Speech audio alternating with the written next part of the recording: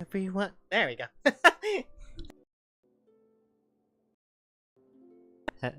Okay, there. Hold on. Hello. Hello. I'm finally working. Hello, everyone. Hello. Hello. Hello. Tussie? Who's Tussie? Hello. Hello. Chat, pray for me to get Furina. Yay! Everyone play.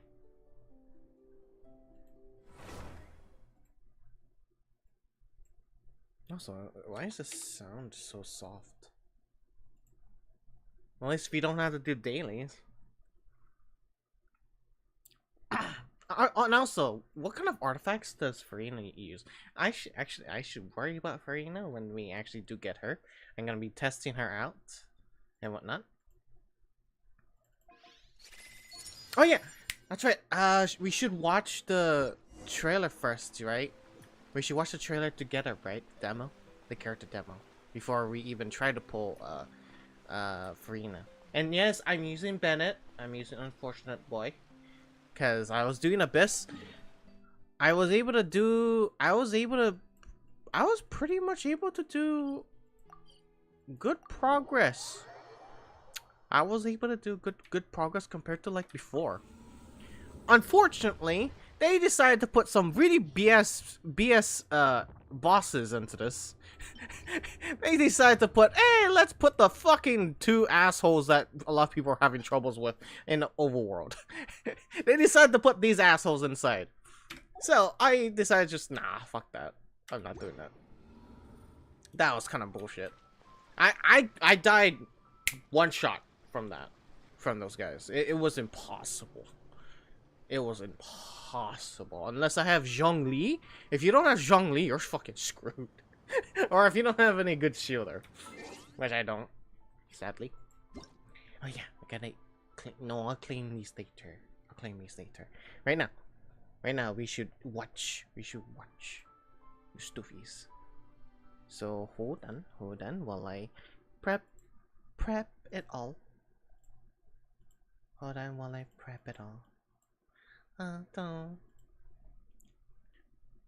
We go watch Furina demo. I heard there was something funny happening in the character demo.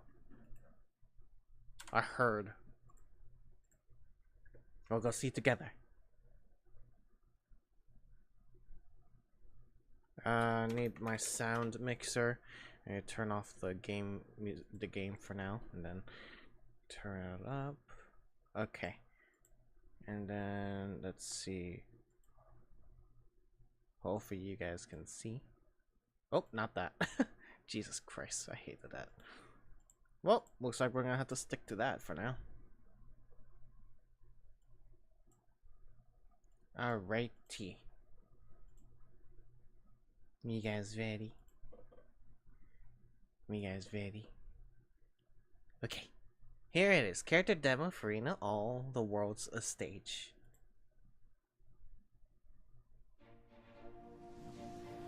Ladies and gentlemen, welcome to the most spectacular show in the history of Fontaine.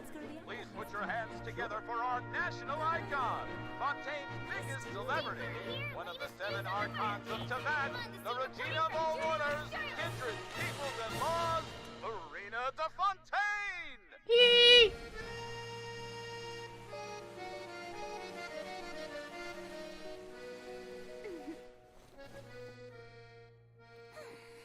She's even using a black attire.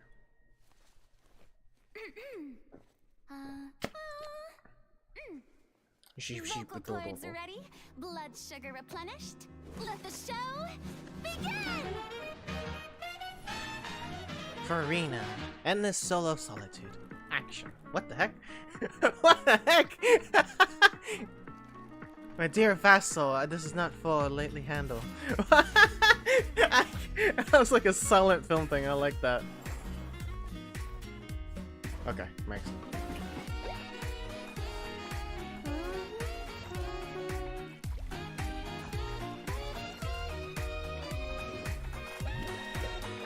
The three ambassadors.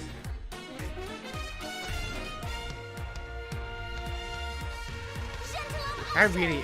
There you go. I am not gonna remember these names. Crabaletta. Oh, that's the part!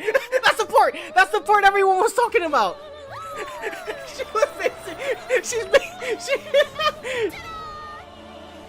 She was making fun of everyone.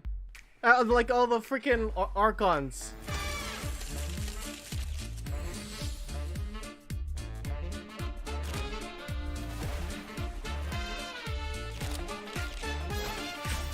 Oh.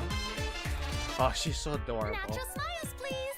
Hold it and action.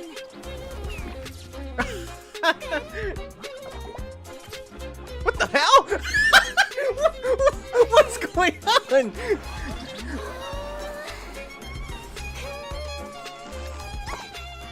What the heck's going on?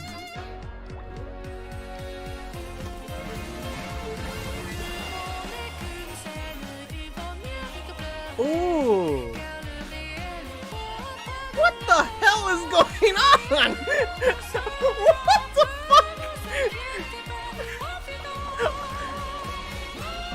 What the hell?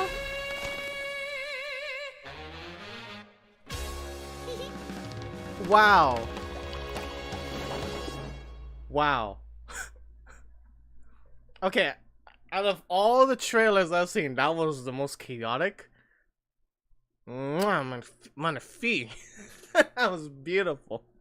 What the hell? I'm so glad I watched that. I'm so glad I watched it with you guys. That was hilarious. What the heck? What caught me off guard was Nuvolette being charged.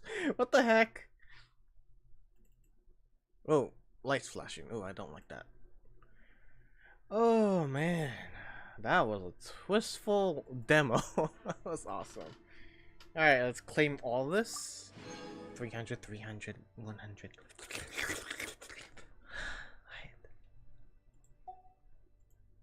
Now. Now. Now. Let's see here. Once Yes, Venti. Yes, there I was know. a glorious- Prep that. Let's see. Yeah, there we go. The character demo. Oh yeah, that's right. We should do the character demo for Charlotte as well. So let's do the demo for Furina. We'll get into the drama soon. All right.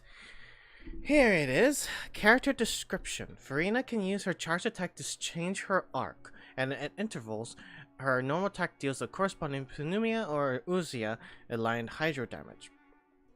Once using her elemental skill, Furina summons either the Salon members or the Singer of Many Waters based on the current arc. The former fight alongside the active character, and upon attacking, consume the HP of the character. Wait, what? The former fight alongside the active character, and then upon attacking, consume the HP of the characters to increase damage dealt. The latter continuously heals nearby characters. What? I'm confused on that. Her elemental burst causes the whole party to enter a universal revelry state. In this state, Furina gains a fanfare when character's HP increases or decreases, increasing the damage dealt and the incoming healing bonus of all nearby party members. Additionally, elemental orbs will drop. Oh, yeah. Alright. So, oh, it really is her charge attack that does taint. Oh, I thought it was the ability. That's cool. That's cool. Oh yeah, she has short hair and then it's long hair. Oh, so adorable. It's so cute. So cute. Alright.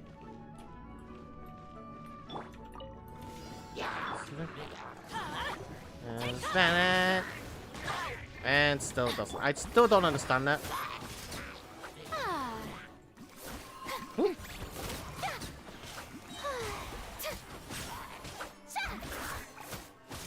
Get it green. I like that spin. Alright. Woo! Stop that! I have to get used to not like holding this holding the thing anymore. I'm used to holding the attack thing for like extra damage. Let the world come alive! Ow.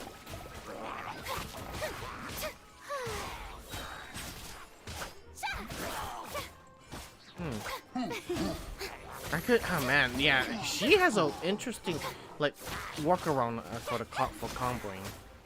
Shower me with praise. Ow. It's like I have to watch my health constantly for that. She is like a Hu Tao. Stop that. Oh, she really does take all the HP out of everyone. That's interesting. Eat this. And yeah, I haven't been using everyone else. I've been trying to focus on Furina. Ow. Wow, that's hard. Everything about her is a performance, yeah. It's both a damage and a support, yeah. That's interesting. What is she counted as those? Is she actually DPS? Because her sword increase of like critical damage suggests that she is a DPS, including her like level up, her ascension stat is like crit rate, something about crit rate. Off-field DPS. Oh, off-field. Oh, that could work well with Wanderer. That could work well with Wanderer. Now I think about that. Because how I have it set is Nouvellette is, of course, I need to develop more. Nouvellette is with Sino, Lynette, and Bennett, as you can see up here. But Furina could fit in my Wanderer. I forgot her name already.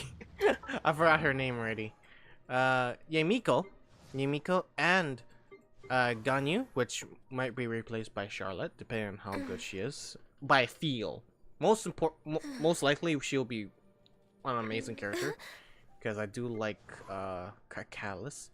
And then Sucrose. No. Wanderer, Ganyu or Charlotte, and then Yamiko, and then we have Furina as an off-field DPS. So that way I can increase or decrease HP, increase in attack, sort of sense. Like I said, she does DPS support and HP. Yeah, you shouldn't be using her healing form, so you need to add a healer. Her healing doesn't heal a lot, and it's a single target. That makes me wonder. I could use another swordsman, which is Kuki Shinobu, in the mix, if that's the case. Because she's the healer I tend to look towards, including when she's like attacking. I rely on her compared to Sayu, sadly. But maybe I might change that later. I might change that. Who knows? Alright, now let's try the other one. Let's game that. I'm gonna just try Baiju. And Kefasite, thank you so much for the super chat. Good time in the nut. Hey Zarian, a class is about to start, so I can't tune in for the first couple hours. Good luck pulling for Furina. Thank you, Kefasite, and good luck on your class. Thank you once again. Come a little closer. Rain outlines your fate. The doctor was seen. What? Oh, that was the spider. Not the spider. That was the snake. I forgot the snake can talk. So Baiju is like, it really is like what's that? What's that? I forgot that lady's name. That girl's name. Let's spark. Remember, health comes Because Baiju is one of those characters with two voice actors. Because of two characters in it.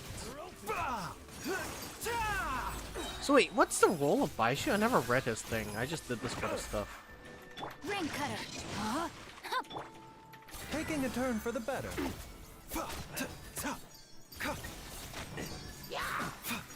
He's a healer and shielder. Ah, Surrender. interesting. Body and mind. Witness the power of Gua. Ah. Remember, health comes first. There's a white snake around his neck. Yeah. There's a white snake on his neck. We can continue. Look. It's so adorable, the snake. It's a friendly snake. a friendly snake. A bitter pill to swallow. Wait, is his attack also snake? I think his attack is also snake. Mind the side effects. Oh yeah, it is snake, and it comes back like a boomerang. Interesting. Seems like an emergency. A bitter pill to swallow. Chang Shang is the one around Baiju's. She helps with the medical stuff at Baiju. Oh. That's Baiju's true assistant, not Chi-Chi. Chi-Chi's just a recipient. Which is 5-star, oddly enough. Alright, and then I'm gonna try Charlotte. See how she's like.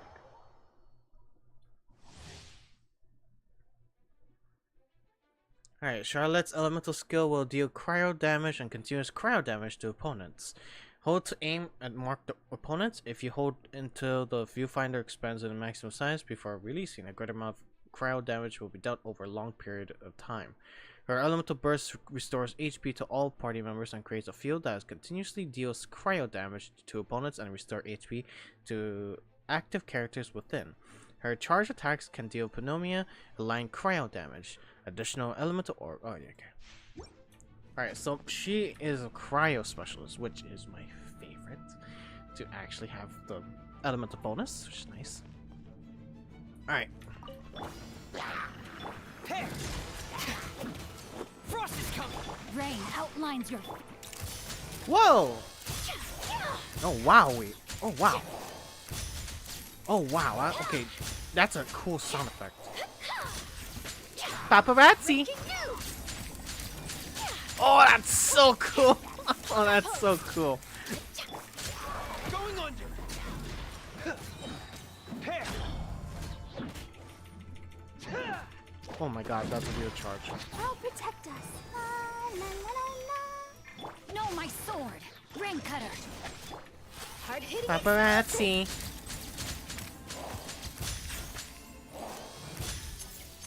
Oh! Oh, that's cool. Okay, okay, I get it now. I get it now. Oh yeah, she's a... Oh man, yeah, she's a good cryo user. Oh crap.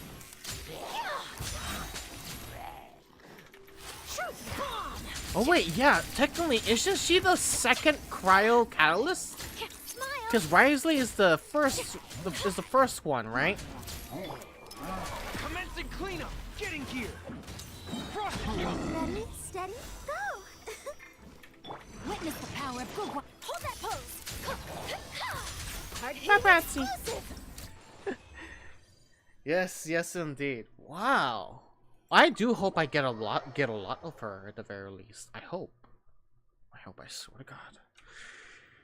Alright, now I'm scared. Now I'm scared. Now I'm entirely scared. I'll probably not get her and not the sword. Yeah, I might get her and the sword. I might get only her and not the sword. I may get her. Yeah. Those are the choices. Alright. I'm gonna have to set this Optimus path to this one, of course. I was thinking of doing it the other way, but I'm like, it's just in case I don't get it. Why am I scared? Because I'm gonna have to freaking put all my hard-earned shit into this.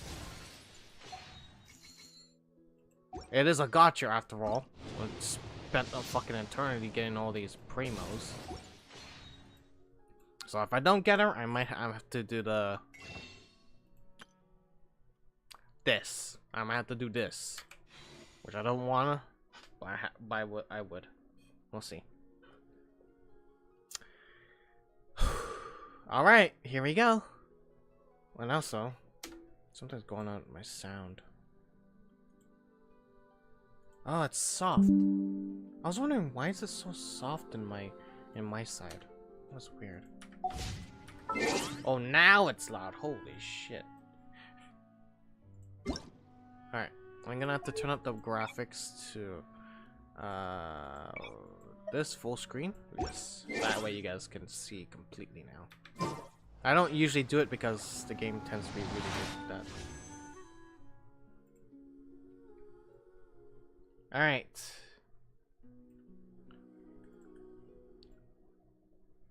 I'm trying to adjust the audio.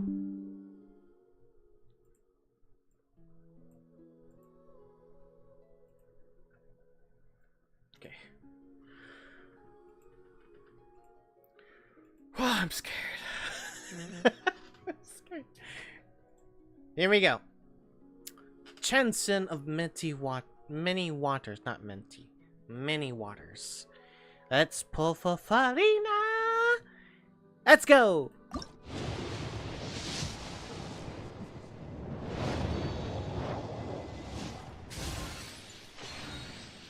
Should try to pull Furina at the fountain.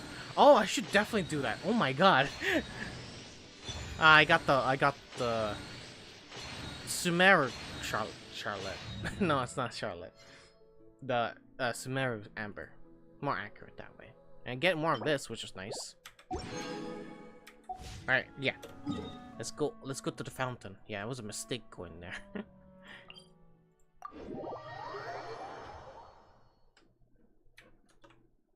I already got Chi-Chi'd as soon as I finished the new quest, but oh well. Oh shit.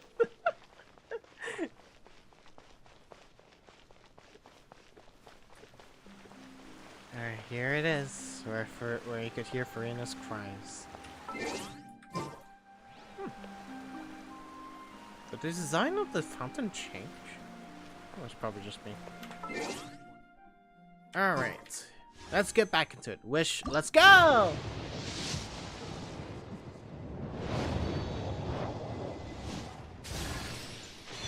Favonius Lance. Charlotte! Finally. Now that's 1 out of 6.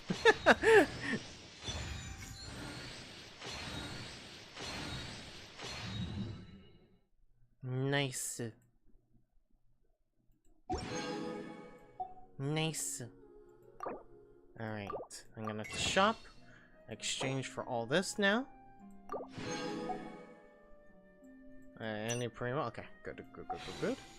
Wish! That's a 30!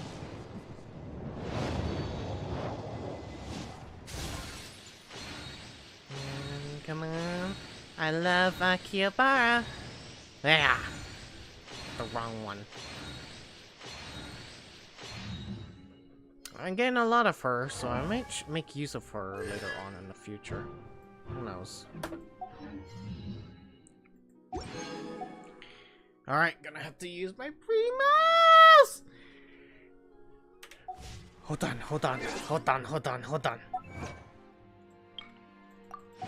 Gotta claim all this.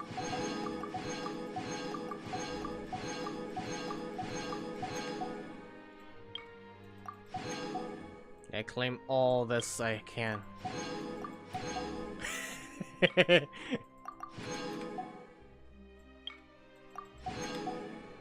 Any more.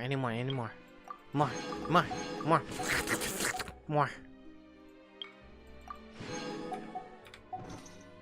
Alright, I think that's all. Melusines are beautiful creatures. Alright, that barely made a difference. Alright, here we go. Let's go! 40. Nope. I don't think I can get the sword. Oh, I got another Charlotte. That's good.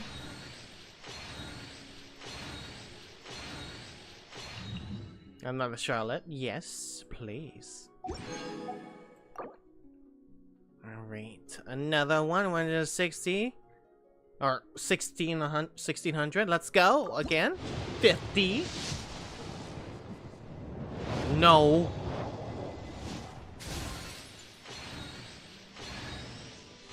Oh, sacrificial sword? Wow, Kale. Wait, is Kale really the one that's part of the boosted rates too? Oh yeah, Kale is one of those. Okay. Huh. Interesting. I'm probably not gonna get the sword. Alright. 60? Yeah. We're at 60 now, I think. What number are we? I forgot. I forgot already. Oh, and it didn't keep record. I'm confused.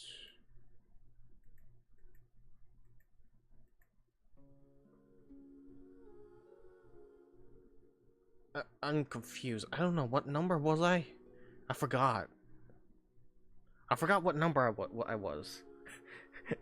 Does anyone know? God, why did they do this? Why did they do this? Fuck, I think it is around 60. Damn it.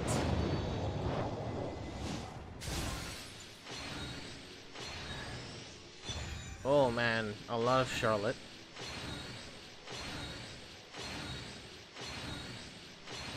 I may not get the sword, but I'll at least get her. Which is a good cryo user.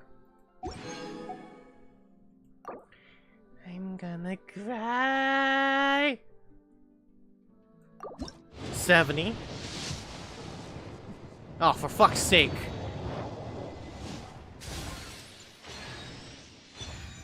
Beto. Kale. I almost said Amber. Close, but wrong Amber.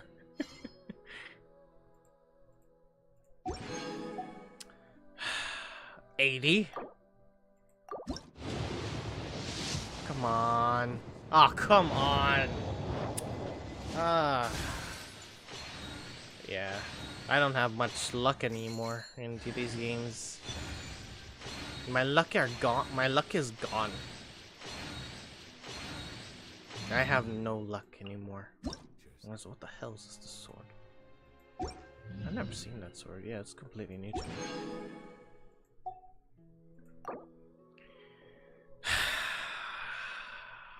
And then 90. Yeah. And watch, I'm gonna get chi-chi'd.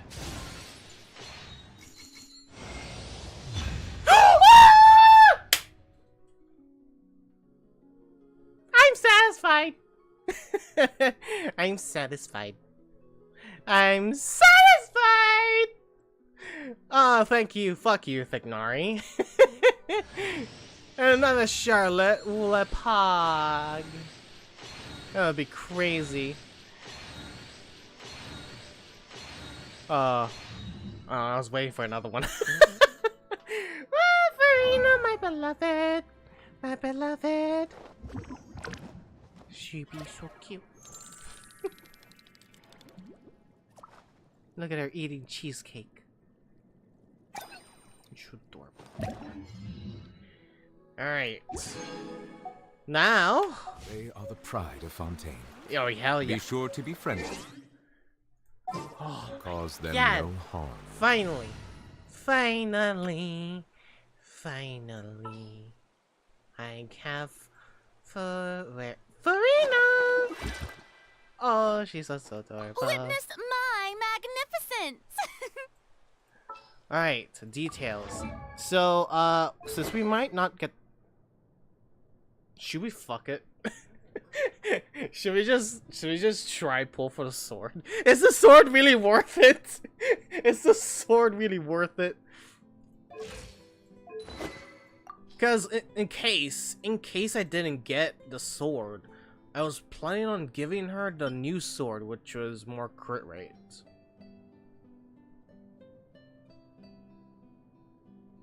I was thinking it. I was like thinking it. Is it worth it? Including, I don't think it's worth it because I do need a good prio. I do need a good pyro. And the next pyro is apparently a character I have never seen at all. Ever! And apparently it's a freaking mix of a Honkai character and Paimon. Or not Paimon, Pom-Pom. So... so... I don't know. What do you use to level up your character's enemy? Oh, so in order to level up characters, you use these type of materials, such as Warner's Advice, Adventurous Experience, and Bubbles! Not Bubbles. And then, of course, the Hero's Wit, which this is what you want to use. And since Hoyoverse really hates freaking pre-farm, or we probably don't have the resources to like rank her up. Also, I do have a lot of Whopper Flowers, which is nice. Hopefully I have enough. I'm really not accustomed to using a vision. Oh, she's not accustomed to using a vision. That's interesting to know. That does explain why her second form has the vision. Yeah, actually, killing enemies do give experience, but it is slow if you rely on it. Stefano is a Mascus, and he does, in fact, use actual enemy defeating enemies as experience. He does not use books, mostly. He's a Mascus. And yes, here we go. Water that failed to transcend. This one we're gonna have to get with Hydrotuplus, which is right over... Whoa, where the fuck is this? Wait, where the fuck is this? Wait, it's in the actual... What? Wait, it's here? Okay, hold on. Where the hell is this? I didn't know that was a place. What the? Melusines are beautiful creatures. They are the pride of Fontaine. Be Wait. sure to befriend them and cause Hold on, them hold no on. harm. Wait, how do you get to here?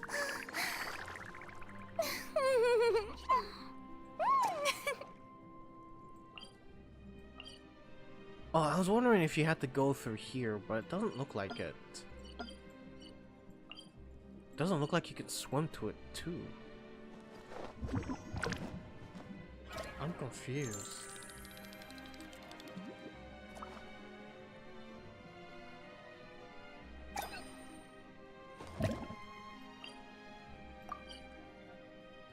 Yeah, I'm very confused.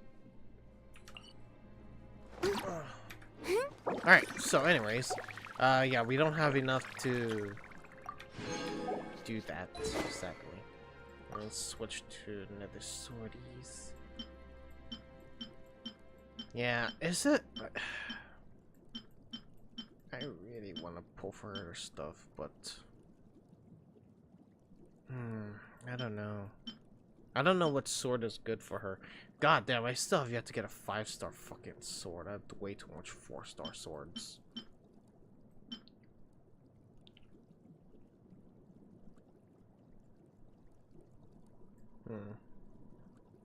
She looks weird with a big sword. She does look weird, but I'm not here for looks. I'm here for efficiency. Since this is a crit rate sword. And she mainly grows in crit rate. And like, if you level her up all the way, she gives like 20 crit rate completely. And I do need to get good artifacts. So with that said, she'd be close around 70. 70? I don't know how far this thing levels up though. Like this wolf fang, I'm not sure with. Let me try to do research on this sword.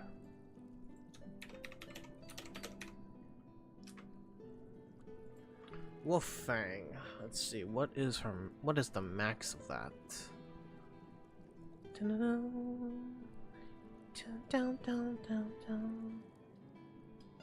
Wow, all the way to 27? Wow, that's really not much. So 20 to around 50% crit rate. Yeah, about 50% crit rate for stuff. Damn it.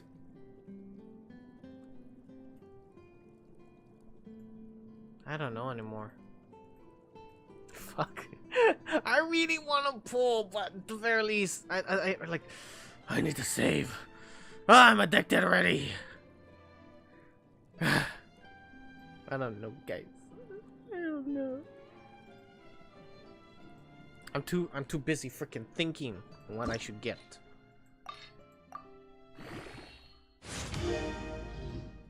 Ugh.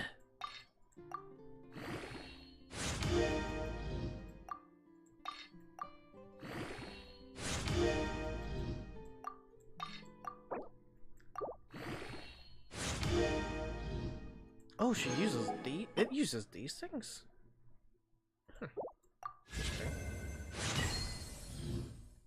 I'm just leveling this up while I can for something for it to use.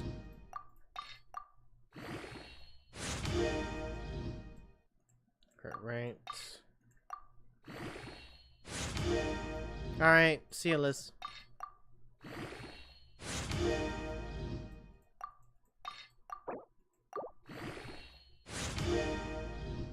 It's already at 15? Was that thing lying? Was that thing lying to me? Does it really go to all the way to 20 at max? At the look of it, I think it does. Yeah, 29 around there. No! No! Alright, I need 8 more. It's there though. And I do have certain artifacts that she can use because I've been farming fuck ton of these. Look at this. So many news. My god, I can't even tell which one I locked. Oh, actually, yeah, I can tell. It's at the left side. I don't know which one's good. Like, I was thinking using the Hunter's Brooch. I was thinking it. Yeah, I was thinking using the Hunter's Brooch because it's going down constantly, right? And so that's like increased crit rate. But at the same time, since she's off-field, it has this thing where increase elemental damage, skill damage by 24%. Additionally, when not using a field, not on the field, elemental skill damage will further increase by 25% when off-field. This effect will be cleared in 2 seconds. Basically, I can switch to her whenever I need increased damage of Hydro, and switch back to Wanderer to increase the damage of the Animo stuff. Yeah, the off-field is the one I want. Yeah.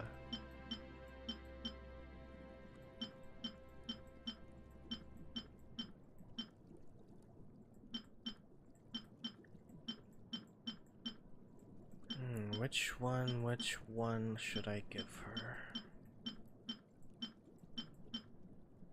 Elemental recharge. This one I should do so that way she has more HP and elemental mastery. And fuck the defense. You just have to get good at dodging. Alright, here we go. Sorry, it's gonna take a while. We're gonna have to do this and whatnot.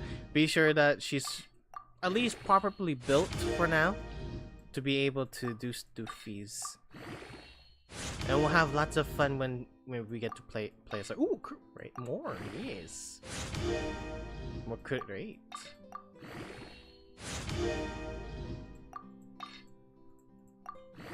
Hey, it's the user's choice for their character artifacts, yeah. But it does seem right to have her be able to use that. Ooh, elemental mastery, yes. See, it's always good not to fucking rely on the defense growing. Eventually, though, when I do get ooh, more crit rate, yeah. Eventually, though, when I do get the pyro and more pyro users, I do need more pyro users that have potential, and more cryo just in case, like Risley. Eventually, down the road, I'm gonna have to get a Geo for shield. So I might need to go get a Zhongli in the future when it happens. But that's when I will need a freaking shield in order to do that advanced stuff.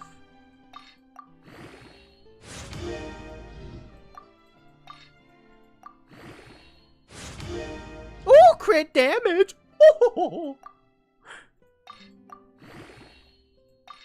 Yo, yo, yo, yo.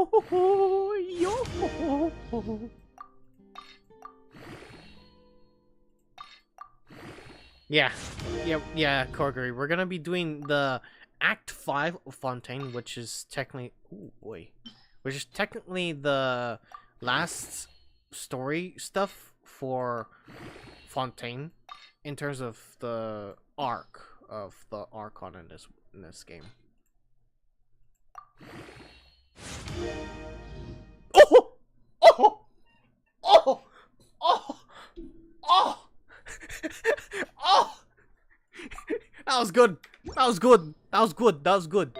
That was good. Locking that. That was good. Equip that. Alrighty. Moving on to these ones. The feathers. Ooh. Defense. Anything that has both. I don't have to risk it going to defense. Oh, fuck. Right, we're going to yellow it.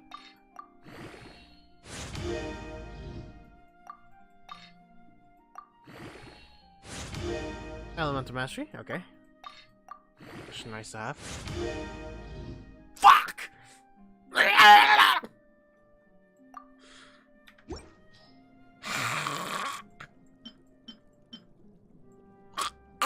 Oh my god, there's a better one. There's a better one. There's a better one I unlocked a while ago.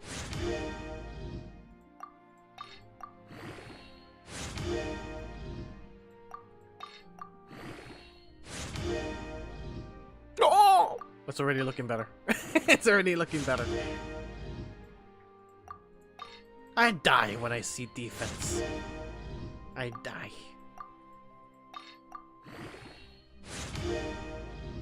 Crit rate, nice, nice, nice, nice, nice, nice.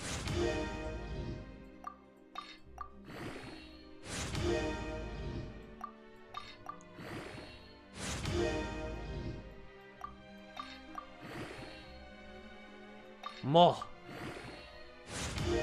More. More.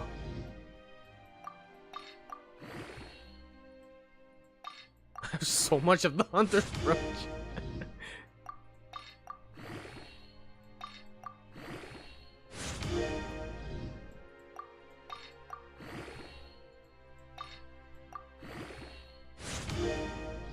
Oh, oh, oh. Yes. Fantastic. Alright, hopefully we can get some interesting ones. No, not much. Let's go look for a good one here, though. Elemental Mastery. A recharge. Ooh, I don't think I have any good ones here. Let's see here. Elemental recharge. Oh yeah, not many good ones. Not many good ones, except for the one I gave for Yanfei. So far, there's only a good one I have for her, so equip. I'm not using Yanfei at the moment, anyways. Oh, that's the reason why I don't build more on this, because it went to defense. It's the second best though.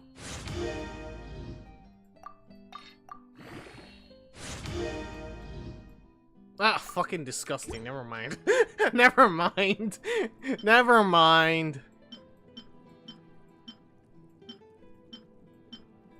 Alright, since you guys keep on whining, I'll go for HP. Sheesh.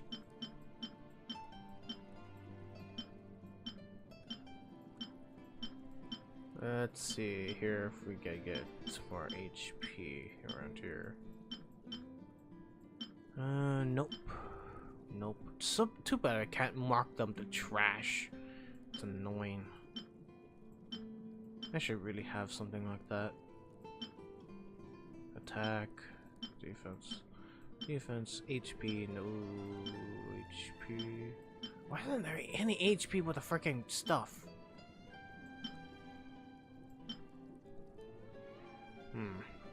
I might risk it on this one. Which one's better, the percent? Oh wait, no, they're all percent. Wait, no. Some of them is... No, yeah, it's percent, okay. Alright, I'm gonna risk it on this one.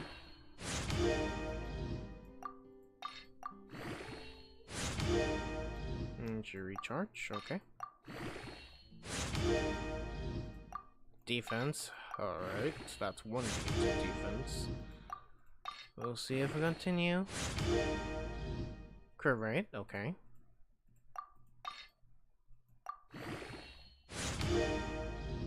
Oh shit, how the hell did they get to that far? What the hell? Oh, no more consumables, what? Holy shit, I already burned through some of it already. Jesus Christ.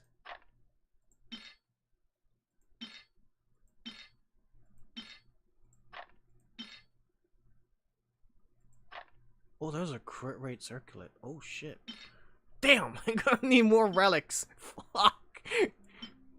I didn't know there was a crit rate circuit I had. What the hell? Holy crap, when the hell did I get this? I was not paying attention then. Jesus.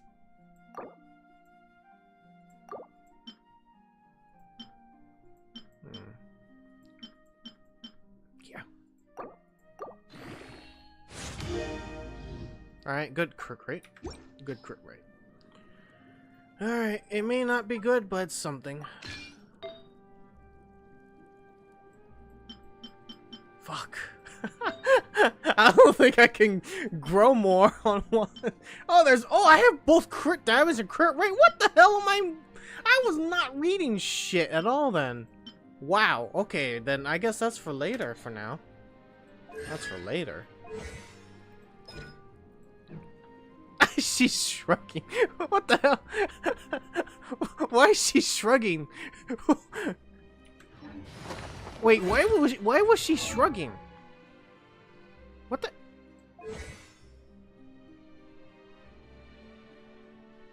Do characters do this a lot? Oh no, it's just okay. I was like wondering, why is she doing that? Okay. Weapon is okay. I just need to enhance her stuff. 8 of these chaos circuits, chaos circuits, chaos circuits, chaos circuits, chaos circuits.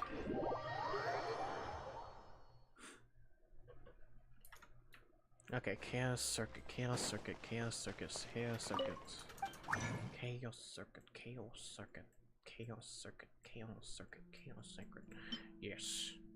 8. I need 8 at the moment. Okay, actual one, which is nice. Lenny also shrugs? Oh, interesting. Furina, my beloved. Enhance.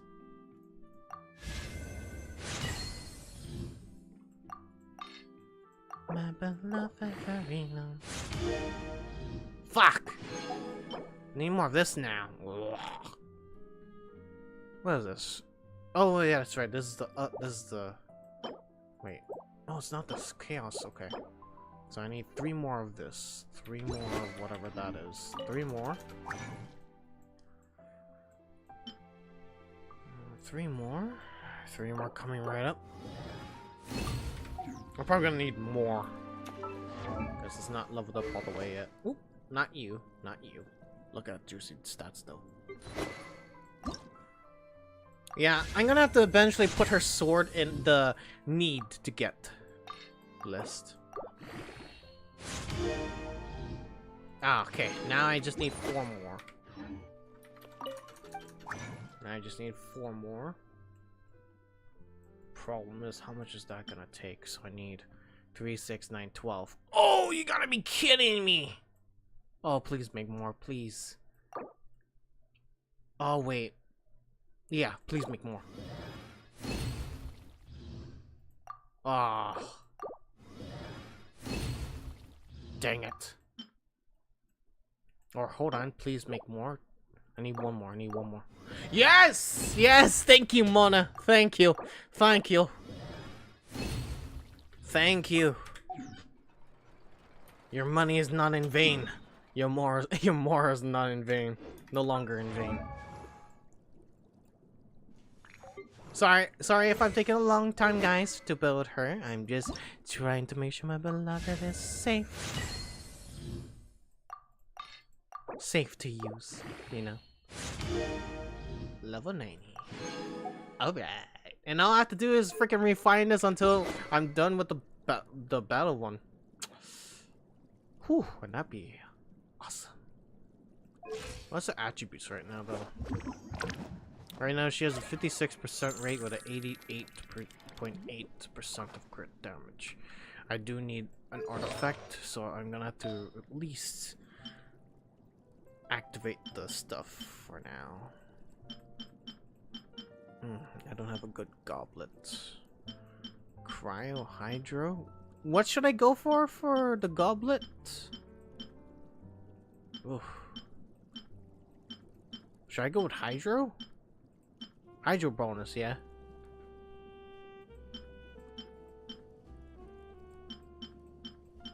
Yeah, Hydro. I'll go with Hydro for now. At least set her on down that path, and then crit rate. I'm gonna have to make use of this because it's something.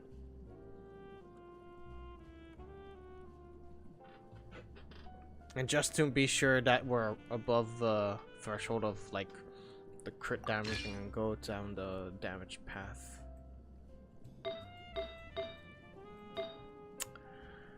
Alright, I think we are good for now until we get more freaking artifacts. Alright, yeah, and also I'm gonna use switch teams to the Wanderer team. You go in the front. Wanderer goes over there. Alright, go.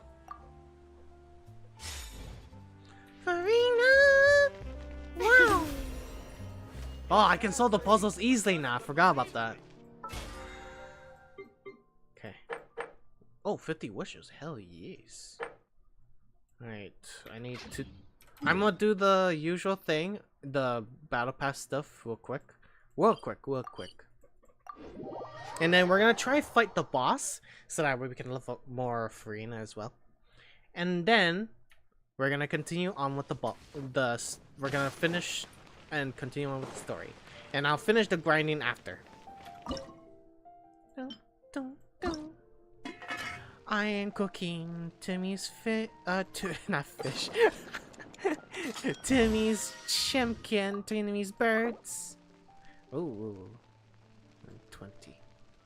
Wait, anyone else can cook? No. Okay.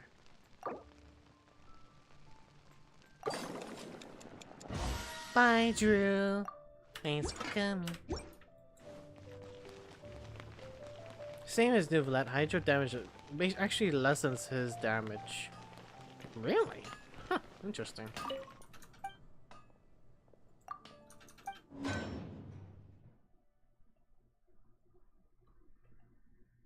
Alright. What the hell? Oh, okay, there we go. Alrighty. Bam. Bam. Bam. Bam. Right. Till next time. Oh, I forgot! I need to build Charlotte! Shit! I forgot I need to build Charlotte. I'm sorry, guys. I'm sorry I have to do this. Shit.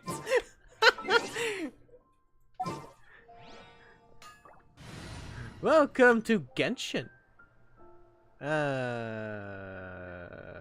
Sorry, Bennett. You're gonna have to change. Or actually,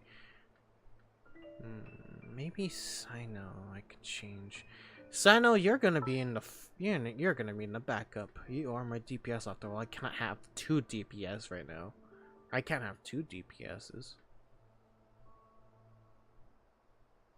So you're gonna be in the background. Time to begin work?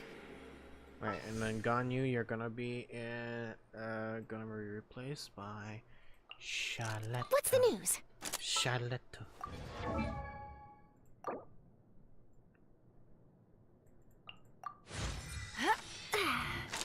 We don't need Charlotte. Nah. We go. We need her. Ascend. Oh, she uses those things. I was wondering who uses the barrel conch. I was wondering about that. Oh, what a strange and wonderful feeling! I've got to write this down for my records. That's a weird increase. Is that glitched or is it just natural? Is it natural for her to increase nothing for her attack? It's normal. Okay. I thought the game was bugging for a second. Well, pretty much that way.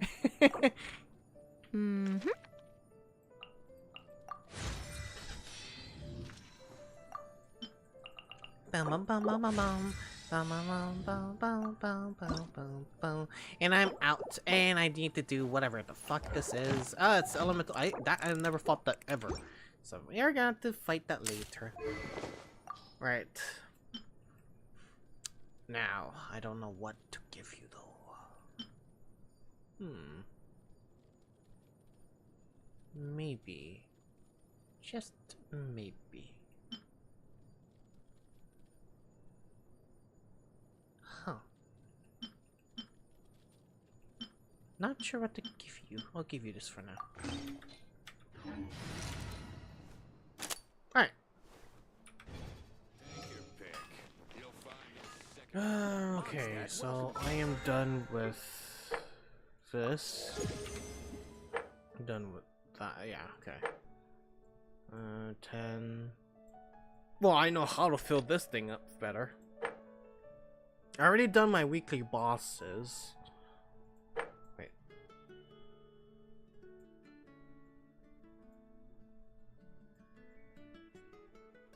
Wait. This is a new battle pass. How the hell did this get cleared up? Wait, did they actually keep track of it? Did they actually keep track of it even though you don't have the battle pass active? Huh, that's interesting. Because it used to not, right?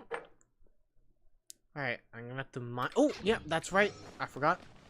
Expeditions? Okay, after I get the expeditions all freshed up, I'm going to do the boss, see how it's like, since it's a nice one. And then we're gonna continue on with the story.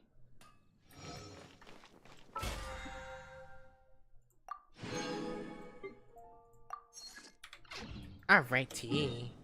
Alright. Now, where the fuck do I go? Where'd I go for this? Ah! Oh, easy. It's an easy access. It's an easy access.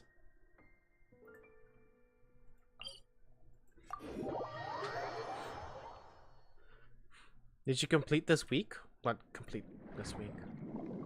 And also, does her passive Whoa.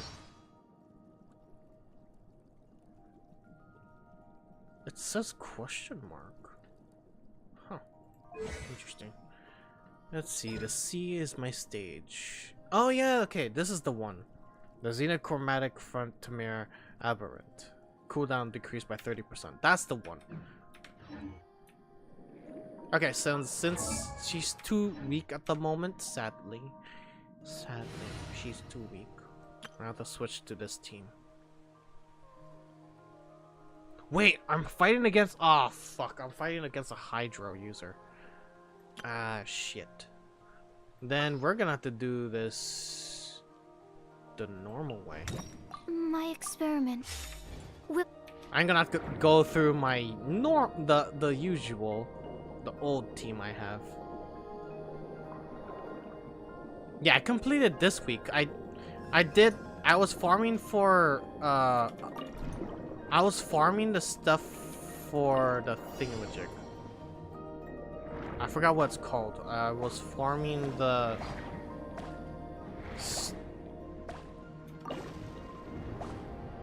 Yeah, I was farming the stuff for the thing. I forgot what it was called.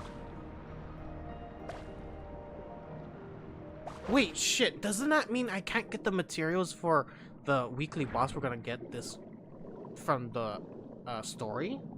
Because I used up my 3 tries already, right? Or is it only decreased half for the 3? For just the first 3? It's only that, right? Half price, yeah, okay. Okay, that's good. That's good to know. That's good to know. And I do have a lot of the resin stuff, so I should be okay with that. I forgot I had the challenge. Hi, Shibo. Oh, so this is the new place. Interesting. I thought this boss would be in the next, like... What the fuck? Is this really it? I was expecting at least this much. I was expecting around over here this much. At least closer to the... What the f... We have this gaping ass area here! I'm guessing that's gonna be the future updates of the Fontaine for now. Alright. Hydrotupla, the gigantic combined form of many hydro droplets. During the challenge, small half-tuplas will constantly appear and fight against their opponents. The Hydrotupla will absorb these half-tuplas itself to grow stronger. You can use attacks or elemental reactions to disrupt this absorption process. Oh, okay. Good thing I don't have... Yeah, okay. Born of ice and frost. This is long overdue. Emerge. Right now. Don't bitch touch. Behold.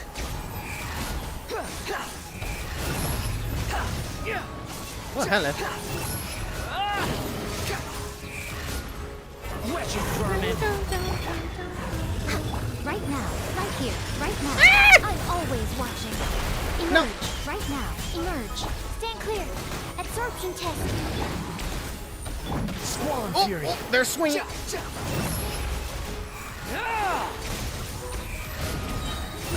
Know your place. Get stepped on. For Rex Lapis. Swirl. Mark 2. Stand clear. The wind rises. Search for it. I prefer this boss than the unicorn. Yeah. Yeah. I prefer this boss than the unicorn. The unicorn has a weird gimmick. This one, I just don't have to worry about it. I just have to be fast.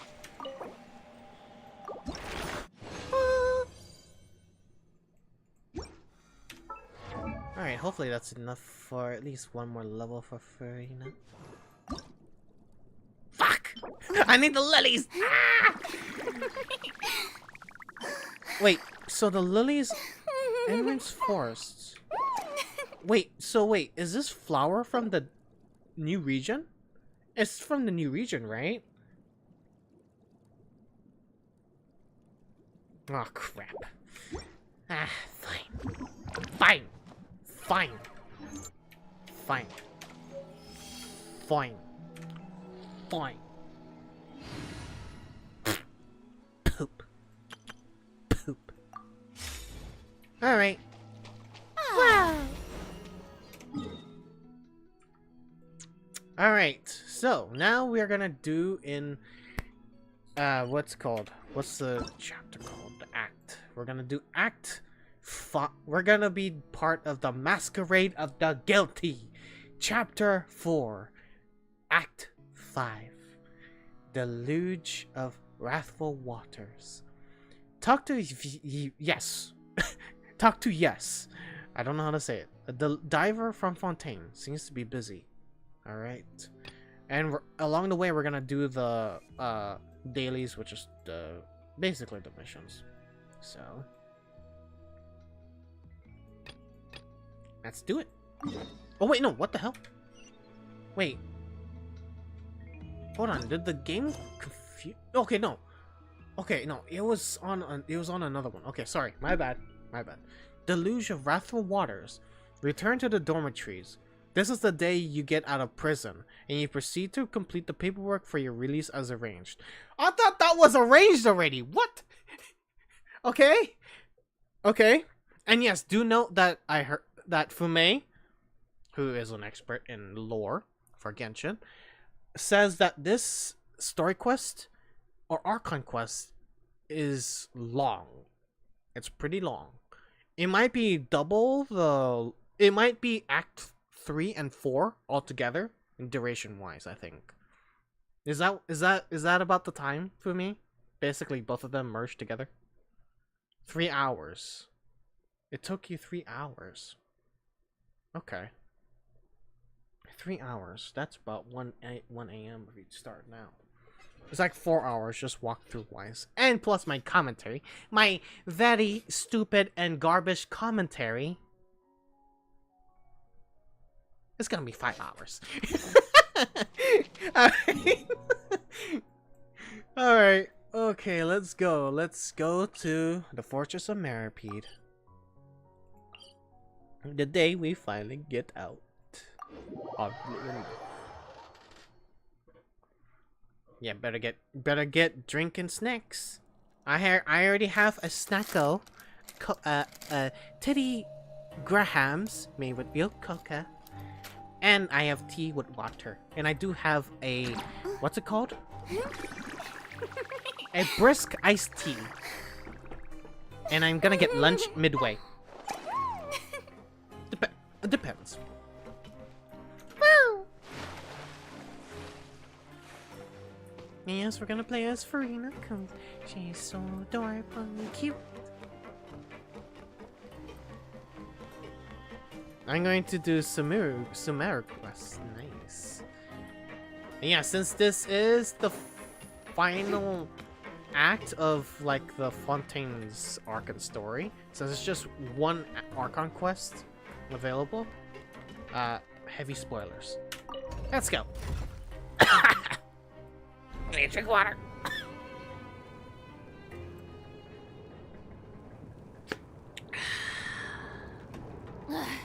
Boring.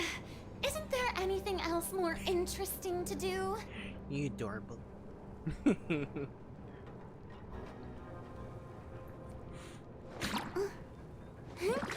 Bubble, bubble, bubble. Bubble.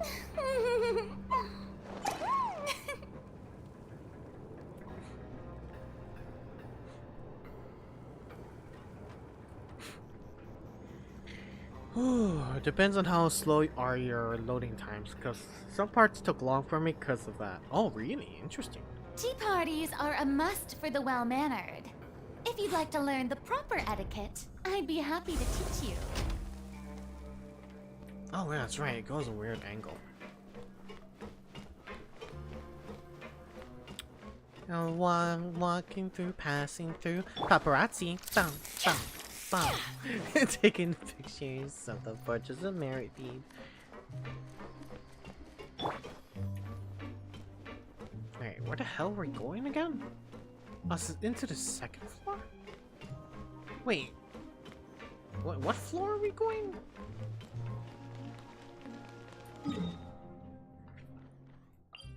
Down below.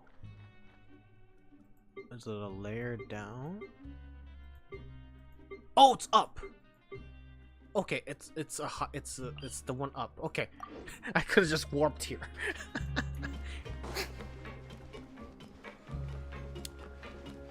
All right. How does she take photos without killing people?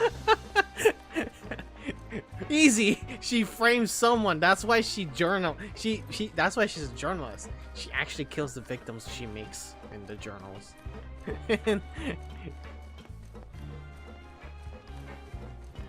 I don't know. I don't know why I was switched to that one.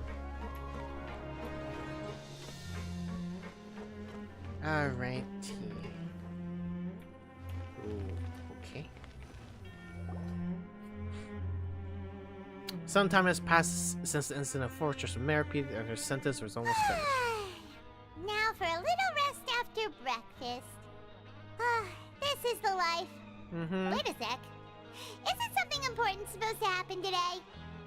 Oh, today's our big day! We're supposed to leave the Fortress of Meropide! Come on, we've got to go complete the release procedures now! I still don't understand why the hell we were still in the Fortress of Meropide. I still don't get that. Chapter 4, Act 5. Masquerade of the Guilty.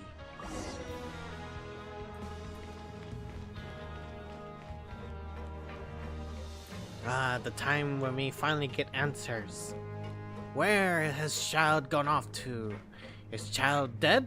Probably not, because he is not Fontanian. He is a Cesnian. Will everyone die? Most likely. Where the hell? Okay. Yep. Oh yeah, since I do have Furina, I might go farming trees and cutting trees later on. Monglane, hello. Please, sign here. This document will be effective immediately upon signing, and you two may exit the Fortress of Meropide via the regular channels. It's been so long since we've been to the surface. Let's hurry up and... Huh? Uh-oh. What's happening? Oh, God. It's a thing again. Are you okay? I'm fine, thanks. But I wonder what that tremor was just now. Yeah, you don't have to worry. Let's go ask the Duke. Let us worry about that. Oh, boy. The story burn out and get out to the press. It won't sound good. Missing child last seen in a prison cell. missing emergency food.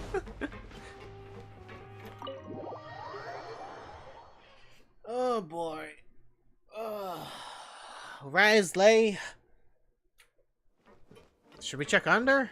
Or nah? Your Grace? Ah, good to see you two. Hi, Claude. Is there something you wish to see me about? Yeah, what was with that earthquake just now? Ah, that. The tremor didn't originate from the seafloor. In fact, it seems it came from the surface. What? Over the years of serving as the warden here, I have developed a sense for distinguishing between what occurs on the surface and what occurs underwater.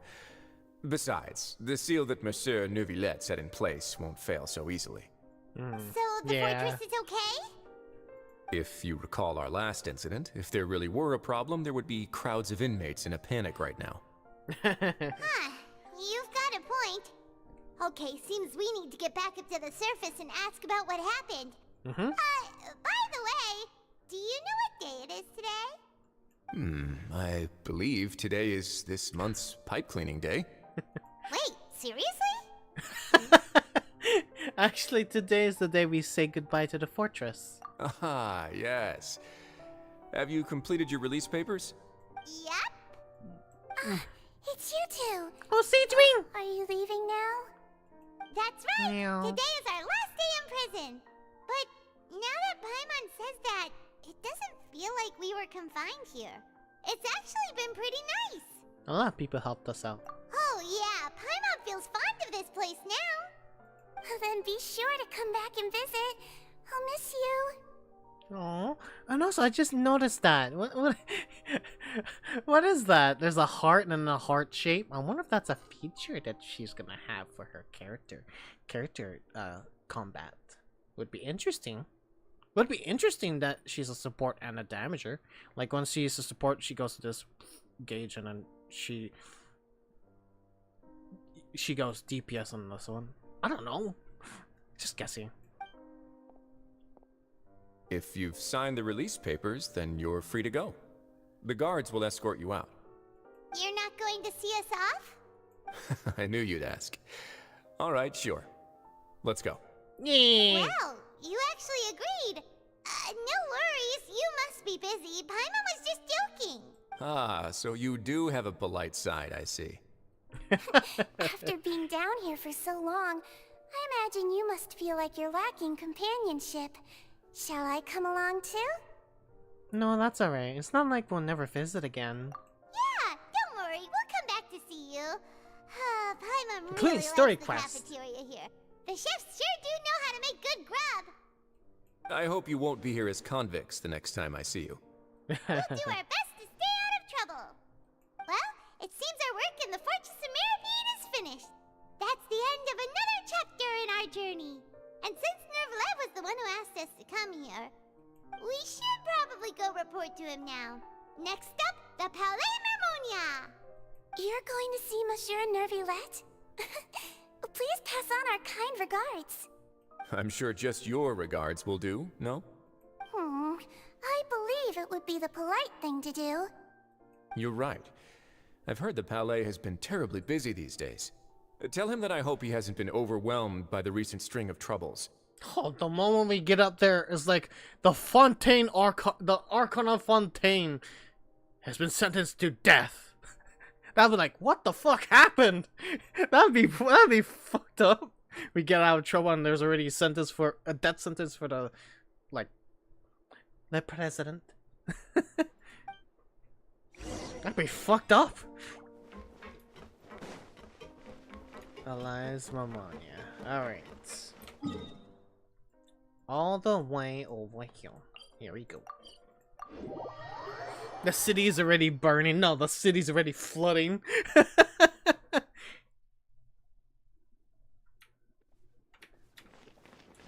Oh boy. You know what? Since we might as well. Thank you for permitting. No. I do need Nouvelet because he's a strong boy. He's a strong otter boy. Oh god, everyone is dissolving. I'm melting! No, wait, I'm not from Fontaine. Sorry, never mind, it just got wet. What is going on here? The Palais Mermonia sure is buzzing with activity today. The hell? Halt! Huh? Oh, it's you two. Apologies. Monsieur Nervalet did say you'd be welcome at any time. Thanks. Excuse me. Would you mind helping me take a look at this report? I'll be right there. Sorry, I've got my hands full here. But you can see yourselves in. What is going on? Everyone's so busy. Seems a lot has been happening. Weird.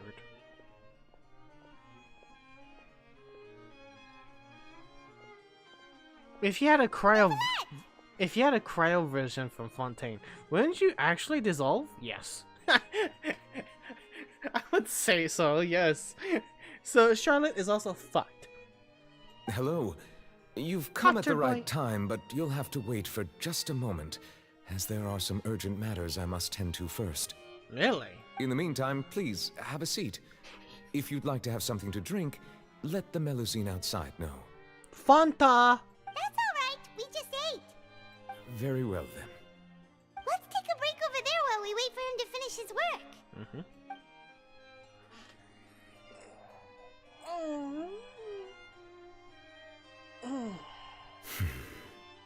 He sure is quite focused on this work. All right. That should wrap things up for now. Are you done with your work? Yes, sorry to keep you waiting. Today should be the day you were released from the Fortress of Meropide, and it appears that you've managed to complete all the release paperwork. Mm-hmm. That's right, and we came here to see you right away. And tell everything has ever happened. And the dream regarding child, yeah. A massive whale. Yeah, that's what we last saw. Or heard or something. Do you have any idea what that might be? Judging from your description, that cannot have occurred in any ordinary waters, but rather something like the primordial sea. A whale of that size and shape cannot usually be found in the waters of Tevat. Therefore, we can only assume that Child is presently immersed in primordial seawater. Wait. So... Hold on. Bestie! Bestie! What do you mean? How dare me? How? How come?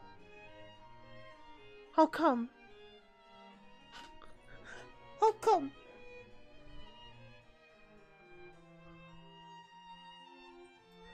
I'm sorry, I thought you were busy. Sorry, bestie.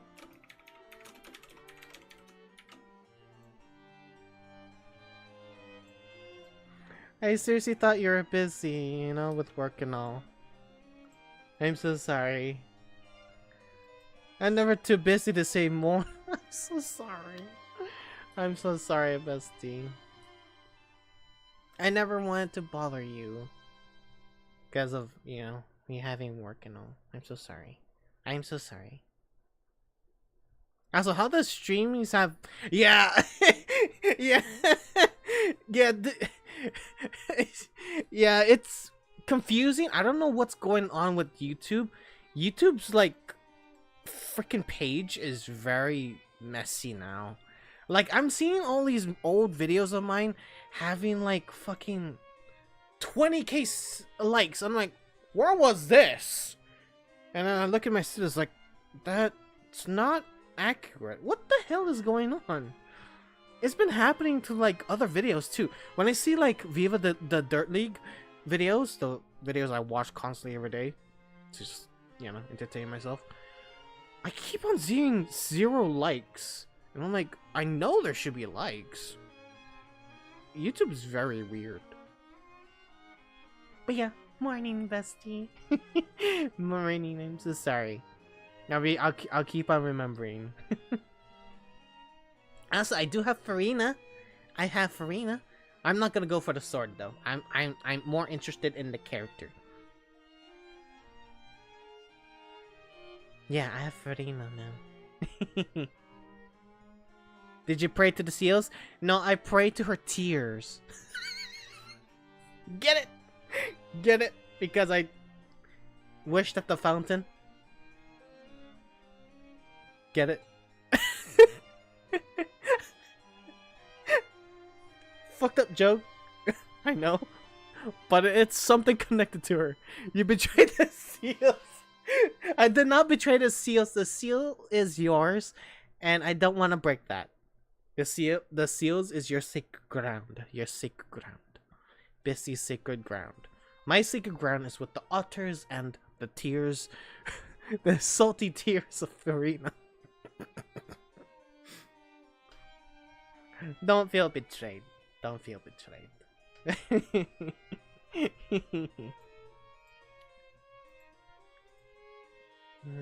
Peace.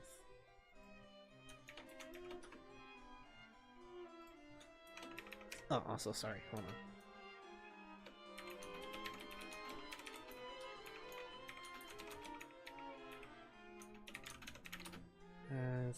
Sorry, they went pings at the moment.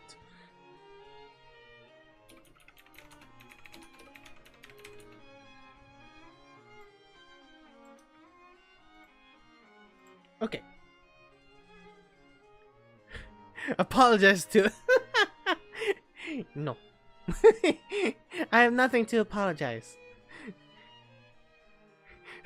To be honest, I don't think they would appreciate me because I've been killing them because of Nouvelettes.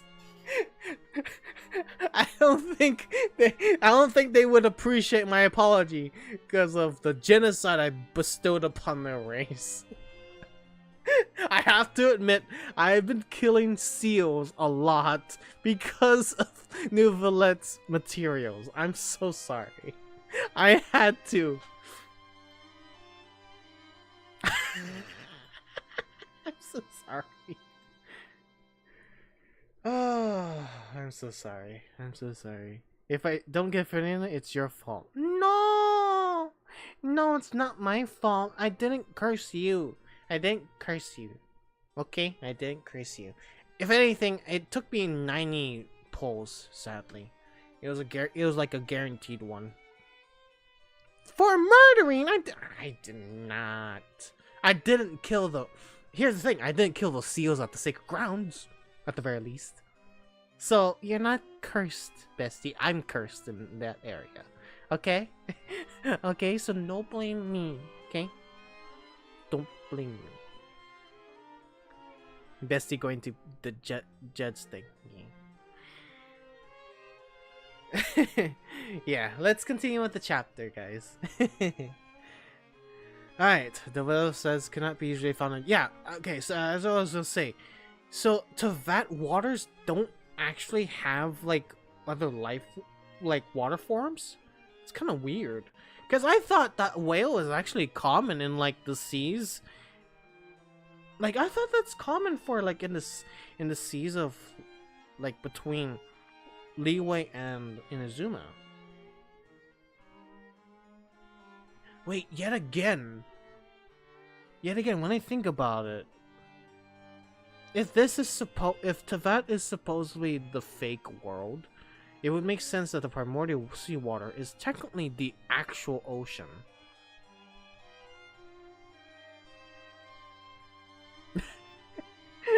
Why? Why, bestie? I can't tell. Oh my god. Do you actually really want to call right now when I'm doing the story?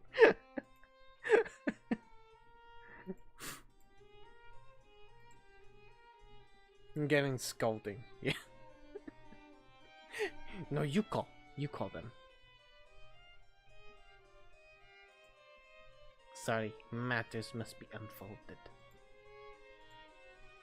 Literally, it's gonna be me against Bestie and the Fontaine judge.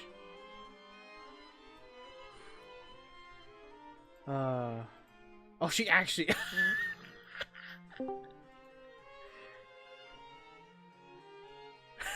Hold on, you're not. Hold on, you're not. So what was that? What was that? What did you say? You fucker. You have betrayed the sacred seals. I have not betrayed. I have not betrayed. I wasn't. I am among the otters. Okay. I am among the otters. Okay. Wait. Where is it? Where's what?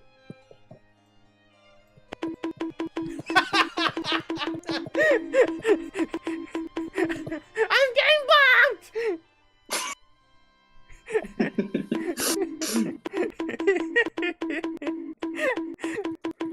So much bonk. I don't deserve this. I'm one of the otters. I'm one of the otters, not the seals. You're the seal. I see how it is.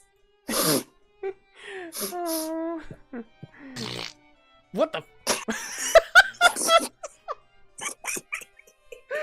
Oh my god. Oh my god. Still, you have betrayed the seals. I shall never forgive you. I'm sorry, bestie. I'm sorry. You're not cursed though. I found it. What the fuck? You're not cursed though. I am cursed because of you. You deserve. No. You deserve a million bonks. No. You deserve the millions of bonks. Yes. Okay, now I go because I want my tea. Alright. You betrayed the seals. How dare you? I will put you in the box of fucking Here. If you don't get Furina, I will do the gifties. Oh, yes.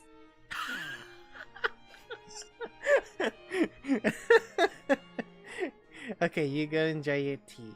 Your absolute tea. I will probably be in stream for a little bit more.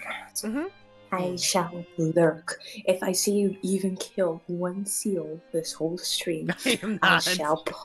I will rewatch the stream tomorrow at school. So if I see you have even killed a single seal, I am going to fucking berate you.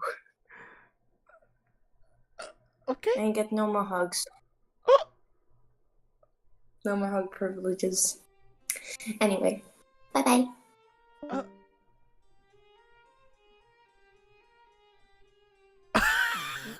Okay. I get no huggies.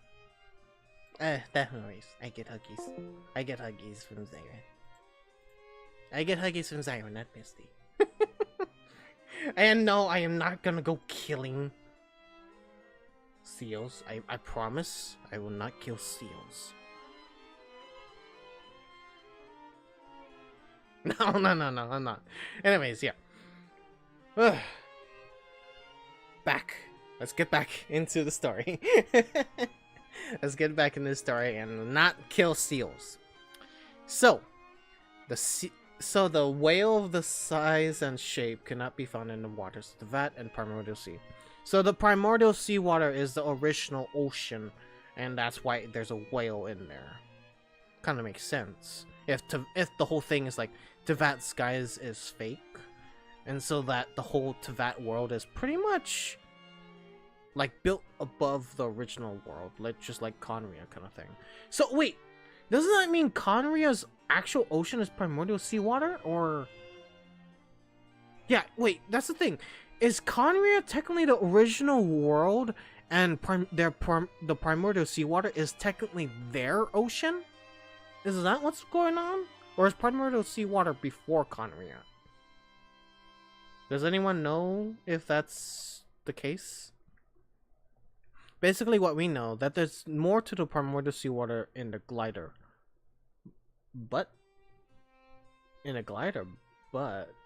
who knows? It would make sense, because if the gods' heavenly principles hated Conria for being like pretty much a humanity kind of thing, it would make sense they would build Tevat over that world and forget Conria as a whole. And Conria is just there existing and rotting. And primordial seawater being the original ocean, it makes sense that it is the original ocean. Would be interesting if that's the case. Would be very interesting if that is the case. But yeah, back into it. Immersed in primordial seawater? But how? Is he okay? Well, he's not from Fontaine, so he won't dissolve. Yeah, he's a Sniznayan. Most people wouldn't be capable of entering in the first place. I'm not completely sure how he could have gotten there myself. There's something we'd like to ask you about. Well, yeah, he once got into it, yeah? And he got saved by Circa, which is Child's master, technically. But yeah, there's something we'd like to ask you about. Yes? What is it? What was the tremor we felt earlier? Yeah. Ah, right! Paimon felt it too! What was going on? We asked the Duke and he said it wasn't from underwater, so we figured you might know something about it. It turns out that I have just received a report about this particular matter. In fact, that's exactly what I was busy with a moment ago. Oh. The source of the tremor was here on the surface near Poisson. After the shaking stopped, the water levels in the Poisson area rose at an alarming rate. Wait, where's Poisson? Is it the new area? The water levels rose? Oh no! What about all the people there? Fortunately, the water levels only rose for a short period of time. It is an and have earthquake. already returned to normal now. However, I still have a bad feeling about the whole phenomenon. Yeah, even though it was just a small tremor, which is like a small earthquake, and of course, rising tide wave because of the shock wave and whatnot, it's not natural. If the change in water levels is connected with the leaking primordial seawater, then the situation in Poisson may be much worse than it appears. Navia should be in Poisson, right? We need to go check on her! Oh, that's Navia's turf. Okay, thank you for telling me that. I've already forgot the place. Yes, Spina de Rizula headquarters is there. I would also like to go there as soon as possible, but I'm afraid I can't leave just yet. We must immediately formulate disaster prevention plans for the surrounding coastal areas to avoid potential catastrophes. I'll have to ask you two to go to Poisson first. I'll meet you there to check on the situation once I finish things here. Sounds like a plan. There's no time to lose! Let's get going! Please be careful. Man. Dead from fall. Jesus, Cece. Alright. And I also humbly request you guys don't send me messages at the moment, because we are doing Archon stuff. So seeing a message will just kill the vibe. Alrighty. So head to Poisson. Poisson. Poison. Poison. Poison, cousin. Sylvia's angry. Yeah, she's angry. She's drinking her tea intensifies. Oh, cutscene! Oh, I thought it was a cutscene. No. What happened here? Oh shit. All the buildings I've seen in pretty rough shape now. There's nobody around. Were they all dissolved? No, let's not assume the worst yet. Yeah. Navia should be around here, right? We need to make sure she's still... Paimon means we need to check on her. I mean, the primordial seawater isn't here technically, right? It's only just regular water.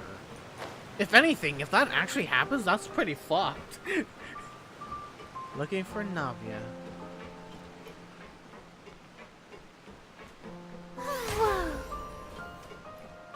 Also, hold on. Okay, her vision is an original.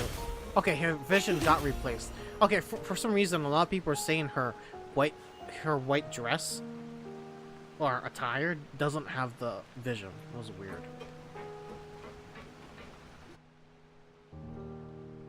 We haven't seen a single soul all the way here. Oh, this is getting scary. What will I ever do now? What the heck? Look! How the hell did Someone on the roof over there! How the hell did you get up there? Just stay put. We're coming up. Watch your balance. All right, just hurry. It might help. I have Wander. I can.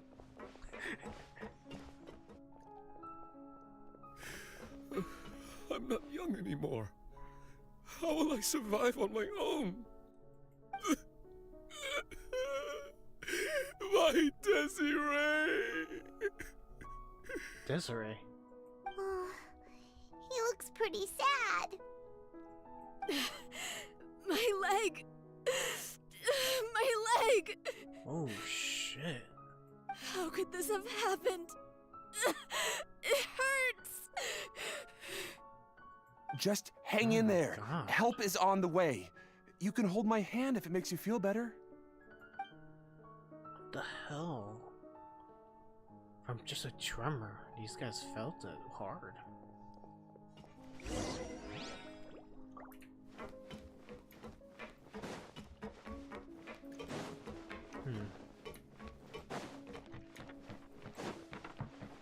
I mean, we were far away, so I guess it makes sense that we get the least shockwave, and it wasn't much of an impact as we got.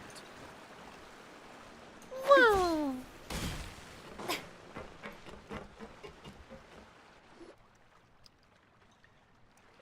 Oh, it's Navia! She's over there! Hey, Navia! Are you okay? Oh, okay.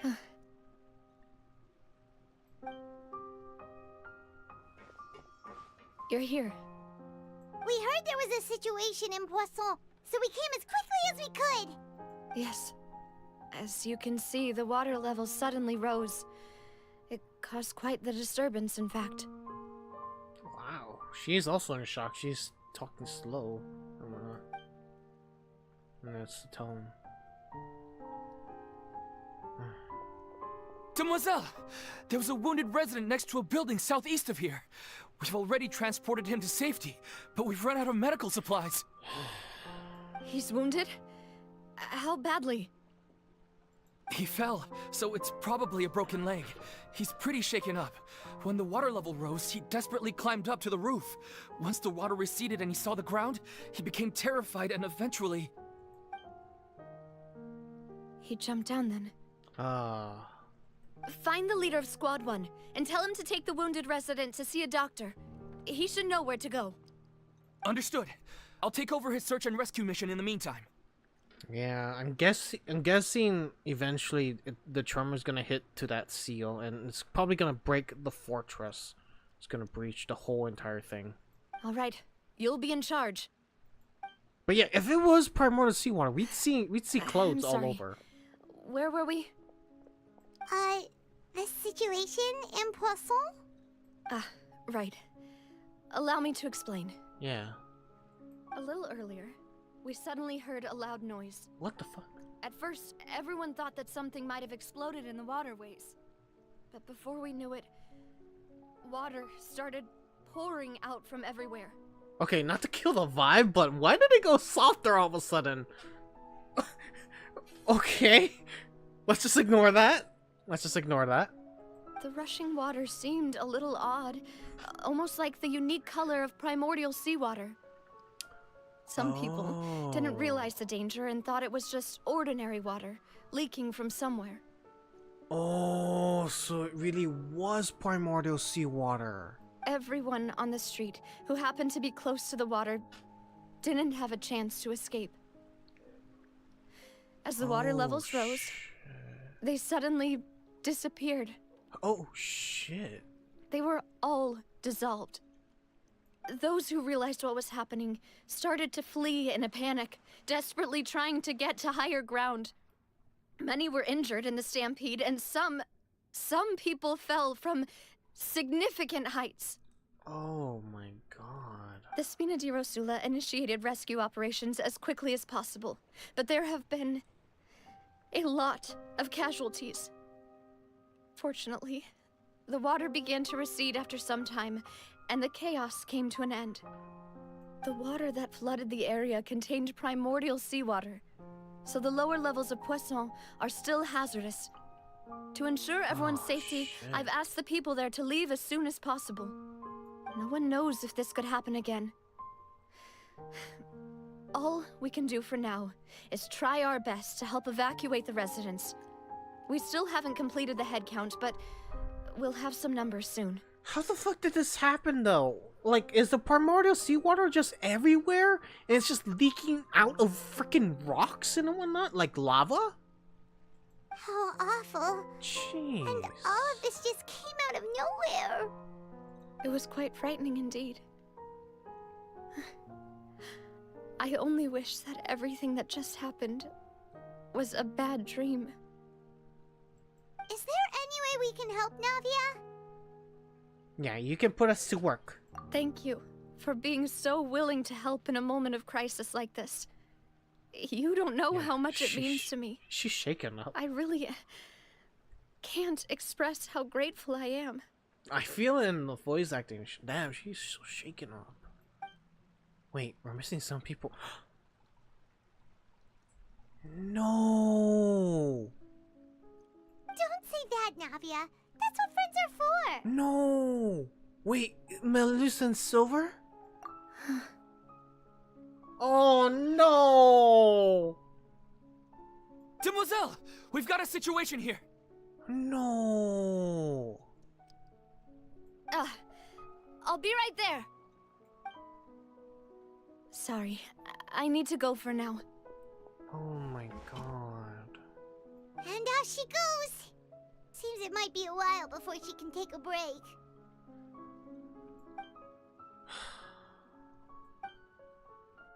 Those two were badass. Okay, the wounded are being tended to, and we finished a preliminary head count. More support has just arrived, so I suppose I finally have a moment to focus on my own matters. Of course, we should remain ready for anything, and continue doing our best to rescue others. I'll be sure to have everyone at the Spina di Rosula ready to render assistance. Traveler, Paimon, would you two accompany me to my father's grave for a moment? Mm-hmm. Huh? Right now? I understand. Thank you. Yeah, the story is starting with casualties already. Casualties that we have are like the members already. Like the two dudes that we grown fond of. Because they have taken care of Nadia throughout the whole first two acts, and they're already gone. Are they like gone? Shit, man. Oh my god, I have a feeling they're actually gone. Like There's no way, if you got dissolved, there's no way to get them back. I guess clothes littering the streets would be too much trouble to animate. Yeah. Guess that's the reason why it's not there. But just have a freaking flat people here, huh? Still. Well, given the time of day and the whole situation in Poisson, Paimon doesn't think there'd be a ton of people here visiting graves. Right. That's how things are now. The living are so exhausted that they've no strength to spare any words for the dead. Navia? There's no need to push yourself so hard.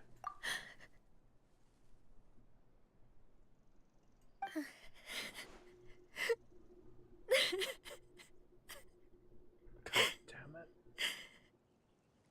Navia, what's wrong? Sorry. I just... Malus and Silver... They won't ever come back here again. What should I do, Papa? Huh? What happened to them? I'm sorry, Navia. Everyone agreed on the rescue plan, but still... I was the one who initiated it. They were helping evacuate the residents, but they couldn't leave in time. And they were caught in the seawater.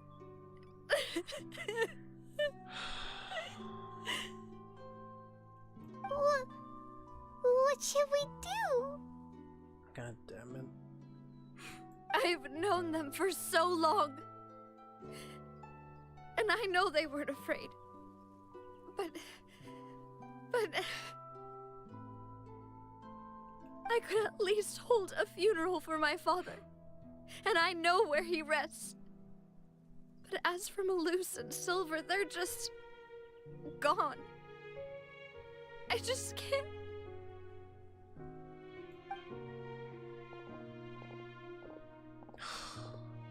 Everything looks so clean after it rains. Even the gravestones. I didn't expect that you'd enjoy a glass of red wine in front of Master Callus's grave. I can understand. Besides, the scenery here isn't half bad. See, it's not just me. I always want to bring something when I visit Papa. Perhaps we might even have a picnic. He wouldn't be angry, would he? How could Master ever be upset with you, Demoiselle? Yet the cemetery is the home of those who have passed, is it not? Everyone ends up here sooner or later, no matter who you are. Oh my god. Buying yourself a plot in advance, are you? No need yet. But when I do, I hope you'll let me be buried beside Master Callus, Demoiselle. Oh. Hey, stop joking around. I'm quite serious. That way, it'll save us both the trip to see each other whenever you visit your father's grave. That makes sense. In that case, could I be buried on his other side? Oh my god. After all, besides you, Demoiselle, the two of us could certainly be considered Master's closest companions, no? Personally, I believe we fill those shoes just fine. Why are you bringing this up all of a sudden? Seriously. All right. I'll remember your requests. But I'd really prefer not to talk about this stuff. And what do you mean by saving me a trip? I'd make the journey even if I had to visit you two somewhere else. I'd promised to let them rest in peace here. But here I am breaking that promise. Damn it. Fucking hell, we only had to start. Fuck. I'm sorry for letting you see me in a mess like this. I don't usually cry, really. Paimon doesn't know how to help you feel better. But, well, she understands how you feel. I had always thought I could make my wishes come true. Now that I think about it, that never solely relied on me. Many things can only be accomplished with someone else's help. Malus and Silver have helped me so much. But by contrast, I could do nothing for them. I'm so sorry. You can spend as much time as you need here, Navia. We'll stay with you. Thank you. Right now, you don't know how much that means. By the way, you can have a look at this. It's a list of victims from the incident that took place here. Obena, Khan, Burnett, Oh my god. Iverny, Francine, Karina, Daisy Ray, Joinville, Julianne, Esson, as well as Malus and Silver. Holy shit. So, everyone else is safe. But still... Yeah, other than the casualties we lost in the Inazuma war between the Resistance and the Raiden Shogun against the Fatui as well. This is very close to a lot of characters dying that actually has names. That's a lot of NPCs gone. It's okay. I know what you're thinking. And you're right. We lost Malus and Silver. But we were able to save more than we anticipated. So I would say Malus and Silver didn't die for nothing. The overall outcome indicates that the cost was worth it. But yeah, no one's sacrifice is truly necessary. Right! Don't think that way, Navia. One person might be saved at the expense of another, sure, but that isn't something we should ever consider a trade. Malus and Silver were not the price for saving anyone. They're heroes. They need the danger. Including with the whole case, they were part of it too. You're right. Thank you, Paimon. What you said just now was pretty amazing, actually. I'll remember your words. That bright sunlight, that's actually a good view right there. Oh, really? Seems you've become more eloquent in the time since we last met. Oh, here comes Mommy Daddy. Here comes Daddy Mommy. The knave? What are you doing here? Is everything going well on your side? Oh, she aiding you guys? Yes, my people are carrying out the mission according to your request. All the residents of Poisson have been evacuated, and we're preparing to relocate them to higher ground. As for these supplies, we have everything taken care of. There is no need to worry. Wow.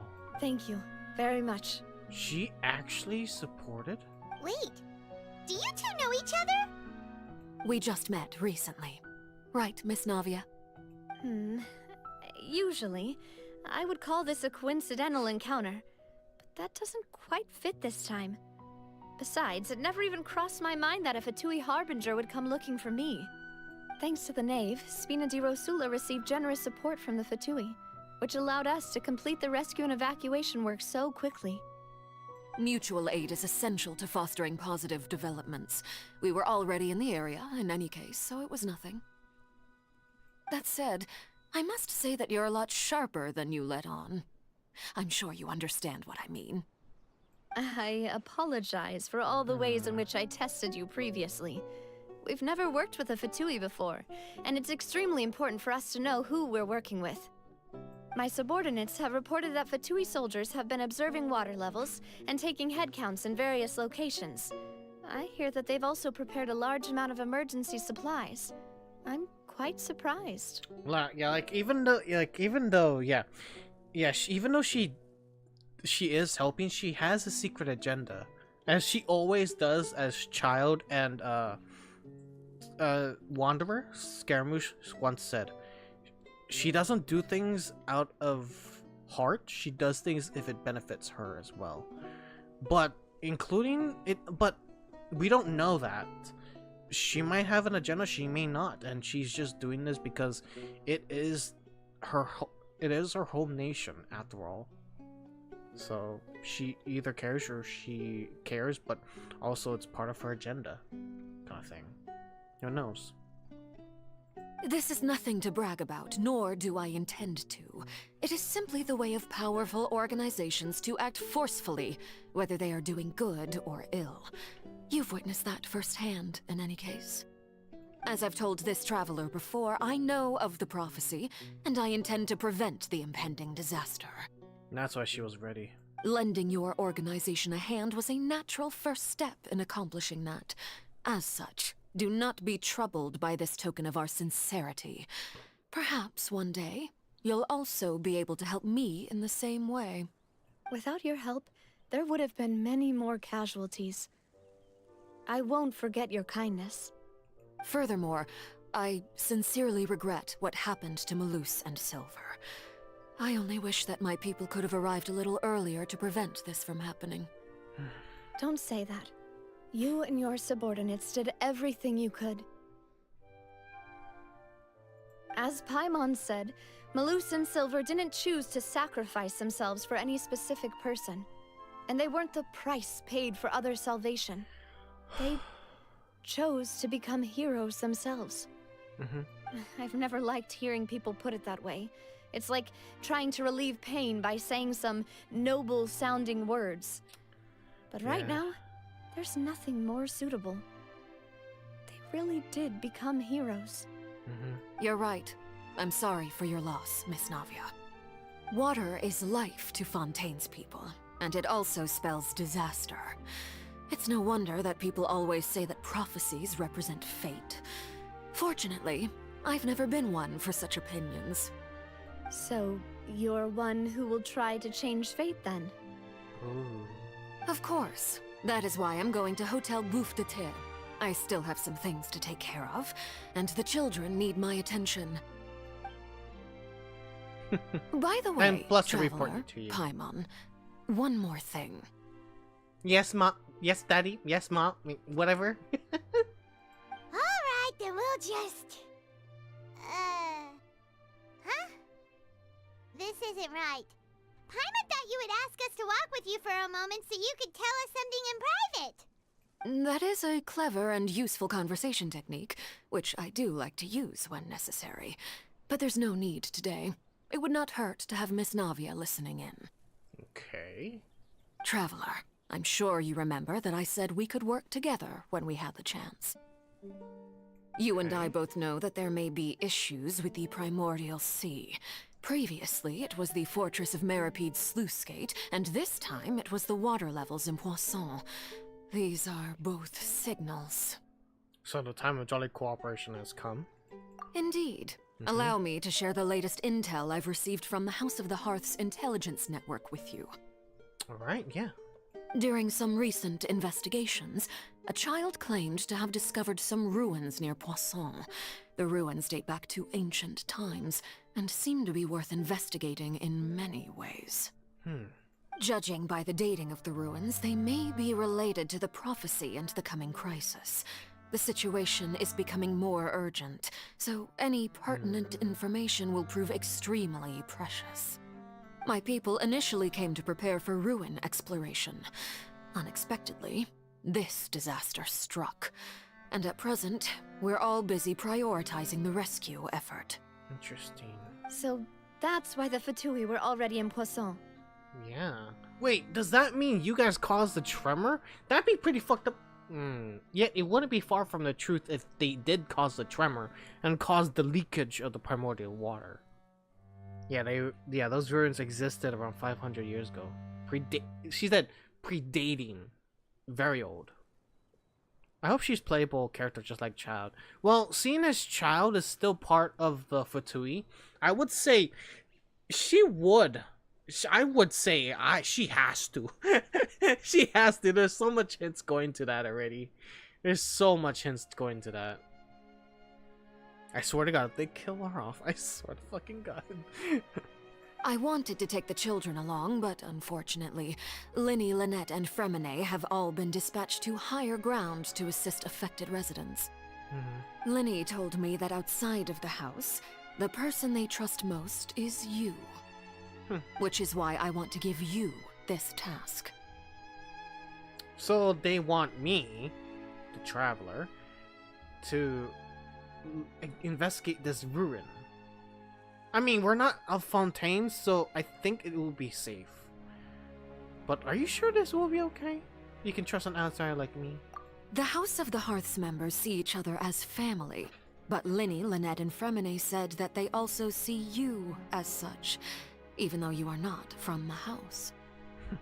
I'm sure you already understand how earnest they consider their friendship with you to be. Oh, that somehow makes Paimon feel kinda happy. The intel I just shared about the ruins could fetch a high price. But since the children consider you family, it's only natural that I freely share it with you. Got it! So all we gotta do is go to some ruins, right? We can handle that. We can handle that. Excuse me, but may I tag along? Ooh, that's not a good idea, because you're Fontainian, so... I don't think that's a good idea. You wish to join, Miss Navia? But are you sure you're up to exploring some ruins? You need to rest. Well, I'm sad, yes. But I can't just go back and plop myself into a chair by the roadside and do nothing. There's no point in being depressed while we still have a disaster on our hands.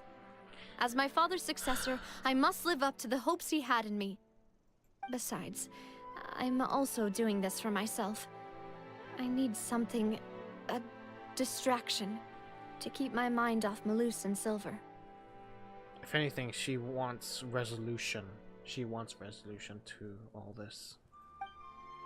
Navia's strong, but she needs company right now. Yeah. We can be that company if she goes to explore the ruins with us. Well, I hope she doesn't get affected. If she does get affected, I'm guessing that there's gotta be some way that people affected by the Primordial Sea will have to come back. If she is affected.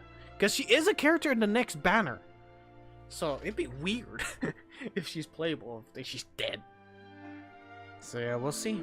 Since you put it that way, I have no objections. What do you say, traveler? We'll go to the ruins together. All right. The ruins are to the south of Poisson. Here's the map. Okay, the three of us will handle it. Come on, let's pack up and get going.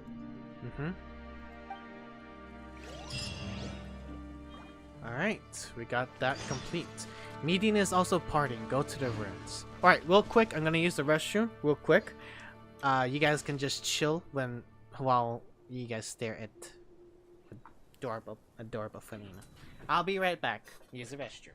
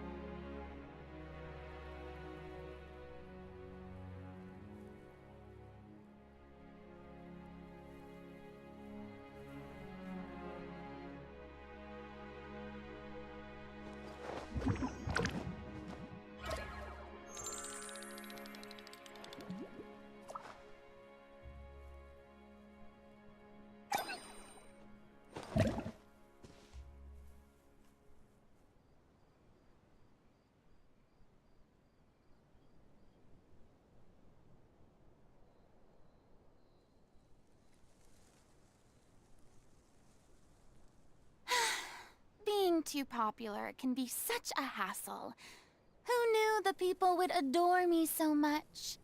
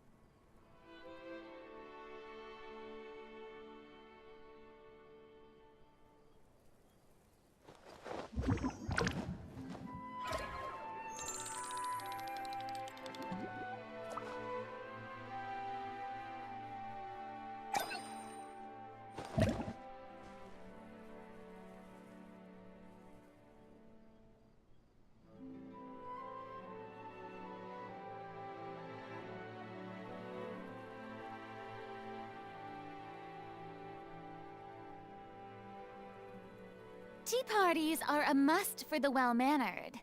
If you'd like to learn the proper etiquette, I'd be happy to teach you.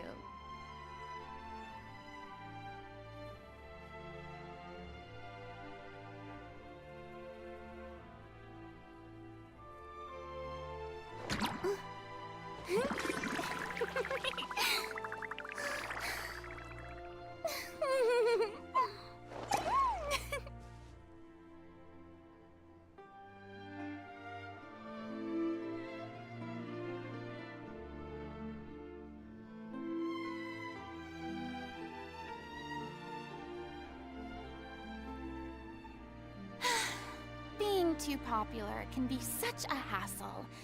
Who knew the people would adore me so much?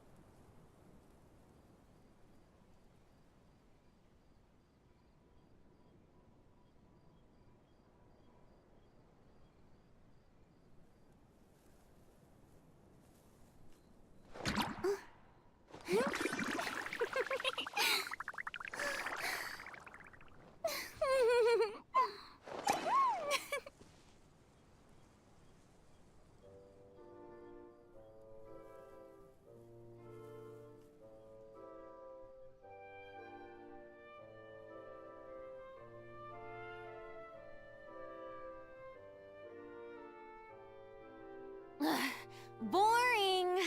Isn't there anything else more interesting to do?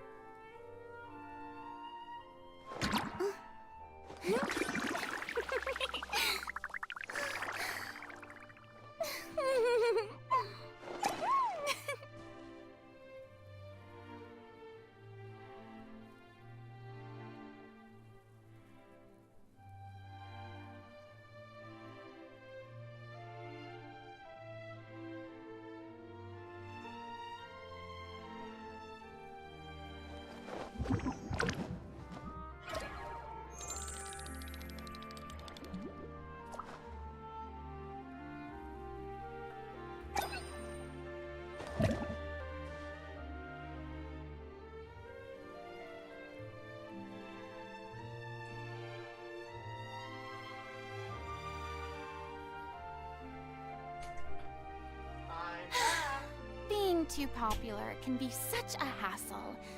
Who knew the people would adore me so much? Sorry it took a while. I am so sorry it took a while. My stomach was bloaty. So I'm so sorry. I am so sorry. So sorry, so sorry. Yeah, I got my Furina in full press 10 pull and already pulled 40 times on Visor. Oh shit.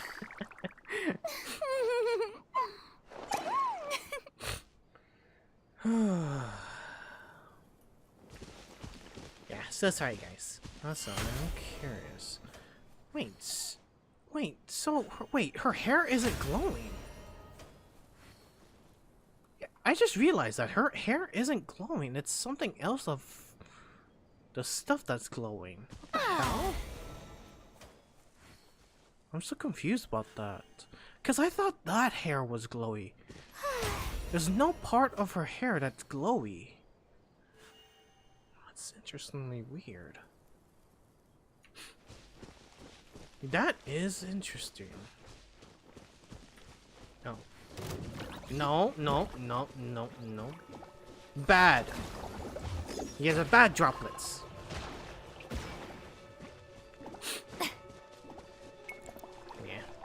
I had a feeling it's gonna be explained later on.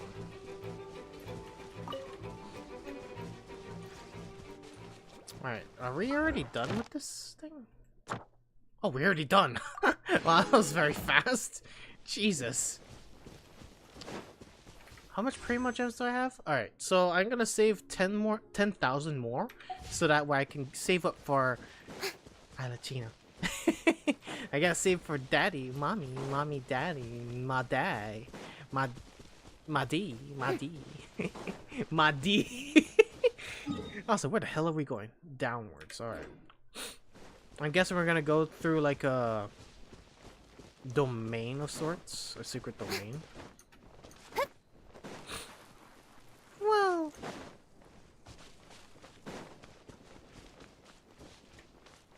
Yeah, bad one jumping. Bad. So this is ruins. It could be domain of sorts. Yeah, most likely. I'm just hoping. Yeah, I'm pretty sure this is when the Navia cutscene happens. When we saw the one thing we saw in the chapter. I'm fearing it's getting close. And was this always here? I swear this was not here before. So, are these the ruins the knave was talking about? Whoa, talk about old. They seem to be pretty ancient, all right. Let's go in and have a look. Just be careful. Okay. Okay. Alright. Well, place of secrets. Fatui intelligence indicates that this place may play host to inheritor of unknown clues. Alright. Alrighty. And sorry, beloved, we're gonna have to put you away for a while. We're gonna have to put you away. We're gonna have Otter Boy, my Otter Boy, deal with the conundrum going on.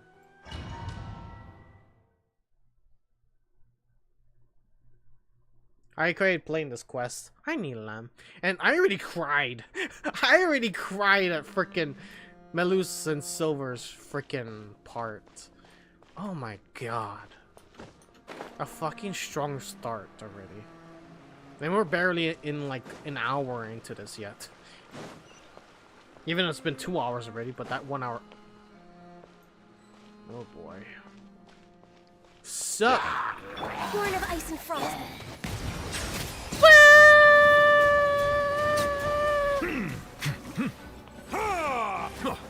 Right here. You underestimated the power I wield. Access denied. Here's my Biden blast.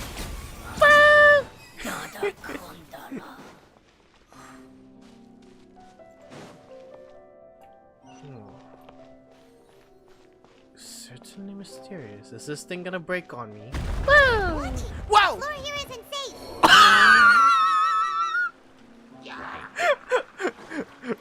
We've got a casualty down. Bow your head. What the hell?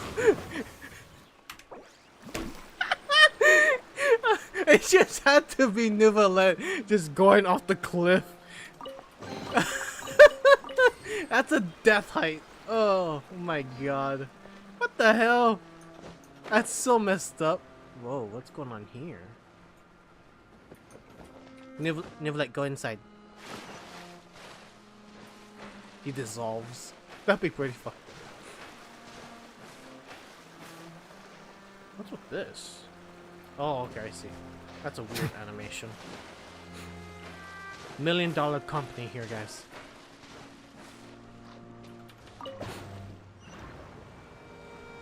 Doesn't Nivelette ever stop talking? Yes. He always talks about water. Water. He always talks about water.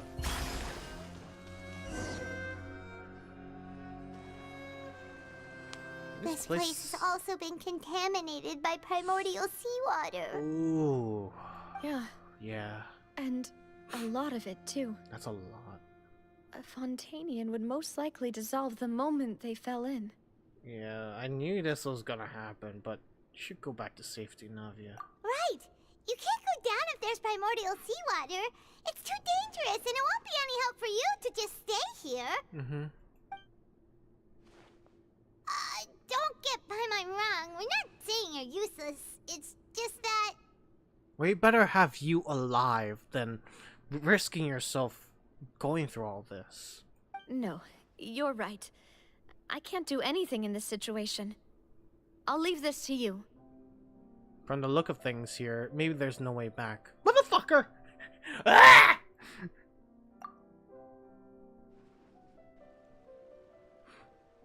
Motherfucker. That complicates things. Maybe the only way left is forward. If you cried at Melus and Silver, you should prepare for what's to come. I know. In that case, do you want to wait for us here? The water levels here are unstable, and there's a chance the water will rise. So staying here wouldn't be safe either. I'll go together with you. Perhaps we'll find the exit just up ahead. Yeah, you should go to the place where all the other characters go. In my... I don't know. I don't know where they go. Seems like there isn't any option. Alright.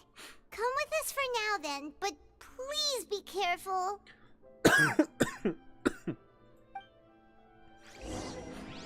Well, Ether was right, since Neuvillette failed and tripped. I know, right? I wonder, does... Oh no, it's a dead end! Let's try climbing over from the side. Does he dissolve if he enters? Well. Oh, it's just like that. Well.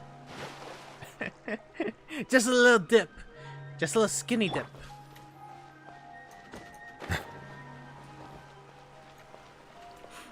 Alright, time to climb. We know she's safe. Her banner's coming soon. I know, right? I know, right?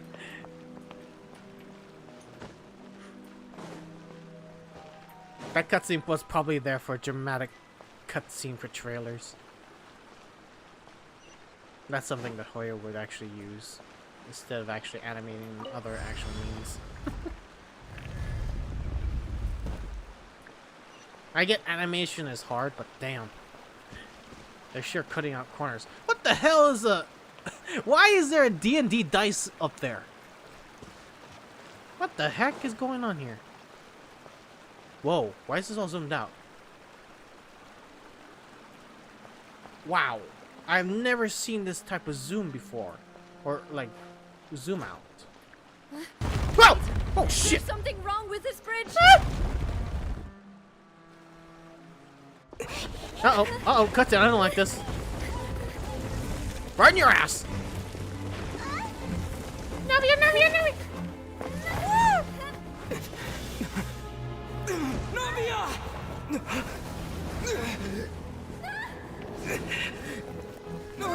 No!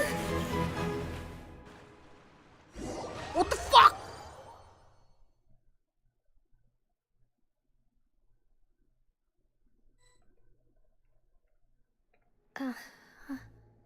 What the fuck? What the fuck?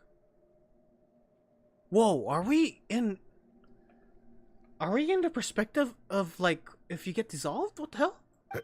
Demoiselle. Huh?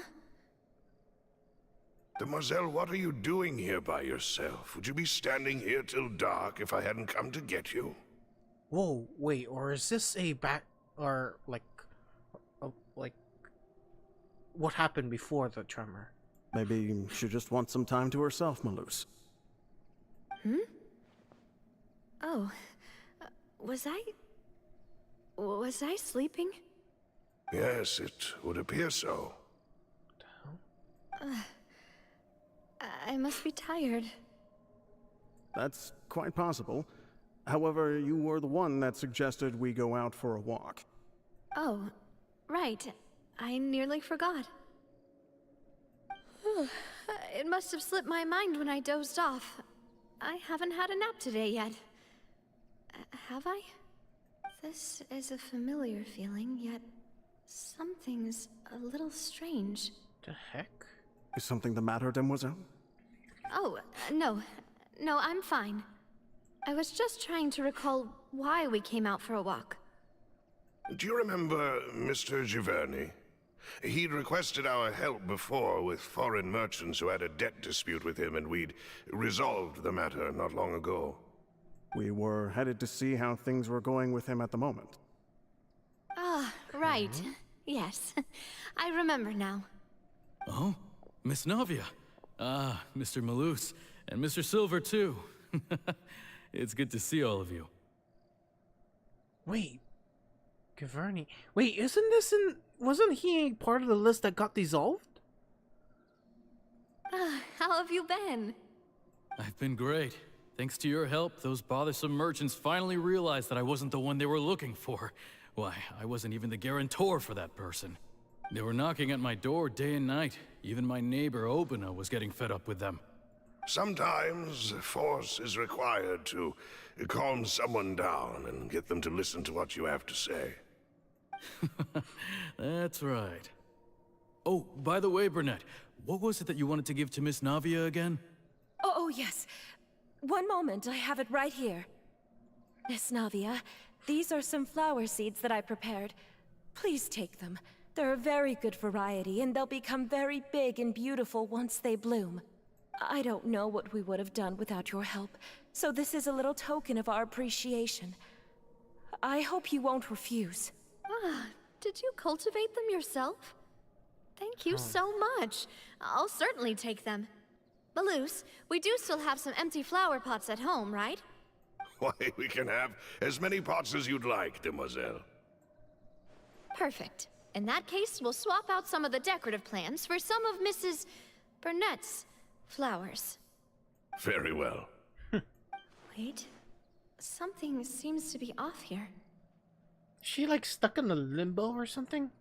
Excuse me, madam. If I'm not mistaken, your name is Burnett, correct? That's right. Is something wrong? No, it's nothing. This is the first time we've ever met, but your name seemed familiar to me. I must have heard it when I was discussing things with your husband previously. Yeah, she's gotta be in limbo because of the water. It's either she touched the water, but she isn't in a normal state because it's affecting her mind. I've heard this name before. Sometime recently, I'm sure of it. And why are there so few people around here? Where did everyone go? Yeah. And look over there. This area over here was flooded. I think. It was flooded, right? This part. Down over here. Like, back in the actual world. We must mind the time, demoiselle. We still have important things to attend to today. Huh? We do? Like what? Well, now, did you forget? Miss Navia, here you are. I've been looking for you. Please, come to the Opera House. Your trial is about to begin. Yeah, these... My trial? Wait, why would I need to go to the Opera House? Yes, she's right, demoiselle. It's just about time now, so we should get going. Oh? All right then. What the hell is going on? It's like we're seeing fucking ghosts in the closet kind of thing that's happening. Look, it's Navia. She's here. What the hell? And her two attendants are with her. Goodness, everyone's finally here. Jolene? What the hell? There sure are a lot of people here to see the trial. And they all seem to be oddly excited about something. I even know some of these people. Karina, Desiree, Joyville, Jolien, Essen. Why are so many people here? And why do I have no recollection of this case? Oh, I have a feeling it really is primordial water then. And as for the judge... huh? Yeah. Where's Monsieur Neuvillette? Yeah, it's gotta be. It's gotta be because this is actually what happens when you get dissolved, I'm guessing. You're actually transported mindset into this realm. Please sit in the defendant's seat. Don't worry, Silver and I shall accompany you. All right. But are you sure you can stand behind me? Typically, it wouldn't be allowed, but today is an exception. Why? Hey, what kind of place do they think this is? Come on, do they have any idea what they're doing? Seriously. Enough with the whispering! Could someone please tell me where Monsieur Neuvillette is? And why I'm standing trial? My dear Miss Navia, have you not yet realized what you've done? In that case, allow me to explain. Okay, it's either the waters or this is a nightmare that's twisting her mind because of the primordial water. It's gotta be within those two. As all here know, you are Master Callus's successor, the head of the Spina di Rosula, someone held in high regard by every soul in Poisson. After you took over the Spina, you treated all of us just like the late Master Callus had. If anyone in need reached out to you for help, you responded. Not only you, but your butler, your subordinates, nearly everyone in the Spina di Rosula fought for the well-being of those in Poisson. Wait a moment. Aren't you just proving that I'm a good person? Yes, correct. Absolutely right. And that is why you stand accused. Why? You have helped so many people get through so many difficulties. You are one with us. We are inseparable. We are one big family, all of us who are from Poisson, inextricably linked. And with you being so important, we couldn't possibly do without you. Just get to the point. Therefore, this fair and honorable court shall declare you guilty, and you shall stay here. You will be together with us forever. Huh? What the fuck? What are you saying? Everything you have said is correct. I have indeed done a lot for my hometown, and I would be willing to be with you all, but what is the purpose of having me stand here like this? What is there to discuss? Ah, well, if that's what you think, then I have no further comments. What the fuck? How wonderful, Miss Navia!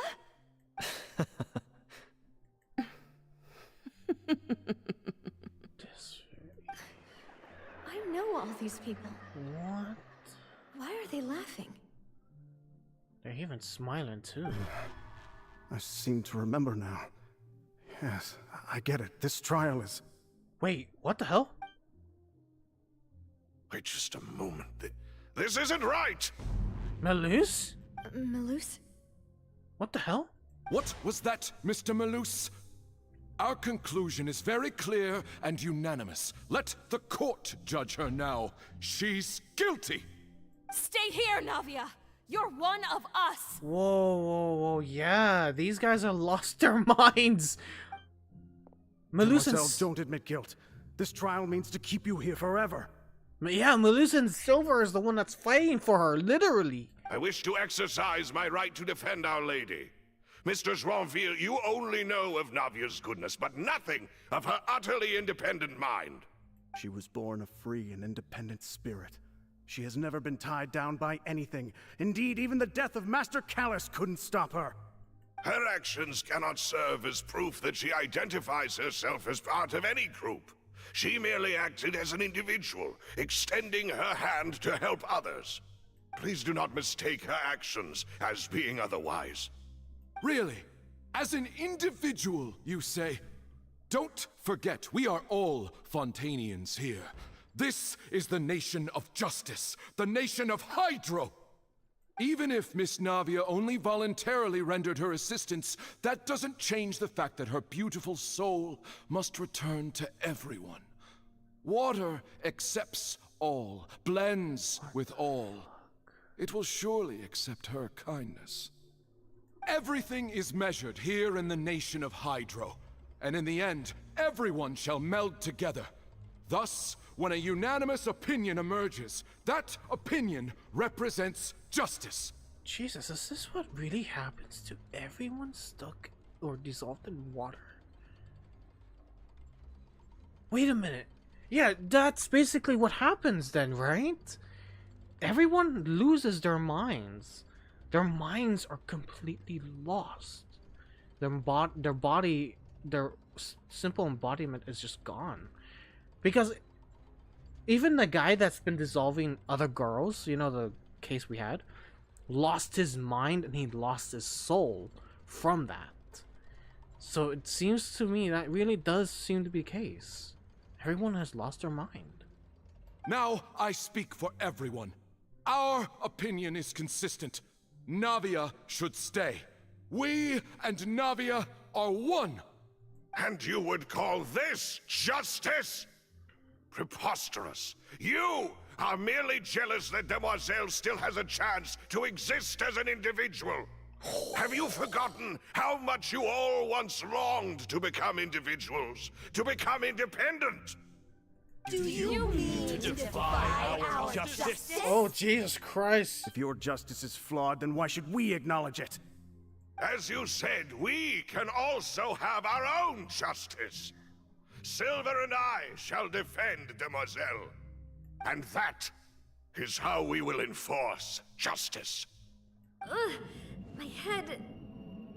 It hurts. Demoiselle. Silver, it hurts. My head is spinning. Jesus. All I can see is stars swirling in front of me.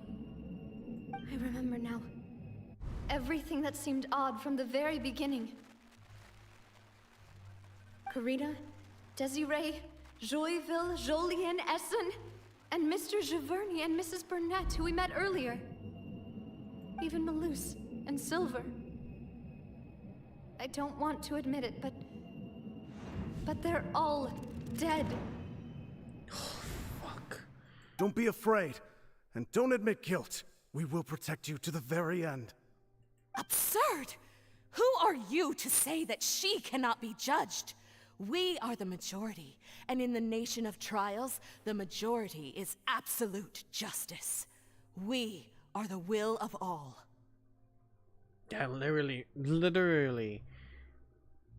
Navia, Malus, and Silver are fighting. They're fighting the waters. Don't let them escape! We shall keep Navia here with us!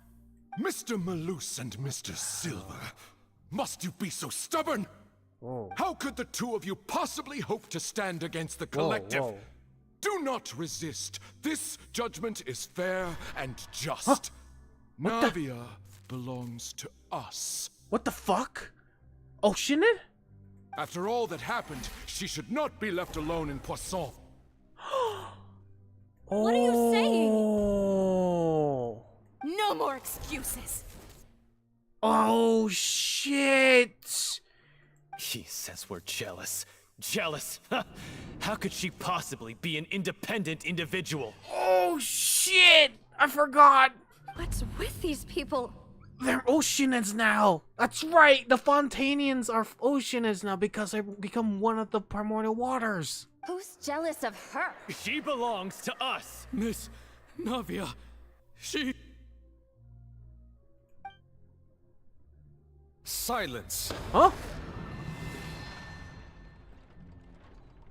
Water boy. That's... What the hell? Monsieur Neuvillette! Such commotion is prohibited in the court. The accusations you just presented are nonsense and cannot constitute a proper trial. The court will adjourn for the rest of the day. In this, I shall hear no objections from any unauthorized party. Our thanks, Monsieur Neuvillette. What the hell? Please leave with me, Miss Navia, while there is still time. But... Oh, go on now, Demoiselle. He's tapping. This is your only chance to leave this place. What, can't bear to leave us behind or something? Malus. My apologies. I couldn't resist making one little joke once I realized that this shall be our last goodbye. God damn it. The tears are coming back. Silver. Quickly, you must come now.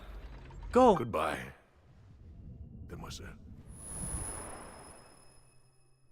Farewell.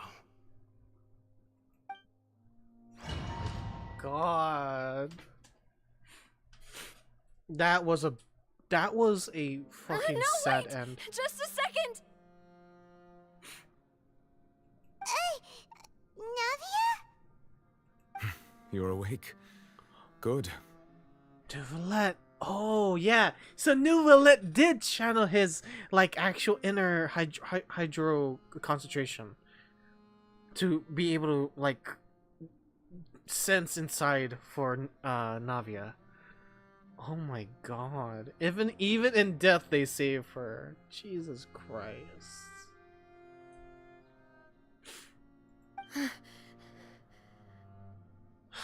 I must have been dreaming. Malus and Silver were still alive, and they were defending me at some insane trial. It looks like you're all right. Did all the sad feelings cause you to have a nightmare? Paimon could give you a hug. The ruins you were exploring suffered a cave-in. When I arrived, I found you falling toward the water. Oh. You were just about to be dissolved within, but I... What is it? I think I saw 2 Oceanids protecting you. It was only for a moment, perhaps even a fraction of a second, but they gave me the chance to retrieve you. That was Malus and Silver. Were it not for their intervention, I would not have been able to rescue you before your consciousness dissipated. Wait, did you say Oceanids? You mean like what happened with Vache? Yeah, Vache became an Oceanid. He became one with them because he lost his mind. Wait, yeah. So that really was what was happening to Navia. What happened to Vache? He was going mad in the trial because of the drama the Oceanids were causing him. The Oceanids and the girls that he dissolved in. Holy shit. So that was literally it. That should have been a cutscene that explained it. But honestly, having this cutscene explain what the hell happened to Vache makes it all more sense now. So people that are dissolved become Oceanids. Perhaps those 2 Oceanids were the people you saw in your dream. I always told them that they didn't have to protect me. To think that they'd keep doing so even after death. That is how strong your bond and their will is. Wow. Please come with me. What is this place, though? Neuvillette, are you okay? Oh, I am quite all right. Perhaps there's something we could chat about? Yes. Why do you look so stiff all of a sudden? Oh, Paimon knows. You're the type who feels awkward when there's nothing to talk about, right? I merely thought that we should give Navia some time to herself. Huh? Why didn't you just say so then? Don't you think it's even more awkward to call us over like this and then have nothing to talk about? I suppose so. Yeah, Neuvillette is still trying to, you know, he is an awkward boy. He is still an awkward boy, you know? He's a shy boy. He's my shy otter boy. But by the way, Sigewin sends her regards. Ah, Sigewin. I hope all is well with her these days. Her work in the fortress of Meropide has not been too much for her, has it? Nah, she's enjoying it. She just hates Risley. Risley can be too much. No way, don't worry. She's doing fine down there. She's an amazing head nurse. I see. Well, that is good. I have always worried that Sigewin would need a lot of time to understand the world of humanity, just as I have. She's doing well mending, that's for sure. Oh, and the Duke also says hi. Even though Sigewin made him do that. He hopes that you haven't been overwhelmed by all that's happened lately. Thank you. I have indeed been busy lately, and I also hope that everything is going well in the fortress of Meropide. He still doesn't know what to talk about. Let's chat about something else then. You're the expert here, Paimon. What should we talk about? So, Neuvillette, you're probably quite the swimmer, huh? Yes, he's a swimmer. Yes, of course. This isn't going anywhere.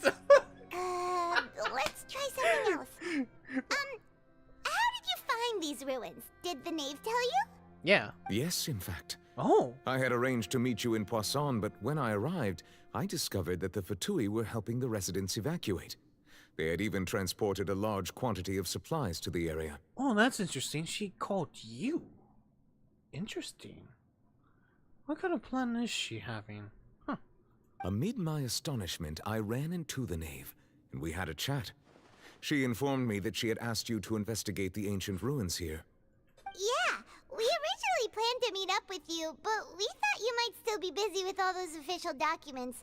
We didn't think exploring the ruins would take very long, and who would have thought you'd wrap things up so quickly?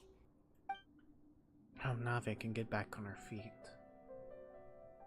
Well, she needs, well, even though she does need company, she does need time for herself to reorganize her thoughts. Love is dissipated. Oh, I'm sorry to have kept you all waiting like that. I'm feeling much better now. I guess we should get going again. Will you come with us, Monsieur Neuvillette? Yes, if you wouldn't mind my company.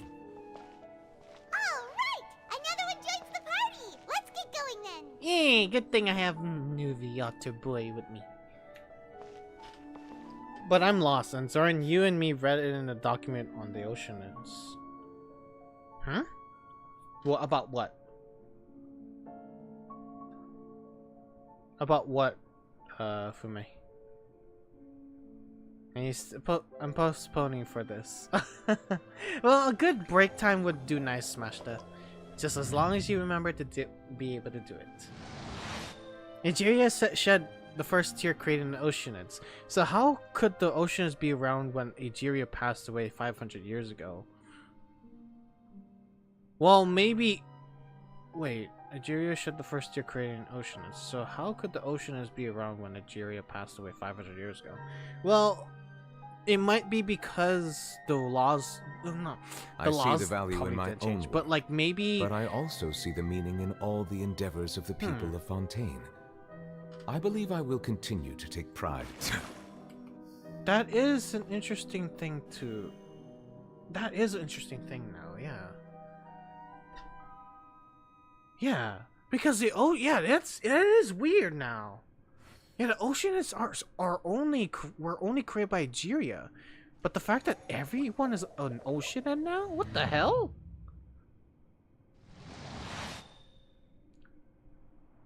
Yeah, I completely forgot about that. Huh? Why is that? They cut off the bonds with Fontaine because they don't like Focalors became a Hydro Archon. Because the Oceanids we've seen, after we saw her grave, they scattered across the vat. Yeah, those were the only Oceanids that were created. But how come everyone who's Mondstadt's water is crisp I swear to God, and pure, while water from Liyue has an enduring aftertaste. Stop! In Inazuma, stop talking! The water possesses a depth. Stop talking. It is interesting, yeah. Because the Oceanids were only created by Nigeria, yeah? Those were the only Oceanids that were created. Even the fucking loud-mouthing, flapping her lips while we fight her is one of Nigeria's. What the hell? It's either that or maybe the primordial water has increased its concentration and its hydro potency, and so it gave them the power the Archon actually has the power to bestow. So maybe that's the thing? I don't know. I'm lost too. I am lost with that part. But yeah, Oceanids. They're Oceanids now. Whoever got dissolved becomes Oceanids. Not Oceanids. Oceanids. Maybe primordial water is her tears. Oh. Should we really be that would off be work this interesting. early? There is still a lot left to do. That would be interesting if the primordial water is the remaining tears. And here you go. Emerge. Yeah. Right here. No Bah. touching. Animal 63. Biden blast! Ah! Where the heck? Okay, what was the point of this tower?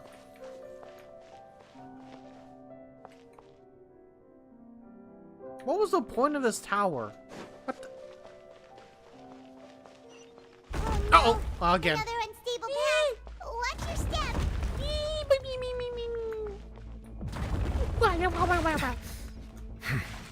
Uh-oh.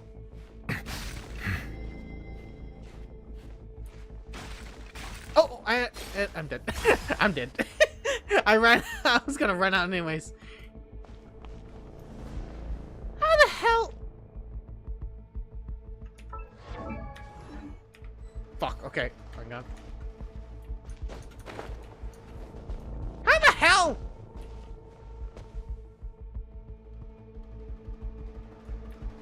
Oh, there we go. Okay. Softly walk because we still need fucking stamina.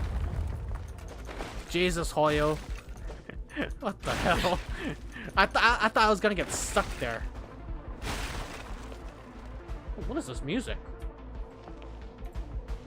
Jesus. Yeah, all will be revealed. Oh! Oh, whoa. Oh, hi. There are rocks falling over here. Ow. I hate you guys too.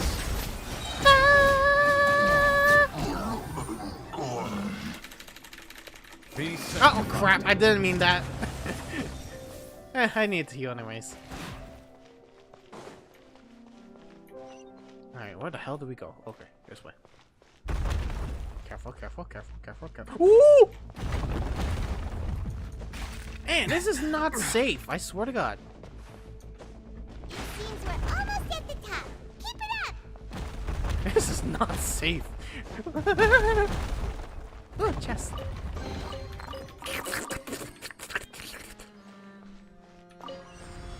Okay, okay. Hello. Yeah, yeah. Yeah, yeah. Bow your head. Yeah, yeah. Oh, oh. Right here. Emerge.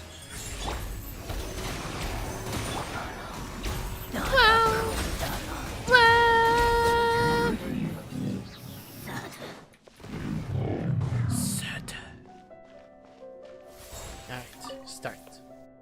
What the hell is this place? I'm so confused on what this place is.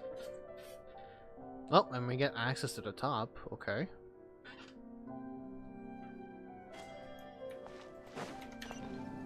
Okay. What the hell? Game. Oh, okay. No explanation on what this is. Okay.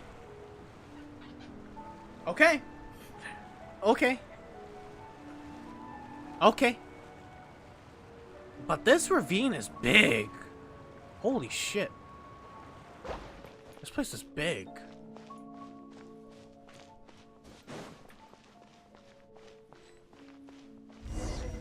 Meeting is also parting. Let's get the space ahead. Okay. Weird. Looks like we've reached the end. This is the place. There should not be any other hidden spaces in the vicinity. It smashed her. I also called it the D&D dice. I also called it the D&D dice.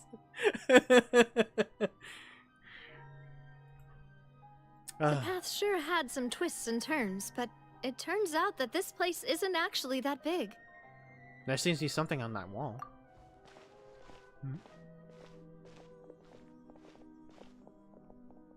Whoa. Stone slates. It seems like they were put here as an offering. Furina. Could we take them down and have a look? Furina. Perhaps we should just leave them be for now. There are 4 locations in total, but only 3 stone slates. The slate that should be in the first empty spot is missing. Oh, crap. The surrounding walls also show signs of damage. Ah, the one important thing. Seriously? There's something written below. Let Paimon see. Reason dictates that this nation be destroyed. I shall record the history of its future here in its past. Say what? It feels like someone left these slates and these words here for a purpose. But does he mean that Fontaine should be destroyed? That would fit the circumstances dictated by the prophecy, yes. Indeed, the slate's contents correspond to it. Take the second slate, for example. There's a person kneeling here. She seems so dedicated. What the heck? And there's a whole bunch of other people behind her doing the same. She's facing this... what is this? Some kind of island in the sky? That's the Heavenly Principles. That's gotta be Heavenly Principles. And is that Lady Furina in the third image? Did the Hydro Archon fall into the water? And is that a ring of people around her? Paimon doesn't quite get it. Are they all in the water? I don't get it either, Paimon. That's literally my brain right now. I don't understand too. The fourth image. I know this one. This exactly matches the content of the prophecy. The people will all be dissolved into the waters, and only the Hydro Archon will remain, weeping on her throne. Yeah, it seems to match. But why is this here?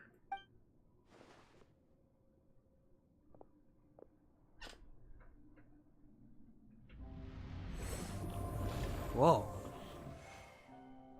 What are you doing? More information should be hidden in these slates, but I fear I cannot easily uncover it, most likely due to us missing the first slate. I am very sorry. Don't blame yourself, Monsieur Neuvillette. Deciphering ancient stone slates isn't one of your duties. Ooh, Paimon's getting the chills just looking at these slates. This says that it's the history of the future, right? That means the prophecy's sure to come true. I really hope it doesn't mean that. Well, usually prophecies are meant to be sent as a warning to the future. Just like Wings of Ruin, Monster Hunter Stories 2.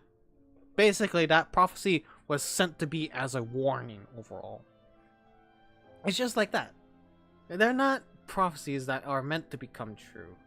It's just the foretelling of like the things that's been going on at that time, seen as warnings to warn. And then this writing here is to warn literally everyone in the future decades to remember this still exists, but people forget because we're idiots. Still, Paimon feels like these images are kind of weird when you look at them together.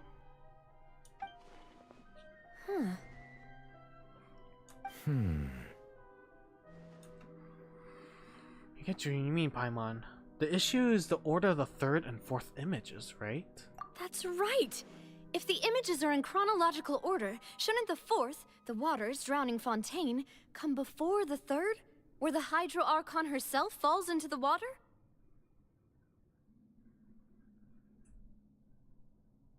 The images, shouldn't the fourth of the waters drowning Fontaine come before the third, where the Hydro Archon falls herself in the water? Huh. And yet the order is reversed here. What? Whoa, wait, what? The second image is also quite concerning. What sin are the people in the images confessing to? If we go by timing, Lady Furina only emerges in the third image. That means that the person in the second image might be the previous Hydro Archon. Egeria, then? Yeah! I had never met her, but her appearance here does match the records. The previous Archon kneeling before the floating island in the skies, as if confessing a sin. Did she herself commit that sin? And if not, why would she be in such a posture? Also, I'm still wondering why these ancient stone slates are here at all. Judging from their contents, could this place be the origin of the prophecy? Does that mean that someone, or some people, once saw these slates? Hold on. What if we were actually reading it wrong? What if we were reading the prophecy wrong? Because that's a normal thing that happens with prophecies. Normally it's set in stone and people assume it's this chronological order from left to right because we read to left to right. But what if it's meant to be right to left as they suggest the images being that way? That's what happened in Wings of Ruin 2. The prophecy was backwards because people didn't pay attention much to the extra details. Or it wasn't covered by dust, or basically it was ruined. So, we must have been reading this the wrong way. It wasn't Furina. Furina was the one that had to fight this, had to deal with this sin when the sin is only committed by Egeria. So, if we find the original sin, maybe we can put the stop to it if we get rid of the original sin. Because the primordial water is the act of the heavenly principles. So this original sin has to be something. But who would have created these slates and left these words here? It seems that any further clues will have to come from Furina. Yeah. In that case, there's no time to lose. There's nothing else to be gained here, so let's head back first. Yeah, we better get somewhere safe for now. We don't want anyone else getting melted or dissolved, you know? Honestly, who created the slates doesn't matter now. The real question is whether things will truly play out as a prophecy foretells or not.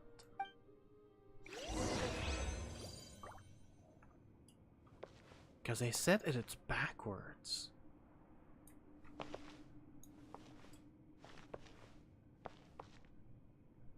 Yeah, they said it's backwards. Or, not backwards, I said it was backwards, but this image here is supposed to come before this. So she ends up crying. Huh. Interesting. Egeria did hint that everyone would sink and the curtain call has come. All hinted to the original sin, yeah. So I'm guessing that this would have to be the timeline. This isn't telling the prophecy. It is telling the prophecy, but it's telling in the timeline, so to speak. It's telling in the timeline.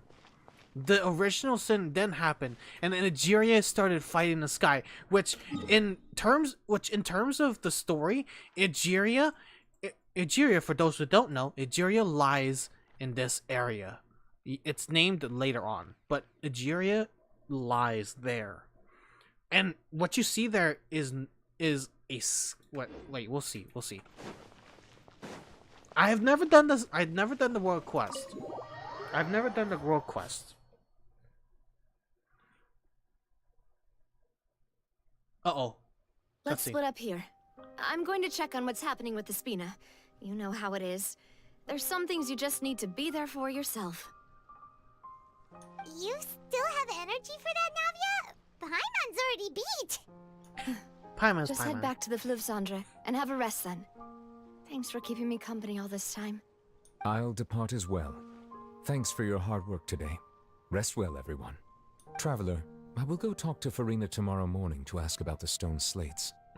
I'm sure that you're concerned about this matter as well. If you have time, drop by my office. I will share the results of our discussion with you. Alright, see you tomorrow. Are you really gonna talk to her about this directly? Will that be a problem? Paimon's getting a little scared now that it's come to this. She has long been harboring secrets and will not give them up easily, which makes it all the more my duty to ensure that she understands the present situation. Alright, we'll leave it in your hands then. You're probably the best person to talk to her anyway. I will be carefully considering my words tonight. Yes. Traveler, Paimon, our safe house at the Fluvsandre is always open to you as ever, so please don't think you're an imposition. All right, I'll be on my way then.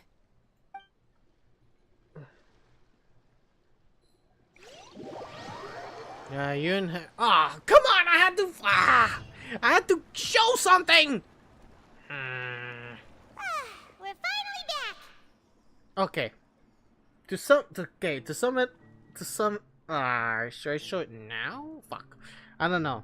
Because I'll show it to you guys if possibly. But yeah, Egeria is at that area where the place in the middle of the desert is.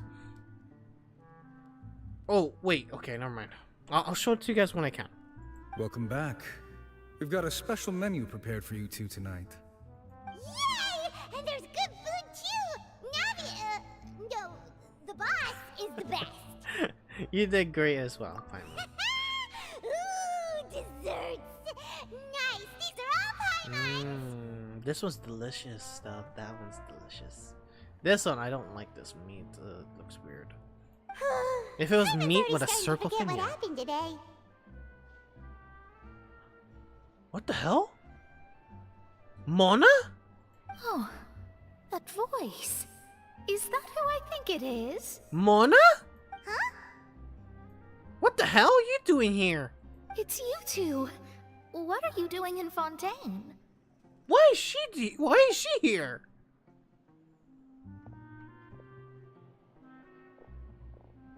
Wait, is Mona also Fontanian? Did the stars not tell you that we might meet here? Seriously, nobody just uses a scry glass whenever they've got time to just see who they'll meet on the road. Still, we didn't expect to see you here. Wait, you're not a Fontanian, are you, Mona? Well, I have some business to attend to here, so I booked a hotel in the city. I was just out for a stroll when I bumped into you. Quite unexpectedly, if I might add.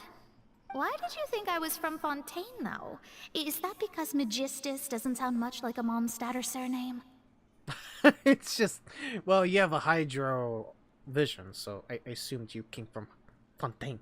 Yeah, let's go with that. Well, I used to have my own surname, which was, well, some other thing. Either way, the old hag told me when she took me as her disciple that the first step to being a great astrologist's pupil was to change that name. There was nothing for it, really. Huh. She really is amazing at astrology, so I changed my name to what it is now according to her wishes. To my surprise, however, Magistus is not the name of some ancient house or clan. It isn't? Nope. Although it is used by us in place of surnames, it generally just means great. Great? Wow! Imagine including a boast in your name. Wait, are you gonna have to put that into your genealogy as well? I reckon so. In any case, I'd give my disciple a name like this as well, if I were to take one. And may I ask what your master's name is? Yeah. Astromancer Barbeloth Trismegistus. That's a mouthful. What the fuck? Whoa, that's a long one. Does it also mean great or something? My name means Mona the Great Astrologist. As for the old hag, hers is, in plain speech, the thrice as great scholar of the stars. Just take it as a title specific to astrologists. Holy Jesus Christ. That explains why the astrology terms of like the constellations of the characters, including the story quests of the 5 stars, are so complexly named. Jesus Christ. Thrice as great? That's so petty. I know, right? That's just how she is. She used to call herself Magistus, actually, but when she took me in, she changed her name to Trismegistus. Talk about excessive. Magistus is thus the calling card of our school, so to speak, which makes it about the same as a surname. It's all right if you don't get it. You can look into it further should you need to study astrology more deeply. How about triple strength traveler? Or triple appetite python? Terrible! But anyway, you're not Fontanian, are you, Mona? You're from Mondstadt, right? You know, this is making me hungry. I'ma eat my cookies. Well, I was born in Mondstadt, yes. My parents migrated to Dorman Port, and I traveled with the old hag for a while, after which I settled down in Mondstadt City. Okay. Oh, that's a good thing then. At least we know you won't be dissolved by Fontaine's waters. I know, right? Speaking of that, I'm sure you're aware that a bunch of things have happened here in Fontaine, right? I know you're not a local, but I'd avoid getting too close to any water that looks strange all the same.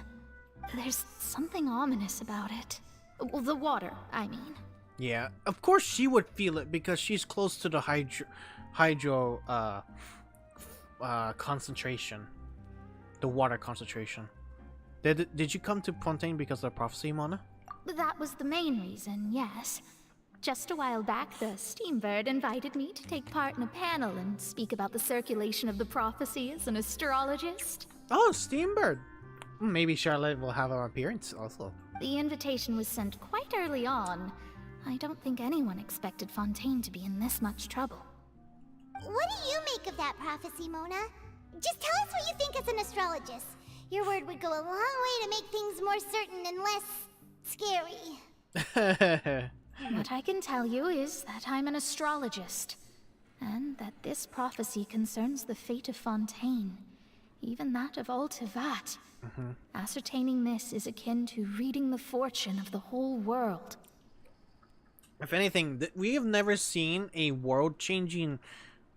world-affecting change since Leeway. Because Leeway, we were fighting a fucking abysmal tentacle freak. Tentacle fallen god, a dark god nonetheless. And in Inazuma, we're fighting a freaking mommy who has issues. And Sumeru, we were fighting something darker, but it was kept under wraps because we need anyone to panic, kind of thing. But this one, yeah, it will affect everyone. I'm afraid that this is not something that just anyone can do. If I could do it, you would no longer call me an astrologist, but a visionary. But on the flip side, the prophecy is so huge and powerful that it must surely come from a powerful visionary. Its contents involve the fate of the world. Disregarding it would be a mistake. A visionary? Sounds really powerful and all, but does such a person really exist? Well, when you think about it, what was the slate even based on? A visionary.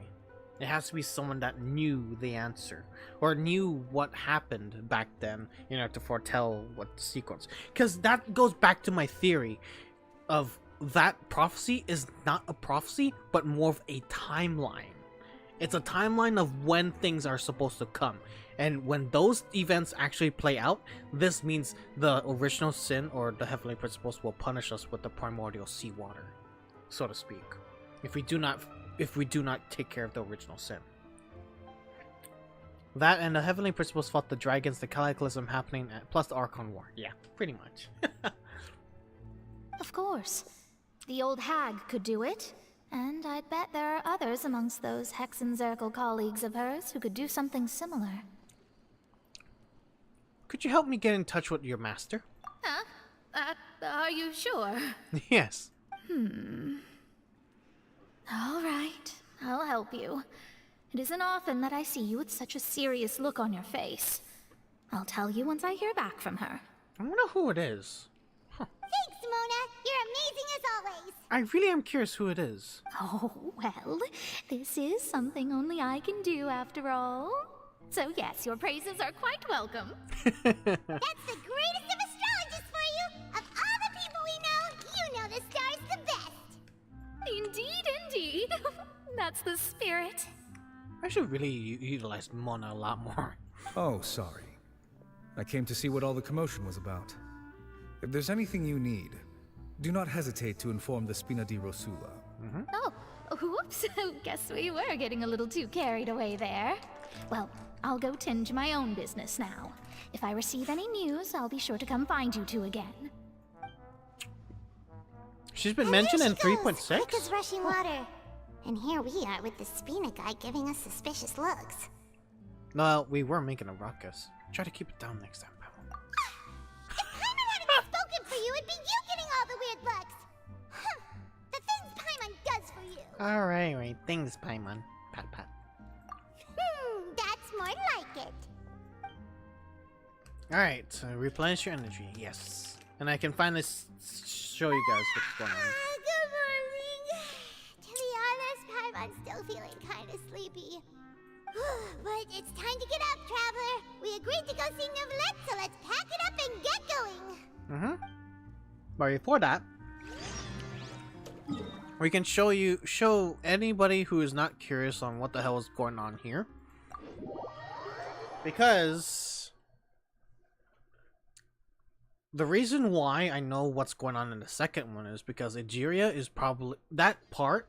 It was talking about Egeria, and what was going on? The Heavenly Principles kind of thing. What would we have here? Something similar. And this is Egeria is doing, by the way. Egeria is trying to prevent this.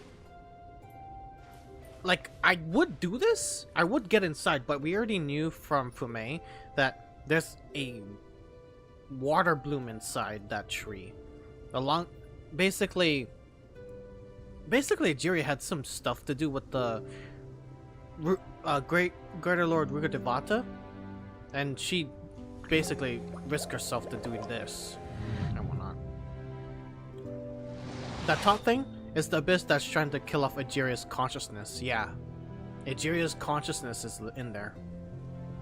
So that's what's going on.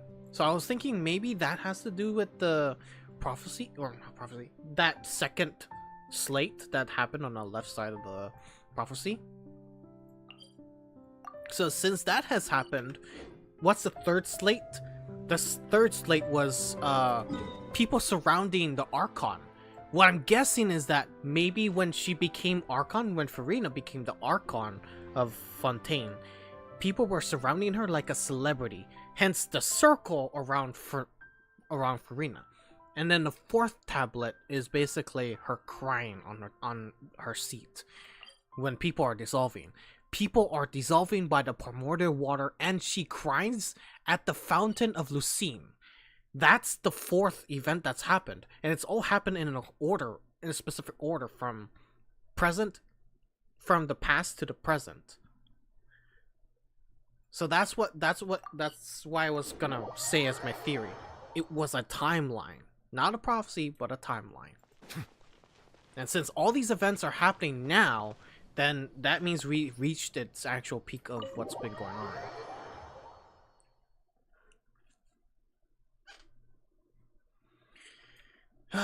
But we need to get answers from Neuvillette and Furina. Furina needs to tell us about this. Rugadevata saved her consciousness and grew that tree so she can be anchored the mortal realm and stop the abyss. Yeah. I'm still surprised that thing isn't a main quest all of itself. I'm still surprised. They could have added like a 3.9 update of that. They could have done that. Like an interluding quest or whatnot. But whatever. You're here! Finally! Maybe it's gotta do something with like freaking Fontaine, and so they saved it for a later update. Is something wrong? Monsieur Neuvillette and Lady Furina, they seem to have gotten into a dispute. Please go see for yourself. Yes. Oh boy.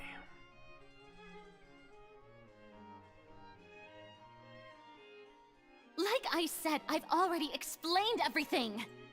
And yet the problem has not been properly solved. There is little space for excuses between us.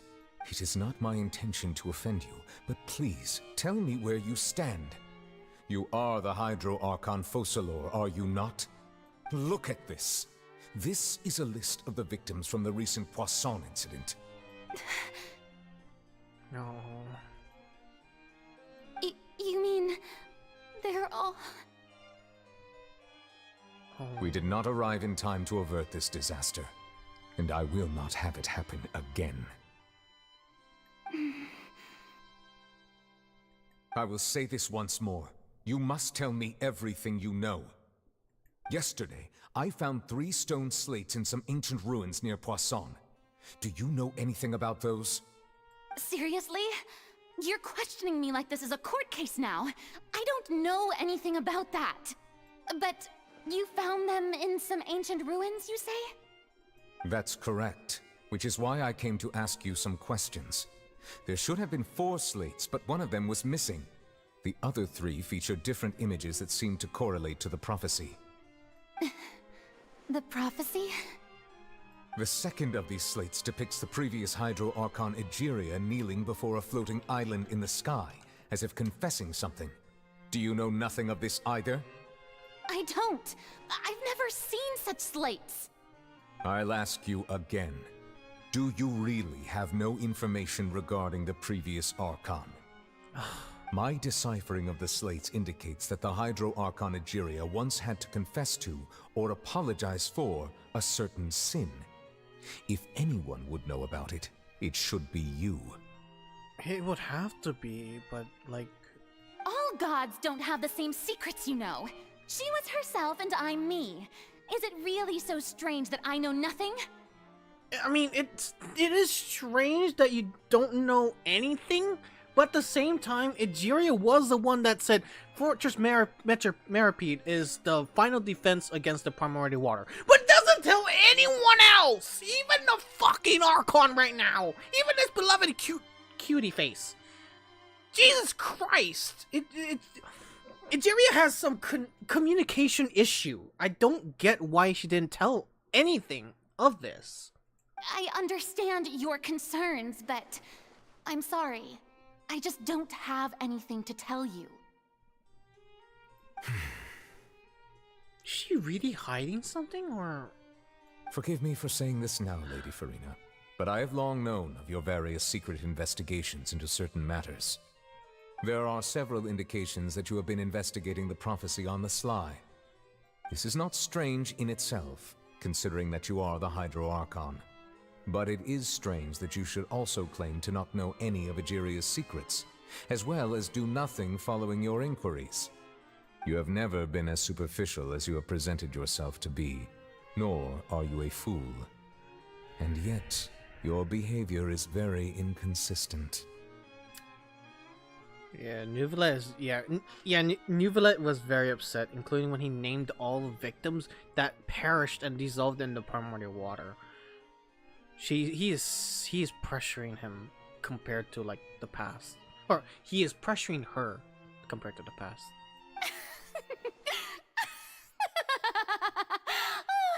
So you've been watching me all this time, have you? I didn't think you were that type. You... Well, since you know about my secret investigations, then you should know I'm actually working to take care of it. There's no point questioning or suspecting me. You're the Eudix, but you're still my subordinate. You should be following my lead. Just trust in me, you're Archon, and do as I say. Never mind whether you can truly convince yourself to or not. It'll all turn out fine. Your face tells otherwise. That's all I have to say. We do not discuss this matter again. Oh, the opera's about to start. Toodles!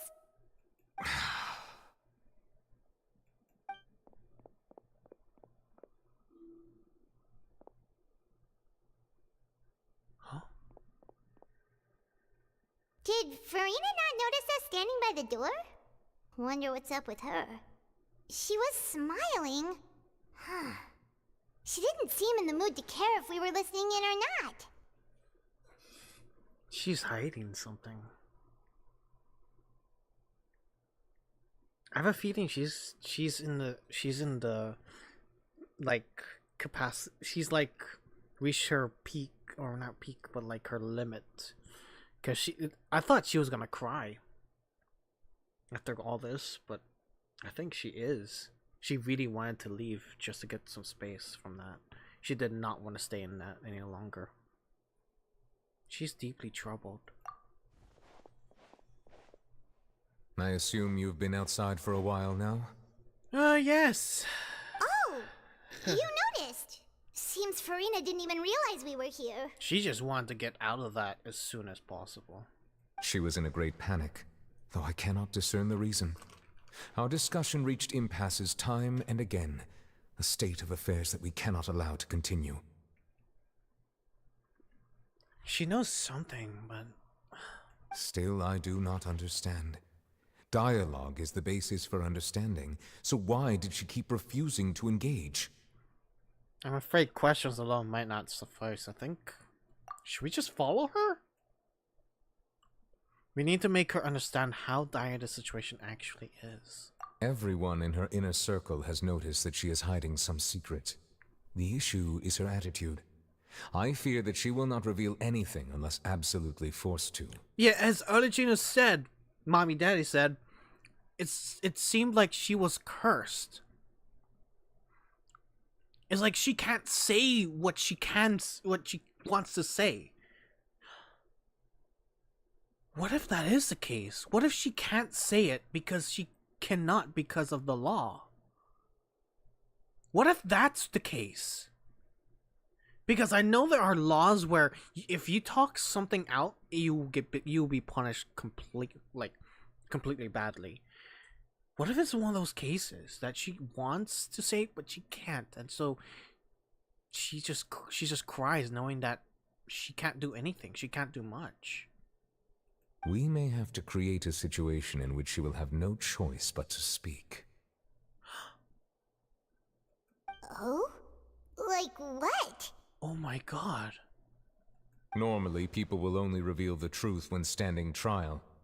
Perhaps we must have the Hydro Archon experience just such a scenario. Oh shit, this is...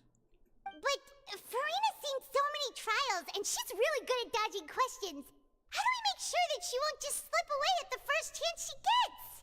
We will need to consider this thoroughly, join forces with various parties, and then do what we can. Maybe with the pressure from Arlecchino and Navia's help in deduction and information-wise, we can actually pressure her for once, and she can tell us. Maybe even if it wasn't Fontaine law, she'd probably be punished for breaking the laws at the VAT from the Heavenly Principles. Yeah. I don't get it. What's the context? Why do y'all feel bad for her? Okay, so because there's something going on with like Fontaine. So basically, we came to this world knowing not much about Fontaine, but knowing that there's a prophecy where Fontaine will be flooded by the water, and everyone will be dissolved, and the Hydro Archon, Furina, will be the one crying. Will be the only one left of Fontaine, crying, left on the throne. That's the prophecy.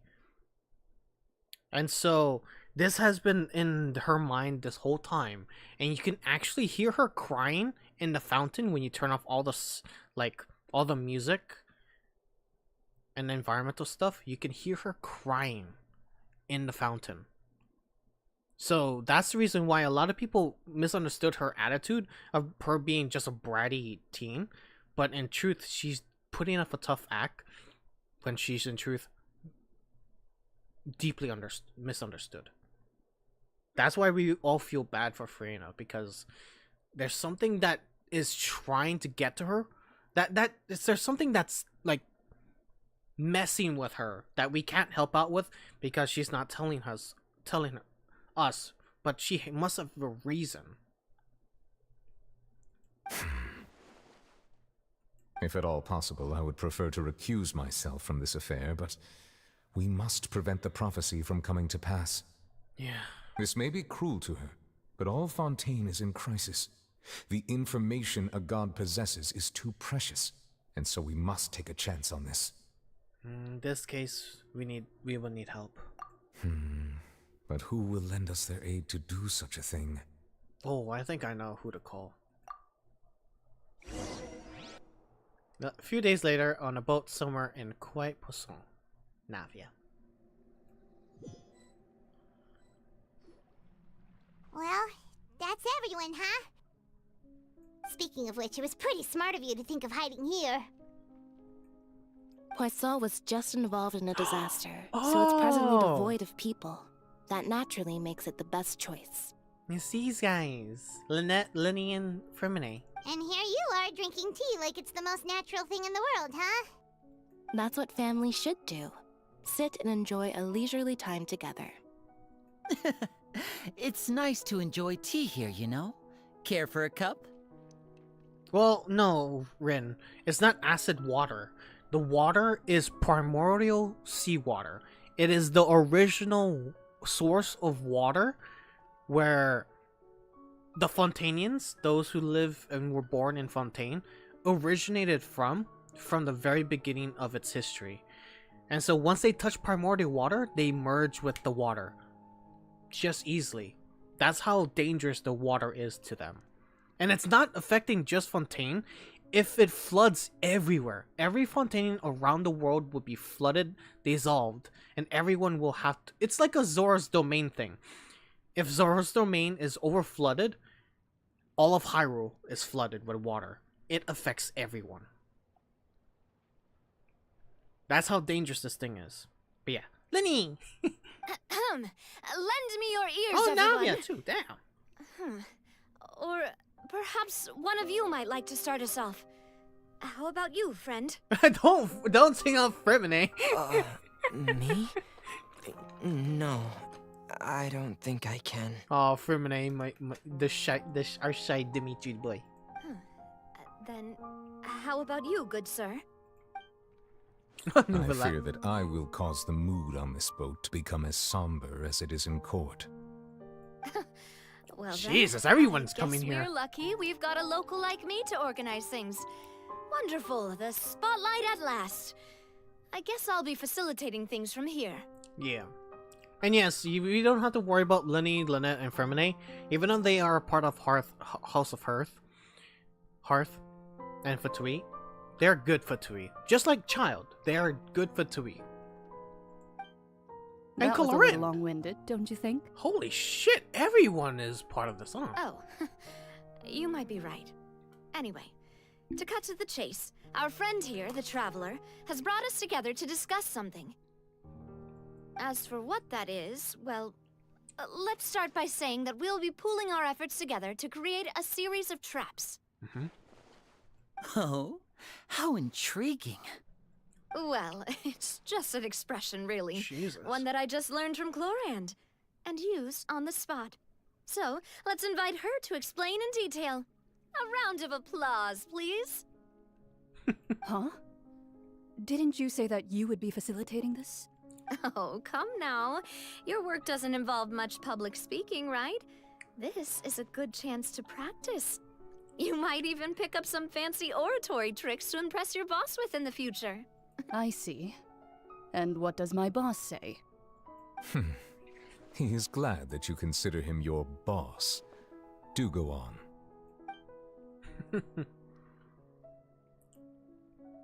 Yeah, we're all conspiring to be able to pressure her case, to give information.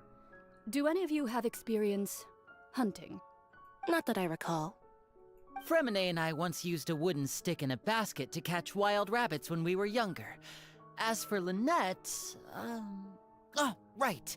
You were sick that day, weren't you? I've also gone diving to catch some fish before. Does that count? I'm afraid not.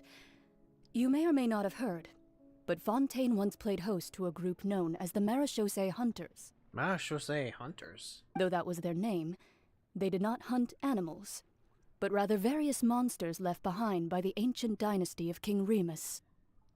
King Remus? Who the fuck is King Remus? Today, Fontaine's monster population has already thinned greatly, so the hunters have blended back into society, taking up arms in other lines of work. They even left a unique methodology of hunting in their wake. A trap comprises of the following components: bait, a trigger, and a containment device. Sometimes a lethal implement will also be necessary to deal with the prey. So, if we were to build a trap together, right now, what would you choose to build it with? Oh, I see what you're doing now. For me, I would Resisting prefer principles. something basket-shaped. Pigeons and rabbits will see the bait and naturally enter the snare. Our line of work requires a deft hand, and we're some of the best in the industry, so you can count on our techniques. You used some of those techniques while moving the people of Poisson, didn't you? My subordinates mentioned that you even performed some magic for the bawling children. Yes, and I even managed to gather some intelligence in the meantime. I'm quite the multitasker if I do say so myself. Yeah, we literally have an extrovert, an introvert, and a shy boy. It was like all the three freaking personalities these siblings have. They're precious. I'm afraid I can't claim that as my strong suit. I prefer more stable methods, like placing bait in the water and waiting for the fish to come within reach. That's the kind of method I would count on. Calm and steady. Exactly the kind of person who would catch loads of fish. And I can be their assistant. With discretion, I'm sure. I'd probably use some sort of mechanical animal. Papa once bought me some small clockwork squirrels, mice, and such. When placed in the forest, they can attract others of their kind. Interesting. I remember that you liked those too, didn't you? I did. And that would be a good way to go about it. If they're realistic enough, animals of the same kind will follow them all the way to the trap. What about you, Monsieur Neuvillette? I fear I do not have any related experience. That makes sense. You usually solve problems directly, without the use of any such tricks. Yeah, this is the first time he's actually gonna have to pull off a trick against against his his own. But I do have one more question for you, monsieur. If we were to create a trap now, how would you design it? I would like for it to be effective, but bring no harm to the prey. A more gentle trap would be ideal. Kind, as always. However, our intention doesn't necessarily change the containment device and the type of implement we need. If we wanted to kill the prey in one strike, we would need a powerful implement. However, that also goes for prey that must be captured and safely contained.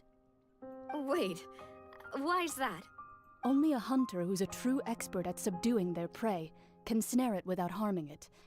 The line that divides life and death is often exceedingly thin. Yeah. So, are we going hunting together? No, the point is we're setting up a trap for Furina. That's not what the intention is. Hunters. It kinda works, but maybe it's still not the best metaphor.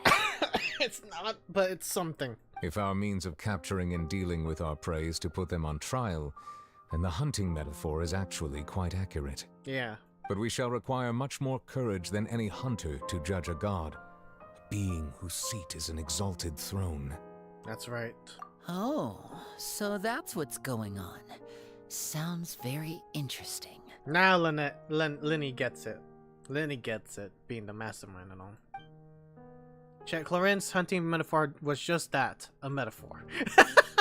You will not call this a hunt, because that is not what you should do at present. Nor has the relationship between you and Furina reached such a dire stage. It was literally a casual discussion about hunting, and I was like, we're going around the fucking table. Let's just say, we're putting her in trial, damn it. But you need to simply the secret she is keeping. Attempting to take her secrets is an act of sacrilegious disrespect, but must be done to prevent Fontaine from sinking into the waters as foretold in the prophecy. There is neither a hunter nor prey, but there must be a trap. That is what you will need. The Stage of Fate. Spina di Rosula base. Yep, here we go. Oh yeah, since my daily stuff is done, might as well do it. I swear, Lenny is such a gay European. Yeah, Lenny gives that vibe, man. He rocks. Not that. Don't know why I'm here. I have Lynette and feminine personality, so you're introvert.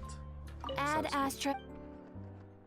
I consider myself both introvert and extrovert. I like being with others, but at the same time, I really like to have like time for myself, including when it comes to a lot of pressure in terms of like Discord and whatnot. Yeah, Sylvia hit me.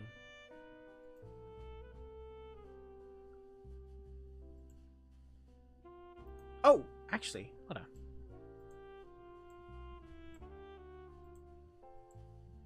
The hell? Open link. Jesus Christ. Alright, I'm opening the link right now for you guys, for context for everyone. Okay, so Fume showed me the pictures. So this is basically So basically, this is what's inside of that tree in the middle of the desert that Greater Lord Rikadevata was aiding in keeping Egeria's consciousness. This is Egeria. This is literally Egeria herself, her consciousness, or what's left of her. And so this is what happens when you finish the world quest. It becomes a tree. Basically, immortalizing, I'm guessing Egeria's consciousness. I've never done the world quest. I just know this is the outcome. And that's what this world's story is. So that's basically the outcome of all that, so to speak. Okay. Let's see. There we go. The Tree of Amrita. There'll be an extra. No, I'm not gonna do the next Splatfest. I'm done with Splatfest. I don't support those anymore. The less I support it, the less power I give to the developers in terms of that. I'm not supporting something that is trash that. Even though I do want to play Splatfest with everyone, I'm just not fond with that game, like competitiveness. And also, thank you so much for subscribing, Major Matthew. Thank you so much. Thank you so much for subscribing, becoming a new friend. Yeah, it becomes a flower, like a lotus, so to speak. I'm literally not even close to finishing Inazuma's story. Yeah, you should still continue. Inazuma and Sumeru are still amazing stories. Including Sumeru's. My god, that thing is fucking emotional. You'll love Sumeru's. Definitely. It's been a tough few days, hasn't it? So much has been happening. Those meetings sure make me hungry. Hangry. Paimon didn't think the meetings would go on for so long, but everyone seemed pretty fired up, huh? Paimon thought they'd be at least a little frightened. Well, Fremine was, now that Paimon thinks about it, but everyone else just looked a little surprised. Do you feel more confident after the meetings, Paimon? Well, it's hard to say. Paimon doesn't have any experience with this sort of thing. But with you around, Paimon sure will do great. After all, you're the most reliable person in the world, aren't you? Huh? Something wrong? Did you just pour some tea? Paimon didn't notice you doing that at all. No, I didn't. Then what's that? Paimon's never seen that cup before. The hell? Don't be frightened. I'm just joining you two for tea. I merely refrained from saying anything till now. Who the hell? Who's that voice? But there's no one here. Oh. Ah, have you forgotten me already? What the hell? Wait, you are familiar. You're the voice we heard from the sky in Sumeru. What?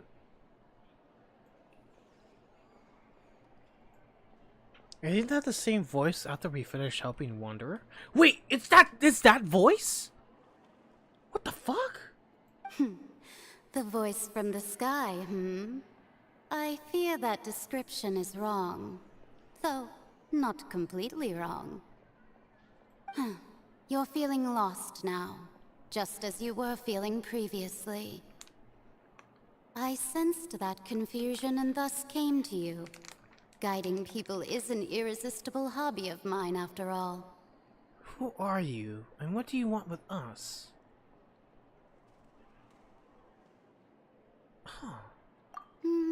Consider me a passerby, just accepting a commission from my friend's disciple on a whim. From my friend's disciple on a whim. Wait. It's just accepting a commission from my friend's disciple on a whim? Wait! Wait, could this be could this... Yeah, this means this is Mona's master. Mona's, how do you call it? Yeah, it's Mona's master, fuck. Mona's master, yeah. Allow me to ask you. Will Fontaine's prophecy come true? The prophecy. Yes, Mage what has been N, prophesized will be fulfilled. You may view such things as the history of the future. What? Then is there any way we can stop it? I believe you have witnessed a failed attempt with your own eyes. Can everything in Tevat so easily be changed? Actually, it's a Friends of Mona's master. Oh, friend. Okay, got it. There it is again. Fate. Can there really be no exceptions? Can everything in Tevat so easily be changed? Well, the thing is, this voice appeared when we helped Wanderer, and we're talking about fate. That's kind of coincidental, because a coincidence. That doesn't seem like a coincidence, because technically we changed the fate of everything because Scaramouche, or ex-Scaramouche, Wanderer, erased his name from everyone. So yeah, there it is again, fate. Ah, so you've caught on. Just as prophecies are usually only the future as seen from the perspectives of the gods, could things be happening in hidden corners where the gods' gaze does not fall? Are the things that you shall see different from the fate that the gods perceive? What is she talking about? It all sounds really impressive and important and stuff, but it also sounds kind of scary. Yeah. The tea in the teacup is just about gone as well. I believe that you understand, right?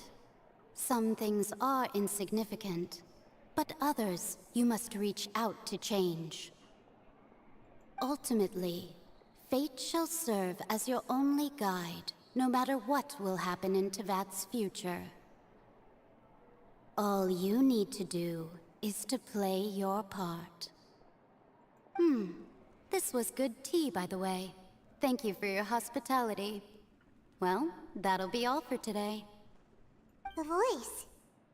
It's gone. What the fuck? Who exactly is this person? And how come we can't see her? Mage N. Is this really the clue you're leaving us for? Weird.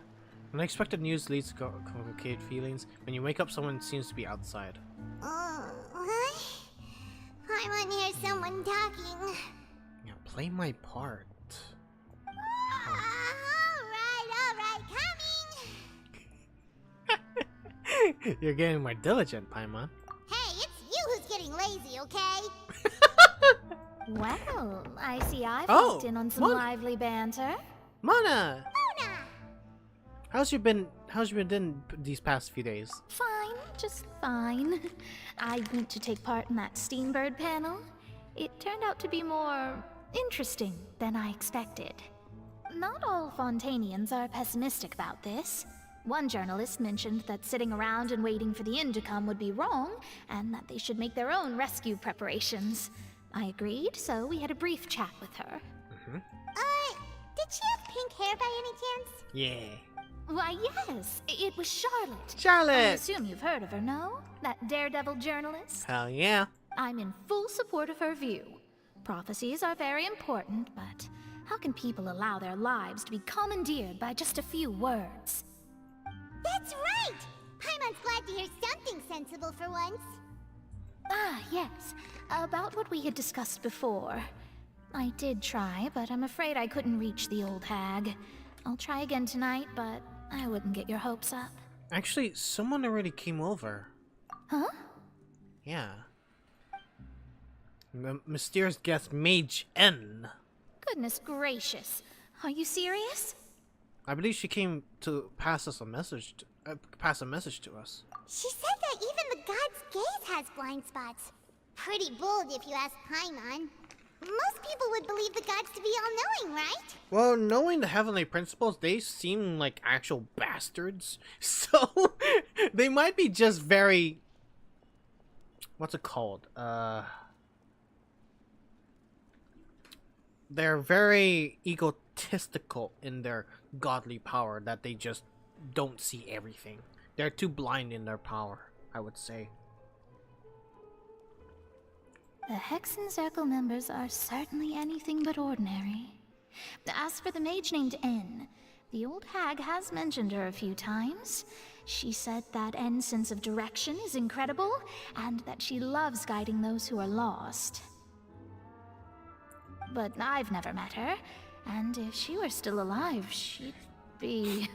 well, suffice it to say that the hag's at least a few hundred now, and N's been around for longer than that. What? Oh, shit. Whoa. The Hexen Circle sounds like a scary group. But they must really stay in shape to live so long. Huh, I have a feeling they have a major part in the story than I thought. Holy shit. Their abilities alone are pretty terrifying. If she came to see you personally, then the problem you're facing must truly be of great importance. Well, it's not like Paimon could understand anything she said. Because if she said that the gods even have blind spots, then I'm guessing this group must have been evading the gods, the Heavenly Principle's gaze by, like, all this time. Yes, she was quite cryptic, but I suspect she means that there is still a way to turn things around. She didn't say when or what that would be, though, so... perhaps it is something that you cannot know right now. Play my part. I swear to God, they are hinting so much in like the later chapters already. They're foreshadowing so much to the point where it all makes sense when it hits. True, her words were meant to be in as a helpful hint, but when will we realize their value and meaning? Was that the best answer that my question could have gotten? Traveler, Paimon, are you two all right? Oh, we're fine. We're just a little down right now. It kind of feels like the end is coming, you know? Yeah. I see. I feel that same sense of desperation too. Including when there's actual victims in like numbers. I guess you could consider me someone who has often witnessed fate. So far as I have seen, it cannot be swayed. But even so, I still hope for and believe in miracles. Astrology is eternal and rational, but fate may not be. It is cruel, but it can also be beautiful. Perhaps that's what En was trying to tell you. Not to lose heart, and to believe that what you are seeing playing out before you is not yet set in stone. I did originally think of steering clear of all this, but I couldn't. Even if this is all futile, I still wish to help everyone. If we don't struggle to the last, then how can we face the end when it comes? Huh. You do have a point. Astrology is not eternal. It's pretty much close to it. Close. It's close. There I go, talking about astrological principles again. Sorry about that. The moment I start talking about work-related stuff. I need to get going. Don't worry, Mana, and thank you. It was worth trying to comfort you, even if only a little. I believe that you'll help those who are struggling in the same way I did. I suppose that might be why we always seem to meet by coincidence. Paimon feels kind of moved by what Mona said, but also kind of sad too. Hey, Traveler, Paimon suddenly feels like going outside for a walk. Let's go. Let's walk around the city, shall we? There's a few spots we always like to walk by. And speaking of that, I should really get my lunch.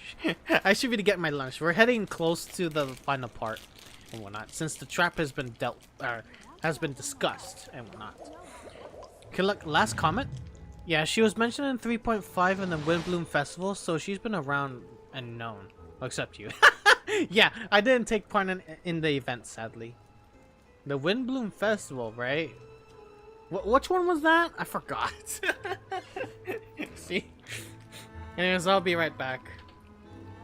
I need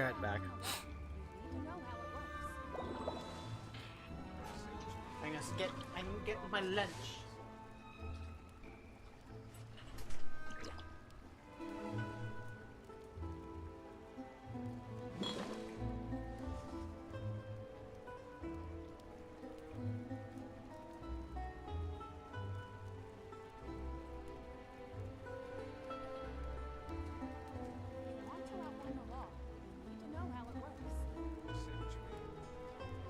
I see the value in my own work, but I also see the meaning in all the endeavors of the people of Fontaine. I believe I will continue to take pride in fulfilling my duties.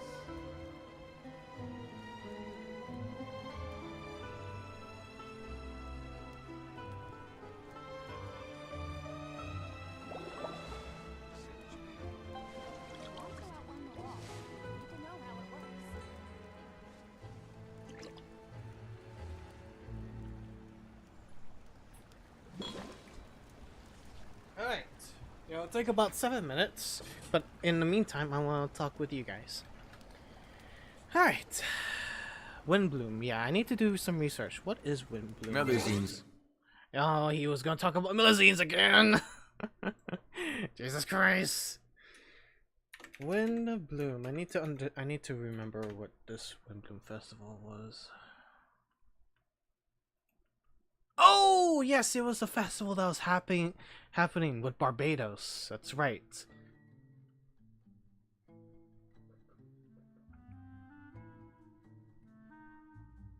Or I don't remember. I don't remember anymore. Was this the event with Razor? Yeah, was this the event with Razor, or was it something else? I don't know. I don't know. Let me grab your link, shit. I know I'm shit, okay? Jesus. Last one was with Sino, Kale, and Thicnari. Oh, last one with Sino. Oh. I don't remember that. What the fuck? Yeah, I don't remember that.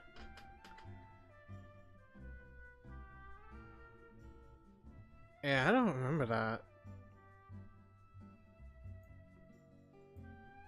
Alright, Herc Zenzurko. Okay. Successor. Whoa, they do have codename. Wait, Alice is also part of it as well?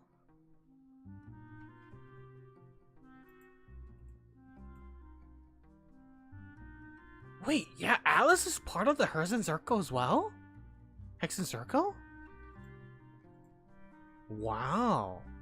So there's codenames A, which is Alice, B in Barbeloth, R Reintharter, N as in Nicole, J as in Ivanovna, N, deceased. And then codename M, Anderson Dodar, deceased as well. And then there's 2 unknowns left. Interesting. Who's Alice? Okay, so to cover it up, Alice is Klee's mother, which is never revealed ever, but just revealed in name, which is very interesting. It's only revealed by name about Alice. You just got an ad? Yeah, it's around that 30-minute cycle. I set the ads to be at a 30-minute cycle, because that seems to be the right amount, because it's like an episode kind of worth amount. So yeah. And plus, I didn't want it to happen too often, but the ads do help in terms of like many ways. I need money in order to be able to do stuff, you know.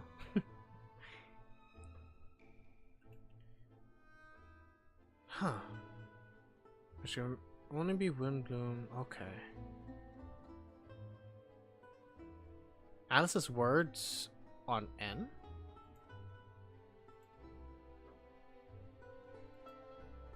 Oh. Alice is the elder. Jesus, this Alice person is very powerful then. Holy crap. It's gotta be one of those characters that we're gonna have to get in the final, like, version type. In the version, phase. It's gotta be one of those characters that we're gonna finally get. I swear to God. Oh, it says here, Alice's words on N. Alice describes Nicole, which is the one we met, Mage N, as a prophetess, an extraordinary woman who is studying Tevat's direction and order. She is also said to offer help to those in need of guidance, which led her to be known by other members in her Hexen Circle as the guide who will never get lost. However, she has a habit of speaking directly into people's minds without warning. Wow, that explains why. That explains why we couldn't see her at all. And that's why she spoke to us in, like, the words from the sky or something. Wow. Yeah, this her Hexen Circle, like, group is fascinating. Very fascinating.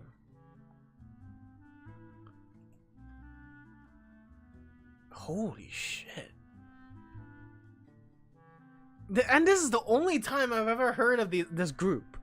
I'm actually astonishingly stupid. I'm astonished and very well stupid of not knowing them much earlier. They seem quite old and powerful, yeah. I mean, considering of how Mona puts it, Mona's mentor is old and is older than 100 years. Then I'm guessing they must have witnessed at least the Igeria era, maybe? I don't know. Yeah, Nicole and Alice is a long life species, just like Klee. Just like Klee, their race has been here for a very long while. Wonder what race they are, though.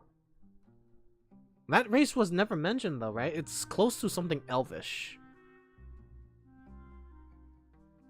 But not Conrian. Maybe they are elves, yeah. Maybe. Maybe. But now when I just discovered this Hexen Circle group, this faction, Jesus, this definitely changes my mind about the final phase about the story of Genshin. Of how these characters may have a very, very big role into figuring out about Conrian stuff. Including the Cryo Nation, once we do get there. And that's my alarm. I'm gonna have to wait for a bit more minute. Oh yeah, there's another witch you want to keep your thought of. Which is what? I think the term is elven. Elvish, it's elves, elven, elves, yeah, elvish. Whichever it is, it's close to it. Elven, it could be close, but we don't know what the actual race is called in Teyvat definitions. We don't know what they are. And yes, transponder snail, pog. At least it's not ugly. At least it's not ugly snail. It's just my phone. Oh, imagine we do get a actual freaking phone, like a freaking transponder phone. That'd be crazy. Did you keep up in One Piece? No, I have not. I still have yet to freaking finish Wano arc. I should definitely finish that since I have access to Crunchyroll. Because I did watch Crunchyroll. I did watch the final episode for Attack on Titan. The final chapter of Attack on Titan. My god. It was teary. Me and Zyra were crying. My god. And we fucking felt like I was right about Eren too. I was fucking right about what Eren wanted to achieve. I fucking called it. I fucking called it since he became all freaking Chad.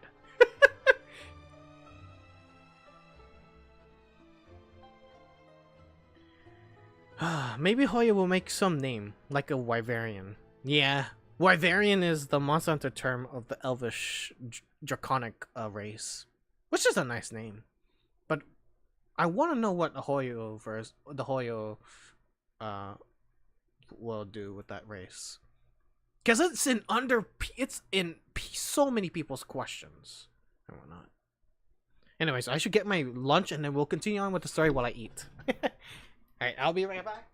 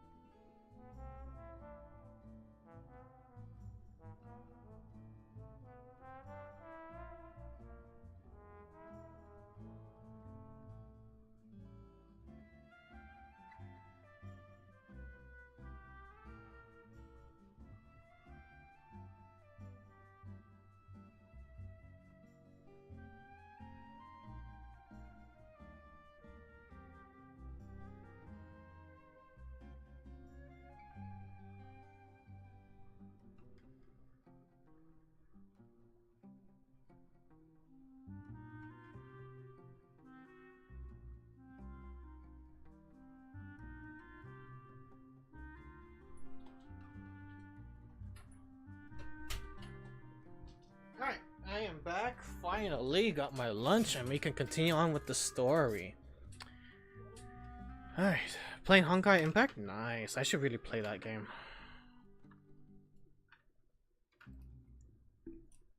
Oh, welcome back, Cathasite! The focal length of a parabolic lens mirror is equal to its curvature. Oh my god, you're fucking dealing with, calculus? What kind of class is it? What the hell? Alright, so it says here, Reindotir Gold R. This one's the, I think, deceased member, I think? Yeah, I think Reindotir is a deceased member, I think. Wait, let me take a look. Reindotir is... no, unknown. The status about this one, codename R, Reindotir, is unknown. Yes, unknown. Another Conran... it's another Conran woman who was created an abyssal dragon in Modstad and created a human life form by the work of alchemy. After discovering the heart of Nabrys with Albedo, she disappeared without a trace. However, she left Albedo with a note, a recommendation letter, and a piece of classical text. She tasked Albedo with finding the truth and meaning of this world as his final assignment. Oh, that's right. Albedo was on that, yeah. I forgot about that.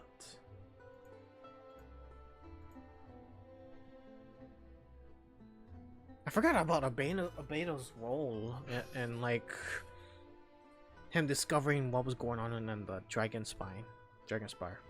She made the Abyssal Dragon during and she is the mother of Albedo. Yeah. Holy shit. Beautiful creatures. Oh no! No! God dang it! My ultimate's gone. Okay. Anyways, let's head to the surface. Let's continue on with the story, shall we, guys? And I have my chicken bake. Costco classic chicken bake.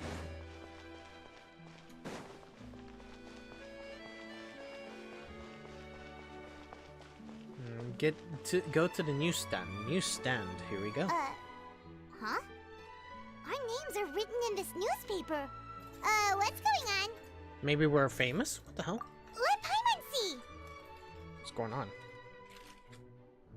The underwater stronghold, the Fortress of Meropide, has continued in its noble autonomy, but that does not mean that others cannot interact with it.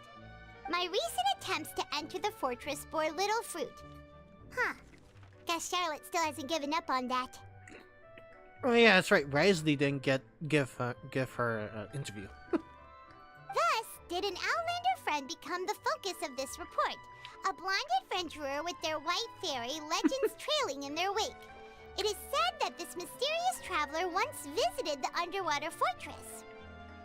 So while the fortress's interior remains a mystery behind closed doors, do not fear, for the tales of the traveler contain surprises in spades. Journalist Charlotte's biggest scoop yet, the Traveler's Trail, World Walker. Huh. Charlotte took so many awesome photos of us and we never even noticed her. Oh, she's probably behind us, taking a photo of our ass. She hasn't been able to get a hold of anything at the fortress, so since we're easier to find, she's using us as the subject matter instead? I mean, it does leave off a good look in the paper, so that's sure to be the case. Ugh, seriously? Well, fine. Those headlines and photos do look cool, so Paimon will forgive her this time. Yeah, a lot of people said that the woman that we saw at the end was Skirk, which is like Child's master. I have no knowledge of this Skirk person.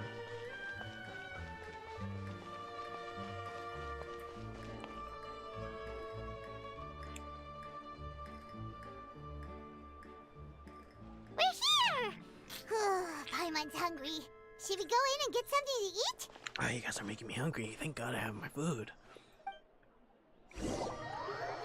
Delicious food.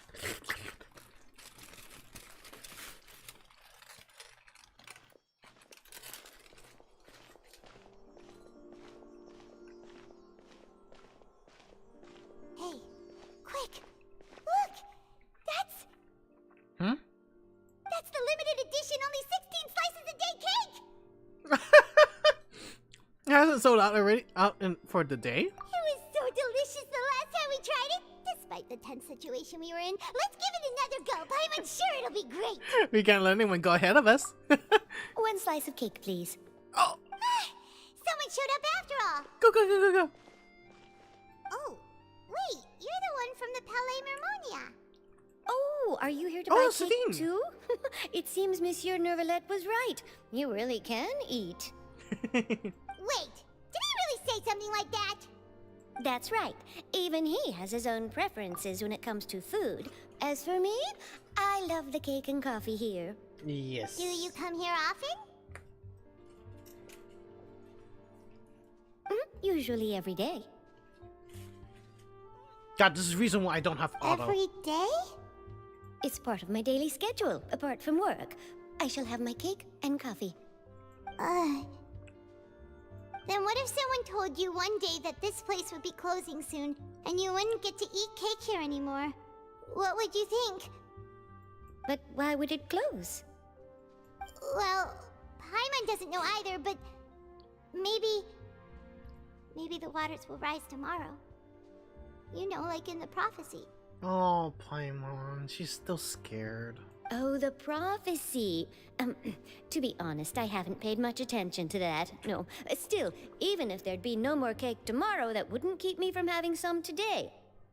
No, it's the same for eating in general. You might not be able to eat tomorrow, but if you can do so today, then you should carry on. That's what people call living, you know. Huh. Don't be sad. Excuse me, could I have 2 more slices of cake to go? These 2 slices are for you. Sijuin said that this kind of expression you're making is what humans call being sad. Aww. Oh, you know Sijuin? I sure do. She was born before me, and she sometimes comes to the surface to teach us things about humans. Wow, Seijun really is the connecting tissue of like both race. Wow. She said that humans are creatures that are saddened easily, yes, and you can only lift their spirits by feeding them delicious food. So please try the cakes here. That's the reason why the One Piece cast always gets a good feast after the greatest battles. Wait, could that mean wait, wasn't there a whole thing, part of what Ejiro said, there was like some feast going on? I wonder if that's connected, that's why it's being mentioned now. I've got something else to do, so I'll be going now. You two try to stay in a good mood after eating, all right? Bye. Bye. I love these limousines. They'd be so adorable. And there she goes. She be wearing mittens, or are they? Yeah, they're just hands. They're just hands. And fun fact, there is a freaking ride where you can ride the aqua bus from here, Fontaine, to the opera house. And there's this limousine who says, "Please do note that our hands are not built for pens," and so we can't do the paperwork. Or they can't do the paperwork. They're too precious, yeah. The original sin is the fairest. Everyone sinks. Make the most of the finale feast, because the sinners, the curtain call has come. All right, let's dig in. I'm sure this cake will be delicious. So that's why it says make the most of the final feast. This is, oh my god, that's crazy. This is literally what we're doing right now. And the flavor gets even better with the sip of tea. It sure would be nice if we could come again tomorrow. Well, the final, but you know what I mean. Yeah. Sure would be nice if we could always eat delicious food here. Oh, Paimon, don't make me sad. Honestly, Paimon being this sad is making me sad. It feels like it. It's crazy. It's building up, like the intensity. Oh, we're near the Steambird office. Let's go look for Charlotte and have a chat. Yeah, right now we're just getting around just to like see the impact of everything before the final act. Wow! If it isn't the Traveler and Paimon! Oh, have you seen the article I wrote about you? Yes. Ha! You've got some nerve! You Can we negotiate a profit split? You needn't worry about that. I heard that you were in Poisson some time back, so I sent you a letter to discuss just that. It appears you didn't receive it, though. It's all right, though. I've set aside the amount intended for you. I've even set the table with some food. Oh. Really? Mm. Oh, you're the best! Oh, it's making me want to eat more food. Ah. You're almost a little too easy to win over, Paimon. If I were a journalist with ulterior motives, you'd be in trouble now, you know. Oh, Paimon knows you're not like that. Still, what brings you here all of a sudden? Were you looking for me? A friend of ours met you a while back, and when she mentioned it, we thought of coming to see you. Her name's Mona. Ah, so you know Miss Mona as well. She's a guest columnist for our paper. Really good one, too. She's so young and already such a So she mentioned What the hell? Me? What did she say? That's a weird pause. I clicked. What the heck? She said that you're a real daredevil of a journalist. Nice. In which case, can this daredevil journalist dare to request an exclusive interview with the legendary traveler and Paimon? Huh? So your article in the paper today doesn't count? Oh, of course it doesn't. That was more like live photography. What I'd like to do is dive deeper and ask you to talk about the things you've seen and experienced. You seriously want to interview me? Yeah. Are we even qualified enough? Why not? If I say you're worth an interview, then you're worth it. But not right now, of course. I'll need a few days to prepare. Oh yeah, definitely. Oh, in that case, we'll just chat when you have the time then? Oh, so that's a yes? Ooh, splendid! I'll tell the editor-in-chief immediately. I'll have to apply for lighting, a venue, some props, and... Whew, so much to get done now. Talk to you later. Oh, chicken mac and cheese. Sure. Oh! Paimon's still got a question for you. And what's that? If, just for example, Fontaine were to be flooded tomorrow, what would you do today? Huh. That's the prophecy you're talking about, isn't it? I mean, I do hear about it often, but I've never once thought that the day could be tomorrow. If you're seriously asking, then I might try and think of a way to leave Fontaine. Oh, but I'm still a journalist first and foremost. That means I have a duty to be reporting from the scene. And secondly, I wouldn't forsake my homeland that easily. From what I've seen, most people don't know what they'd do should the worst come to pass. In truth, it might be better just to behave like normal rather than worry over such an end. So in all likelihood, I'd probably still be prepping at the office for that interview of ours. I know what you're thinking. That sounds a bit sad, but I've always believed that it's best to do what you enjoy. Just think about it. If this nation really were to be suddenly destroyed tomorrow, but I still successfully finish an exclusive interview with a truly unique person, then the story I would wind up writing would truly be timeless. And then do you know what I'd do? Well, I'd write that story, send it for printing, and use messenger pigeons to get copies out to the various nations as soon as possible. I'm not a dreamer, nor am I a workaholic, but I do love my job, and I'd be proud of leaving such an article behind. I guess you could say that I was born to be a journalist. Wow. But anyway, that's my answer. And on that note, I'll get back to my preparations. So this is the make of the most of the final So piece. nice. All of a sudden, Paimon actually kinda envies her. Man, it really is like make the most of the final feast part. Make the most of your living. Anyway, let's go and take a look at the sea, shall we?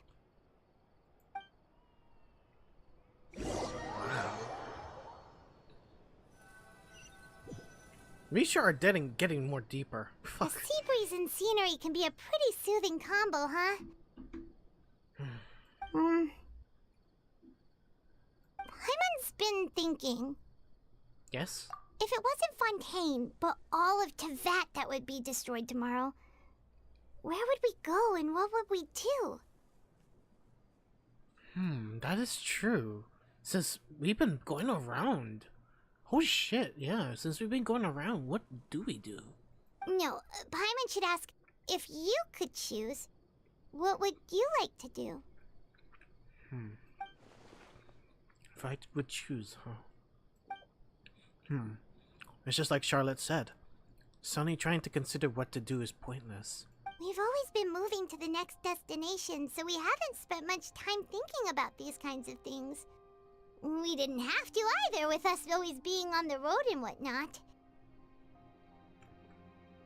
I think until the moment comes, I think I'll keep on journeying on. You mean, still traveling? Yes. Just cherishing every single moment that I had to look upon this world. Huh. Wait, isn't that what we've always been doing? Pretty much. The banter goes back and forth between you two as time slips by.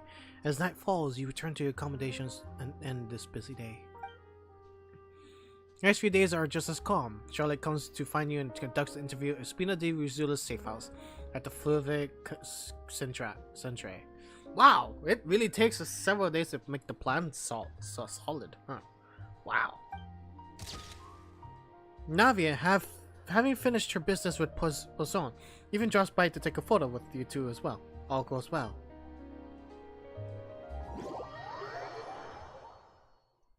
And the time comes in, I'm guessing.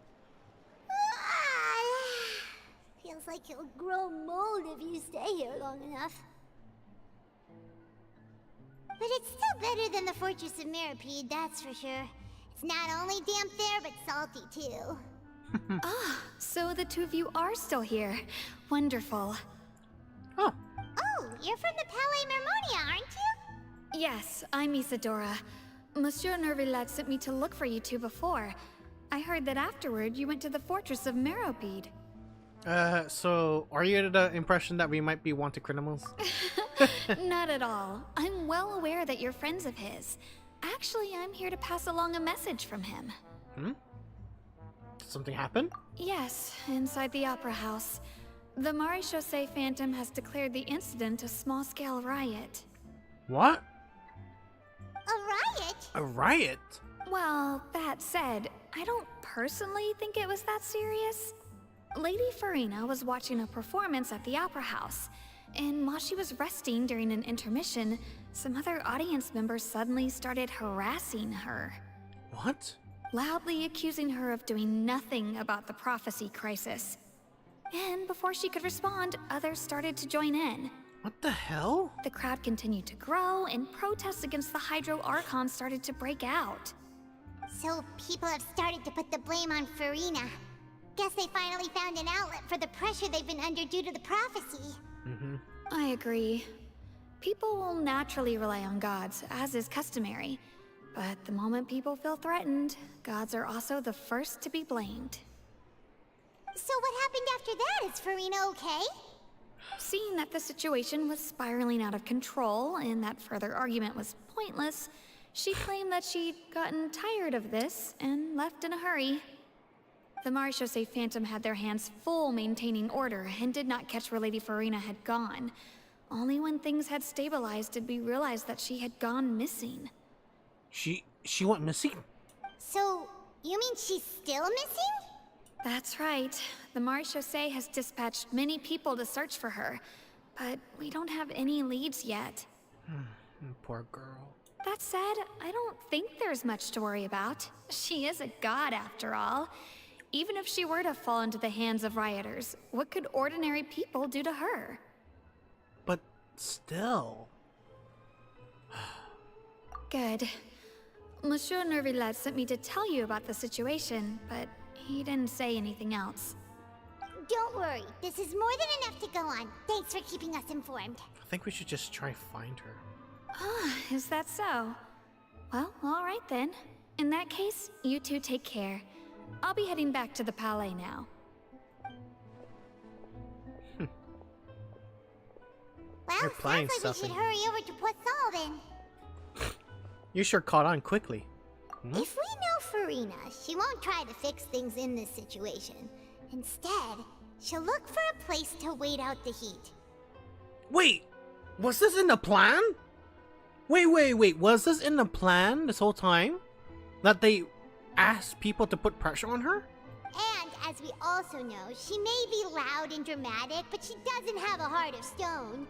When Nervillet was talking to her in the Palais Mermonia, and she heard about Poisson, she couldn't hide her sadness and remorse. Oh. It would be hard for her to ignore being accused by the public today. Paimon thinks Furina's probably taken the opportunity to slip away to Poisson and try to relieve the sense of guilt that she's feeling. Because the victims of Poisson. Well, what do you think? Paimon knows the answer, of course, but Paimon can do the analysis to back it up, too. Cool, huh? I say becoming a detective has done you some good. Yes, including without the moustache. In that case, there's not a moment to lose. Poisson, here we come! Wow. Alright. Here we go, Poisson. And with that, my chicken bake is almost done. This place looks deserted. Guess all the survivors must have evacuated already. All that's left here are signs of devastation. Could Furina really be here? Let's try to find her as soon as possible. And also, hold on. Someone's at the door. I'll be right back, very quick.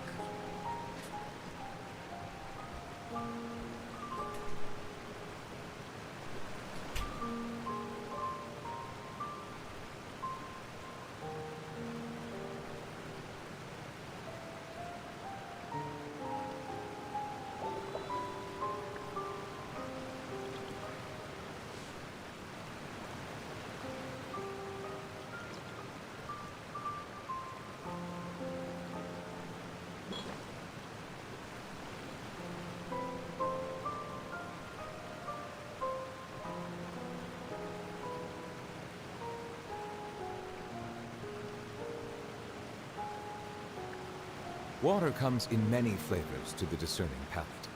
Mondstadt's water is crisp and pure, while water from Liyue has an enduring aftertaste. In Inazuma, the water possesses a depth of flavor unlike any other. Sumeru's water, meanwhile, has a rich and complex flavor profile, but it must be savored patiently to fully appreciate it.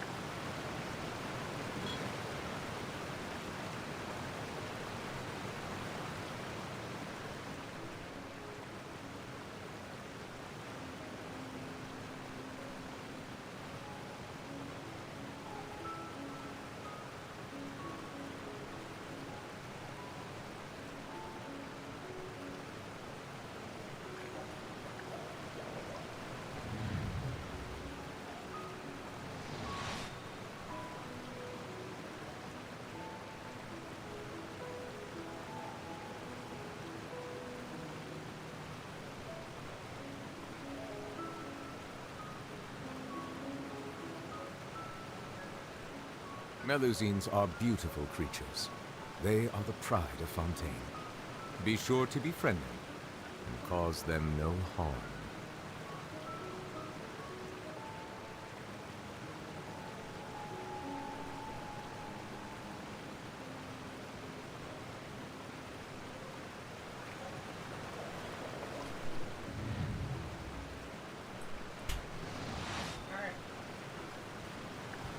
Sorry about that, guys. I just had to be able to help my mom when she's going to the doctor soon. So. Alright, I am back. Where is Furina?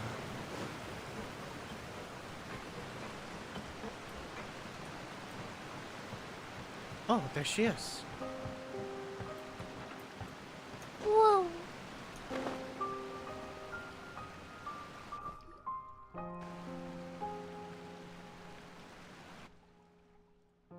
Oh, my poor baby girl. That's Furina, right over there. She really is here all on her own. Shh.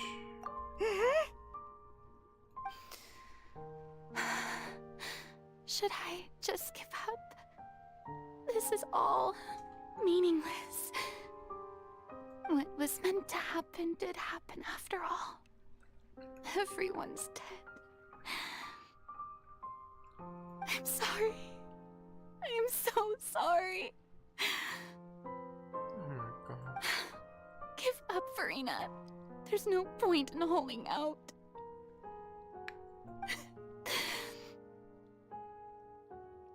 I'm sorry. But What can I even do other than to repeat meaningless apologies over and over? Furina. Who's that? Don't worry, Furina. It's just us. So it is you, blonde traveler from another land. Why, I almost thought you were someone from that mob of my ignorant subjects, come to kneel and beg for my forgiveness. Furina, you were crying just now, weren't you? The tear stains on your face are obvious. What do you mean, tear stains? Oh, I remember. The show at the Opera House earlier this morning was so moving.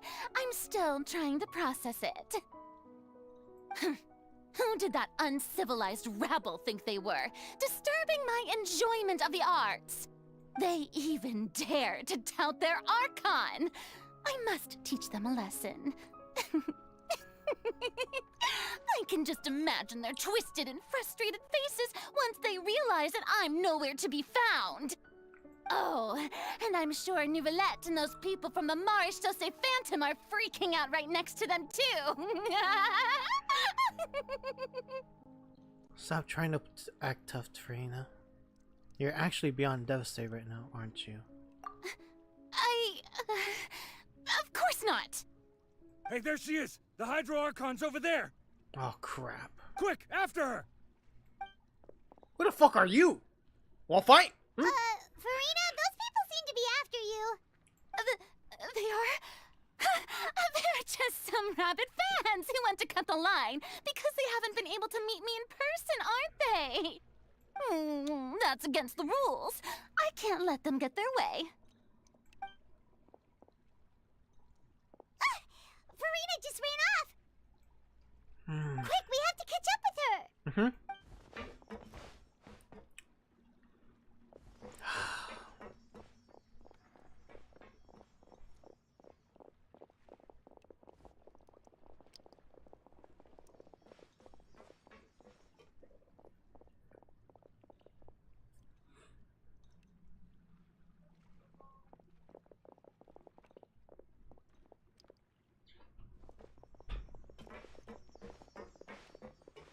This should be the place, right? Hey, Furina!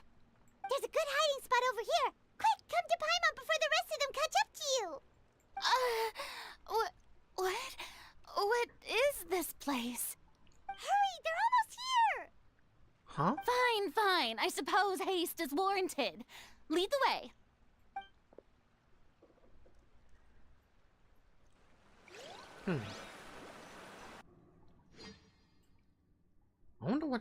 I wonder if this was intended in the plan. Whoa. Where the hell are we? Paimon's exhausted.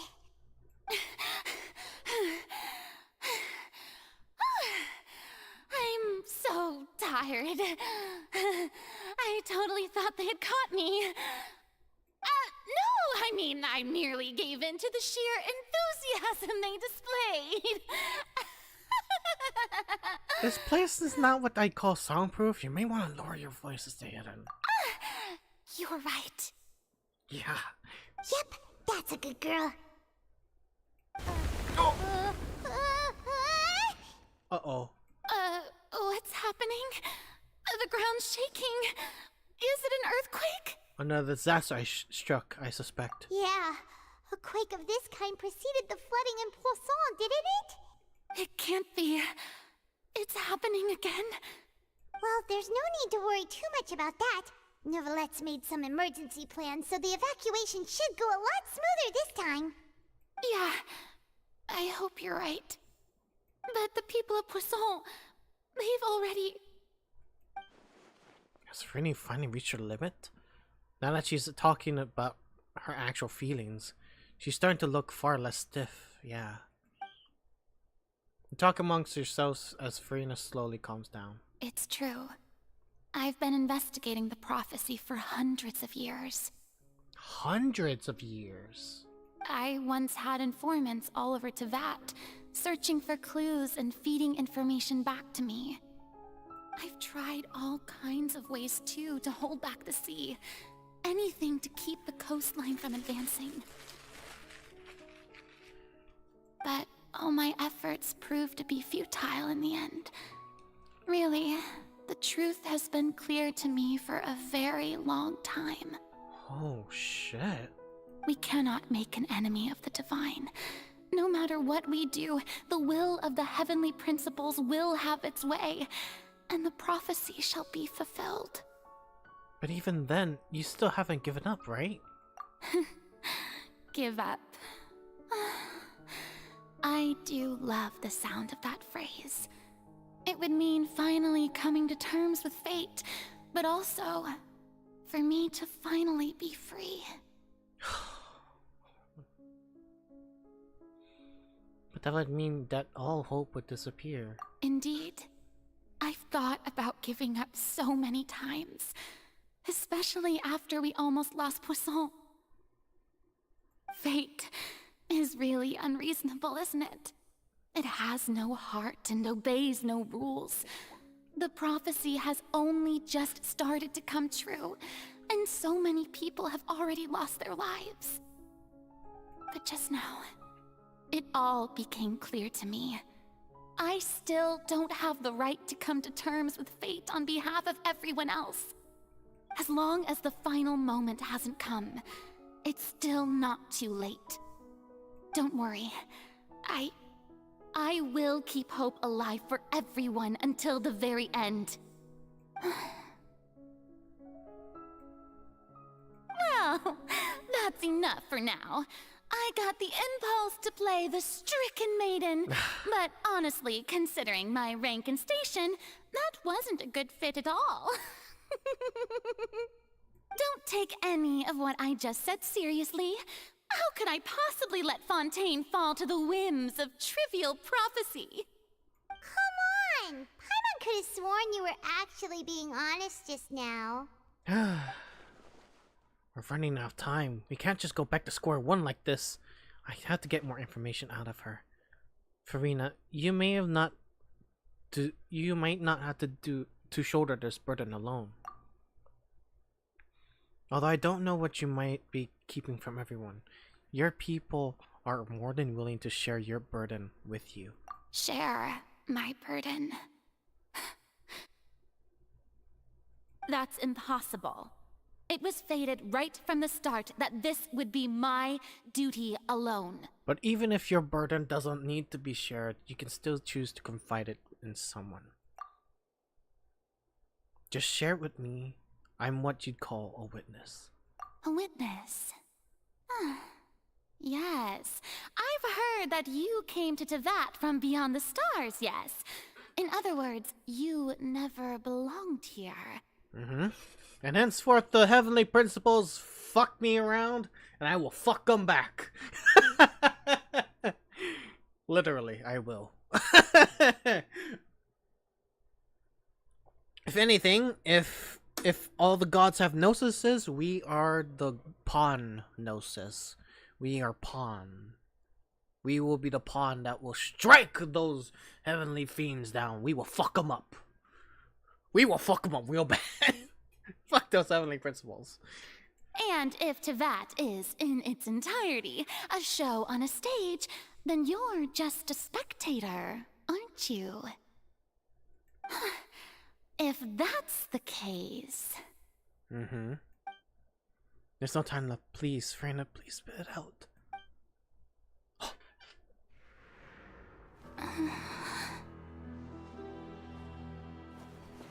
Please.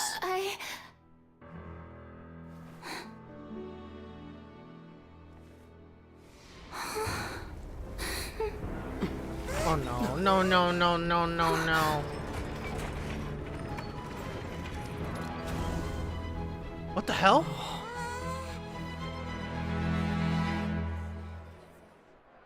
Oh my god.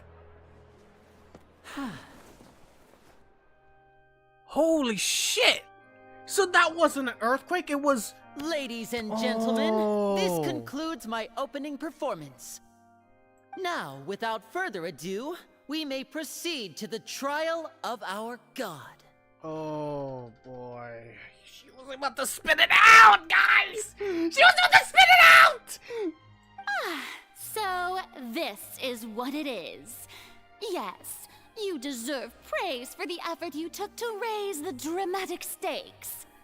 Do not forget, however, that I am Focalor, the god of justice, the embodiment of justice itself. Does it not strike you as even the least bit absurd to bring the very concept of justice to trial? May I interpret these words as your refusal to stand trial? In that case, you will have the opportunity to defend your honor through a duel. You would draw your blade against a god? Oh shit. I see. It seems like you have made up your mind. Huh? Oh! Paimon can't believe it. She surrendered. surrendered. She just surrendered. She gave in rather than using force. What the heck is going on? Did I just see an Archon surrender to a human? Wow, how utterly humiliating. Oh, fuck you. Yeah, I did the... Sorry. Don't speak to my brother and I'm like that. Sheesh. Lady Furina, what is the meaning of this? It would seem that there has been a misunderstanding. To be clear, the raising of both hands is not always an indication of surrender. Looking for excuses again, huh? I raised my hands just now to indicate my acceptance of the trial. No duel shall be necessary.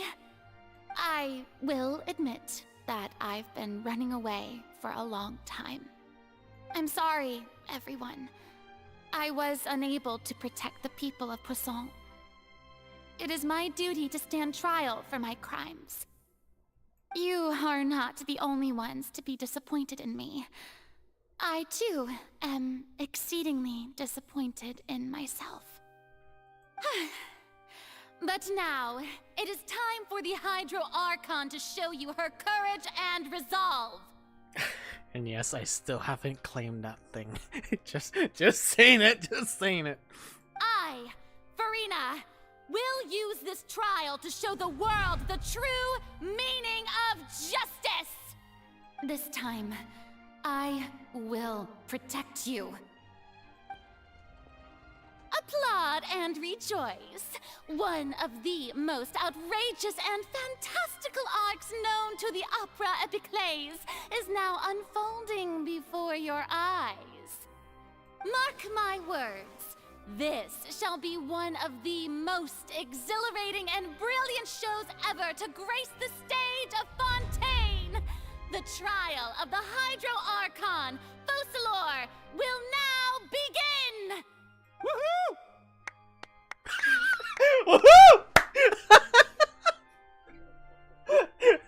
Just him here, just him saying it's just already killing it. Woohoo! Dialogue in a nutshell. Oh, now we're making history. Why does it feel like Furina just took over the whole thing? Like, come on! Didn't she just get forced to stand trial for her crimes? As Archon said, she's cursed. I don't know how the fuck this curse is going. Like, Jesus Christ, this curse is just nonsense. Also, even though she's still acting super dramatic, she is taking this seriously this time, right? I hope so. All right, then. Who will be my opponent in this trial? The court asks the prosecutor to please take the stand. Oh! Thank you, Your Honor. Is that so? Very well. Then please speak, witness of Tivat, my accuser and fated opponent. This is the actual duel we're getting.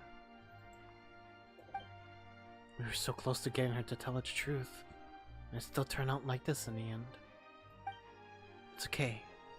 As long as we defeat Furina in court, we'll still have a chance to figure everything out.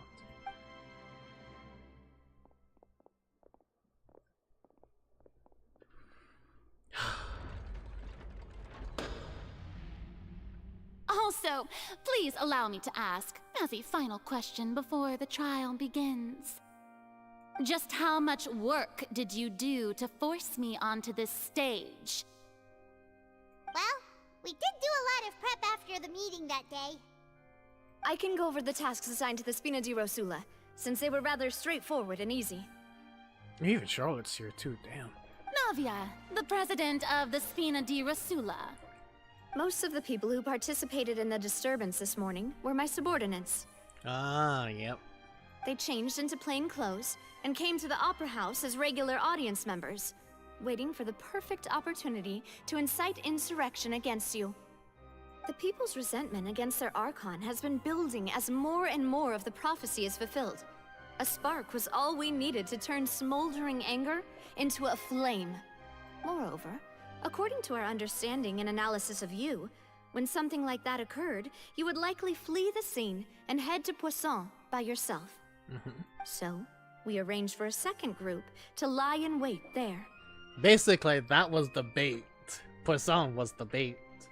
So, you mean, the ones who scoured the settlement for me were also from the Spina?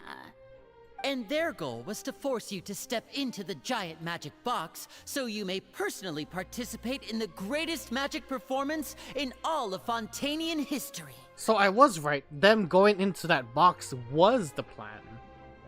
It didn't seem like it because of the actions of Ether, because the time was running out. I was like, what was the time running out? I was like, was he talking about the prophecy? No, he was talking about this plan being unfolded. Ugh. That's right. That house was a magic box, rather than someone's residence. As the super ultimate version of the setup that I used when I first performed at the Opera Epiclese, the volume of the box was increased by a whole order of magnitude, and the distance it traversed was the entire gap between Poisson and Aranias. Its cargo, of course, was an Archon instead of a human. My thanks, Furina. Without your help, we could never have pulled off such an extraordinary performance.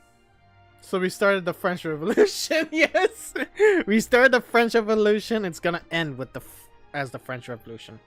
Head slashed off. No, let's not hope for that. You're welcome? Of course, this performance was only made possible with Father's support. The House of the Hearth spent a massive amount of labor in Mora to pull this off. You know, it's very interesting seeing a big boy and a hammer boy doing this. We had to select a location, construct the giant magic box, dig a tunnel, and open up a path through the water. It was a lot of work for all of us. So, in other words, the earthquake that we felt within the giant magic box was just a normal tremor from the transportation of the whole house? That's right. It wasn't a sign of another disaster to come. Sorry about that. We deceive you back there. Then, I can guess Nervilette and Cloran's parts. You gathered a crowd, prepared a stage, and made sure that the champion duelist would be immediately ready for a fight. Also that as soon as I appeared on the stage, the trial may commence without a hitch. Am I right? Yes, that is correct. Well, Cloran, I must commend you for your courage. Only the most outstanding champion duelist in all of Fontaine would accept a duel with an Archon without flinching. Thank you. As for you, Traveler, I suppose your role was to keep me distracted with conversation once you found me in Poisson. You'd make sure that I didn't notice anything amiss before revealing yourself as my prosecutor once we'd arrived onto the stage. No, you guessed wrong. Oh? My mission was to give you one last chance. We hope that you'd share your secret with us before the magic box arrived onto the stage. Is that so? Then I suppose I must have missed my final chance. She must be feeling the regret now. Having to go through all this because she couldn't reveal it in time. But yeah. My poor baby girl. It's fine. It matters not. What's done is done. The stage is already set, so there's no reason to disappoint the audience. Let's see this trial through to the very end. Yeah. The only thing we could do now is judge the Hydro Archon. Holy shit! That is incredible! That is literally incredible. We started as freaking like as the defendant, defending the defendant, and now we're challenging the Hydro Archon that challenged us. That's fucking crazy at the end. Still, I can't help but being a little bothered by that conversation earlier. What did Furina did want to say right before she arrived on the stage? Sir Prosecutor, please allow me to pass this along. Hmm? This is a document that Miss Charlotte applied for and received permission to share with you during the trial. According to her, it should speed up the proceedings. Okay. Charlotte wanted to give us something? Oh, so she's here too! Hey, Charlotte! Yeah. Oh, let Paimon see. Isn't this the exclusive interview that she did with us before? So she's already finished it, huh? Wait, then that means this document is a perfect timeline of everything that's happened ever since we stepped foot in Fontaine! Oh! It's an actual document!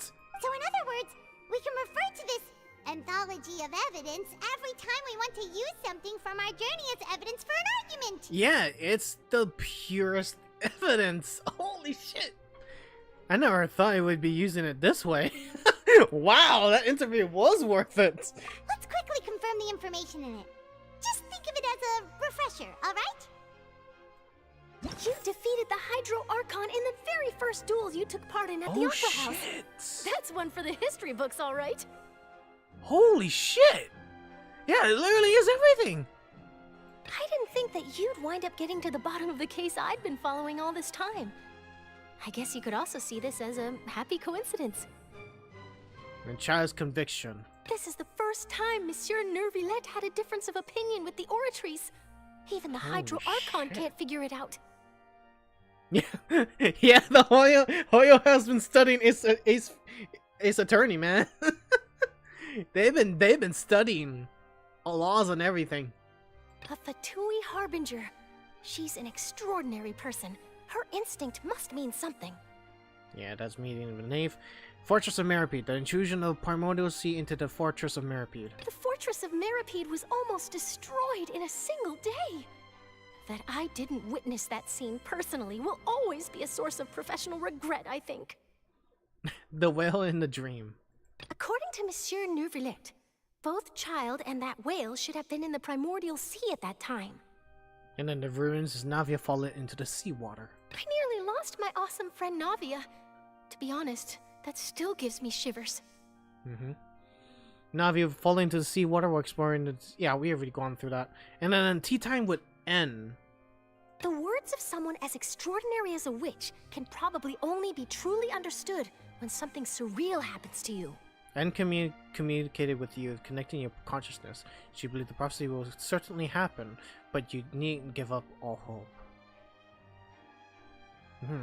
Maybe it will happen. Who knows? Alright, so that's literally everything. Wow. The prosecution and the defense are both in position.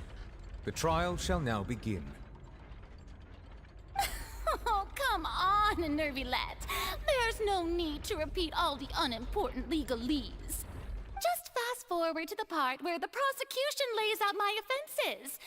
As the defendant and the lead actress of this performance, I still haven't even been informed of my supposed guilt in all of this. Of course, It is only natural for humans to struggle to understand the actions of a god. However, you will need more than that to convict me of a crime. That's true. But my charge here is unrelated to your conduct as an Archon. Oh, shit! He's talking! Hell yeah! Instead, I would like to charge you as a fraud who's never been the Archon in the first place. Wait. Oh! Lady Furina's a fraud? Oh! Hey, I came here thinking that we were going to try the Hydro Archon for forsaking her duty, but did I hear that right? She's not our Archon at all?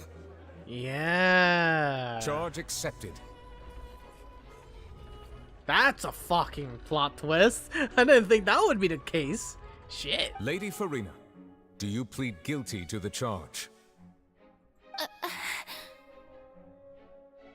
Lady Furina. I plead not guilty. How can I be guilty?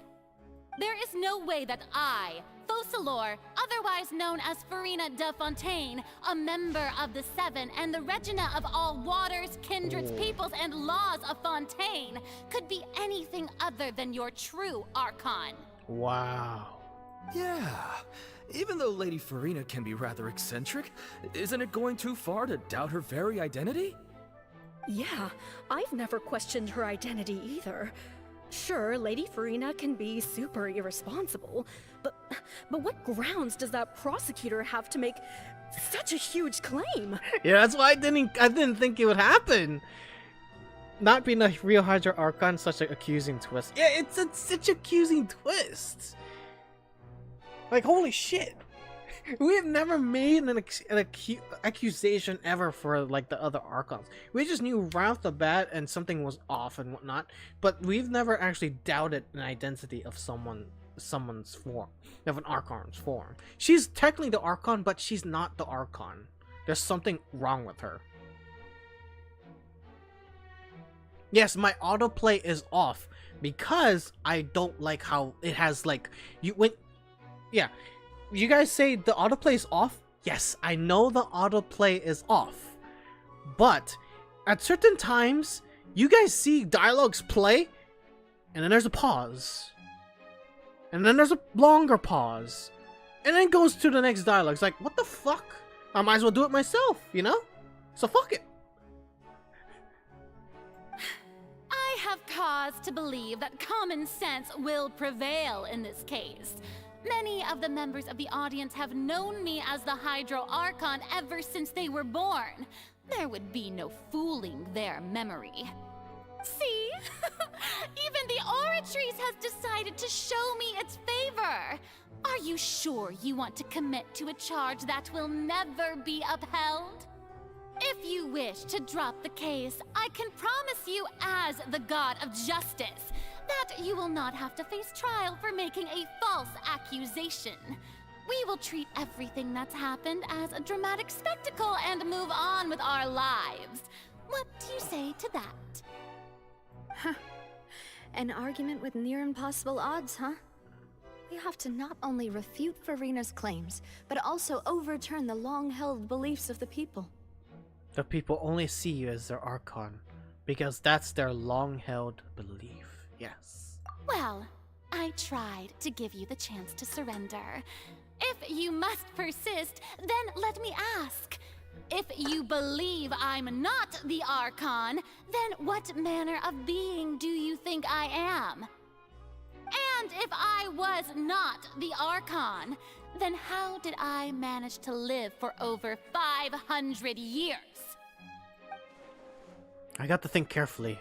What do we know to be special about Furina? Exactly. You should be speaking these lines! Motherfucking Hoyo! Yeah. Here we go. So, the reason why she's able to live long, irrelevant. Oh, it's talking about relevant shit? Okay. So, it says here. Yeah, it's gonna be this one. The meeting with the Knave. During the diplomatic meeting with the Knave, she revealed that she'd only probed Furina on her own, and believes it is possible that not only Furina is not really the Archon, but that she is actually afflicted with some sort of curse. Select. First of all, you may be a member of another long-lived race, which would allow you to naturally possess an extended lifespan. And second of all, even if that wasn't the case, there could be other ways to extend your life. Paimon's missing the mustache, the disguise. But anyways, the other way that could extend your life is such as a curse. Who gave you that idea? Was it the knave? You'd sink so low as to use a harbinger's words against me. It doesn't matter who gave us the information. What matters is the veracity of the claim. A curse? I once thought it possible that the aura of an Archon might naturally resemble a type of curse. But in light of this claim, perhaps what I sensed was not your divinity, but a curse after all. Even Neuvillette is understanding the whole situation after that. You sensed it too, huh, Neuvillette? So Furina, instead of an Archon, could you just be a cursed human? Lady Furina is actually a human? Well, it is true that it's extremely difficult to tell humans and gods apart just by looking at them. It's not impossible. I mean, aren't the Archons humans? That's pretty much it, right? The Archons are humans. They were human, right? Until they were inherited the power by their previous gods. Except for Venti and Zhongli. Well, they take the forms of gods, or humans. Oh, got it. Got it. Okay. It's already siding on our side. Well, don't start celebrating too early now. Even if I have been carrying a curse like you said, how does that prove that I am merely a human being? Does that mean she's not actually your first Archon, Z? That's right! Yeah, Furina is technically my first Archon I actually got. I totally forgot about that milestone. Oh my god. Yes, apparently she's not my first Archon. I don't know what to expect. Besides, everyone knows that the main difference between a human and a god is the possession of authority. Gods can do what humans cannot. That's why they're worshipped as gods. For centuries, manifestations of my authority have served the nation of Fontaine. One need only to turn their eyes towards the Oratrice Mécanique d'Analyse Cardinal in this very opera house, or consider the endemnidium that is used in every aspect of life. Endemnidium, yeah. Wait, the one trial proved the opposite. Furina actually has no control over the Oratrice at all. It's about child's conviction. Yeah. Child's no. Yeah. It was child's conviction.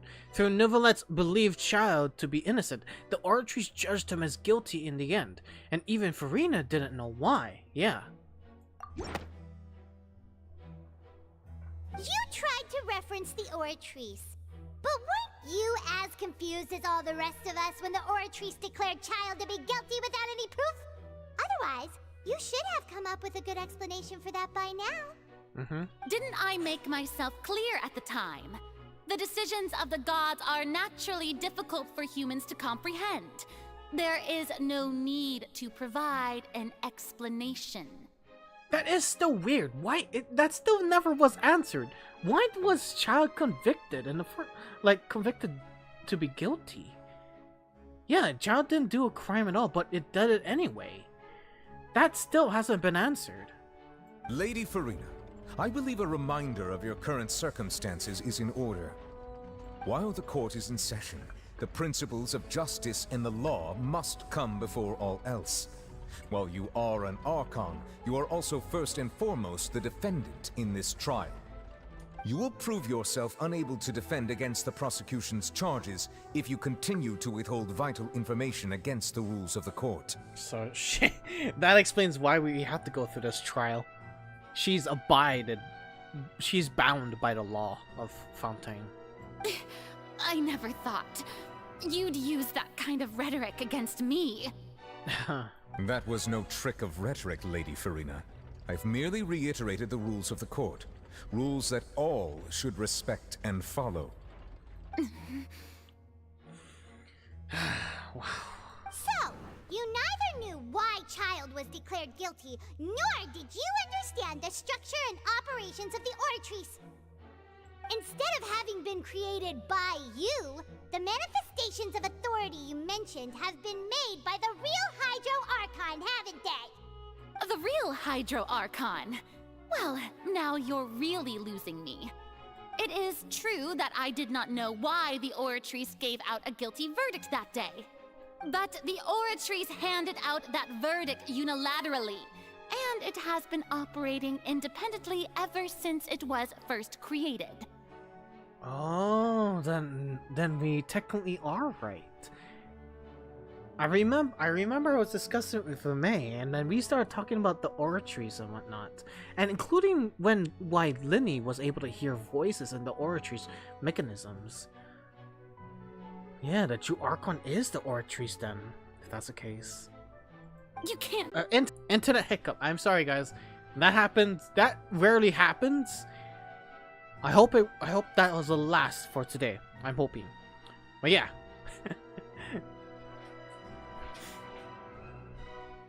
Yeah, it was just internet, guys. It was just internet being bullshit and whatnot.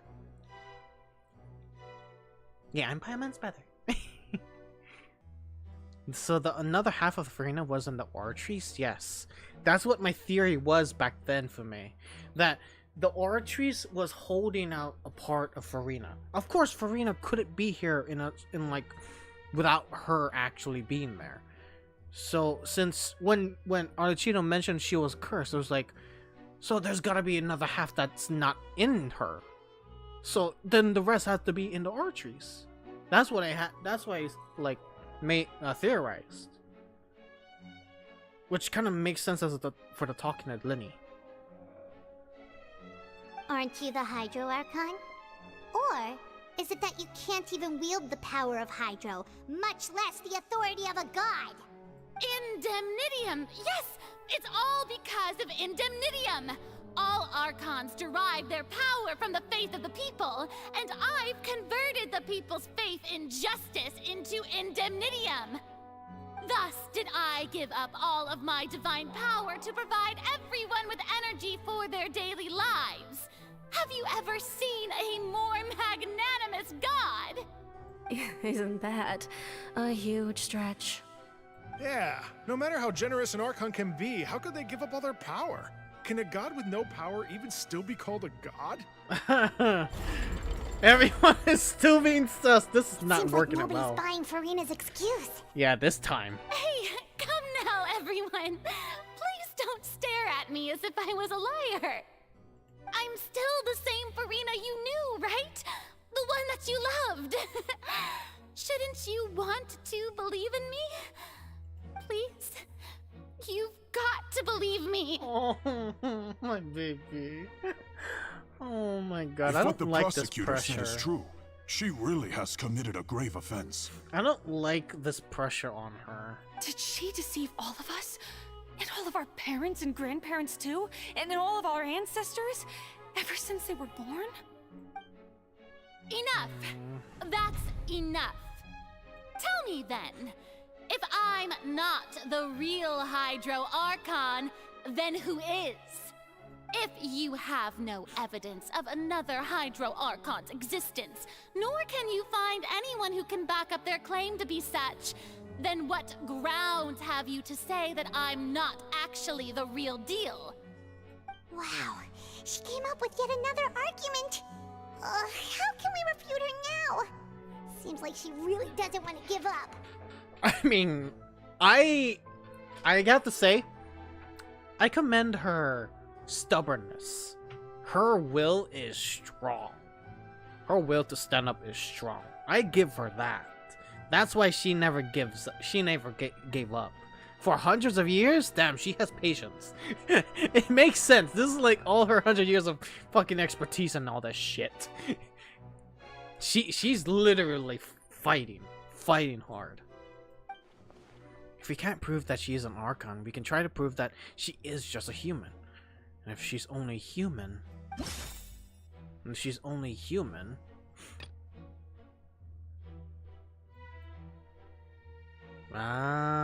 she wouldn't do what Neuvillette could do.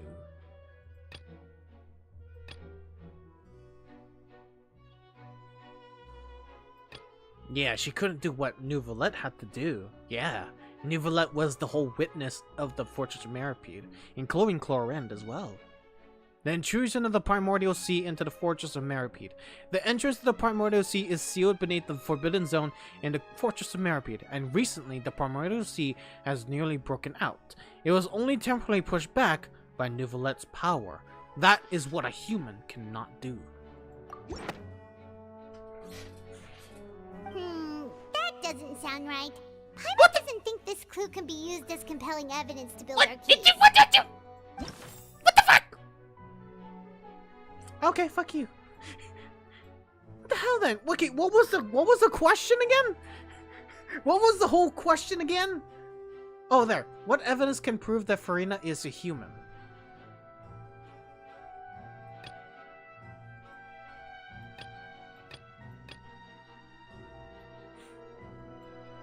What? A murder case unfolded in the midst of Lenny and Lynette's first performance at the Grand Opera House. When it was clear the accusation leveled against them, the identities of agents were revealed. What? What I don't get this. What evidence can prove that Furina is a human? Weird.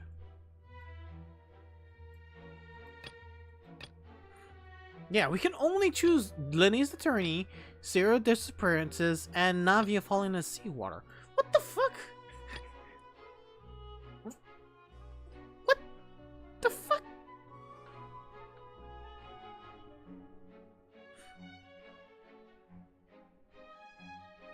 What evidence can prove that Furina is a human? Wait, is this meant to fail? Because most of these don't fit. Yeah, most of these don't fit.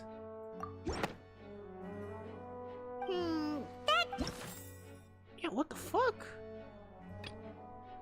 What evidence can prove that Furina is a human?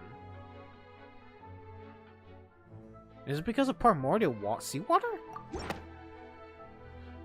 That doesn't... What? This proves that Furina is a human? How the fuck does that prove that?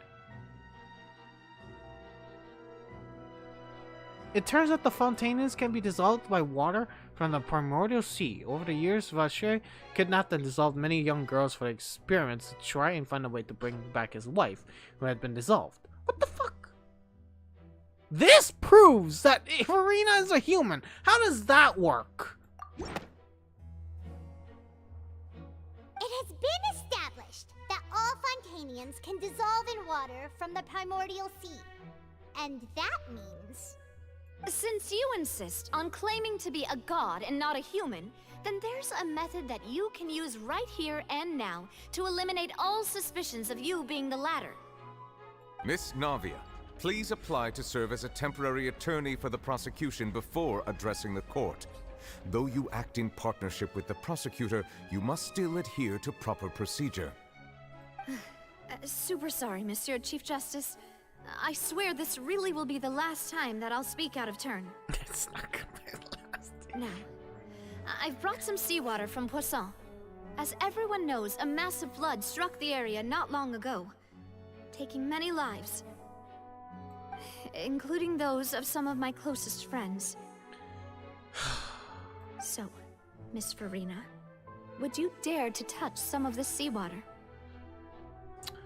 Oh, that's what's going on. If we are to believe that you are indeed the real Hydro Archon, touching this seawater would have no effect on you. All it should do is strengthen your case. But if you don't dare to touch it, then we would have basically proved the reverse. Oh, and I must remind you that after the disaster at Poisson, nobody wants to see any more people dissolve. I do hope you'll act prudently and choose the simpler path of admitting guilt. Oh shit. I think we cornered her. Navia from the Spina di Rasula. The Spina has governed Poisson for many years. I guess her suggestion is valid. She has witnessed it many times, the dissolving of Fontanians. If Lady Furina is indeed just a human, she's probably Fontanian like all the rest of us. Would she really dare to try?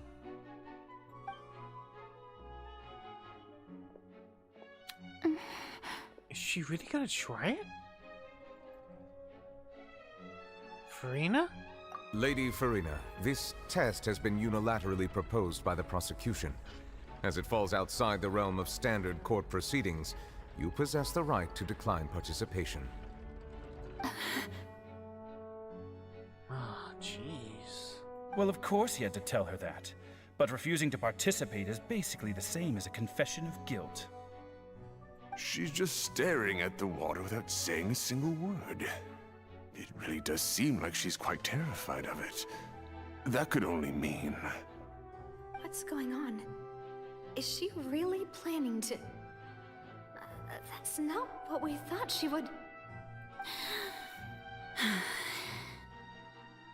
Due to the inherent risk of the test, Lady Furina, you may...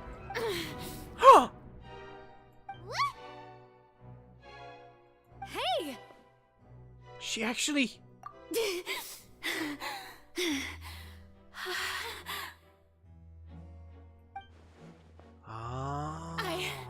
I'm fine! Look at me, everyone! My hand is still here! I haven't been dissolved! Holy shit! Will you believe me now? I really am your Archon! I'm nothing like a normal human who would fall apart as soon as they touch this water! Really? Was this not the most obvious thing in the world? I mean, I suspected it wouldn't work because she is the other half of the actual Archon, so like... Miss Siegewing? If you're present, Miss Siegewing, please come forward and attend to the defendant. Holy shit. Siegewing? Don't be nervous. It'll just take a few seconds. Let me see. That should be enough.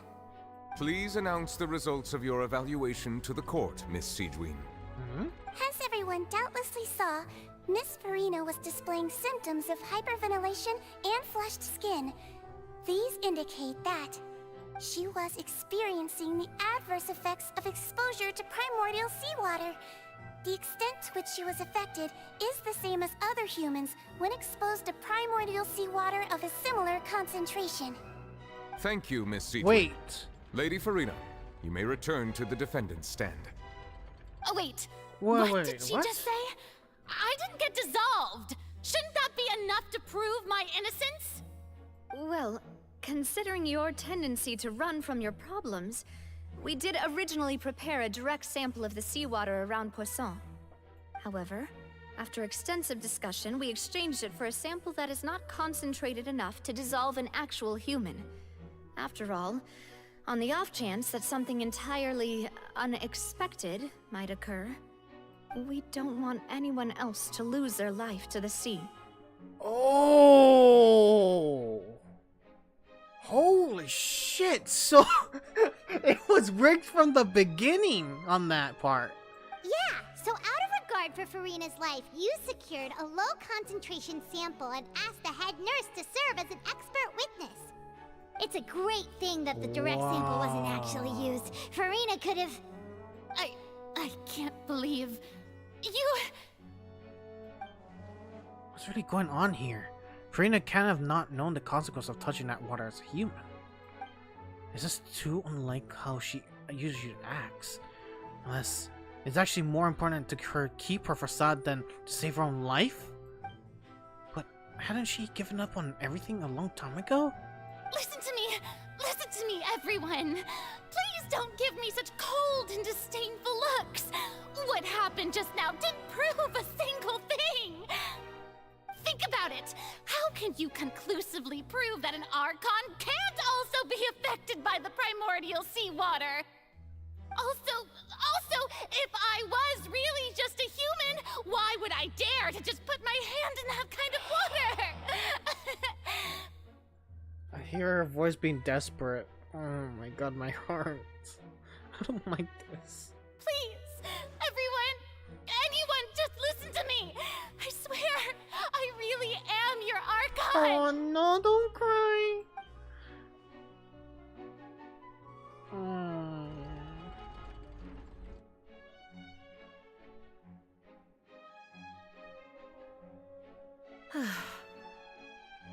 I don't think anything she says at this point will sway anyone. The odds are just too stacked against her now. With all the things that have been said, Paimon doesn't think there's any way left for Furina to win. I believe the time for arguments and presentation of evidence has come to an end. If there are no objections, we will move on to the final judgment.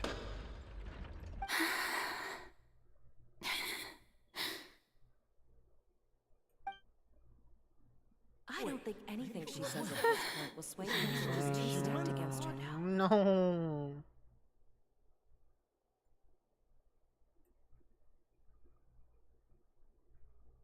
It's affecting her real badly. In my capacity as Chief Justice, I shall now render judgment on Furina's misrepresentation of herself as the Archon of Fontaine. As a human who knowingly deceived her fellow citizens, Furina is guilty. Oh.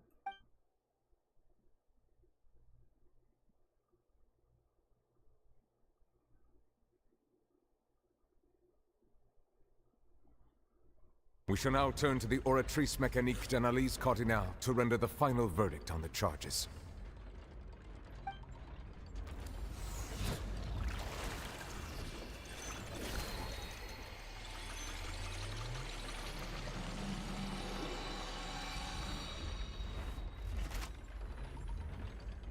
According to the judgment of the Oratrice Mécanique d'Analyse Cardinale, Furina is...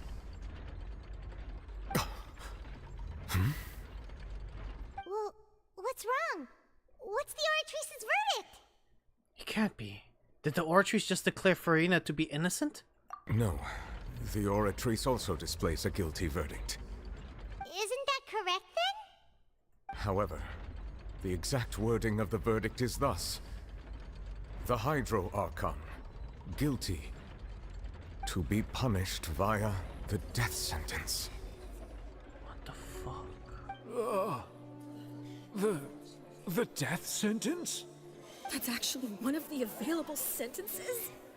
I've always thought that it was just a myth. What the hell? The one and only time the death sentence has been handed out at the court. And it's been given to the very person we've worshipped as the god of justice? Fuck? What an unexpected twist. Furina's been sentenced to death by the Oratrice? We just wanted to use the trial to show her the seriousness of things so she'd tell us the truth. How did things escalate this quickly? This outcome is indeed quite strange. According to Fontaine's current definitions of justice, as well as its recommendations for criminal sentences, this was not part of the plan. Is this sentence really appropriate for the crimes that have been committed? Yeah! Even Fauché wasn't sentenced to death by the Oratrice. You know, the real evil mastermind behind the serial disappearances case. Yeah, that one was much more grave. He killed lots of people. What's more strange is, instead of Furina, the Oratrice rendered judgment on the Hydro Archon. Indeed. Not only is Furina's sentence overly excessive, the very point of our trial today was also to prove that Furina has never been the Hydro Archon in the first place. But the Oratrice proves that she's the Hydro Archon. But now, the Oratrice seems to have deliberately invoked the title of the Hydro Archon. What does this mean? What the fuck?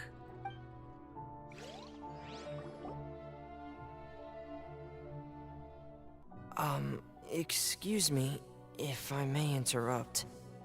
Is the trial still going? Yes, my Dimitri boy. Fremine, you finally made it. I assume this means you've completed your mission? Mm-hmm. Any mission Father assigns to me will always be top priority. Now somehow with the other Fatui, Furina brings— Oh! Is that the first prophecy slate? What the hell? Yeah, that's the first prophecy slate. What the heck's going on here? Huh. So the knave privately arranged for Fremine to try and find the missing slate. I looked everywhere and finally found it at the bottom of the sea. It took me a long time to get around some dangerous stretches of water. But has the trial already concluded? Then doesn't that mean I've come too late? Oh no. Father will be disappointed in me. Don't worry, Dimitri boy. Don't worry, the mystery hasn't been resolved yet. It's still not too late for you to shine. Thank you for your hard work, Mr. Fremine. Please allow me to review the record left on the slate. Traveler, I believe that you have already seen the other existing slates, and would like you to come here and confirm their contents. Let me just jump down there. Huh? So what do you see? What is it? This looks like the precious Hydro Archon, or the previous Hydro Archon releasing the divine power, turning the oceans into human beings. I believe I've now made sense of the Hydro Archon's crime. It has to do with Fontaine's lost history. What? Huh? Isn't the Hydro Archon just guilty of deceiving her people? Oh, wait, no, that's Furina, and we've already proven that she's not the Hydro Archon. So when you say Hydro Archon, do you mean the real Hydro Archon we've been kind of talking about? Yo, okay, I'm confused now. I'm so confused when all this Hydro Archon this, Hydro Archon that is very confusing. What the heck? In truth, everything that you've encountered in Fontaine up until this point can be traced back to the contents of these stone slates. However, I'm uncertain as to how much sense they currently make to you.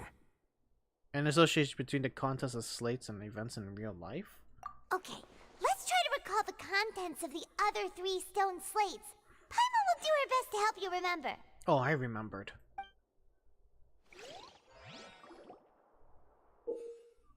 To check the description of the stone slates to extract key information from them.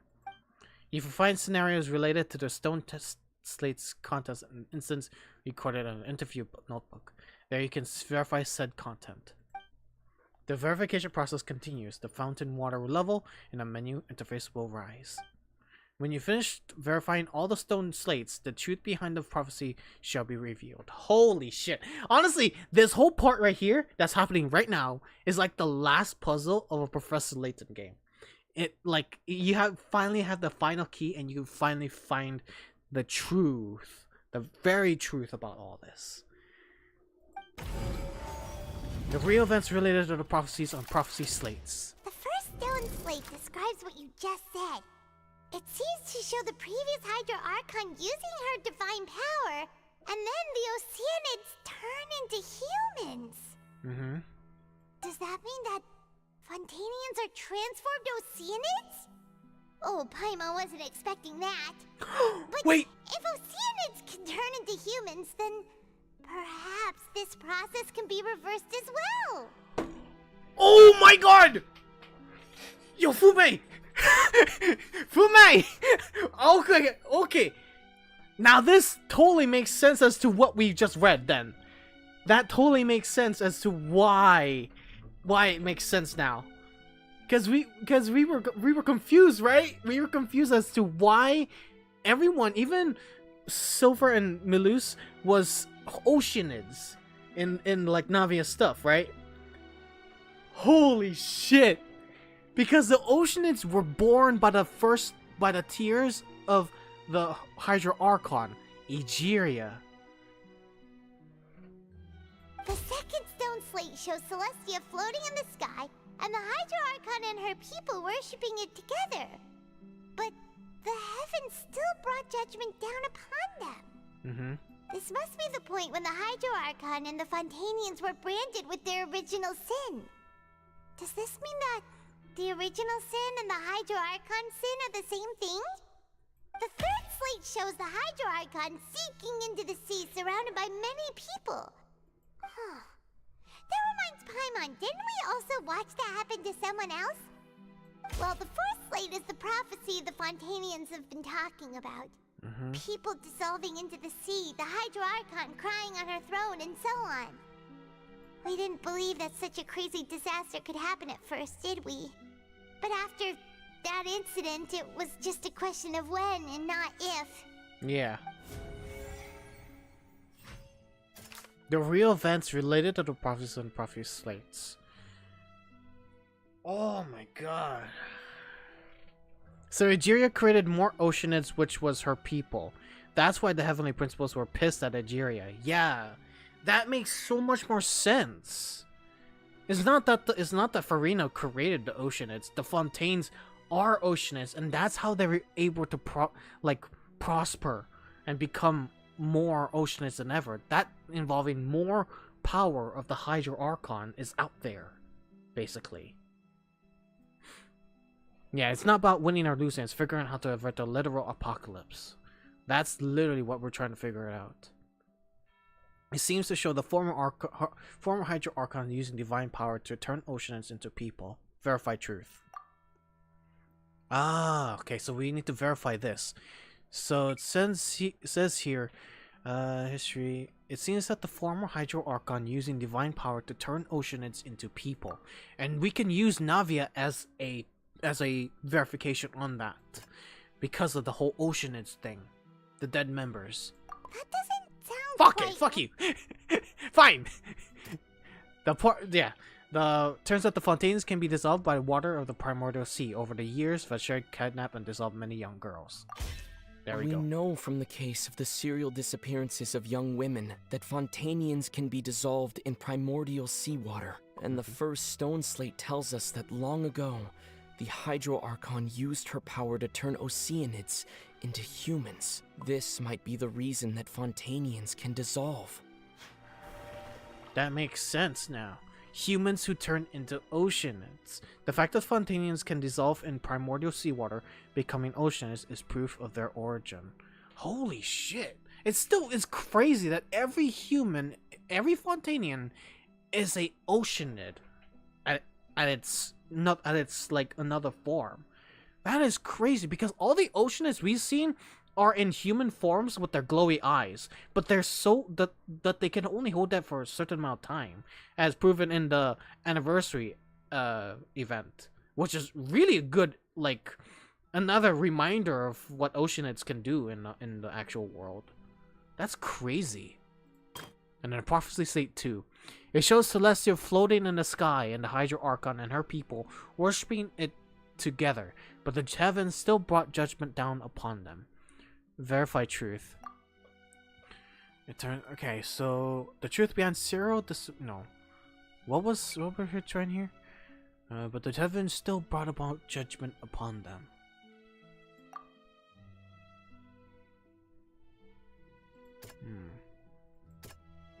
Navia.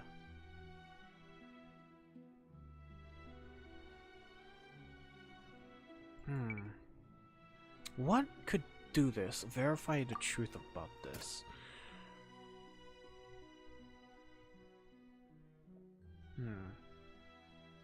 Read the tea?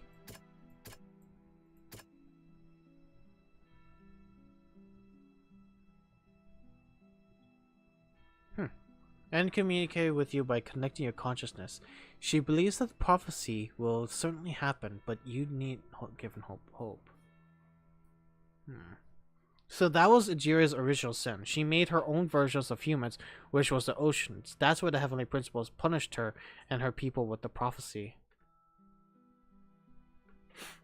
Fucking Heavenly Principles. Okay, what is this trying to verify again? It shows Celestia floating in the sky and Hydro Archon and her people worshipping it brought judgment down upon them. Judgment upon them.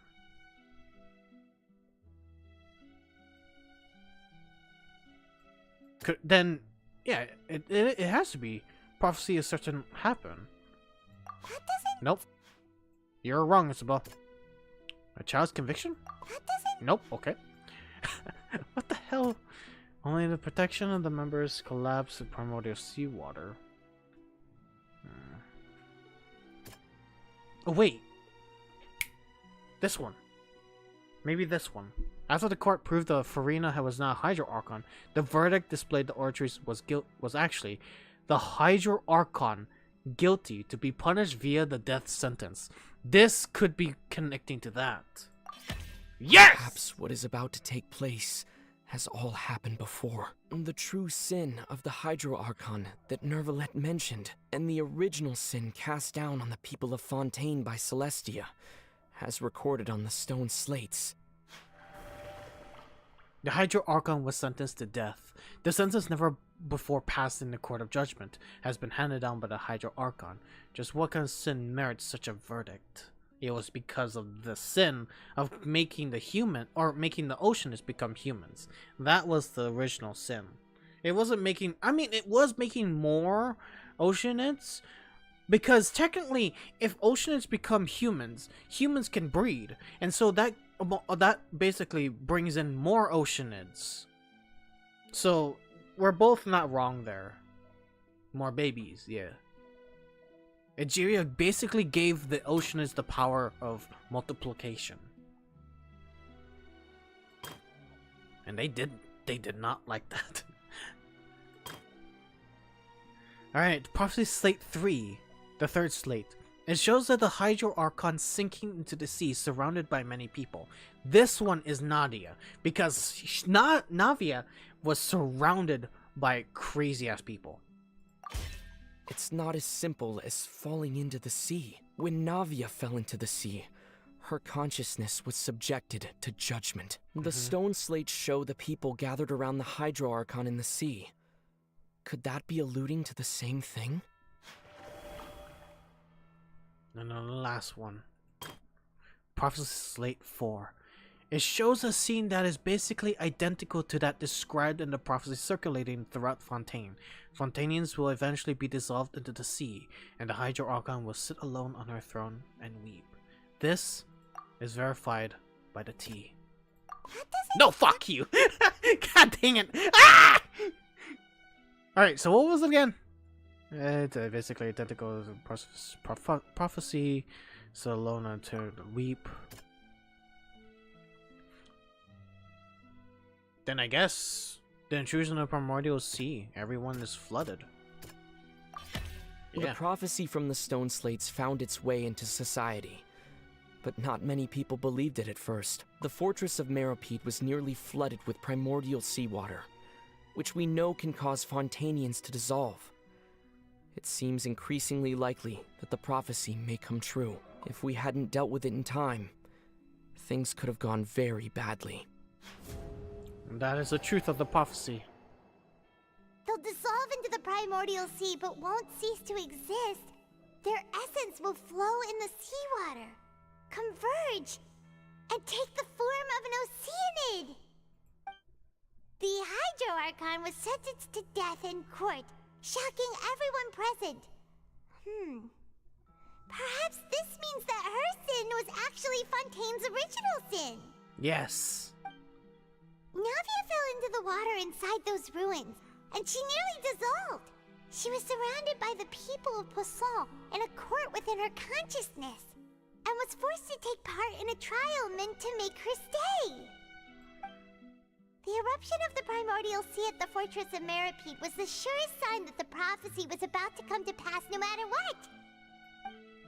The prophecy's contents can all be verified by recent events. If we combine what we know together, loads of truths should come to light. Verification complete. That is the prophecy.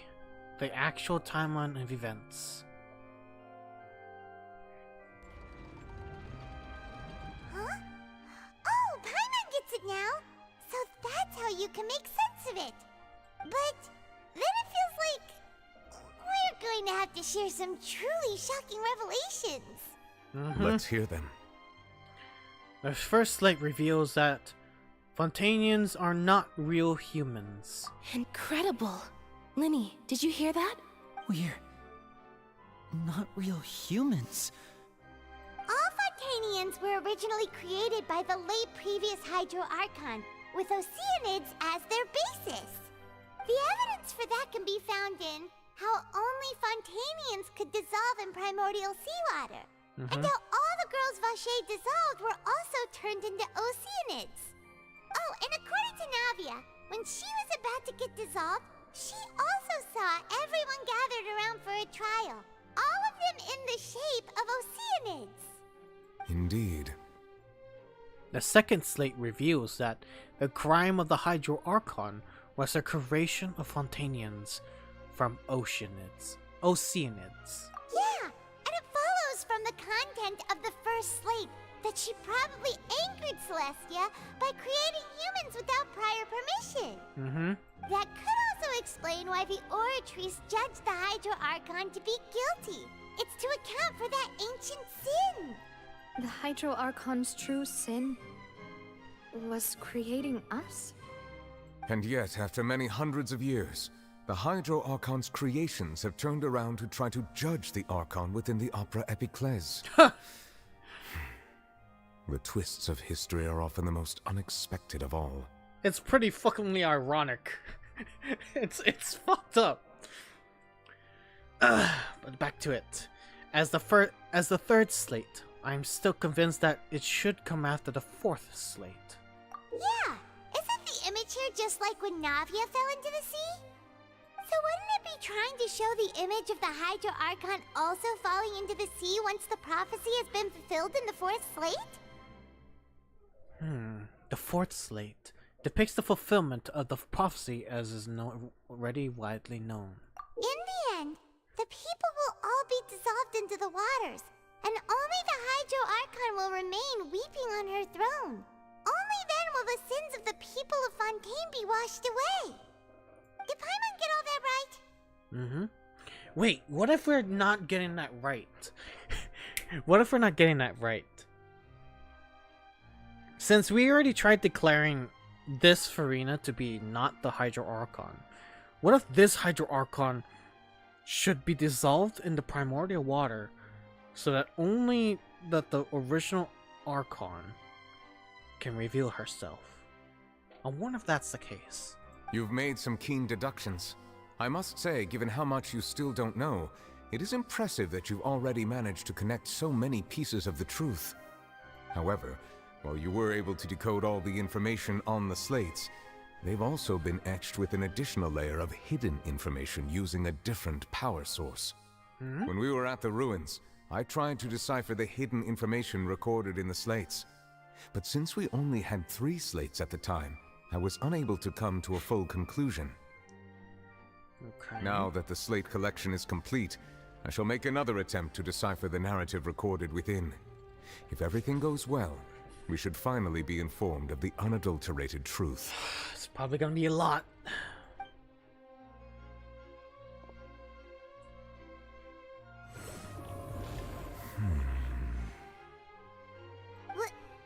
Well? Did you get it?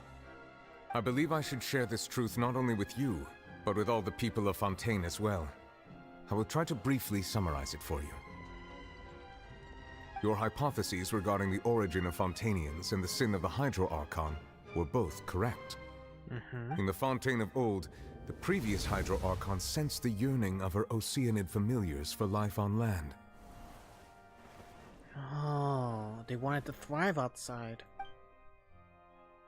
The Oceanids were enamored with the beauty and romanticism of human beings, and wishing to have those experiences for themselves, expressed to the Hydro Archon their desire to become of a similar kind.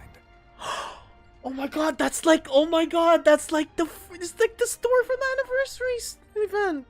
That literally is like, that's really like similar to it. She wanted that connection, but she couldn't think if she deserves it or not. Because of the whole time passing kind of thing. She didn't think she would be fitful for that. Oh my god. This explains so much as to why they try to reach out. However, even though water as an element is intricately linked with the power of life, the Hydro Archon as one of the 7 did not possess the authority to create a new form of human life. Not one to give in, she eventually found a way to create permanent humanoid bodies for her familiars by appropriating the power of this planet's primordial sea. Appropriating the power? She poured primordial seawater into the Oceanid's blood vessels, creating humanoid mimics in the process. But if Fontanians were to ever come into direct contact with water from the primordial sea, the power within their bodies would escape these artificial restraints and return to the sea. As a result, their forms would collapse, and they would be reverted to their original forms as Oceanids. It's like a sponge! It's like a sponge this whole time! That explains a lot.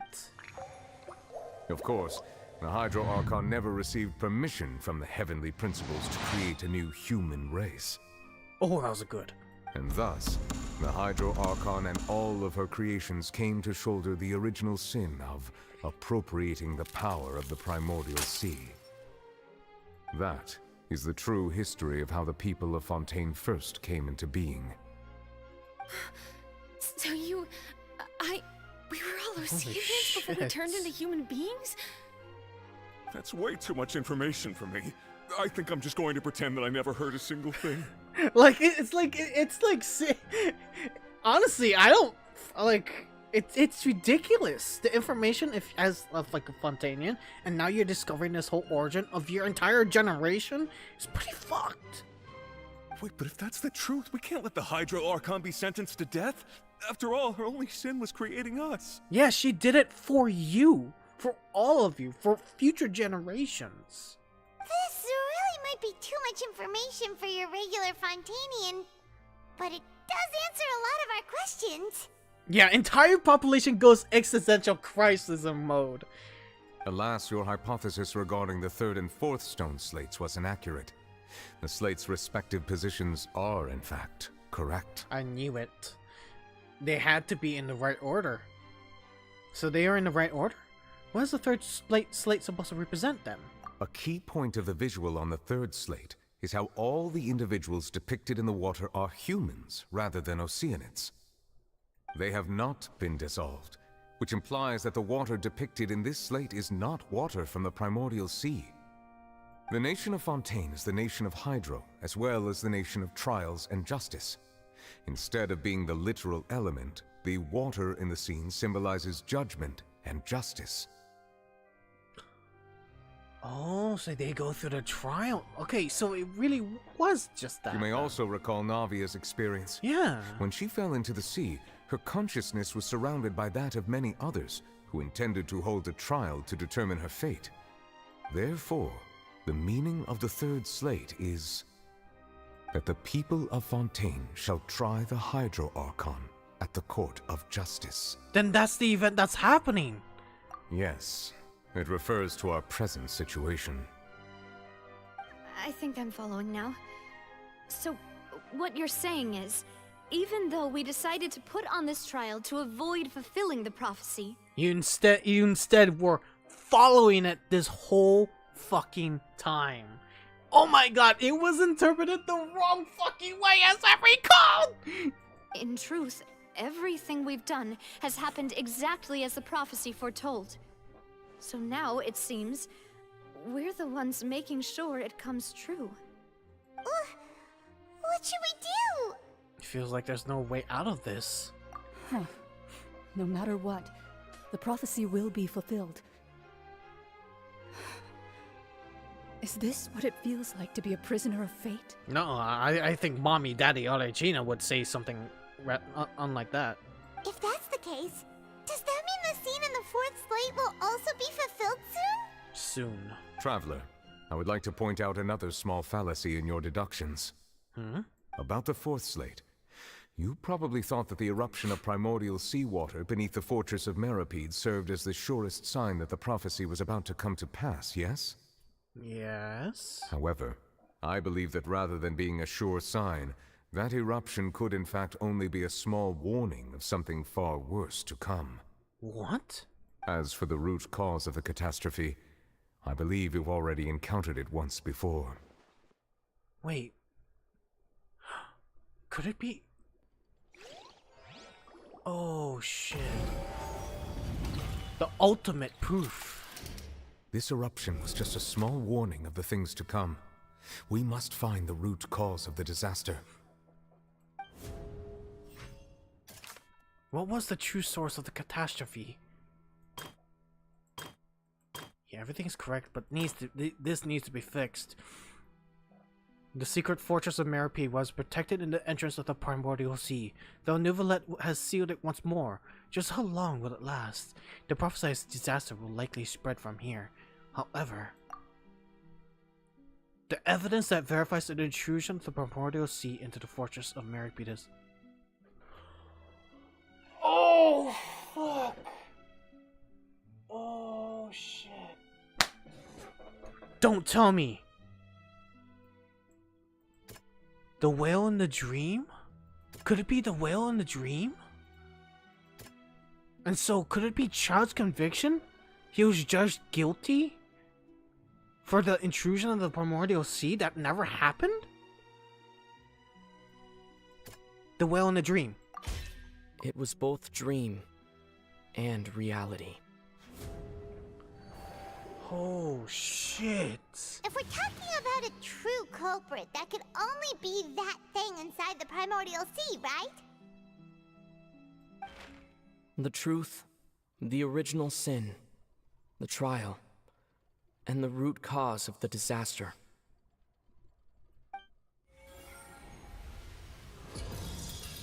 What the hell? What just happened? That didn't do that before. Uh-oh. Oh shit. Oh shit, things are gonna get shit. Oh shit.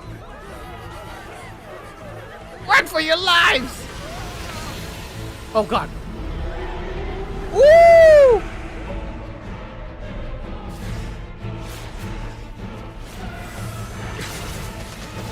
Shut that well down!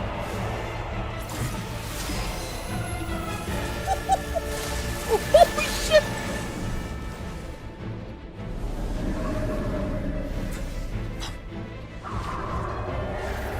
Uh-oh!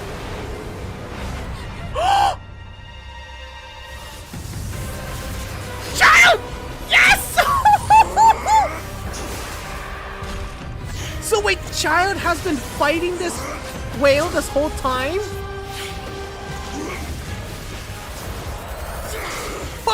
Oh, yes!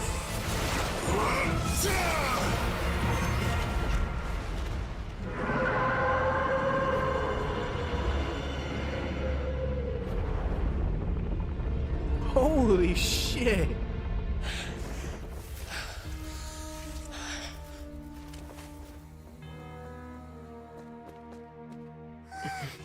Wow. Oh no!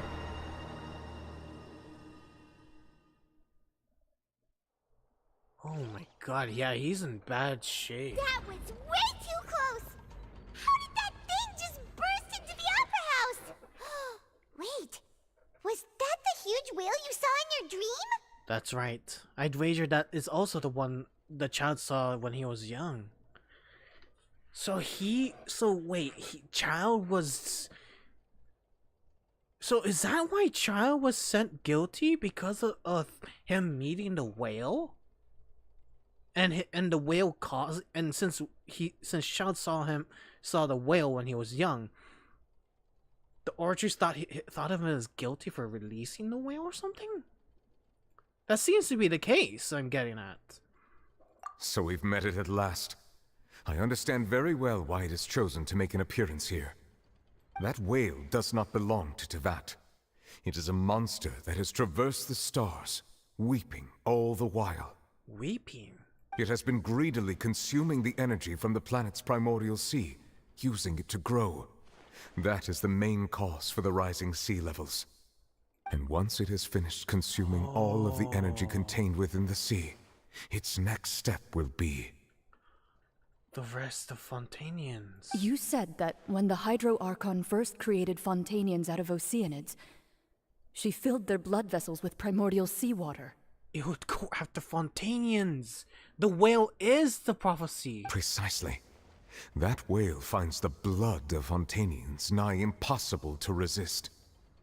Therefore, when it left the Primordial Sea, it decided to make its next stop a packed opera house full of food. Food in the form of Fontanians.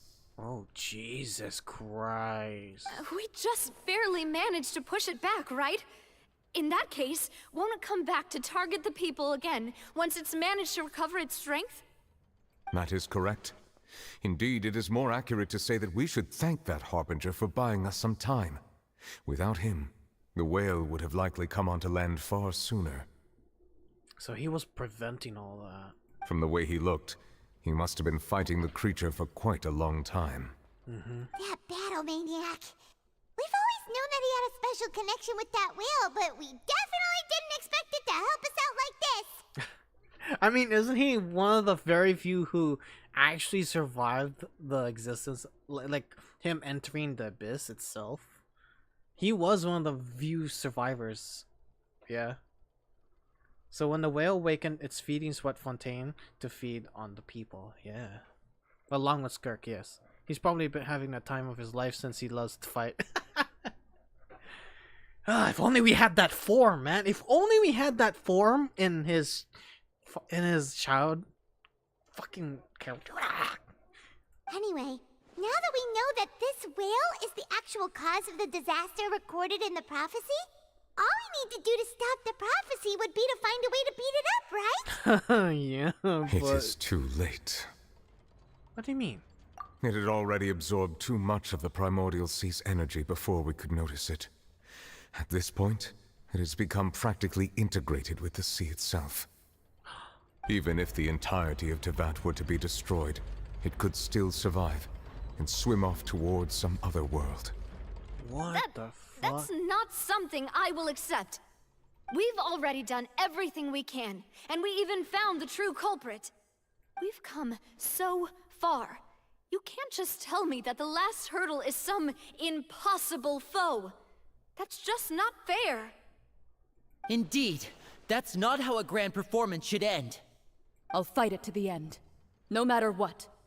So the prophecy will be fulfilled no matter what, huh?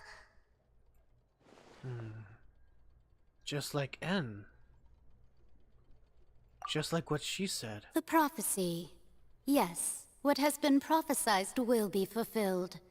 You may view such things as the history of the future.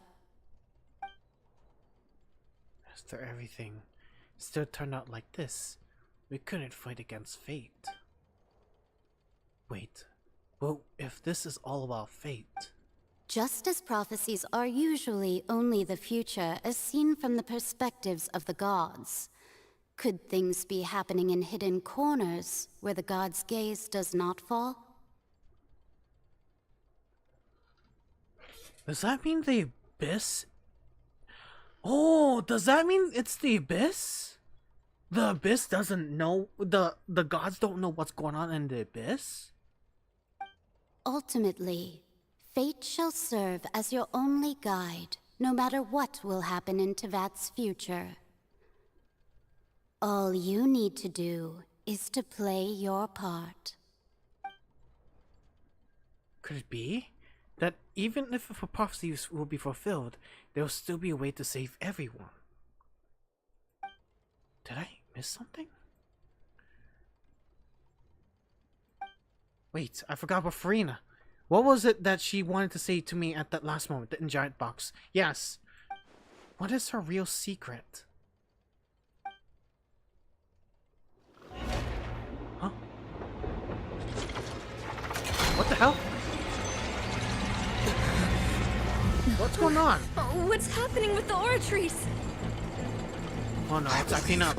It is preparing to carry out the death sentence. What the hell? Furina! Furina!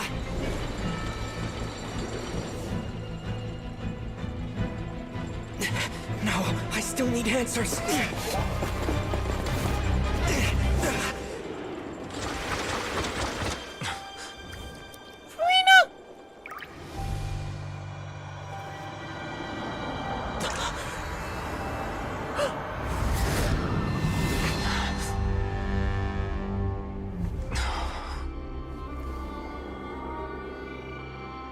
What the hell?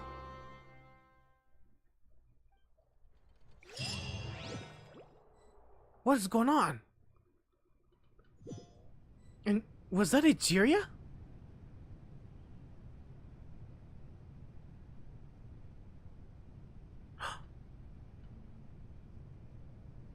Oh, it's... You...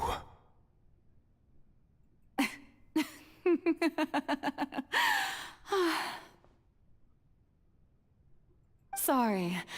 That shocked expression on your face is just too amusing. I couldn't help myself. Oh... Oh, it's her. Furina's true form. You are not Furina. Who are you? Ah, the sweet sound of bewilderment. Marvelous. A sure sign that my attempt to deceive everyone was a resounding success. But to answer your question, I am Focalor. You know, the god. Focalor. Focalor. Why did you deceive us? Oh, that wasn't my goal, of course. Goodness, no. But I had to fool everyone else too, if I was to stand any chance of deceiving. The heavenly principles. The heavenly principles. Oh my god. Deceiving the heavenly principles? Holy shit. It's all because of that pernicious prophecy. Dreadful, wasn't it? Everyone doomed to dissolve. Fontaine condemned to be flooded. One was not amused. In fact, one was positively bemused when that problem was thrust upon me by my dearest predecessor. That's the former Hydro Archon Egeria for the uninitiated. It hardly gets more disastrous than a preordained national catastrophe, now does it? She knew full well that the prophecy would surely come to pass. And as one of the seven, she also knew full well that one defies the heavenly principles at one's peril. So yes, as you have no doubt surmised, it was a rather impossible situation that I found myself in. I spent a terribly long time mulling it over, alone on the ocean floor. And I was almost growing barnacles by the time I finally realized there was only one possible solution to this confounding conundrum. I had to outwit the heavenly principles, allow the prophecy to be fulfilled, ostensibly at least, while saving everyone at the same time. I'm a genius, I know. I can only assume that's why Egeria chose me as her successor. Wow. Although, looking back now, it was hardly the inheritance one dreams of. Between the task of saving the nation, the quotidian duties of the Hydro Archon, and not to mention the original sin of creating a new race of humans, I dare say she left me quite a colossal mess to clean up. Yeah, she has. But one can only play the hand one is dealt. I did not choose this, any more than I chose to be one of her Oceanid familiars. So you were also once one of the Oceanids, transformed into a human by Egeria's hand. But also chosen as the true Archon of the next generation. Yes, I was. I always dreamed of becoming human. And I still do, even now. In my eyes, to be human is to be part of the greatest opera ever known. After becoming a god, I separated my divinity from my body and spirit, leaving behind only a self that was as naive and bewildered as my past self on her first day as a human being. Oh. The me you see before you now is that divinity. And the human counterpart I left behind, I named Furina. She could feel joy, sorrow, and everything in between. She could be as vain and conceited, or as meek and vulnerable as she wished. That's why she has so much personalities. That's why it hits her in all her emotions. She goes chaotically everywhere personality. Her strengths were of a kind only a human could possess, as were her shortcomings. Wow. But in my eyes, Furina's humanity was what made her perfect. She was perfectly human in every way. The person I always wanted to be.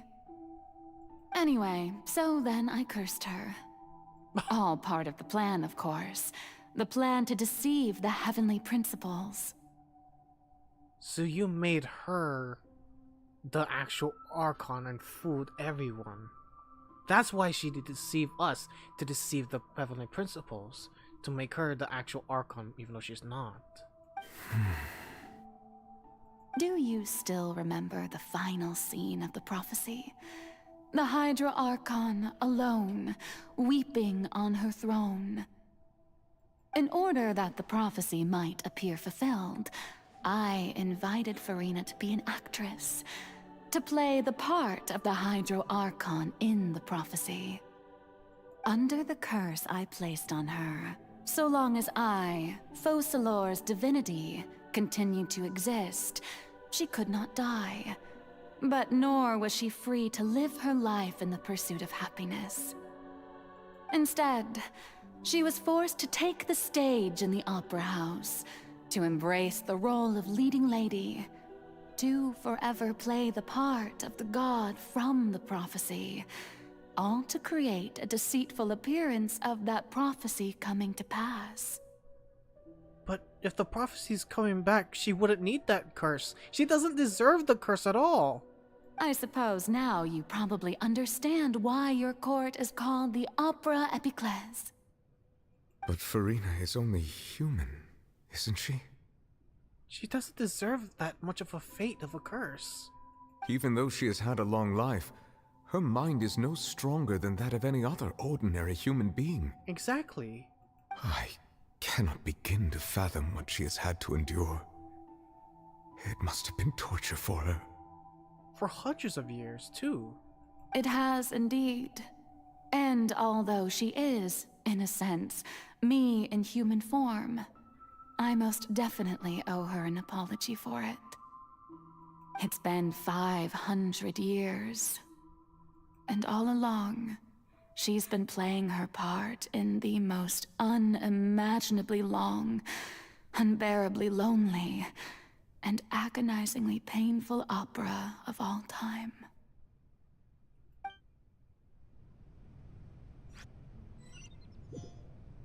After all that, she deserves the curse to be unbounded to her. I came into contact with Furina's tears. If I remember correctly, tears often contain our strongest emotions. With sufficiently strong hydrosensitivity, I can form an emotional connection, just like what I did with the Oceanid in Fountain of Lucine. Wait, could this be Furina's inner world? Furina? What is she doing on stage? Wait a minute, that probably isn't Furina. That's likely a reflection of her inner self. If I could directly speak to that self, I might be able to easily get what I wanted to know. I came here for answers. Either way, this opportunity is not to be missed. Let me try talking to her. I love that Nouvellette is talking to Focalor, and then we're talking to Furina. It's like we're talking to each half right here. God damn. Furina has really gone through a lot of shit. Like having to act. Like she deserves an Oscar, but still, fuck me. Furina? Oh, who permitted you to come onto the stage? Now, I understand your admiration for my august self, but I must ask you to keep to the rules. Come on, it's me. All right. It is not my Don't look intent at me, to don't look. reprimand you. There is no need to state your name. Just be off with you. Do not distract me from my performance. Don't look at me, don't look at me? What the hell? Was that her inner thoughts saying out loud to everywhere else? Huh. I don't see an audience here. Oh, do not jet. Just let the stage Can lights you go not off, feel please, it? only for 1 second. Oh my god, that is her inner thought! I am Focalor. The eyes of countless become Fontanians myself are again. upon me. I must, at all times, display the utmost elegance and nobility. Whoa. Hold on.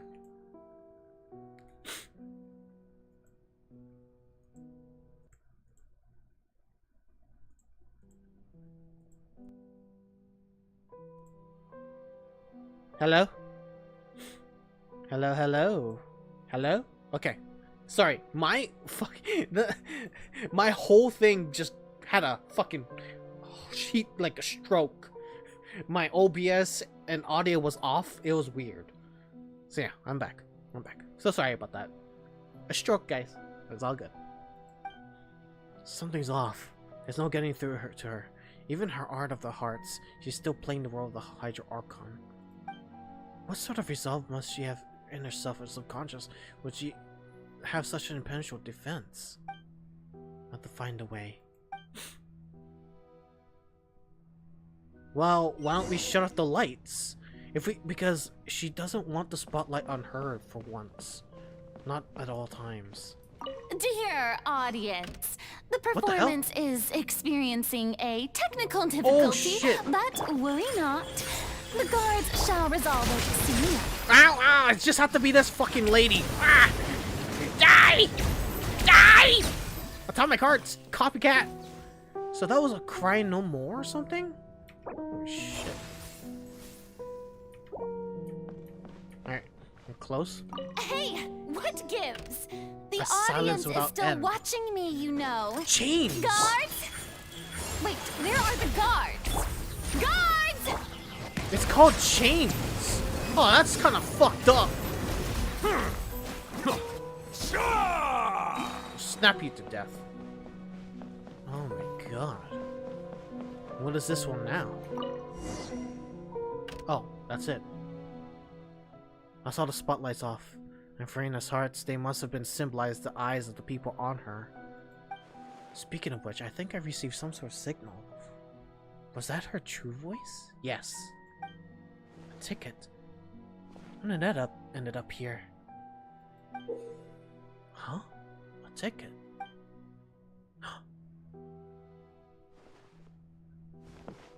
Okay. Either way, it looks like the show's about to begin. In that case, show me how you truly feel, Furina. Scene 1. Before a mirror. Furina.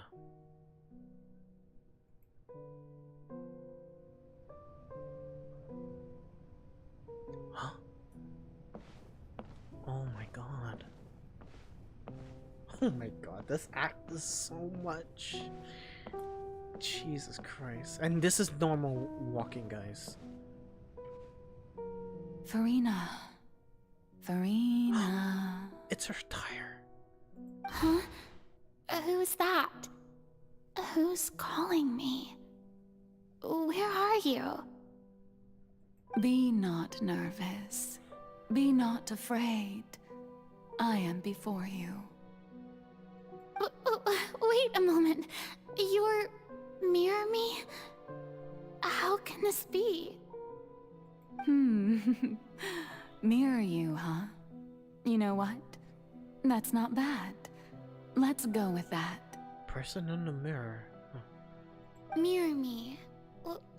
What do you wish to say? The prophecy. Have you heard of it? What prophecy? Wait. I know. I think. I don't know why, but it's in my head somehow. The people will all be dissolved into the waters, and only the Hydro Archon will remain, weeping on her throne. Only then will the sins of the people of Fontaine be washed away. Oh, very good. You know it well. What's going on? I can't seem to remember anything clearly. The only thing I know for sure is this prophecy. Will it really come to pass? Yes, it will. And that is why I've come to you. Disaster will come to Fontaine sooner or later. Things will develop just as the prophecy declared. There is no escaping it. But doesn't that mean everyone will die? I'm a Fontainian just like them. Will I dissolve too? Oh, don't worry. Magical meetings exist in this world precisely to give people a chance to turn things around. It is the reason why you met me today. I will tell you how to save everyone, but you may have to suffer somewhat. Oh, so there's still hope after all. Goodness, you frightened me. You spoke so much and with so much certainty. As for the suffering, well, I will admit that the first thing that came to mind was, why do I have to be the one to suffer? But if the prophecy will come true, I'll also die anyway, right? So if I've already met you as my magical meeting in this world. Also, is stream going still? Is stream going on? Is stream still going? I don't want. Yes, okay. What the hell? Then why the fuck did say? Then why the hell did 142 with an 8 said video not working? What the fuck? What the heck? That really screwed me up. I seriously thought the stream was fucking up and I was progressing all this time. What the hell? Alright, as long as it's working. As long as it's working for you guys. That's good.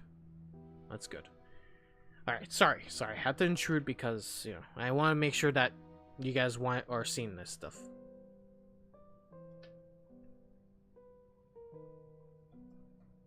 Why you read gray name to messages? Hmm? What are you guys talking about? Oh, you paused on an ad, bruh. What the fuck? Alright. Yeah, I don't know what you guys were talking about. I don't know. Let's continue. Let's just continue. If there were scales, with all the people of Fontaine on one side, and my pain on the other, is it not obvious where the scales should tilt? You truly are the perfect human. My ideal. I suppose this would also be the justice that belongs to you. Huh? Don't worry, it's nothing. Listen well. Fontaine has just lost its Hydro Archon. I need you to play a role. That of the new Archon. Play as a god? That's right. You must begin a never-ending masquerade. You must never let anyone suspect your identity. If you can keep it up, then I shall have my way of defying this prophecy. But should your identity be revealed, then all hope will be lost. Oh. But how will I do this? A human assuming the role of a god without being exposed. Don't worry. What you must do is not to turn yourself into a real god. You simply need to play the role of a god as humans imagine them to be. Being a human yourself, I'm sure you already know what such an entity would be like. Remember, your true challenge will not be pursuing divinity, but contending against humanity. I'm still not sure I understand, but I'll try. Wow. So, oh shit. How long am I going to have to play this role? Sorry, I apologize about that. Sorry, guys. Accidental click. To accomplish this mission, you will have to stay on the stage for many, many years. You will endure and not grow old until your task ends. But I promise you, all will eventually end in a magnificent and dramatic trial, and everyone will be saved. A trial, huh? How exciting. I'll be looking forward to it. Oh my god, this Furina is so adorable. Adorably innocent. Scene 2. Ascension speech. Furina.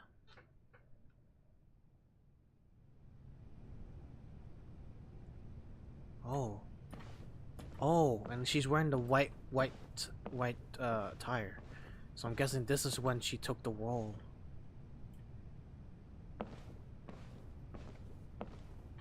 And also, Ren, by the way, I am reading your comments, but I'm not reading it out loud. And I've been seeing you asking why I'm Paimon's brother? Yes.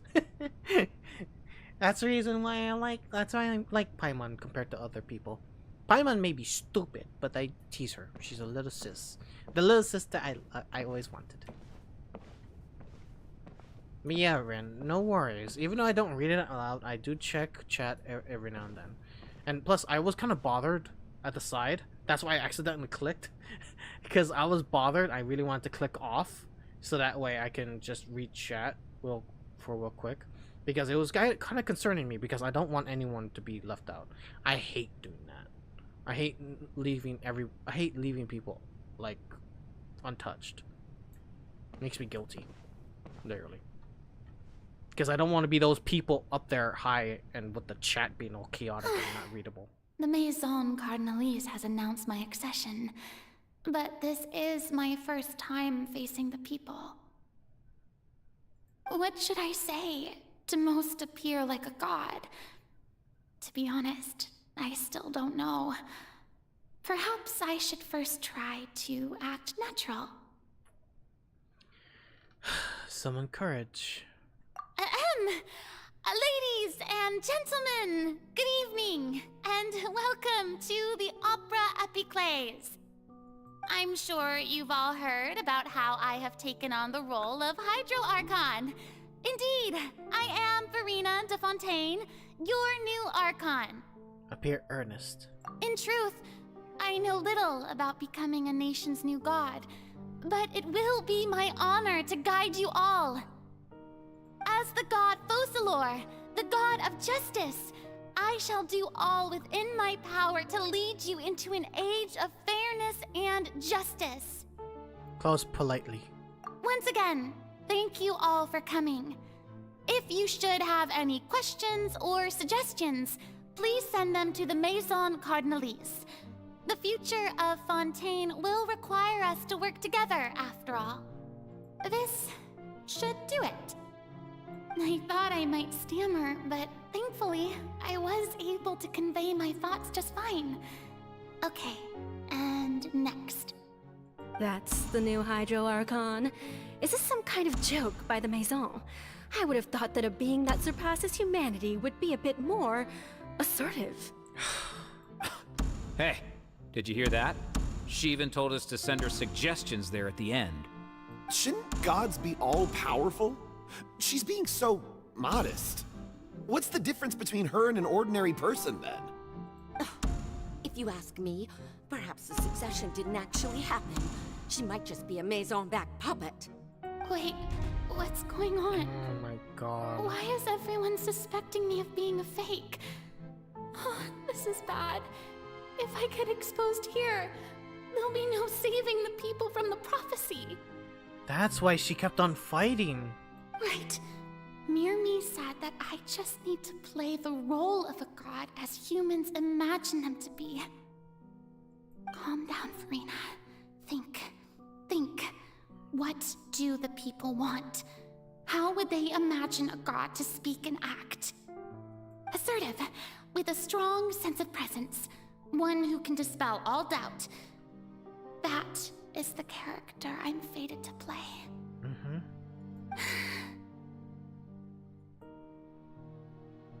Got this, Furina. Oh, very good, my people.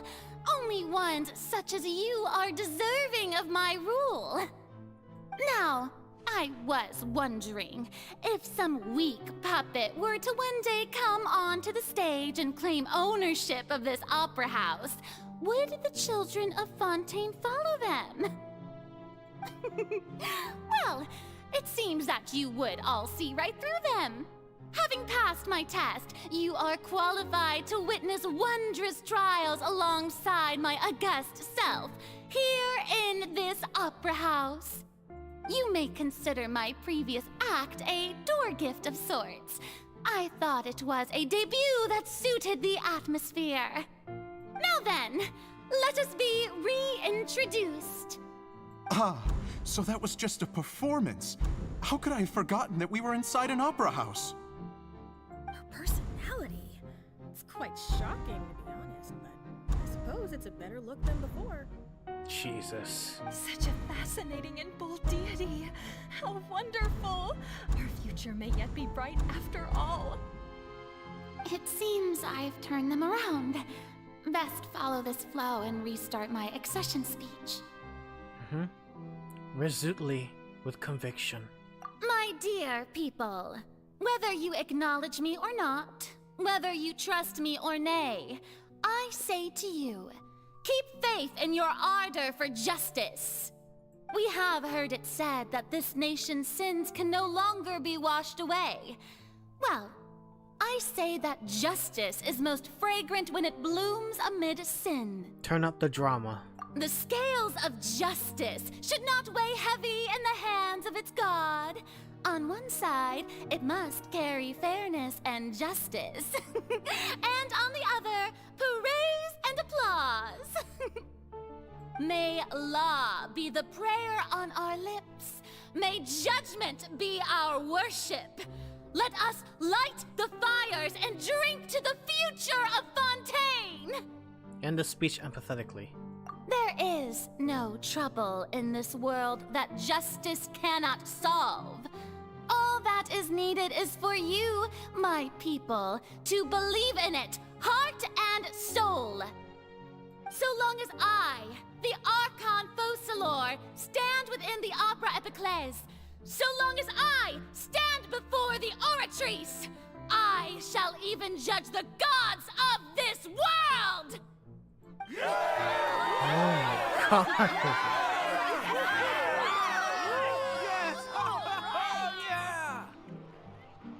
And that's when Furina de Fontaine was created. In Mask. Scene 3. Opera House, Furina.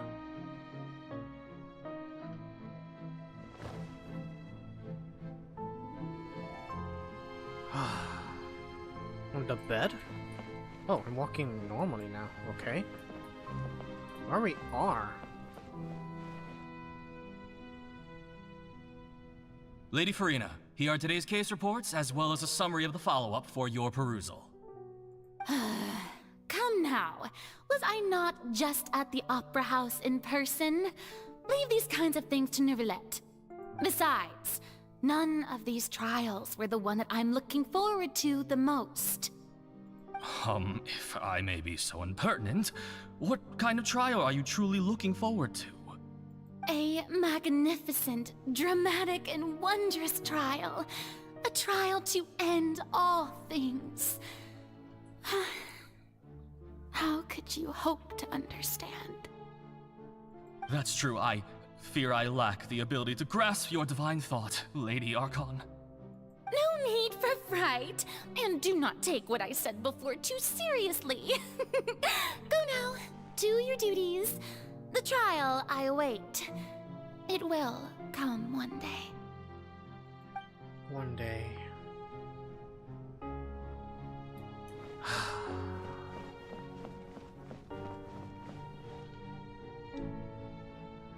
Lady Furina, I don't know what to say. Thank you for agreeing to see me. No need to thank me. Or rather, thank your own sense of perseverance instead. Long have you stood in line to meet me, have you not? Oh, I'm afraid that's just an inevitable consequence of my divine charm. All right, Deoteria, is it? How is your son's illness? You remembered me, and you knew of my family too. He is doing much better now. In fact, he is far more of an ardent believer than I. He was the one who forced me to seek an audience with you, and to bring your words back to him. Oh, good. Very good. If this should happen again in the future, please do not hesitate to come and tell me. Going down to citizens' homes every so often, while not usual practice, should serve as a fine change of pace. Ah, you're such a gentle and wise god. Thank you once again, on behalf of my son. You know, when going through all this and this music that's playing right now for like Furina, it really is like a nice solemn tone. But all that she is doing is a farce. Even though she doesn't want it to be like this, it may seem. But she has to. Lady Furina, here are the latest hydrological reports. As for the specific parameters you asked to take note of, I'm afraid things still don't look good. I see. It's as I thought then. As your god, I did already expect this, but I wanted to see how far your human wisdom would allow you to analyze it. All manner of signs indicate that the prophecy will still come to pass. Forget it. That's not something you need to worry about right now. Well, as I understand it, the Fontaine Research Institute is also trying to find a way to counter the rising water levels. Oh, this is her, like, looking into the actual, like, prophecy stuff. Really? Have they found anything? I'm afraid that they haven't found any effective solution thus far. Oh, is that so? Well, no wonder. This issue has reached the realm of the gods, after all. Still, their spirit is praiseworthy.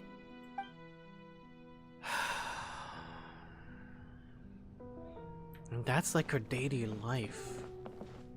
That really is like her daily life. Like, she started from bed, getting into the business of humanity, like in terms of trial and of course concerns of the people, and she does her own time trying to do her own part in trying to prevent the prophecy from happening. For 500 years she's been doing this. The day is finally over. I haven't had a moment to breathe this whole time. 500 years. But it's good to see that everything's getting on track. There are no longer any voices of suspicion. Maybe this is fine. I just need to keep going, and everyone will be saved. Alright, Furina, don't think too hard about this. Jesus Christ. You need rest. Tomorrow's a new day.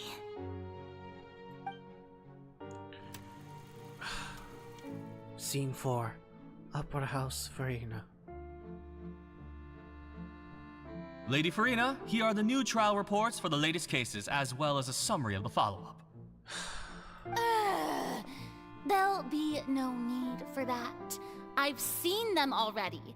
There's no need to go back over scenes I've witnessed in person before. Lady Furina. I've waited so long for this chance to see you in this manner. It goes to the second thing of the day. Indeed, my dear, loyal citizen. This joyous moment is an honor for us both. And then the third thing, which is her researching more. Lady Furina, we're detecting significant hydrological anomalies near Poisson. Understood. Keep monitoring. Keep me informed should anything come up at the Institute. Really bad. I don't think I let anything slip today. I must show the people that there is nothing to worry about. I just don't know when these days will end. I feel utterly exhausted. Best to rest early today, too. And it goes on repeat. Scene 5, Opera House, Furina.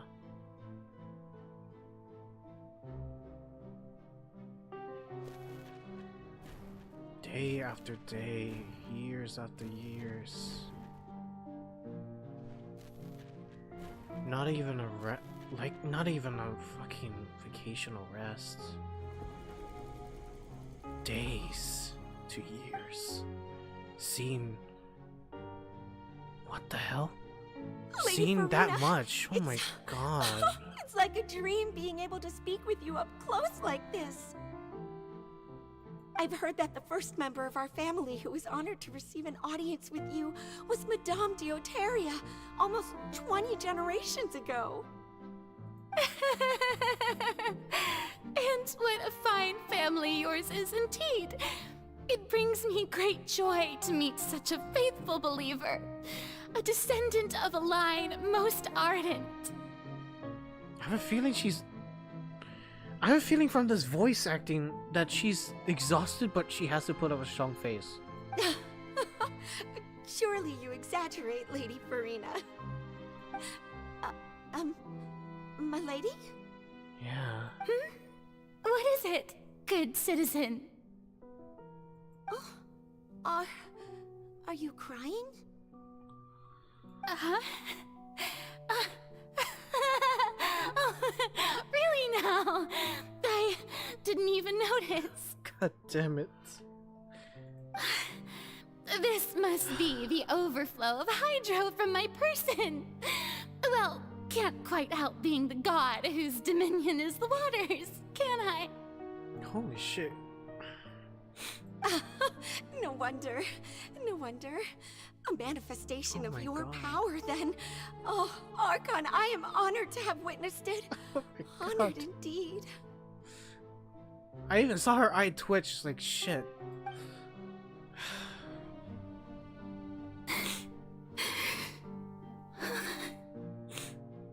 So interminable. So lonely. Just how much longer? That's what she said at the fountain. Hundreds of years must have passed by now. Perhaps the show must go on for hundreds more. I never imagined that it would hurt so much. God damn it. Have I reached my limit? No. Perhaps I reached it long ago. Today I didn't even notice my own tears.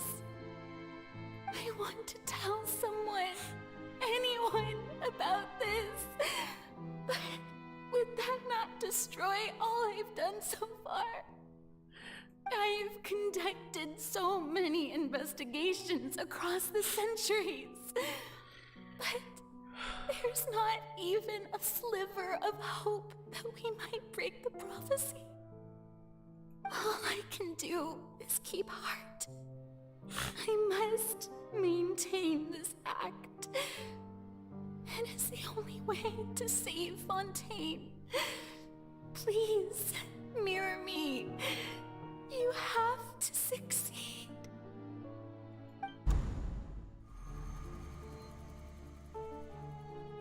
Scene 180 to 376. Opera House, Furina and... Huh? Furina, you don't have to shoulder this burden alone.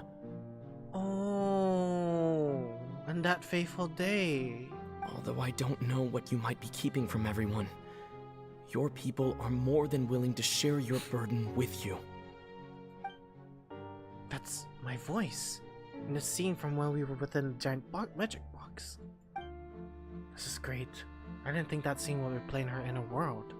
Surely I found out what she wanted to tell me this time. Share my burden. That's impossible. It was fated right from the start that this would be my duty alone. But even if your burden doesn't need to be shared, you can still choose to confide in someone. Just share it with me. I'm what you'd call a witness. A witness? Yes. I've heard that you came to Tevat from beyond the stars, yes. In other words, you never belonged here. And if Tevat is, in its entirety, a show on a stage, then you're just a spectator, aren't you? If that's the case... She knows she's trying to do... She knows that she was trying to fight the heavenly principles. And so, she was put in a farce, but since we're... Are we the blind spot? Wait, what? Are we the blind spot? Are we the heavenly principles blind spot? He's right. I could confide in him, couldn't I? But if things don't play out as expected, the people of Fontaine will be the ones to pay the price. No, Furina. You shouldn't be selfish.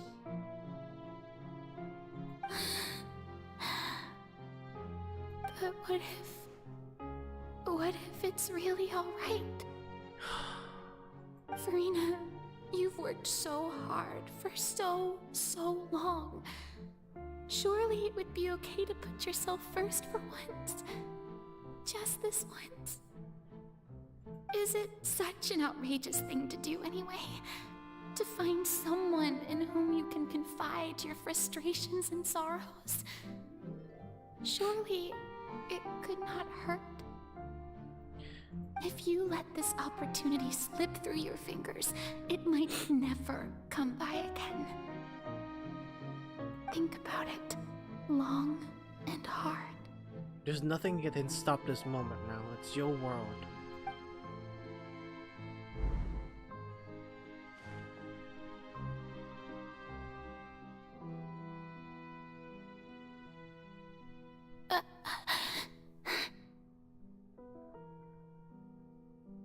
No, I have nothing to say. I am Furina, the Archon of Fontaine. Everything will surely get better. All you need to do, dear spectator, is to witness my performance until the curtains fall.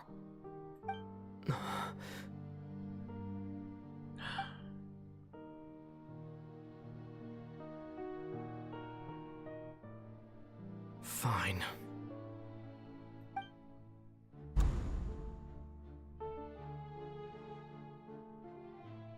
She regretted that.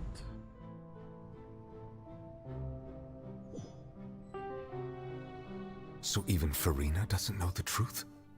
You've never once let her in on the full plan? Yes, it had to be done. To deceive the heavenly principles, you must first deceive yourself. But she did very well. If she had let her resolve falter even once in these 5 centuries, Fontaine would have been doomed to the most tragic fate. So it was a good thing, but also a bad thing for her that she couldn't... So she really couldn't reveal it to us because... Wait, yeah, Yeah, technically we're still a blind spot to the heavenly principles because, yeah, as Fume said, we're not recorded into Vat's ley lines at all. Since Nahida said that everyone is connected to the ley lines except for those who never were born into this world of Tevat. The laws don't cooperate well with the descenders here. So that, but Furina was part of this world, so even if she were to let falter once, it would be doomed. She has a point. It seems that trusting humanity was the right decision after all. Oh my god. I believe that I understand how your deception works, but that is only half the truth, is it not? How would you build on this foundation to save the people of Fontaine? That is the most important thing. Ah, good. Of course, the Udex of Fontaine has pinpointed the crux of the issue. I'm sure you've long sensed that the Oratrice is no simple machine, yes? I've always suspected that it had its own consciousness. And Lenny did mention that he heard a human voice within the core chamber. So I was right. You were in the Oratrice. It now seems that that person was you, hidden within the machine all along. Am I right? And then I became one with the Oratrice, taking Fontaine's gnosis with me. Yes, it would seem so, wouldn't it? Oh. Alas, your understanding of this device still lacks sufficient depth. In truth, it is no enactor of justice. It is, in fact, a device created to kill the god of justice. Holy shit. Beg your pardon? Oh, you have it. And to be more precise, not only will the Oratrice take down the god of justice, it will also take down the divine throne upon which she has been placed. I mean, did you think I would be the sort to enjoy peaceful repose while Furina suffered? My work over these last 500 years has been to constantly accumulate indemnitium within the Oratrice. Huh? But really, some have already discovered that only a small fraction of the energy generated by the device was ever used to provide power to Fontaine. And the rest weren't for anything. The vast majority had to be, accumulated to enact this death sentence. Holy shit. It was all part of your plan then? Both the trial and the sentence? Indeed. This power, accrued over 5 centuries, could have sustained Fontainians for millennia had it only been used for that purpose. Almost all of it has now been stored within the Oratrice. But only power of this magnitude could hope to destroy the Hydro Archon's divine throne, shaking the rules established by Celestia and breaking through the institution that is the Seven. The only way to kill a god is a god's power. In the medium which was created by God's power, henceforth that's how the Oratrice is the guillotine. So the Oratrice's call for death was for neither Furina nor Focalor, but for the Hydro Archon. The destruction of that divine throne.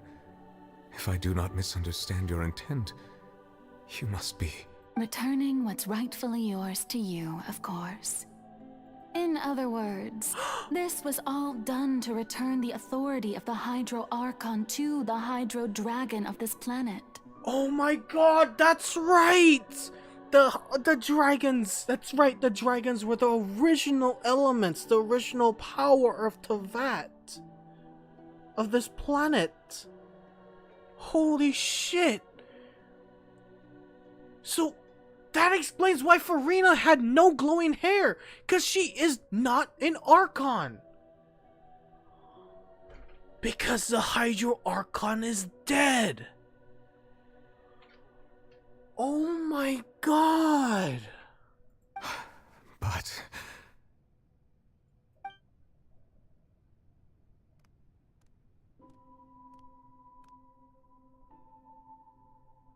Oh, what? Getting sad again, are we? The authority of the ancient dragons shall soon be yours once more, O Hydro Dragon Sovereign. And this is the face you make. All you've done throughout the years is just so you can sacrifice yourself at the very end. I've never quite seen it that way, you know. Even now, I'm quite pleased at how well my deception worked. Jesus Christ.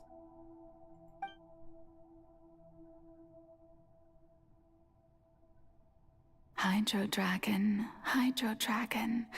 don't cry.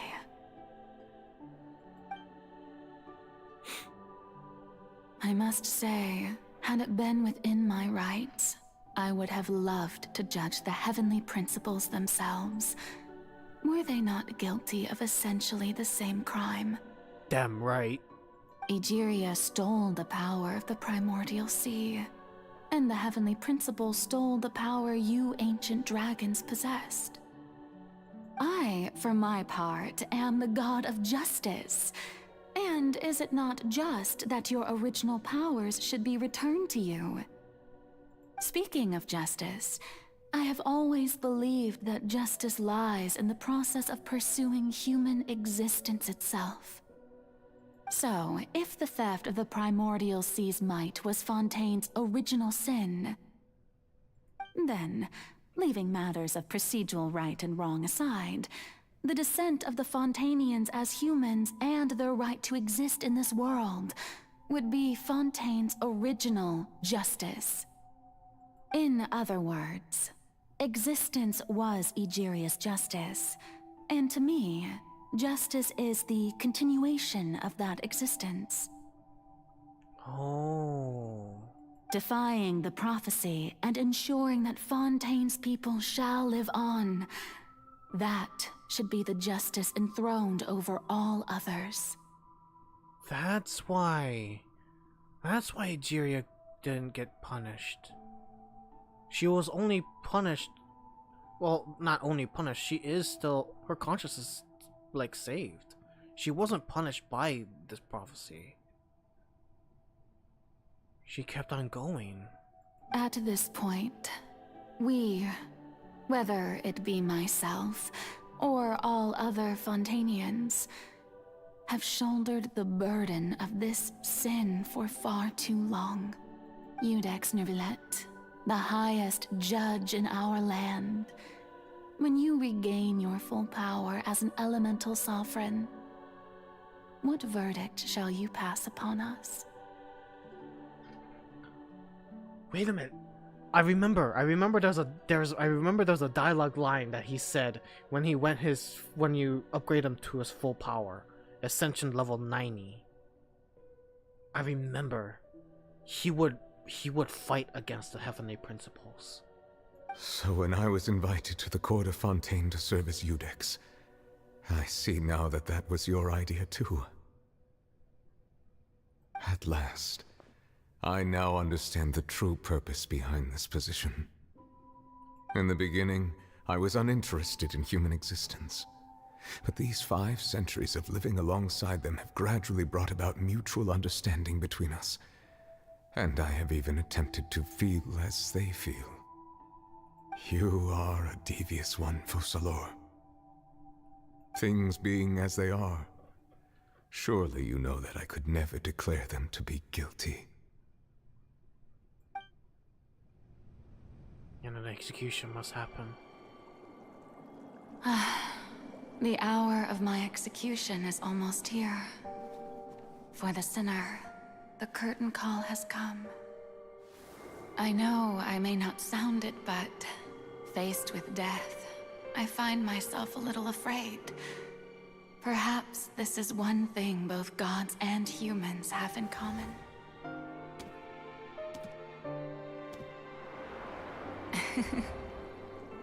Farewell, Nervillet. I hope you've enjoyed the part you played these 500 years.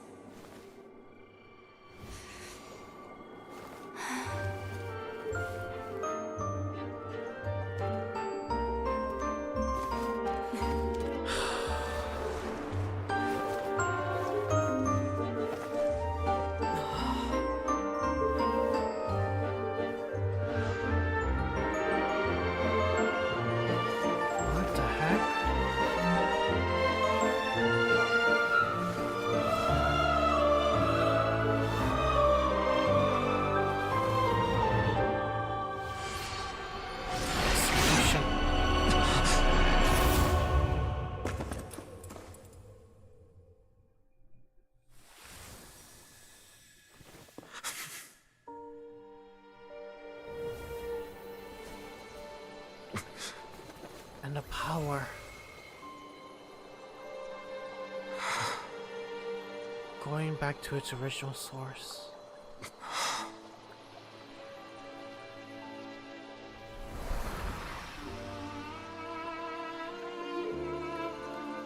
And with that, Furina should be cured from the curse. Thank you, Furina, for all you've done. This moment on, please live happily as a human, just as I wish we could.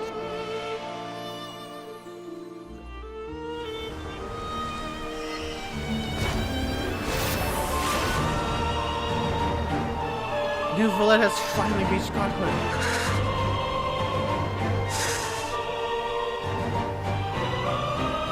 I, Eudex Nouvelet, hereby declare, people of Fontaine, your sins are forgiven.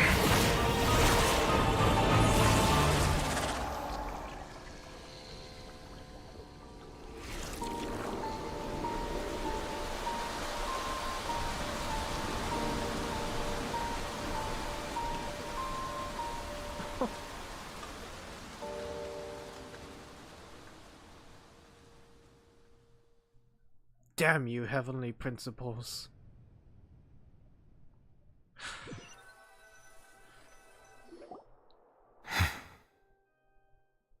You know, we've gone a long way to like, we fucking hate the Fatui. This was the final straw. God damn it. This was the final straw of the fucking assholes up there. Ugh.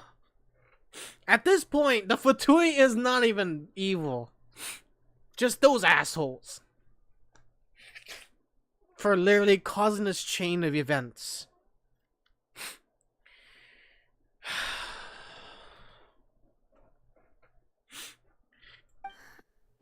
What just happened? Has the death sentence been carried out? Was that bright light some sort of misdirection? I have a feeling that something huge just happened. But since we're all still alive and haven't been dissolved, I assume whatever happened was good for us. Yes, it was. It's time to end this. We must mete out punishment to that beast. Didn't you say just a moment ago that it can't be defeated? I have gained the strength sufficient to deal with it. Through certain means, I now have the ability to separate the power of the Primordial Sea from that creature. Suck the ever-loving fucking life out of that thing. We should seize the opportunity to pursue our quarry. You obtained power just now? Traveler, now that the oratories can no longer function, I require an executor to help me mete out justice. Oh, executor. Oh. Oh, leave it to me. Leave it to me. The root of the calamities befalling Fontaine. The beast that enacts the prophecy. Its name is the all-devouring Narwhal. All-devouring Narwhal. Narwhal. Wow. And Kethasite, thank you so much for the super chat of $4.99. Thank you. Lepai! The final boss of Genshin Impact will almost certainly be a rematch with the Unknown God. Dear God, it's going to be Karthatic. That does make me wonder if she is just the face of the Unknown God, of the Heavenly Principles. Because she just said, as the Heavenly Principles. She just said that. So there could be more of her. Dear God. Holy shit. Come with me, traveler. The hour of execution has come. Mm-hmm. I don't think the Heavenly Principles are evil. Are you serious? After everything they have tried to do against everyone, including the dragons and Conria? You think so otherwise? I think they're the assholes. Including this Narwhal bastard. We're going to execute it? Holy shit. But how are we going to do that? It's huge! I've Wow! already done my best to separate the power of the Primordial Sea from Considering the size of the beast, I cannot reach the power source. Unless I can find a way to attack it from within. Within? We shall share a part of the ancient dragon power. We shall look for an opening together. Oh, I'm so glad I have New Valette. Have the Source Dragon be here. Oh, I love the place here. This place is beautiful. No touching. I can feel its sorrow turning into hostility. Yeah. Alright, what is it doing? Right now. The tides beckon. I will send justice to you, Narwhal. Justice. I don't even know if it was actually hitting. Be sure that I am Maelstrom. Born of ice and frost. Emerge. Wait, I have a beam. Devouring narwhal cannot resist its instinct to devour. Continue to trigger its hostility. Chance will present itself. My god. This thing is huge. Other than the freaking skirmish boss, this is fucking big. Oh yeah, this has got to be the second biggest. I'm here! I'm a big boy!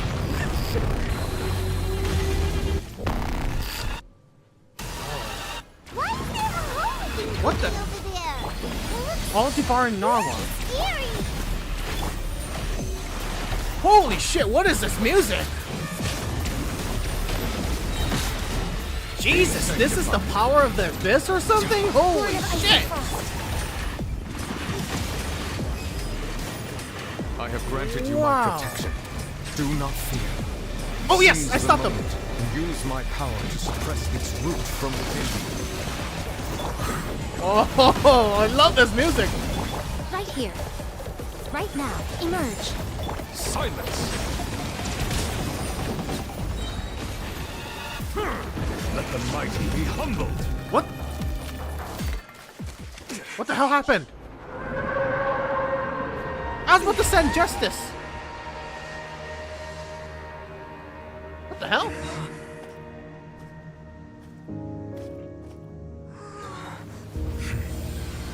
Well, that was it?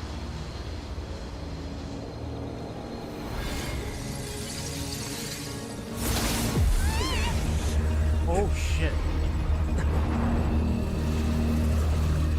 What is it doing? Phase 2?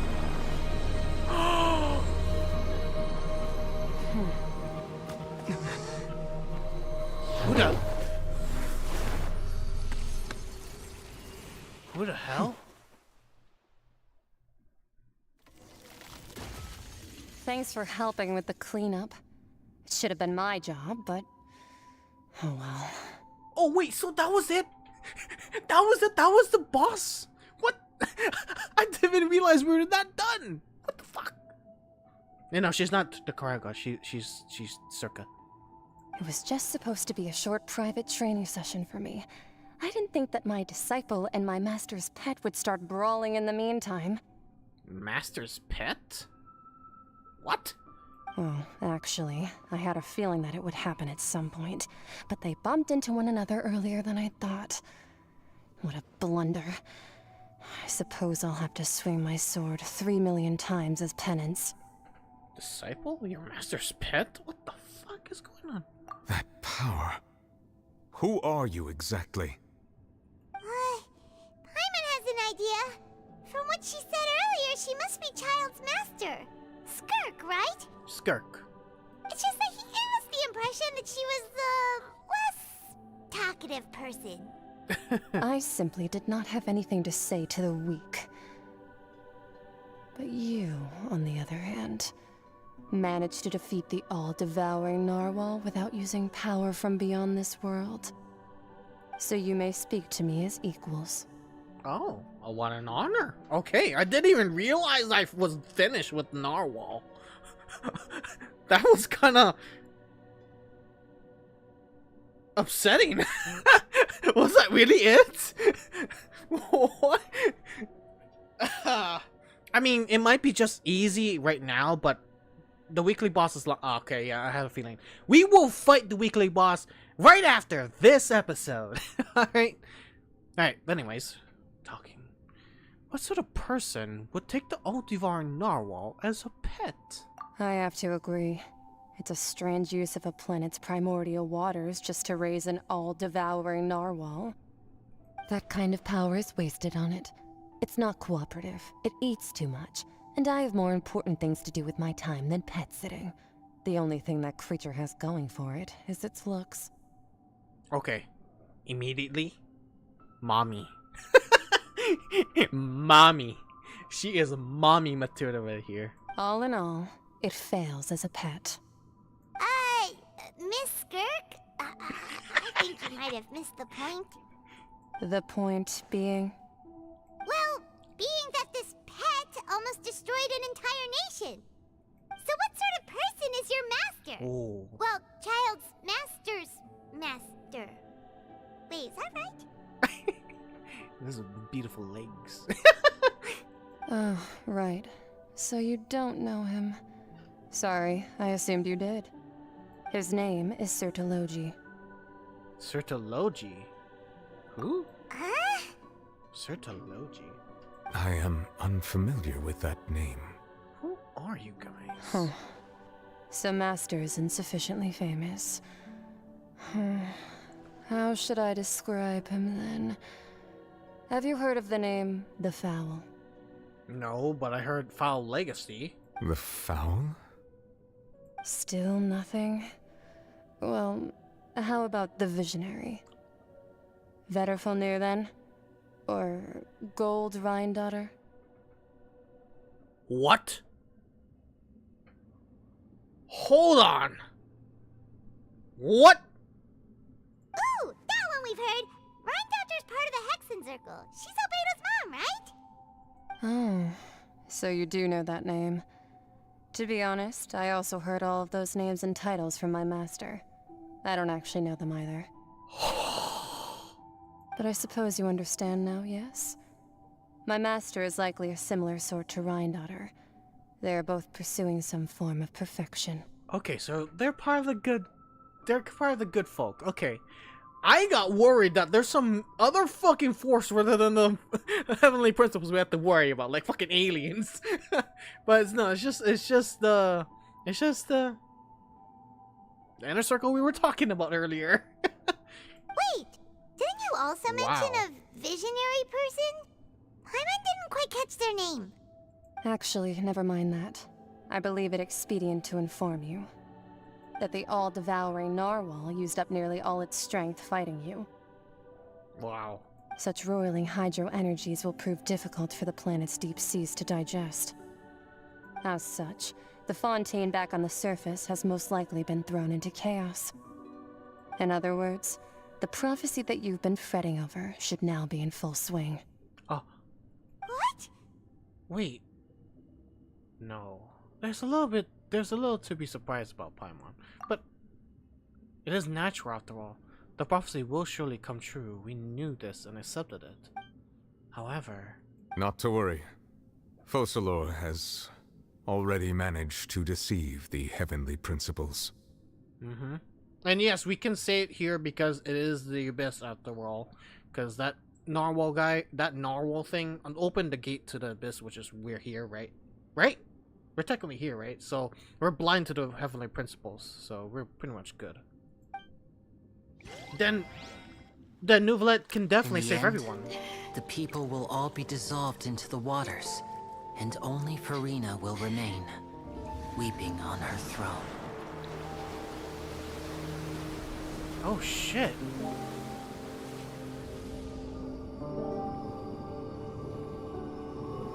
Only then will the sins of the people of Fontaine be washed away. That's not how it ends. No way.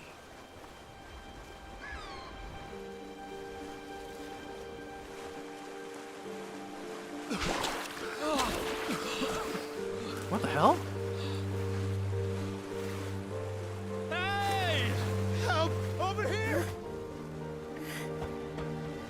Holy shit! What the hell?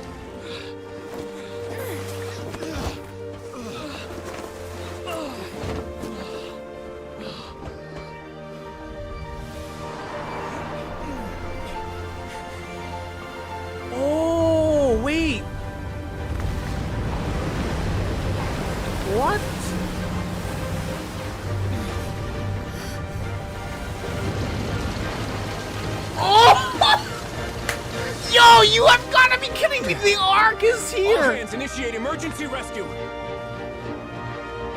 Holy shit, the Ark is here!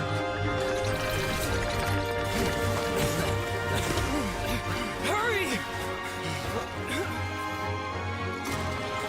Fucking Hey! Risley's Ark is here! Oh.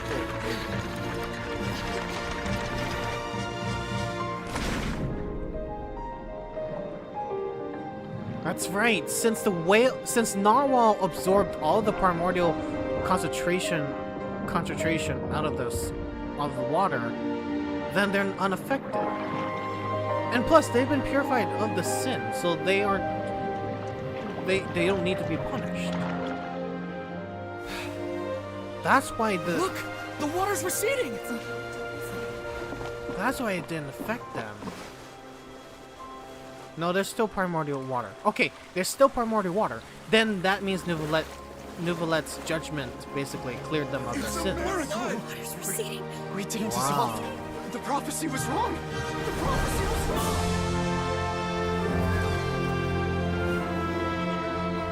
Wow.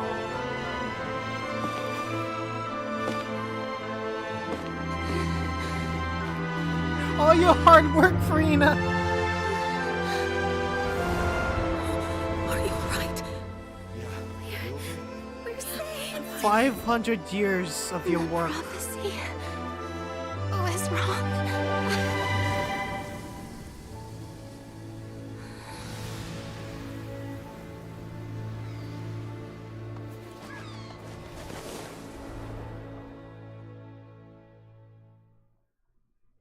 I see the value. What the fuck? What was that, Nouvelette?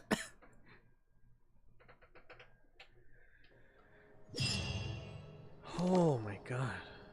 The soil renewed. The Sphina di Rasula talks post-disaster rebuilding. I recently visited Poisson to meet with Miss Navia, spokesperson of the Sphina di Rasula, and we spoke about Poisson's present and future. Old soil can still give birth to new bloom, Miss Navia stated. Hope is like seeing a small cookie when you're starving late at night. You just need a little of it. Skyship Winglet, lunar brain of the Fontaine Research Wow. Institute. The various disputes that have arisen on account of Mr. Edwin have suddenly become a shield over the Institute, with Jurier turning out to be a once overlooked hidden gem. Jesus, that takes me back to Skypea. Holy shit. People always call the first researcher mad, but few know what to call the second. And should that latter person achieve a miracle, they would find it all the harder to find a word with which to classify him and his team. Wow! Paimon barely recognizes the people in the reports. Are those really Jurier and Navia? They sound like real big shots. They might have been real big shots from the start. We just didn't meet them in that capacity. What do you think? Pretty enthralling, huh? The Steambird's idea was pretty simple. With the disaster just having passed, we would print a free edition packed to the margins with good news to calm people down. Yes. The value for these big scoops lies in their inevitable follow-ups. We'll publish further reports and go into the stories behind those people. Edwin's assistant, Jurier, created a true flying ship, while Navia is leading people in the reconstruction of their home. I'm sure that these stories could draw even your well-traveled eye. The articles do make me curious about how things will play out. Yes, it does work out. Paimon's curious too! Wait a minute. Didn't we watch everything happen from start to finish? What's there to be curious about? And that's exactly why I'd like you to come conduct interviews with me. You're the best incubators of news, if you haven't noticed. And also, with you around, I'm sure I'll get to see that Duke. You make a good point. How the heaven-loving fuck did the paper survive the water? You have a good question. Are you sure? Hasn't he turned you down several times already? Oh, this time will be different. Come on, let's head to Poisson first and then make a trip to the fortress. There are some things you'll only know when you get there. I wonder if we can get onto that arc. I wonder if that arc actually exists in the sky now. Like we can warp to it. That'd be cool. For a better tomorrow. Oh, Tears Among the Stars. Ooh. It's a water droplets. I do want to see it. I want to see it. I want to see it. I want to see it. I want to see it. Humna humna humna humna humna humna humna humna humna humna humna humna humna humna humna humna. What the fuck is it? Humna humna humna. Where the hell is this? Wait, is this not my material? What the fuck was it? Oh, it is a get. Wait, no, it's okay. It's a quest thing. Tears Amongst the Stars. All right, I'm gonna read it. Oh my god, that's a lot. That's a lot. Alright, but yeah, I'm gonna read it. A drop of water obtained within the colossal beast who coveted the primordial sea of life. A philosopher in a faraway ancient world once posited that where there is life, there is death. Naturally, where there is death, there is life. If not, then the fleeting light cannot resist the eternal darkness, and all withers into nothingness at the end of time. The rules among the stars dictate that the nature must be conserved, but the laws of the universe may have never been conserved. In a sealed box, destruction always overpowers new life. Millennia upon millennia, a prosperity but an instant of a span of billions of years. The greatest of achievements, the proudest of accomplishments, in time all will tarnish, decay, dissipate, and ultimately fade into oblivion. Thus, there are only things floating amongst the stars, once adorned with countless prestigious titles from innumerable civilizations, shedding tears for their ordained demise. Their tears stream down out of desperation, out of hope, because of all desperation and hope alike will be utterly extinguished, along with the innumerable stars. Their tears stream down out of sorrow, out of joy, because both will eventually scatter into the cold, dark, endless void. Every tiny yet beautiful silhouette and every moment worth remembering will fade with time, even stars. And then there are these so-called gods that are determined to save everything worth saving and devour everything that should be devoured. Until the end of time, until the sea, the stars recess into nothing but dying members, until a newborn world it moves into the first time in the stomach of the whale. There will be no more sins, no more sadness, and no more tears, because everything died within the ancient stars. So that was it. The Tears Amongst the Stars. The tear from the whale. The whale which was pathetic. Very pathetic. I am curious though, where the fuck is the boss? I am curious about where the boss is at. What the hell? Probably after.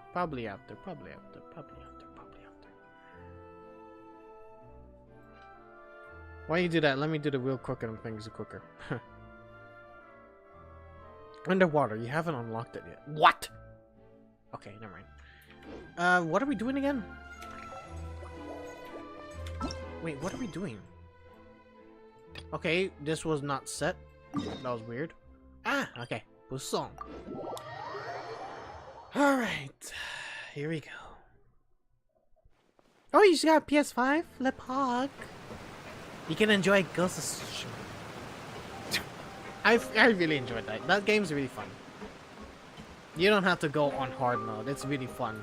Really easy to understand and play. It's not Dark Souls or anything.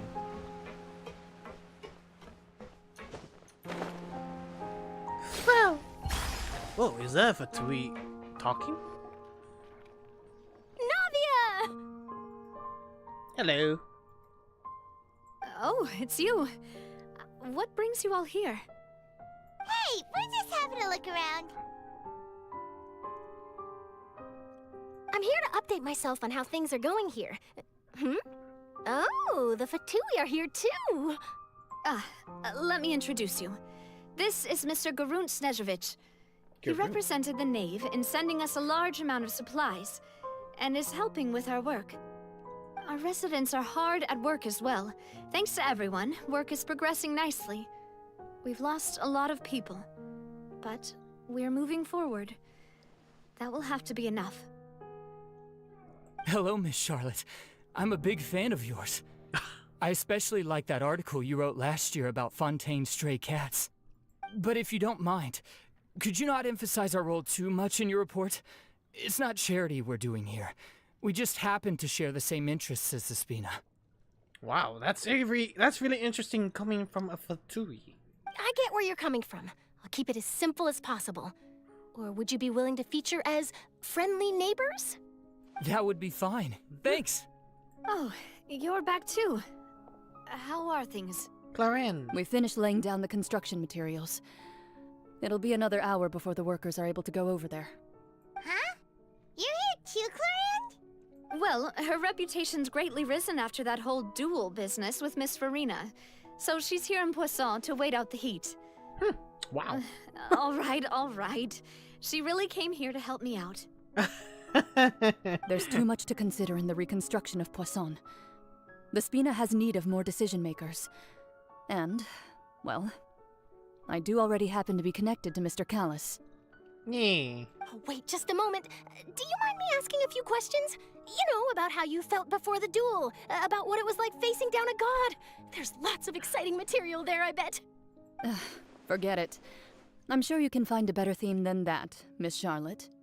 I see you're the same as always. Couldn't you do me a favor, for Navia's sake? Well, if we're talking about doing things for my sake, you might as well just take a few more photos of me. Or of the Traveler. It's better than wasting time persuading Chlorand, at any rate. Of course I will. I'm not gonna let him off that easy. All right, then everyone who wants to be in the photo, gather up. And smile. I'd rather not. Beautiful. How did it go? Was it a good shot? Did Paimon look cute in it? Not bad. Your addition really helped the composition of the picture. All right, hang on a moment. Let me snap a few more shots. All right, bye, Ryan. So sorry I didn't see that. I was busy with this dialogue stuff. Trying to take some more pictures of Poisson. All right, that should do it. I'll be back here later anyway, so let's call it a day. Yeah.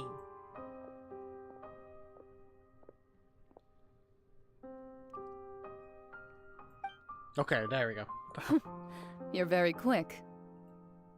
Speed is of the essence when it comes to the news, and freshness is the key.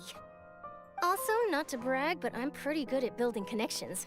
Who knows? I might eventually get that interview with you after all, Miss Chlorand. Wow, you really do have that never say die spirit. I'm impressed. I'll hazard a guess that this is how you got that interview at the Fortress of Meropide. Oh, you already knew she was going? Whoa, you're well informed. Let me make a guess too. I asked Sijuin, who told Monsieur Nervillette, and he told you, right? That's a very complete information chain. In truth, all Monsieur Nervillette asked me was, when did the fortress become so friendly towards the media? I told him that it was best not to speak too soon.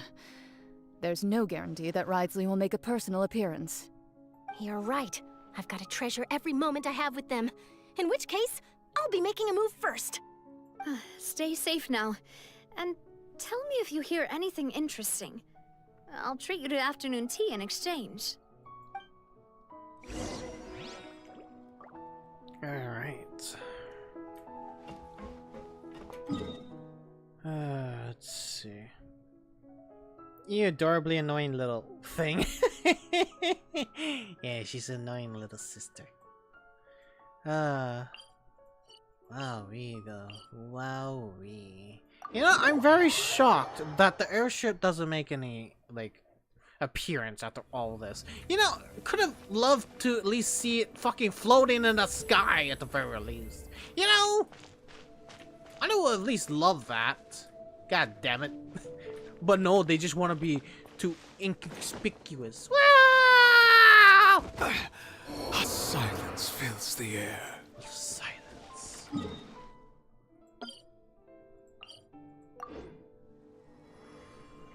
Yeah, if Enosis is gone, doesn't that mean Fatui's plan is ruined?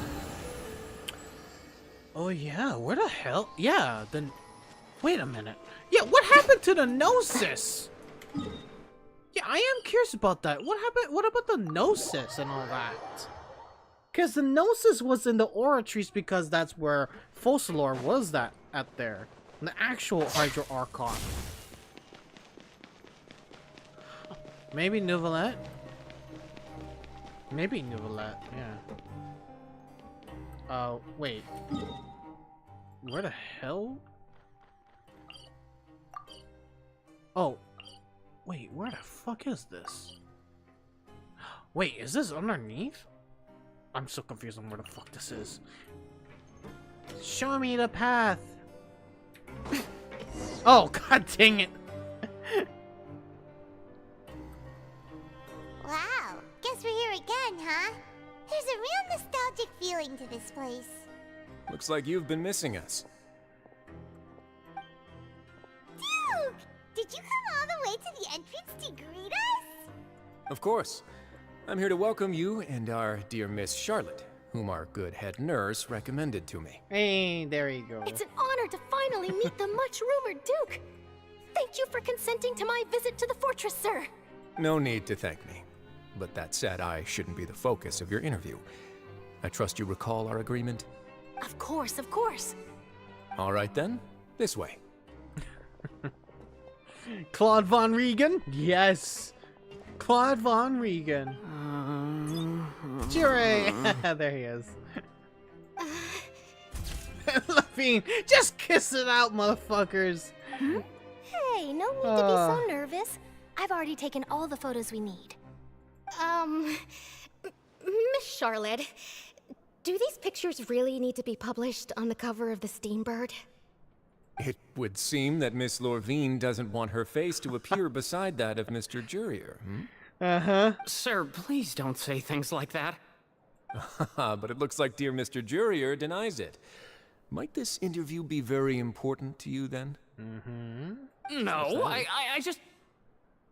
This is my first time being interviewed, and I'm very thankful to the Steambird for...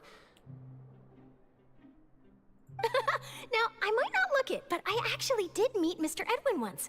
And I'll be honest, I enjoyed chatting with you more. You've definitely got more of that genius vibe going on. Yeah. The boat that brought about a miracle, the ark that saved the people. Why, you recreated a myth back there, like an emissary of legend. Still, if I might ask, where's that flying ship now? Yes, I'm curious. Looks like Charlotte's trying to get herself another exclusive scoop. I have to apologize, but that ship is presently in the bowels of our factory. I'm afraid it won't be easy for you to get a shot of it. Really? Well, then in that case, could I have an interview with you to make up for that loss? She does not know how to squeeze opportunities for all their work. Or not know, she does know the opportunities. You already know my answer, I'm afraid. Best you interview our head nurse instead. Or perhaps you'd like to take another photo of this couple of researchers? Did you really have to use the word couple? Yes. Well, then, 2 solo photos will do. Is my hair messed up? Couple. Please, someone help me have a look. Things sure are getting pretty lively here. We've seen this kind of thing before. They should just kiss. Oh, seems like everyone's here. Would any of you like to try this new drink I came up with? Oh no. Ah, Siegeween. Hey, Miss Charlotte. Why don't you, take some pretty photos of our head nurse? Sure. Come on, Miss Siegeween, over this way. Let's find a brighter spot. Sure. Do I have to smile? Yes, you do, Siegeween. She's so precious. So, how have things been at the fortress? Yeah, how's the breach, by the way? Same old, as you can see. Fontaine's undergone some changes, but this place is still more or less the same. Other than that flying ship, it got a tad too much attention, I think. That's why I decided to let the interview go through. We should direct more public opinions toward the behind-the-scenes heroes. Am I right, Mr. Jurier? Miss Lorvine? Mm-hmm. You're too kind, sir. I believe that you too should have your day in the sun. Not that you would want that, which is a pity. At this point, I don't think that's how he rolls. I'll just leave the spotlight to you two. Honestly, he kind of fits it. He kind of fits this thing like Claude. He doesn't like to be in the spotlight. He's literally behind the scenes guy. He takes his job serious. I see. Lots of things happened that day, huh? Uh-huh. Anyway, regarding that Harbinger, I'm not sure you remember, but his 3 young followers are still waiting for his return. He sure did win them over, huh? I'll tell them that there's good news and bad news. The good being that their boss seems fine, and the bad being that they must face extended sentences for abetting his escape. Huh. Yeah. Oh, actually, what about you? Are things gonna change for you too? What change can there be? The fortress will keep chugging along, and so will my duties. As to what Miss Furina's departure will mean for the nation, and if our laws and governance will be transformed, we'll leave those to the folks in the overworld. Furina's departure? What? Hey everyone, the photo shoot's done. Huh. So Furina really is leaving the chair, the throne. Good. In that case, let's call it a day here. I see that's a win! She deserves it! It's a fucking vacation of a lifetime for her! Thanks for your cooperation. Come on, Traveler, let's go. Till next time, everyone. There'll be a next time? Maybe. Who knows? I might write a story about the underwater factory next time. Until then. All right. Last stop, the docks. I would say though, she definitely, like, what's it called? She definitely has to be, in my eyes, still the Archon. She still is the Archon. She was chosen, and henceforth, let's keep it that way. She was chosen as the one that leads the destiny of Fontaine. And so she has the right to have the title as the Archon.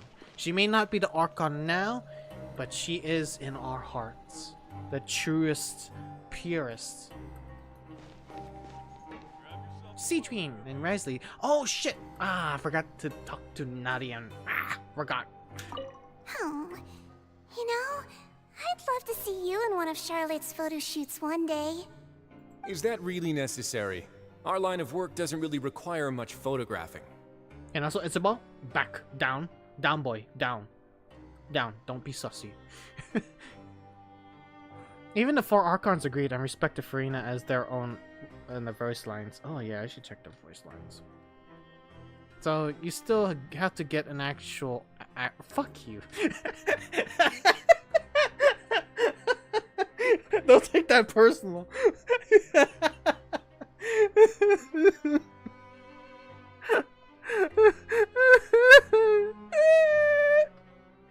It's precisely because we don't need the picture that they'll have value as keepsakes. You don't really look all that opposed to the idea, you know. Maybe I'm just happy that I managed to once again avoid the spotlight. I think this interview went well either way. Yes, you successfully kept prying eyes away by using Mr. Jurier and Miss Lorvina's shields. Very good. He even used you as a shield.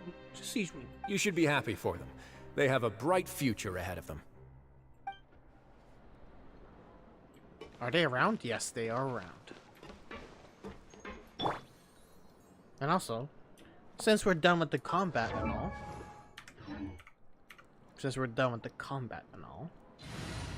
let's be with my baby girl.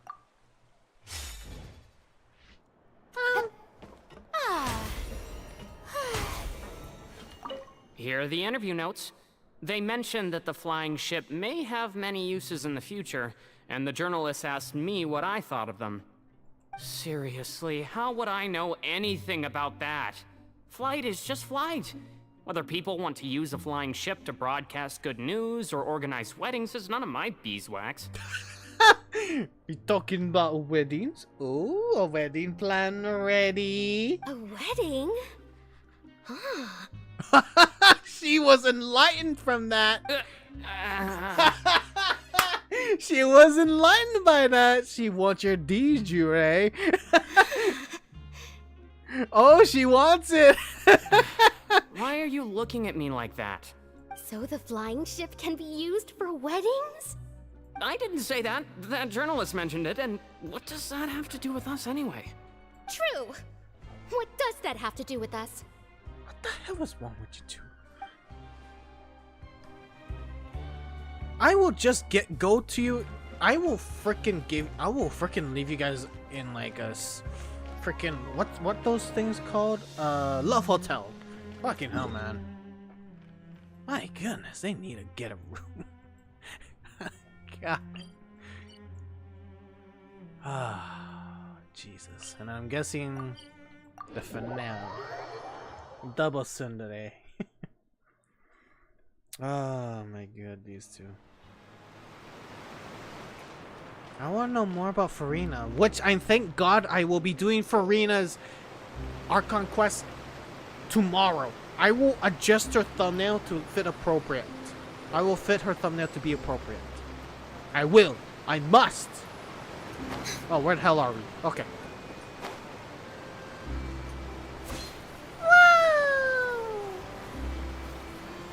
Well, oh, okay, all gone.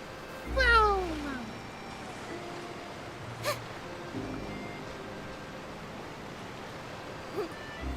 Oh!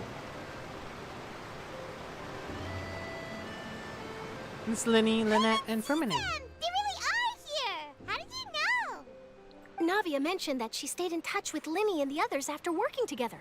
Apparently, they've been at the docks distributing these strange pockets the whole time since. Traveler, Paimon. Ah, and Miss Charlotte, too. Would you like a magic pocket? What sort of gadget is it? It's a wondrous bag that can be used to carry many things. The water level has returned to normal, but if you see any of your things floating around, you can use this to carry them. Or you could trick a friend into doing it for you. Trick a friend? I wonder which of my friends would fall for that. Paimon. It's Paimon. You could just make a friend like Fremine here. Isn't that right, Fremine? Is this what you meant by, I'll help you make some more friends? To be honest, that sounds pretty sweet. Could I have your contact, please? Sure. Please, write down my address. You sure are working hard to help Furina socialize. If anything, he's our Zhao. He's a Zhao Fontaine. He's a shy boy. He's a shy boy. He was the one who proposed doing this. He even wants to assist in our magic shows. Ooh, that sounds like it would suit him. Yes, I was planning to first introduce Per as an assistant, and later Fremine himself. In the future, I think we can leave underwater escape magic to him too. Oh, yeah. That said, would anyone want to see a diver escape underwater? Oh, it'll work out. Every journey begins with the first step. He'll become a part of our show eventually. Yeah. Lynette, could you come over? Miss Charlotte says she wants to take a picture of us. Got it. My, that Charlotte is rather perceptive. She got rid of everyone the moment she realized I had something to say to you. So, how have things been, Traveler? I'm doing alright. Father says that you did a great deal during the latest events. She's very grateful for your contributions to Fontaine. Make her playable! That's alright. We were more than happy to help. So, what's she doing now? Oh, I guess you haven't heard. Well... After Lady Furina left, Father and Monsieur Neuvillette opened negotiations, during which he gave Fontaine's gnosis to her as a diplomatic gift. What? Whoa. Monsieur Neuvillette opened negotiations, during which he gave Fontaine's gnosis to her as a diplomatic gift? Huh, interesting. Yeah, they got the gnosis, so they do have the gnosis overall. Honestly, out of everything, I highly suggest, I'm glad they have the gnosis. I am glad they have the gnosis. Because our enemy is, once again, the heavenly principles. They started this whole problem with the traveler losing his sister and all the problems of Tevat and what's wrong with it today. They are the true enemy, and so the Fatui, we might as well see what the hell they're planning with the Gnosis is. If that's bad, we can put a stop to it. Like, seriously. There's a good reason for Neuvillette to say it. Yeah. There's gotta be a reason that Neuvillette would give this as a diplomatic gift. A diplomatic gift? A gnosis? Yes, I was quite surprised at first myself. But when I thought it over, there were actually a number of things going for it. It could have been done as an apology for the incident with Lord Child, or as thanks for his help in tying the all-devouring narwhal down. Furthermore, Father did also lend significant aid to Fontaine and Poisson. So basically, this goes all according to her actual agenda, the Gnosis. So it was following with her character to be following her own agenda to get the Gnosis. That's true, but this is a gnosis we're talking about. Doesn't this seem a bit irresponsible? Like it matters, the Hydro Archon is gone already. All its power, or all the power that's connected to it is unrelated it's unrelated now. There's no power. No one can use a power. So it's like, it's useless here. So here. I would agree, but I've also heard that it seems that Monsieur Neuvillette has had a significant change of heart regarding the matter. So there's some reason for this that only Neuvillette knows about? I suspect you'll have to ask him about that yourself. Yes, speaking of which, I did see him strolling around the entrance to the fortress of Meropide a while back. Oh, at the opera. Isn't he real busy and stuff? Paimon didn't think he'd have the time for that. But back to the topic. The Gnosis was given to the knave, right? What about Child? They say that he's returned to Snezhnaya to recover from his wounds. I hear that the recent disaster really did a number on his health. Well, I guess I can now call him one of my war buddies. That's true. When you think about it, we've had loads of run-ins with the Fatui. To think we'd be allied with them this time. Hey, well, even though they beat No, that was fucking Signora. Fuck Signora. She had it coming. She had it coming for beating up Venti, our boy. Our gay boy, okay? Our free gay boy. She deserved that. But yeah. So shocked by such a simple switching of sides? Oh? It's N. No? Oh, okay. I thought it was gonna be Father. then. Alright. Well, what do you know? Come to the docks to see how my children are doing and meet the traveler by chance. Please do not pay my accomplishments in Fontaine too much mind. I would have done them regardless. Are you going to take the Gnosis back to Snezhnaya? That is our duty as harbingers, yes. Don't be too preoccupied with sides. The goal of the Fatui concerns not a single place or person, but the entire world.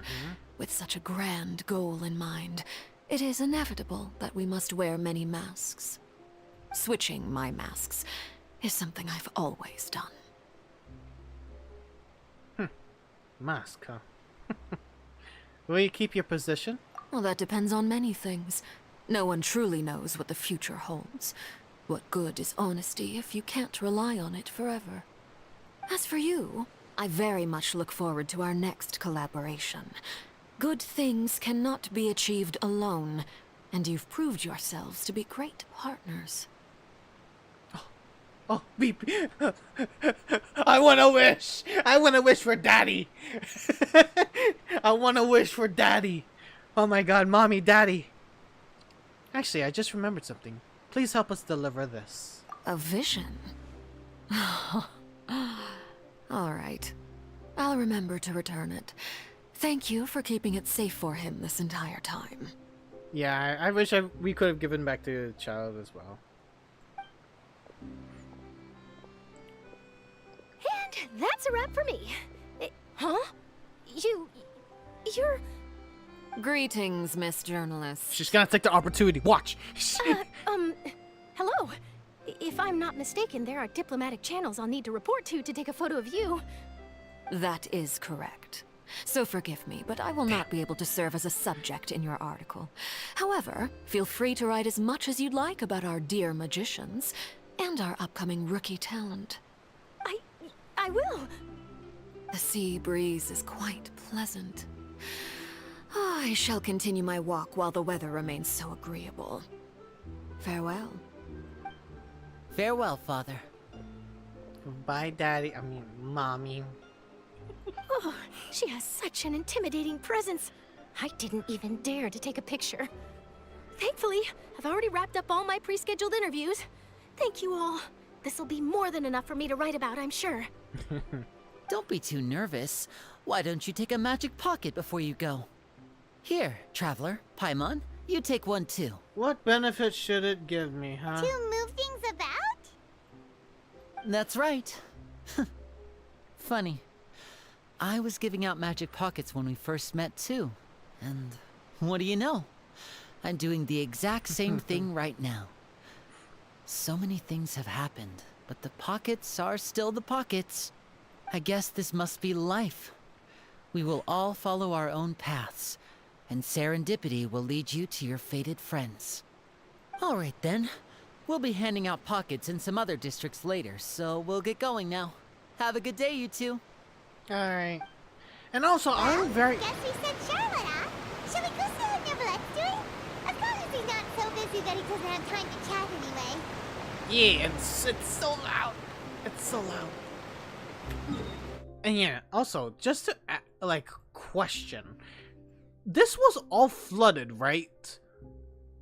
All of Fontaine was flooded, right? But, when you take a look at how freaking high this freaking place is, how does that work? Did all the water drown every other freaking nation? I'm lost in that. Did the water come everywhere? I was not sure of that. But now I'm questioning it more.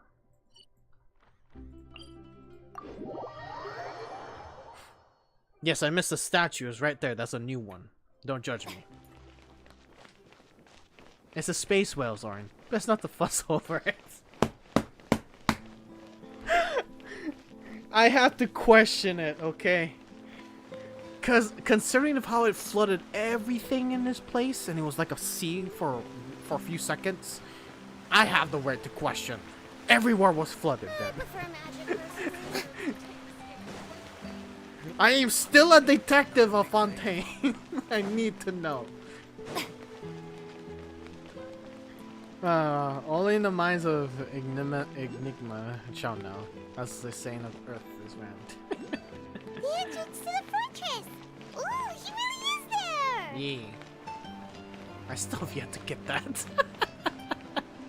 Eventually I will down the road, I will.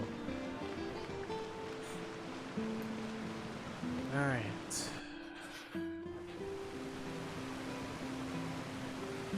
Man, I wanted to talk to Furina after all this. So, you really are here, Neverlet! I didn't think you were going to have free time this hour of the day. Really? Oh, I suppose you must have met Mr. Linney. He took the time to greet me earlier when he passed this way. In any case, you came at a good time. I was just considering reaching out to you to set up a meeting, so I may explain some things that I haven't had the time to before. Aw, Paimon's glad that you remembered. Thank you for keeping us on your mind, what with you being busy and all. Alright, let's have it then. How was Fontaine actually saved? The whole business is still quite the mystery to us. It is strange how words can often leave a bitter taste in the mouth when it finally comes time to say them out loud. I'm telling the truth concerning what he saw that day, about the Hydro Archon being gone now. Focalor deceived the heavenly principles and used Furina's endless performance to save Fontaine. Whoa. So that's what happened? I only saw Furina's part myself. Focalor destroyed the divine throne of the Hydro Archon and restored your power to you, transforming you into a fully fledged elemental dragon sovereign. But Paimon still doesn't quite get what you did to save the Fontainians from dissolving. For me, the authority of the ancient dragons refers to absolute control over the hydro element. Oh. Fontainians were incomplete humans born of Egeria's use of the power of the primordial sea, with constitutions similar to that of mimics. That's why he said, quote, mimic at that time. But so long as those primordial energies remain within them, I could use the ancient dragon's authority to grant them true blood, after the fashion in which life was first brought into being on this planet. In other words, when I gave my verdict, Fontainians became true humans, and thus would naturally no longer be dissolved by water from the primordial sea. Focalor must have counted on you to make that decision as well. Your verdict was the key to making the prophecy appear to have come true while saving everyone. You could say that it was at that moment that the Fontaines were finally truly born. Yes. Yeah, and in a manner of speaking, Focalor finally managed to fulfill the original Hydro Archon's wish to turn Oceanids into real people too! At the expense of her life? That's a sad part, that it's just like there's no Hydro Archon at all. It seems from your expressions that you still have more things you wish to ask. Yes. Ask away. I will tell you the truth as I know it. Yeah, this is basically the ending question now. Alright. About the initial verdict that was passed on Child, what was that about? I have investigated his case along many avenues, and I have learned that he once fell into an unknown chasm when he was young. There, by chance, he awakened the all-devouring narwhal. That's why it caused the whale, henceforth he was found guilty about that. But whether it be by sentiment or reason, that should not have been enough to consider him the root cause of the disaster. At most, he would have had tangential liability. As for the judgment passed by the Oratrice during the trial, whether it was due to that liability by association, or Focalor deliberately using him to buy time for us on the assumption that he would be able to hold the creature off, I cannot say. That kind of sounds about right, though, but yeah. Guess Focalor had Fontainians in mind the whole time. In the end, it was thanks to her that they finally became real humans. Hang on a second. Paimon suddenly got another question. Back when Fontainians hadn't yet become real humans, were the children they had also transformed Oceanids? Life has always flowed like water.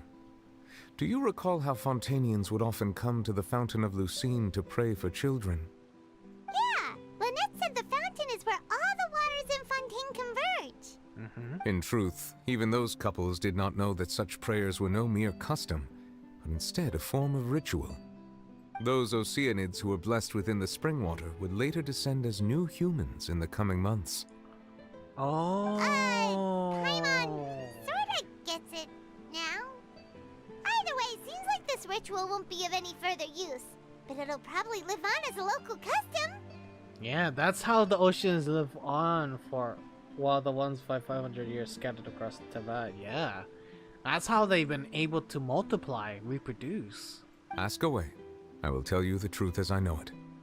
Alright, what about Fontaine's future? Yeah, about that. Risley said Furina has already left. Already What's that all left? about? Ah, Lady Furina. The people are only aware that her death sentence has not been carried out. She abdicated the post of Hydro Archon and left affairs related to that title to me, before leaving the Opera House. Wow. I related Focalor's words to her faithfully and completely. After hearing them, she seemed neither saddened nor comforted. She simply said that she was tired and needed to rest. My baby needs rest. My baby. Having said that, she then packed her things and moved out of the Opera House, not unlike how an ordinary person might. Wow. But she's still got a place to stay, right? I think she's become a traveler. Hell, we can actually get an anniversary with her. We might actually get more than 2 frickers who actually clown each other in a frickin' dinner house. We can actually see frickin' Focalor come in and is like, behold me. And an actual anniversary for 4 years. Finally. 3 Archons. Finally in one room, hopefully. Hopefully. Hoyo, I'm looking at you. I'm looking at you. Hoyo, you better make that happen. You better make that happen. Or else I choke. I croak. 3 Archons, one must kiss the child. That'd be Zhongli. No. Even Venti suggested to bring her to the next wind bloom. Oh my god, I would have loved that. Oh. You need not worry. I will make arrangements to ensure that she will not want for food, clothing, board, or travel. In truth, I am somewhat happy for her. The wear and tear on her spirit will, of course, take time to heal. And tomorrow we will understand more about what she is planning on doing. Tomorrow we will do that. But now that she no longer has to play the role of Focalor the Hydro Archon, she can finally lay down her burdens and lead a normal life. What about you then? What are your plans now that you've regained your full powers as the Hydro Dragon? After Focalor passed on, the Oratrice also ceased to function. Ah. This matter will directly affect our trials. After much careful consideration, I've decided to take over its role in our courts. From now on, I shall hear cases and pass verdicts by myself. Yes, just as it always has. Looks like you're still considering stuff from the perspective of the Udex, huh? As an elemental dragon, there are indeed many things that I must do. But this power and this duty, in a manner of speaking, you could say that both were granted to me. As such, before I attend to my other responsibilities, I must first and foremost continue to serve Fontaine as its highest judge. The duty of the Hydro Sovereign and the duty of the Udex shall coexist within my person. Additionally, the Hydro Archon's departure has brought about another problem, which is that the Opera House shall no longer produce indemnitium. Oh, that's right. Indemnitium is used to power everything. That's true. That power was derived from the people's faith in the Hydro Archon, wasn't it? Does that mean you're gonna have to power up the whole place again? Wait, but the various mechs and machines in the city are all still okay. Where are they getting their energy from? Yeah. As I am now, I have full command over New Musia, and it can serve as a complete substitute. Another reason why I cannot quite leave Fontaine immediately. Wait, does that mean you can fight against those guys with the bright orbs instead of the black orbs? Because I always hated that he's only effective against one thing instead of the other. I hope he actually changed after doing this, because goddamn, it would be so annoying to just freaking do it against one type. It was so annoying. And yes, Ryan, you have to go through this actual live stream. It is ridiculous and crazy amount of information that you have to go through. You have to go through it. We cannot answer your questions. You have to go through it. Alright? Even Nouvelette can answer it. You have to have the context that we've gone through for like the freaking 4 hours. 8 hours! Wow. Okay, we need to rush things. Wow. This ancient dragon's authority stuff is really quite useful, huh? Ask away. I will tell you the truth as I know it. Alright, what about Fontaine's Gnosis? Oh, that's right! They say you've given it to the knave as a diplomatic gift or something! Leaving aside their intentionality, the 2 Fatui Harbingers have indeed done much for us during this crisis. Their sole remaining goal in Fontaine, at least at this point, would seem to be the Gnosis.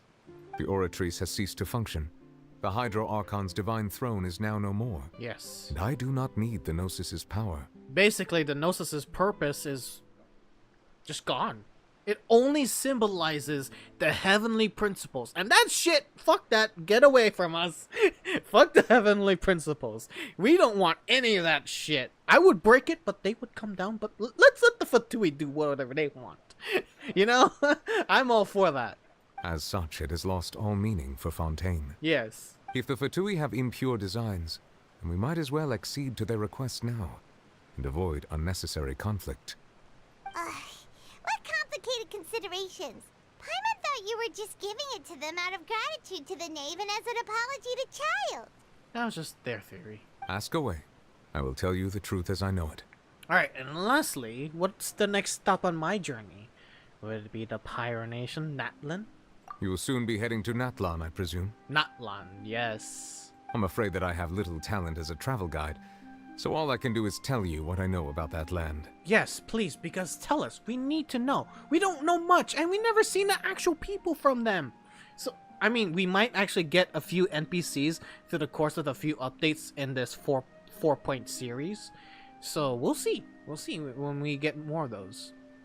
As far as I'm aware, Natlan can be said to be a nation of dragons. Come again?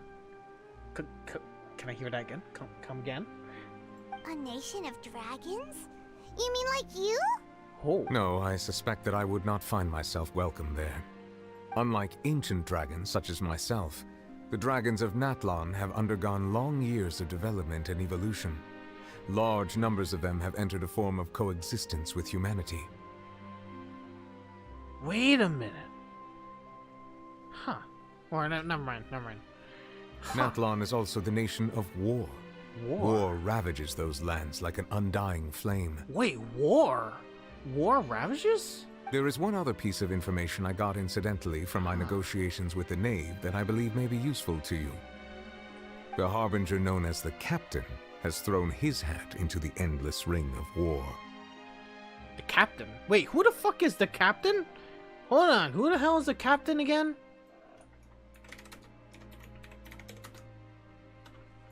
Who's the Captain? Oh, shit. Al Capitano. Al Capitano. Yeah, it says here, he is currently in Natlan, where he has thrown his hat into the nation's endless ring of war. That's it. What place is he? What number is he?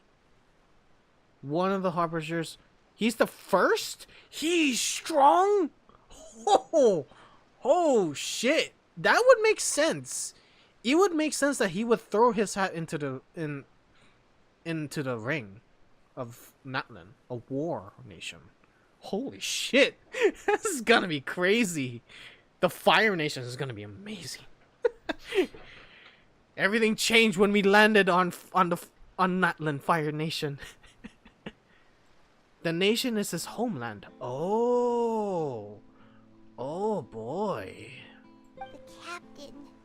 Sounds like a real tough customer.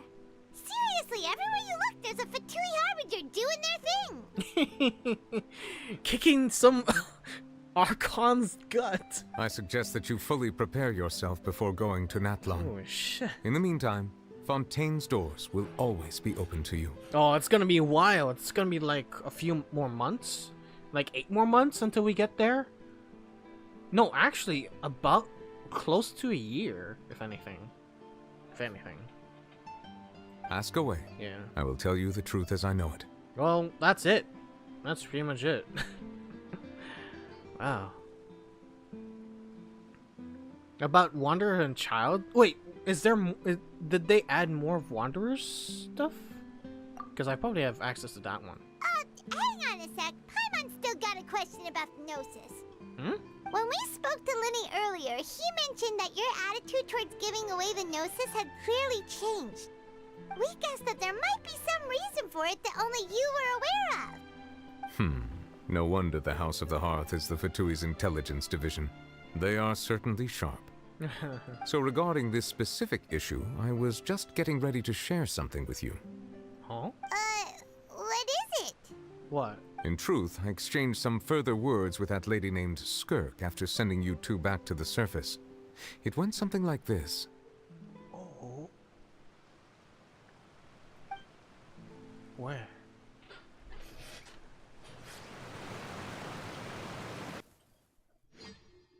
What indeed were you talking about? Well, we're going to head topside to see what's going on. You hurry over soon as well, all right, Nervalet? Oh, this is right before we actually went out. This is before. Whoa! What next? The all-devouring narwhal isn't here, so I'm no longer getting any interference. I can finally catch the scent of your power, what it's made of. Oh, mommy. Oh, mommy.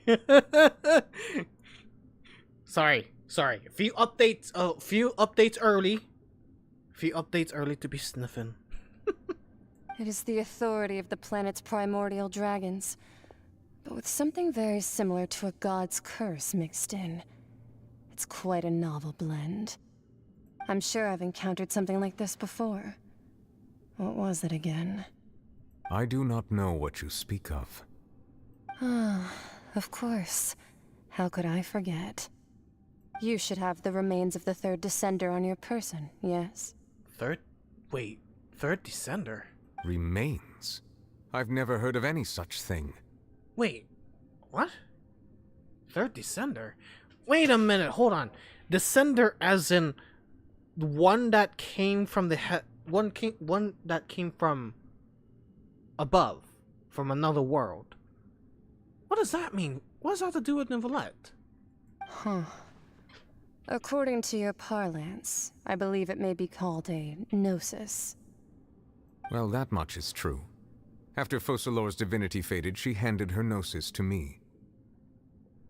But I fear I have never heard of it described in the manner that you just did. I've been training with my master, the Foul, ever since I was young, and I have never returned to the surface since. So most of the information I possess, I got from him. It is only natural for those who are greater than humanity to possess a different sort of common sense, which is why there are so many problems in our attempts to communicate with humans. Regardless, you should probably get rid of objects of misfortune to prevent any disasters from befalling you. To live in itself is a blessing, but once a person dies, the bonds he once had with this world shall all turn to curses. What do you mean by that? No need to fret. These are just my personal thoughts, and my reason for no longer wishing to return to the surface. This third descender you refer to, who are they? And when did they die? Yeah, the remnants. Master never mentioned them to me. Perhaps it just wasn't that important for me to know. I'm so confused on what the hell that means. All this will make no sense without context. Yeah, it will make no sense without context, right? So it's best that you should remember this, but not get into it. You can make all the guess. We can't help you with that. You're gonna have to go through the stream. If you're interested, though, I could ask him. I'll be sure to pass the answer on to you next time. Next time? You believe we will meet again? I do. Wait. I have a disciple of my own, don't I? He can be the messenger then. Child.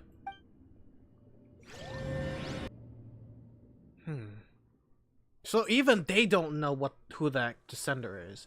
Who the fuck is this descender we're talking about? That's what she told me. Whether it would prove useful or not, I wanted to pass that information on to you. Yeah, Fumei said Nahida said there's about 4 descenders, Alice being one of them, yeah? Lumine, yeah, that's right. Alice, Lumine, Ether, and the fourth, or the third technically, being there, I think, right?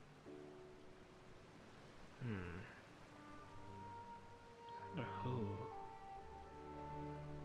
The remains of the third descender? Who the hell's the third descender? So that's what the Gnosis actually are. Paimon just thought they looked like chess pieces. How could they be a person's remains?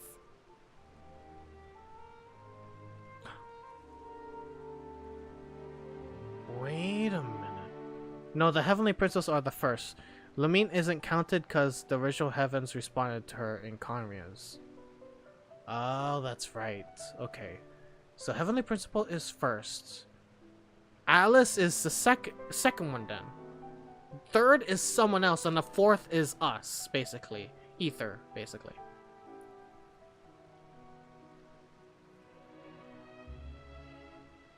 No, it's not Paimon. Paimon belongs in this world, as proven by the Sumeru story. She's part of this world. Yeah, the fourth is being Ether.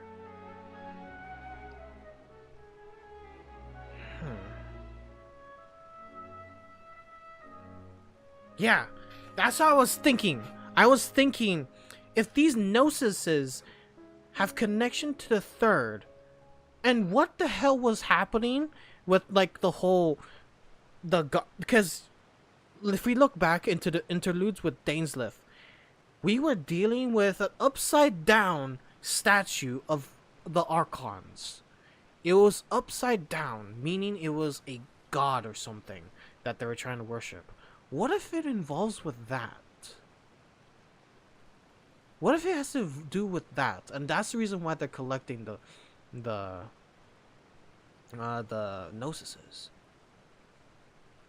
The Fatui are doing the Gnosises while somehow the Abyss is doing something else. They could be separate. They could be connecting into doing a mutual thing. Who knows? But the third is definitely so important, but it's so overshadowed. There's such a big shadow being cast upon that we can't see who it is. All the same, assuming that there was no misunderstanding or special metaphor at play, that is what she meant to say. Yeah, whatever the case is, it's not good. It's not good. Like how the Saritsa wants to use them to burn the old world. Yeah. And she said that it would bring misfortune and that you should check it, which is why you gave it to the Fatui. If she speaks the truth, then I would simply be putting Fontaine at unnecessary risk by keeping it here. That's a literally big step for the new leader of a nation. At the sender, she mentioned one of them. I am the fourth descender. For me, this information means two things. One, that the Gnosis are related to descenders, and two, that the only one who came before me has already died. Yes. I guess that you might already be familiar with this concept, but I did not expect you to be one of them. That means that the Gnosis, which are exceedingly element compatible and can even enhance elemental abilities, do indeed come from the third descender. But I don't get it. I thought the Gnosis were I thought the Gnosis represent the heavenly principles. I thought that's what it does, because Nahida said, if I break this Gnosis, the heavenly principles will come down and bring down punishment upon Tevat. She said it in her words with all the knowledge she has to threaten the Tator.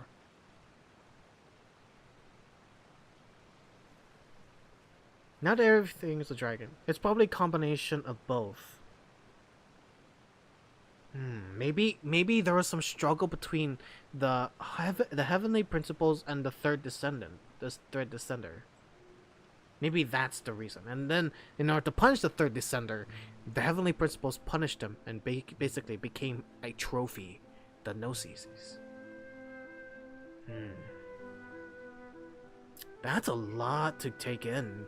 That the Gnosis isn't the heavenly principles, but a second element, which was the third descender. That's a big lore dump. I wonder, does your body also possess similar properties?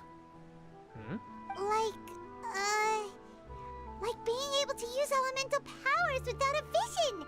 That does sort of count as special compatibility, right? Oh. No, about this stuff right now. It just feels creepy. It is similar when I think about it. Yeah, it is similar. What the hell? Comparing the Traveler to the dead third descender and all? The Gnosis were probably created using the body, yes. To serve as vessel of the power of the dragons, yeah.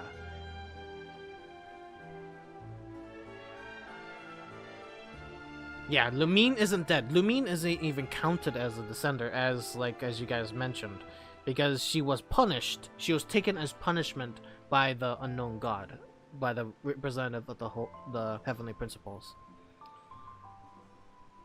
Yeah, the descender has all elements. There's gotta be some connection there. The descenders have connection to the elements. Don't worry, I won't die so easily. Wait, does that mean Alice could also have the same power? Since she is a second descender. She could have the same power. That's why she was doing all the work behind the scenes. And isn't connecting too much to everyone else. There's just so much possibilities of theories right now. There's just so much. That's what you say, but this topic still feels like bad luck. Once Child recovers, let's get some more answers out of him. Or go look for his master and get the answers that way. I too believe it unwise to make too many blind guesses when information is lacking. The same is true of being at court. Hoyoverse is telling us, chill your shit. Chill your shit and wait for the updates. We should definitely follow with that. That was big of a lore dump. Alright. Whatever the case, it seems like the crisis here in Fontaine's over for now. Yes. All of Focalor's efforts were for this moment as well. Yes. But she sacrificed herself in the end as a god. And she suffered through all those years as a human. Was that really what she wanted? I suppose that would be the mystery of a god's will. Can you understand the will of the gods? I suspect not. But once in a while, I too would guess that if wishes were like the clouds in the sky, they will one day return to the earth as raindrops. Life flows like water, and rain is the final answer. The water levels may sometimes tilt one way or another, but the rain falls fairly upon all. And what, ultimately, is the difference between the rains that fall upon all of us? Masquerade of the Guilty complete. Alright. And I'm guessing the rest of the information lies in Furina's story quest, which we will accept very soon, actually. I hope there is no story quest to complete, or else we might have to do that right now.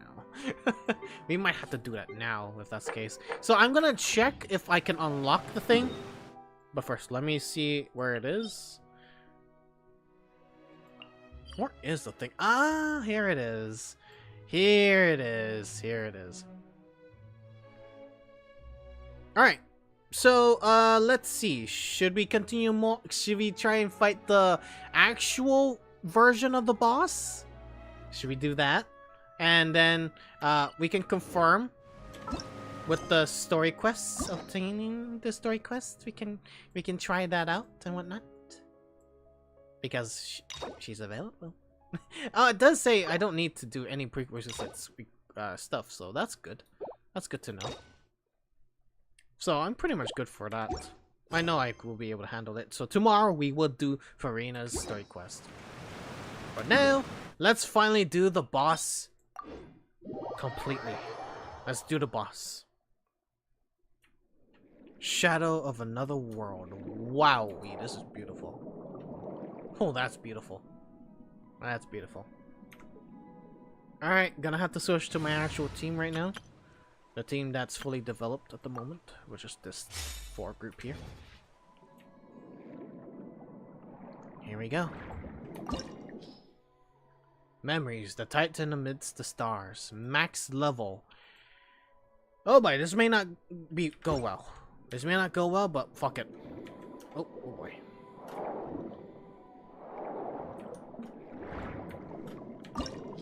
Okay. Here we go. Let's go. Here is the actual boss fight, the complete boss fight.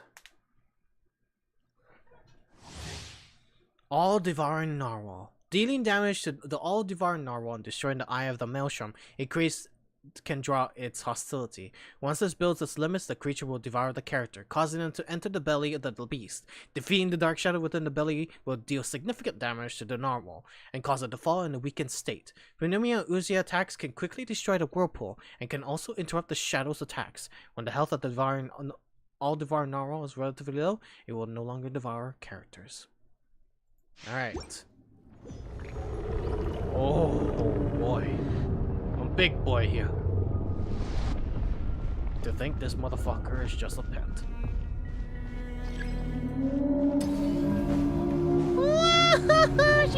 It's coming! Right here, right now. Emerge. Ow!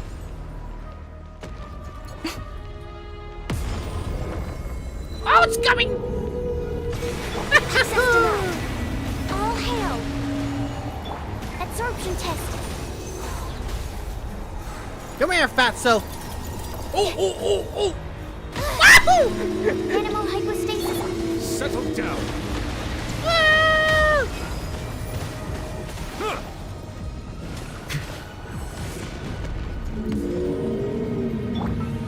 Oh, that's not what I meant. Right now, emerge. Born of ice and frost. Silence.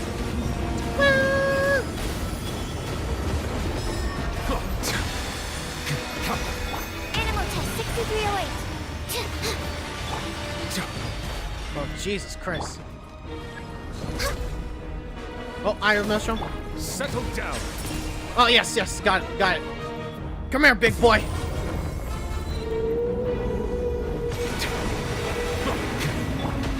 Ow. No touching.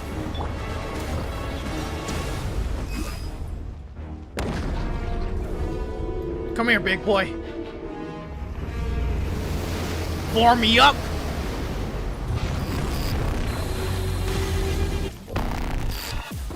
Right here. Absorption. Ooh. Bow your head when the tides beckon.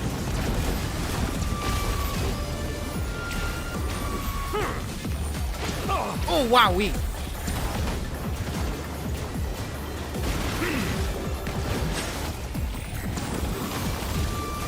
Wow, that thing is opening Emerge. rips. Right here, right now.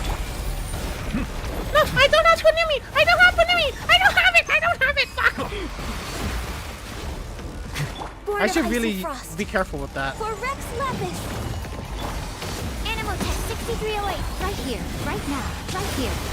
A sight to behold. Right now. Come on. Maybe I should have brought Wanderer. Silence. Oh, come on! I just used it! Fuck! Oh, I hate that so much.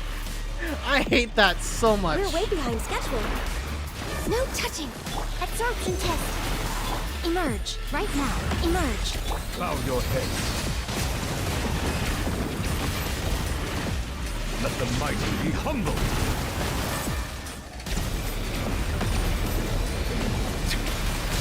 Oh! Come here, big boy. Use it. Justice is blindsided. I know you want to use it. Yeah, I thought so. Settle down.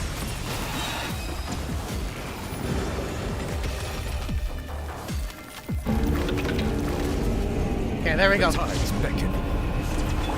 All hail. Access denied. Swirl. Mark 2. Absorption. Right here. Emerge. Silence.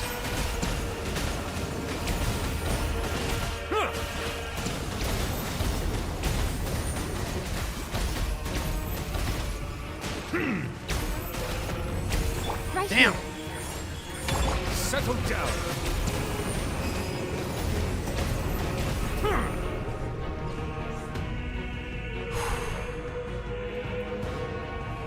Okay, I gotta use my ability sparingly. Oh shit. Emerge. Right here. Emerge.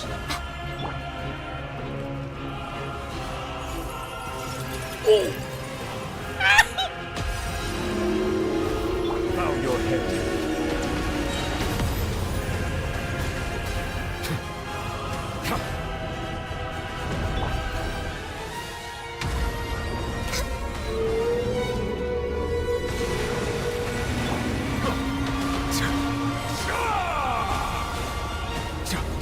Okay, seems like I can two-cycle this bastard.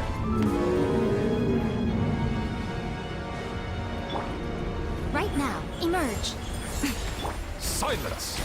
Yeah, it seems like I can two-cycle this bastard.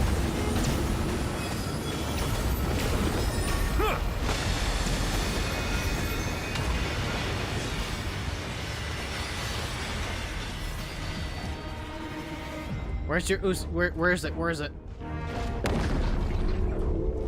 Okay, we're good. We're good.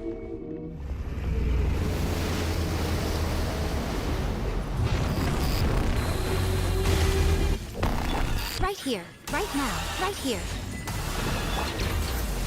Animal test 6308. Bow your head. Back away, back away, back away. Get some distance. Oh, that's such a cool attack. Just breaking rifts. Nope. For Rex Lapis, born of ice and frost.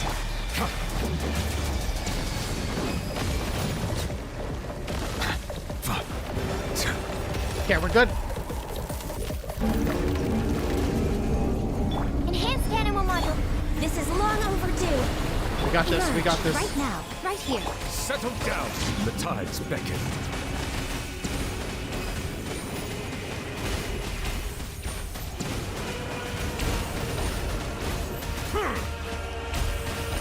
Well, that's it. Silence. God, it's like I have a feeling the orbs are being stuck in his fat body. No touching. Absorption test. Come here! I will blast your ass! God damn it. Good thing it's a weekly boss. Settle down.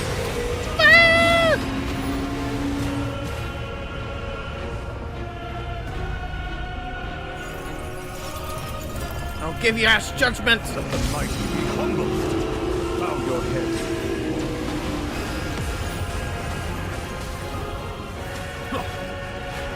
Hey, come here! I'm not done with you! I'm not done with you! There we go. Huh, sheesh. Wow. It really is just a one-cycle boss in the story. That fucker's tanky, though. Sheesh. Oh, wow. This thing is cool. Lightless Silk String, Lightless Eye of Maelstrom. What the hell? Alright, he's in the list to farm. Compare with the pep. Sheesh. That was a cool fight. Took a while. It took me 2 cycles. Like compared to like the Raiden Shogun, I can one cycle Raiden Shogun at the very least. But that one I have to 2 cycle for max. Oh man. Exhausting motherfucker.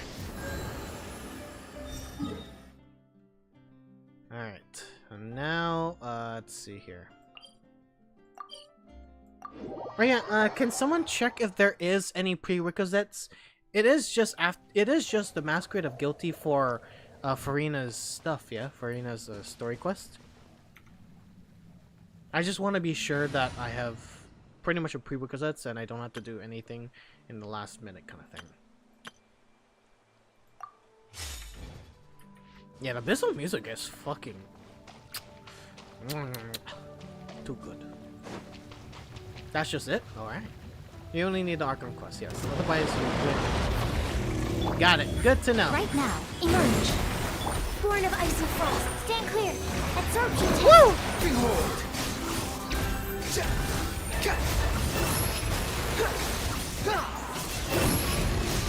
You dare to gaze upon me? Oh, right wow. here. Emerge. Right here. No touching. Animal test 6308. Squall Fury.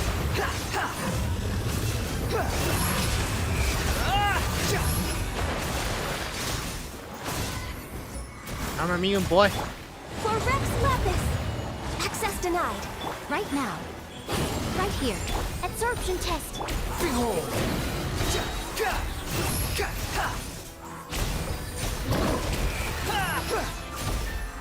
Know your place. Nothing worth mentioning. No touching. Yes, you do not have to repeat what every other freaking right person said. Animal test I do need to do the other quest, but as like any other normal person, I have way too much shit to do in my actual life. Yes, I do need to do the other quests, yes. Whew, I need more of that though. But we should be able to ascend Furina, I hope. Oh, that's right, I need materials. I need materials, that's right. Yes, go ahead and sleep, Brian, no worries. Alright, I'm gonna have to unlock the rest of the places before we end. So we're gonna take a look at the new places while we get the stuff, and then I'll figure out where to go next in terms of the materials. And plus, I will have to mark them, so that way I can grab them every single day. Ooh, whoa, that's a beautiful thing.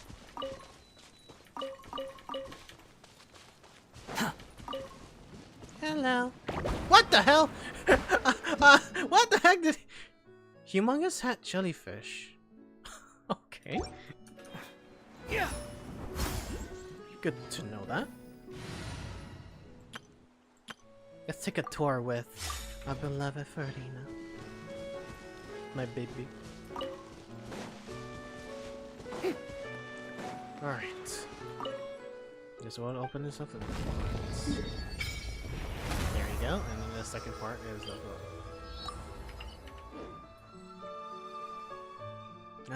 the original Voyager Archon all this time.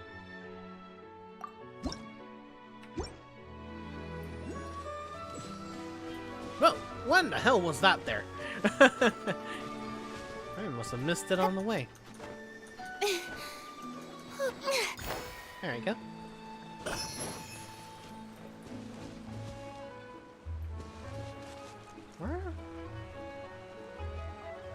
Where the hell is...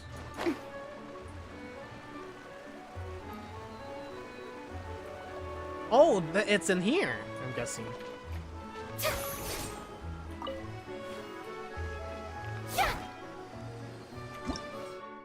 It's been stuck. Maybe maybe it can open a stress reaction. Maybe something inside stress reaction.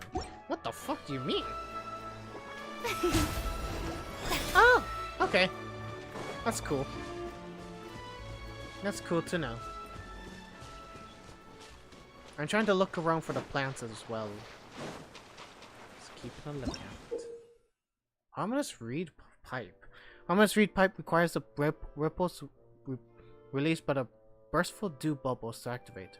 The number of runes displayed on top which order required to activate group challenge the same number of runes. And these pipes must be activated at the same time. What? I'm confused.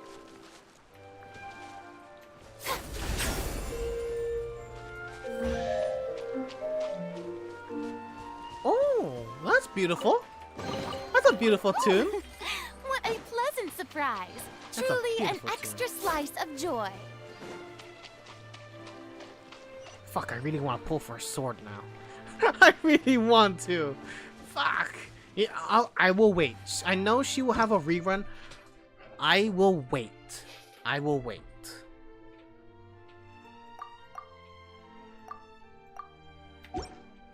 I know there is going to be rerun. I have to be patient and be wise. Yeah. Let everyone come out, even Arlecchino if possible, and then I can pull for Furina's sword. And also, as much as I want the constellations, I don't think it's worth it. Unless I wail. If anything, Constellation is a freaking wailing thing for like new characters. So it's completely fine if I don't get a Constellation. Can't wait for Ball to run so he has a reason to replace Yumiko. Yeah. Honestly, I have been waiting for some support in terms of electro damage and whatnot. What is this? Machine X-chromatic abilities, certain range, okay.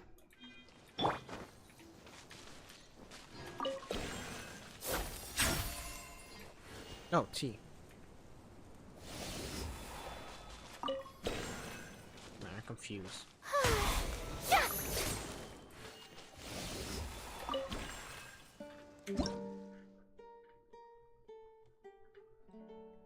Hold to aim. Oh, I have to hold?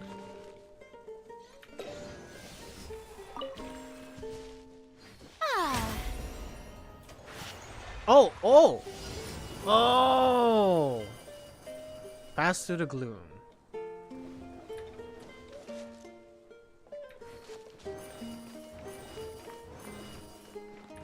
Oh!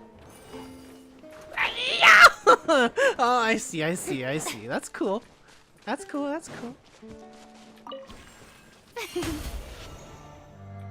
No. 2, 3, 1, 2, bam, bam, bam.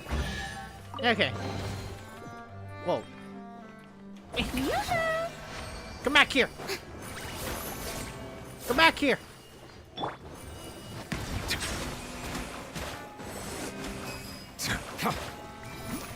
The wind rises.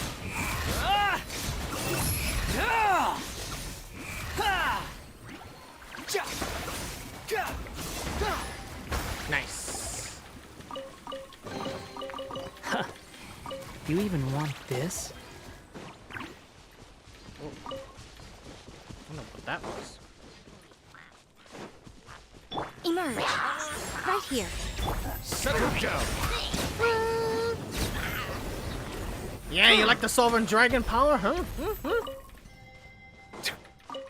Oh yeah, speaking of Sovereign Dragon, I should definitely check this stuff here. Okay. Alright. Yeah, this is okay, so this is basically what he said when he maxed out and whatnot. Where was it? Was it this one? I have to say, I went No, to not see an that one. opera recently. Where the hell It was is about it? a lady whose personal charm and manipulative schemes allowed her to continue to dominate the affair. No, is it this one? Where is it? I thought...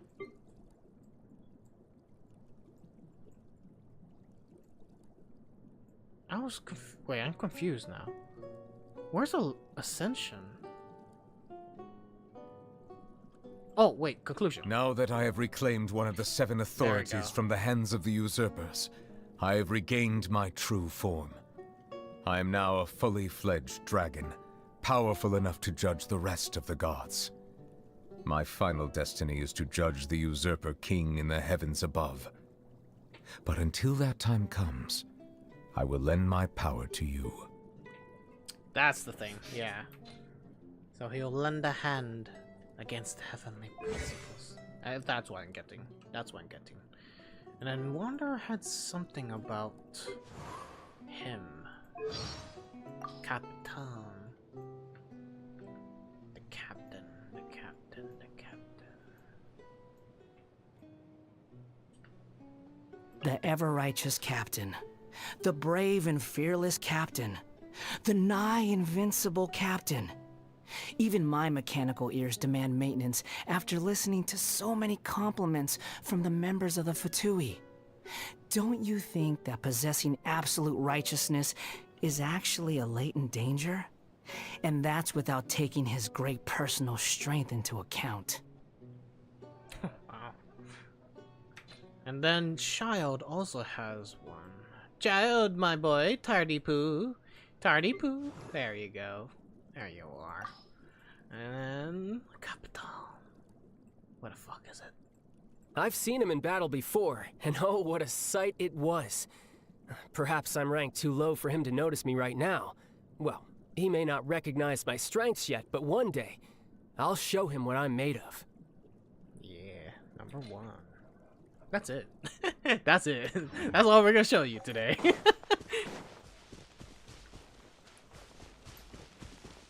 I'm still figuring out where the hell is the plants. Where is my baby's plants? I thought these were the plants. I'm reaching my limit.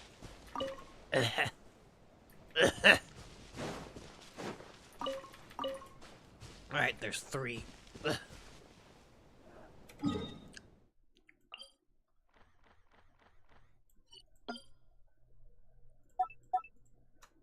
Furina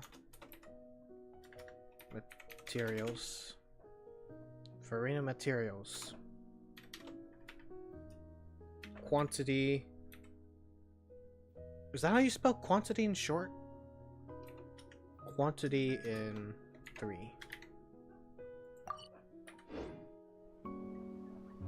Yeah, we accomplished a lot. Okay, I do really want to end the stream soon so that way the stream doesn't go for so long. So I might just end it here for now. I might just end it here actually. Hold on. I'm gonna take an opportunity. If he's respawned, I'm gonna fight him again. Yeah, I'm gonna fight him again. I really want to take an opportunity to do it right now. Oh, but man, that was one hell of a story. Shit. I cried here and there. Fuck, even at the start. And of course, Furina. I felt a lot of pain for Furina. Emerge. Right here. The girl deserves a rest. Just like my baby Zyra.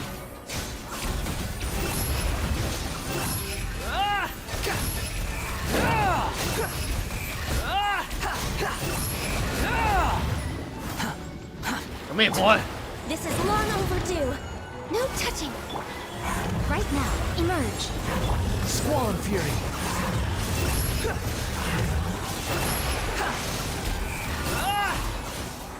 Upon the gale. Bow your head. Woo, that was close. Right here. Absorption test. The wind rises.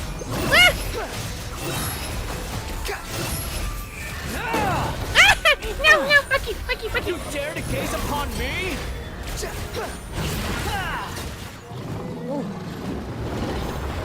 Big boy. Alrighty. Alright, I'll find the rest of the stuffies later on. I'll find the rest of the materials here and whatnot. Actually, yeah. I'm gonna at least accomplish one more thing. Getting that last area so that way you guys get the understanding what the area looks like. So once I get this final area, we will end the stream. And I will update Furina. I will update Furina and whatnot. Furina's a thumbnail for tomorrow. And I will see you all tomorrow when we do get into Furina's story quest. We do need to go through her story. What is left? And that's probably the reason why they pretty much left her untouched after the event. The story might explain what's been going on after all that in Act 1. And there was a particular cutscene I never saw throughout the whole Archon quest. It was quite mysterious.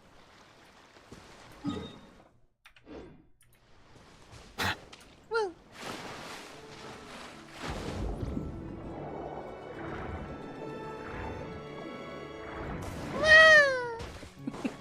Love it. Love it. Because I hate you guys.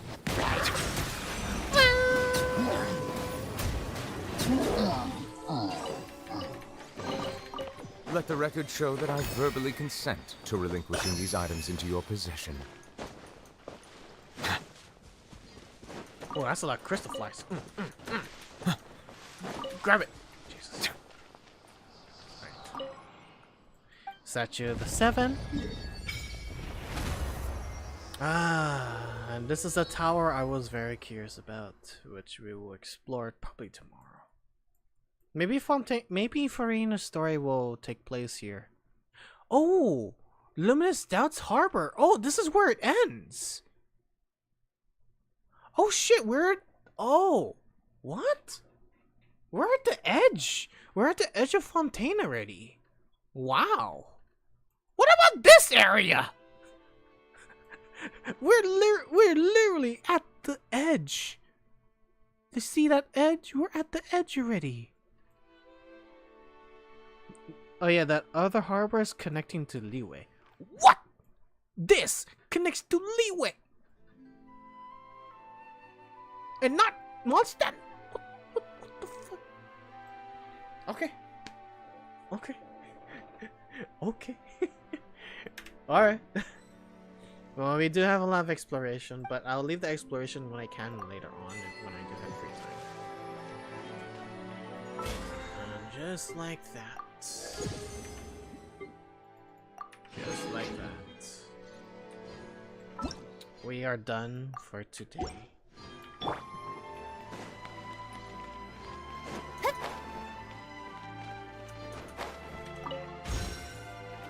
Just like that, we are done for today. On this magnificent journey of the Fontaine story. We finally reach its end, and now all that's left is the extra juicy details of Fontaine that we might get in like future acts, the interlude quests, and of course any other events that's happening around Fontaine that we might get information about Natlan. We still need a lot more information on Natlan, which I'm guessing they will be probably giving us a lot more in the upcoming updates, most likely. I love so much this stream. Yeah, I'm glad to have you guys as part of this stream. This was an absolute blast. And Furina definitely is my favorite Archon. She is an Archon in my heart. Literally. Beautiful. So what is up with Furina? We will see tomorrow. Anyways, tomorrow I will unlock the quest for Furina. So I will see you guys tomorrow. And also, what the heck? Default! Why? Okay, my stream elements is not working. Okay, I'm stuck with this controller scheme. Oh, there we go. The stream was the best for Fontaine. We discovered so much truths and secrets. Yeah, it was a grand finale of like knowing every information about what's been going on. But this war with Natlan, really? This war with Natlan, the information about the Gnosis having a remnant of the third descender, which was ominous as hell. It was a pretty big lore drop, including with Hydro Nation Fontaine not having a Hydro Archon anymore. That I never expected. I have never expected it to actually end up like that, because we got the animal Archon, Venti, basically free as hell. He saves everyone, but no one knows. And then we have Liyue. Basically, the guy faked his death. And basically made a truce with the Fatui. Made a deal, a contract he cannot go against. I think he had the least impact. That dude didn't do anything. Just left it to their own devices of everyone. And then Inazuma, mommy issues. Well, not actually, yeah, technically mommy issues, yeah. And Sumeru, yeah. Child issues, child abuse, Fucking kick down the academia. And a nation with no Archon god. What a plot twist. You forgot the Archon still set Furina as their own. Yeah, Furina, yeah. I mean, yes, I did say that Furina, or like, there is no Hydra Archon, but I'm talking more of a sense in the law of Tevat. Since there is no Hydra Archon, Furina is still Archon in our hearts, as I said. So yeah, Furina is still the Archon, and that's why she's still, you know, the face as a Hydra Archon. But still, she's not Hydra Archon, but yeah. It's out of respect it's out of her respect, because she, even though she was chosen as a Hydra Archon, she acted as a Hydra Archon, and since she is tired of it, acting as a god, I'd say she's not Hydra Archon. It is just to respect her that she doesn't want to be that anymore. She's been that for 500 years. She deserves a rest and not be called the Archon, but as Furina. But yeah, we'll see from the story. Whether you look at it, she is the freely human vessel of Focalor. Yes, she is. Yes, she is. Alright. You keep forgetting that A isn't technically not an Archon either. No, she is an Archon. She is an Archon. Because when you do think about it, Furina doesn't have the glowy effect. Only Focalor's had the glowy effect on the hair. And anyone with the hair that's glowing is an Archon. So A did have a glowy part of her hair, so she is an Archon. Yeah. A took the Archon mantle after Makoto died. Yeah. So she is still an Archon. An Archon still exists. But as the Hydra Nation, overall, in Tevat rules and Tevat laws of the Heavenly Principles, there is no Hydra Archon. Just her human... Just her human, non-divine soul. But she is divine in my heart. Anyways, I gotta go now and have a good night's rest, and probably figure out where the farming materials are for her stuff so that I can get it today. So, I will see you guys tomorrow. Night, guys. Thank you so much for coming to the stream. See you guys tomorrow. And tomorrow will be the final stream. Tomorrow will be the final stream until the next stream, which will be the final stream of 2023, which was the birthday stream and the Game Awards. Those will be the final streams of this year. So I'll see you guys tomorrow. Night, guys. Bye-bye.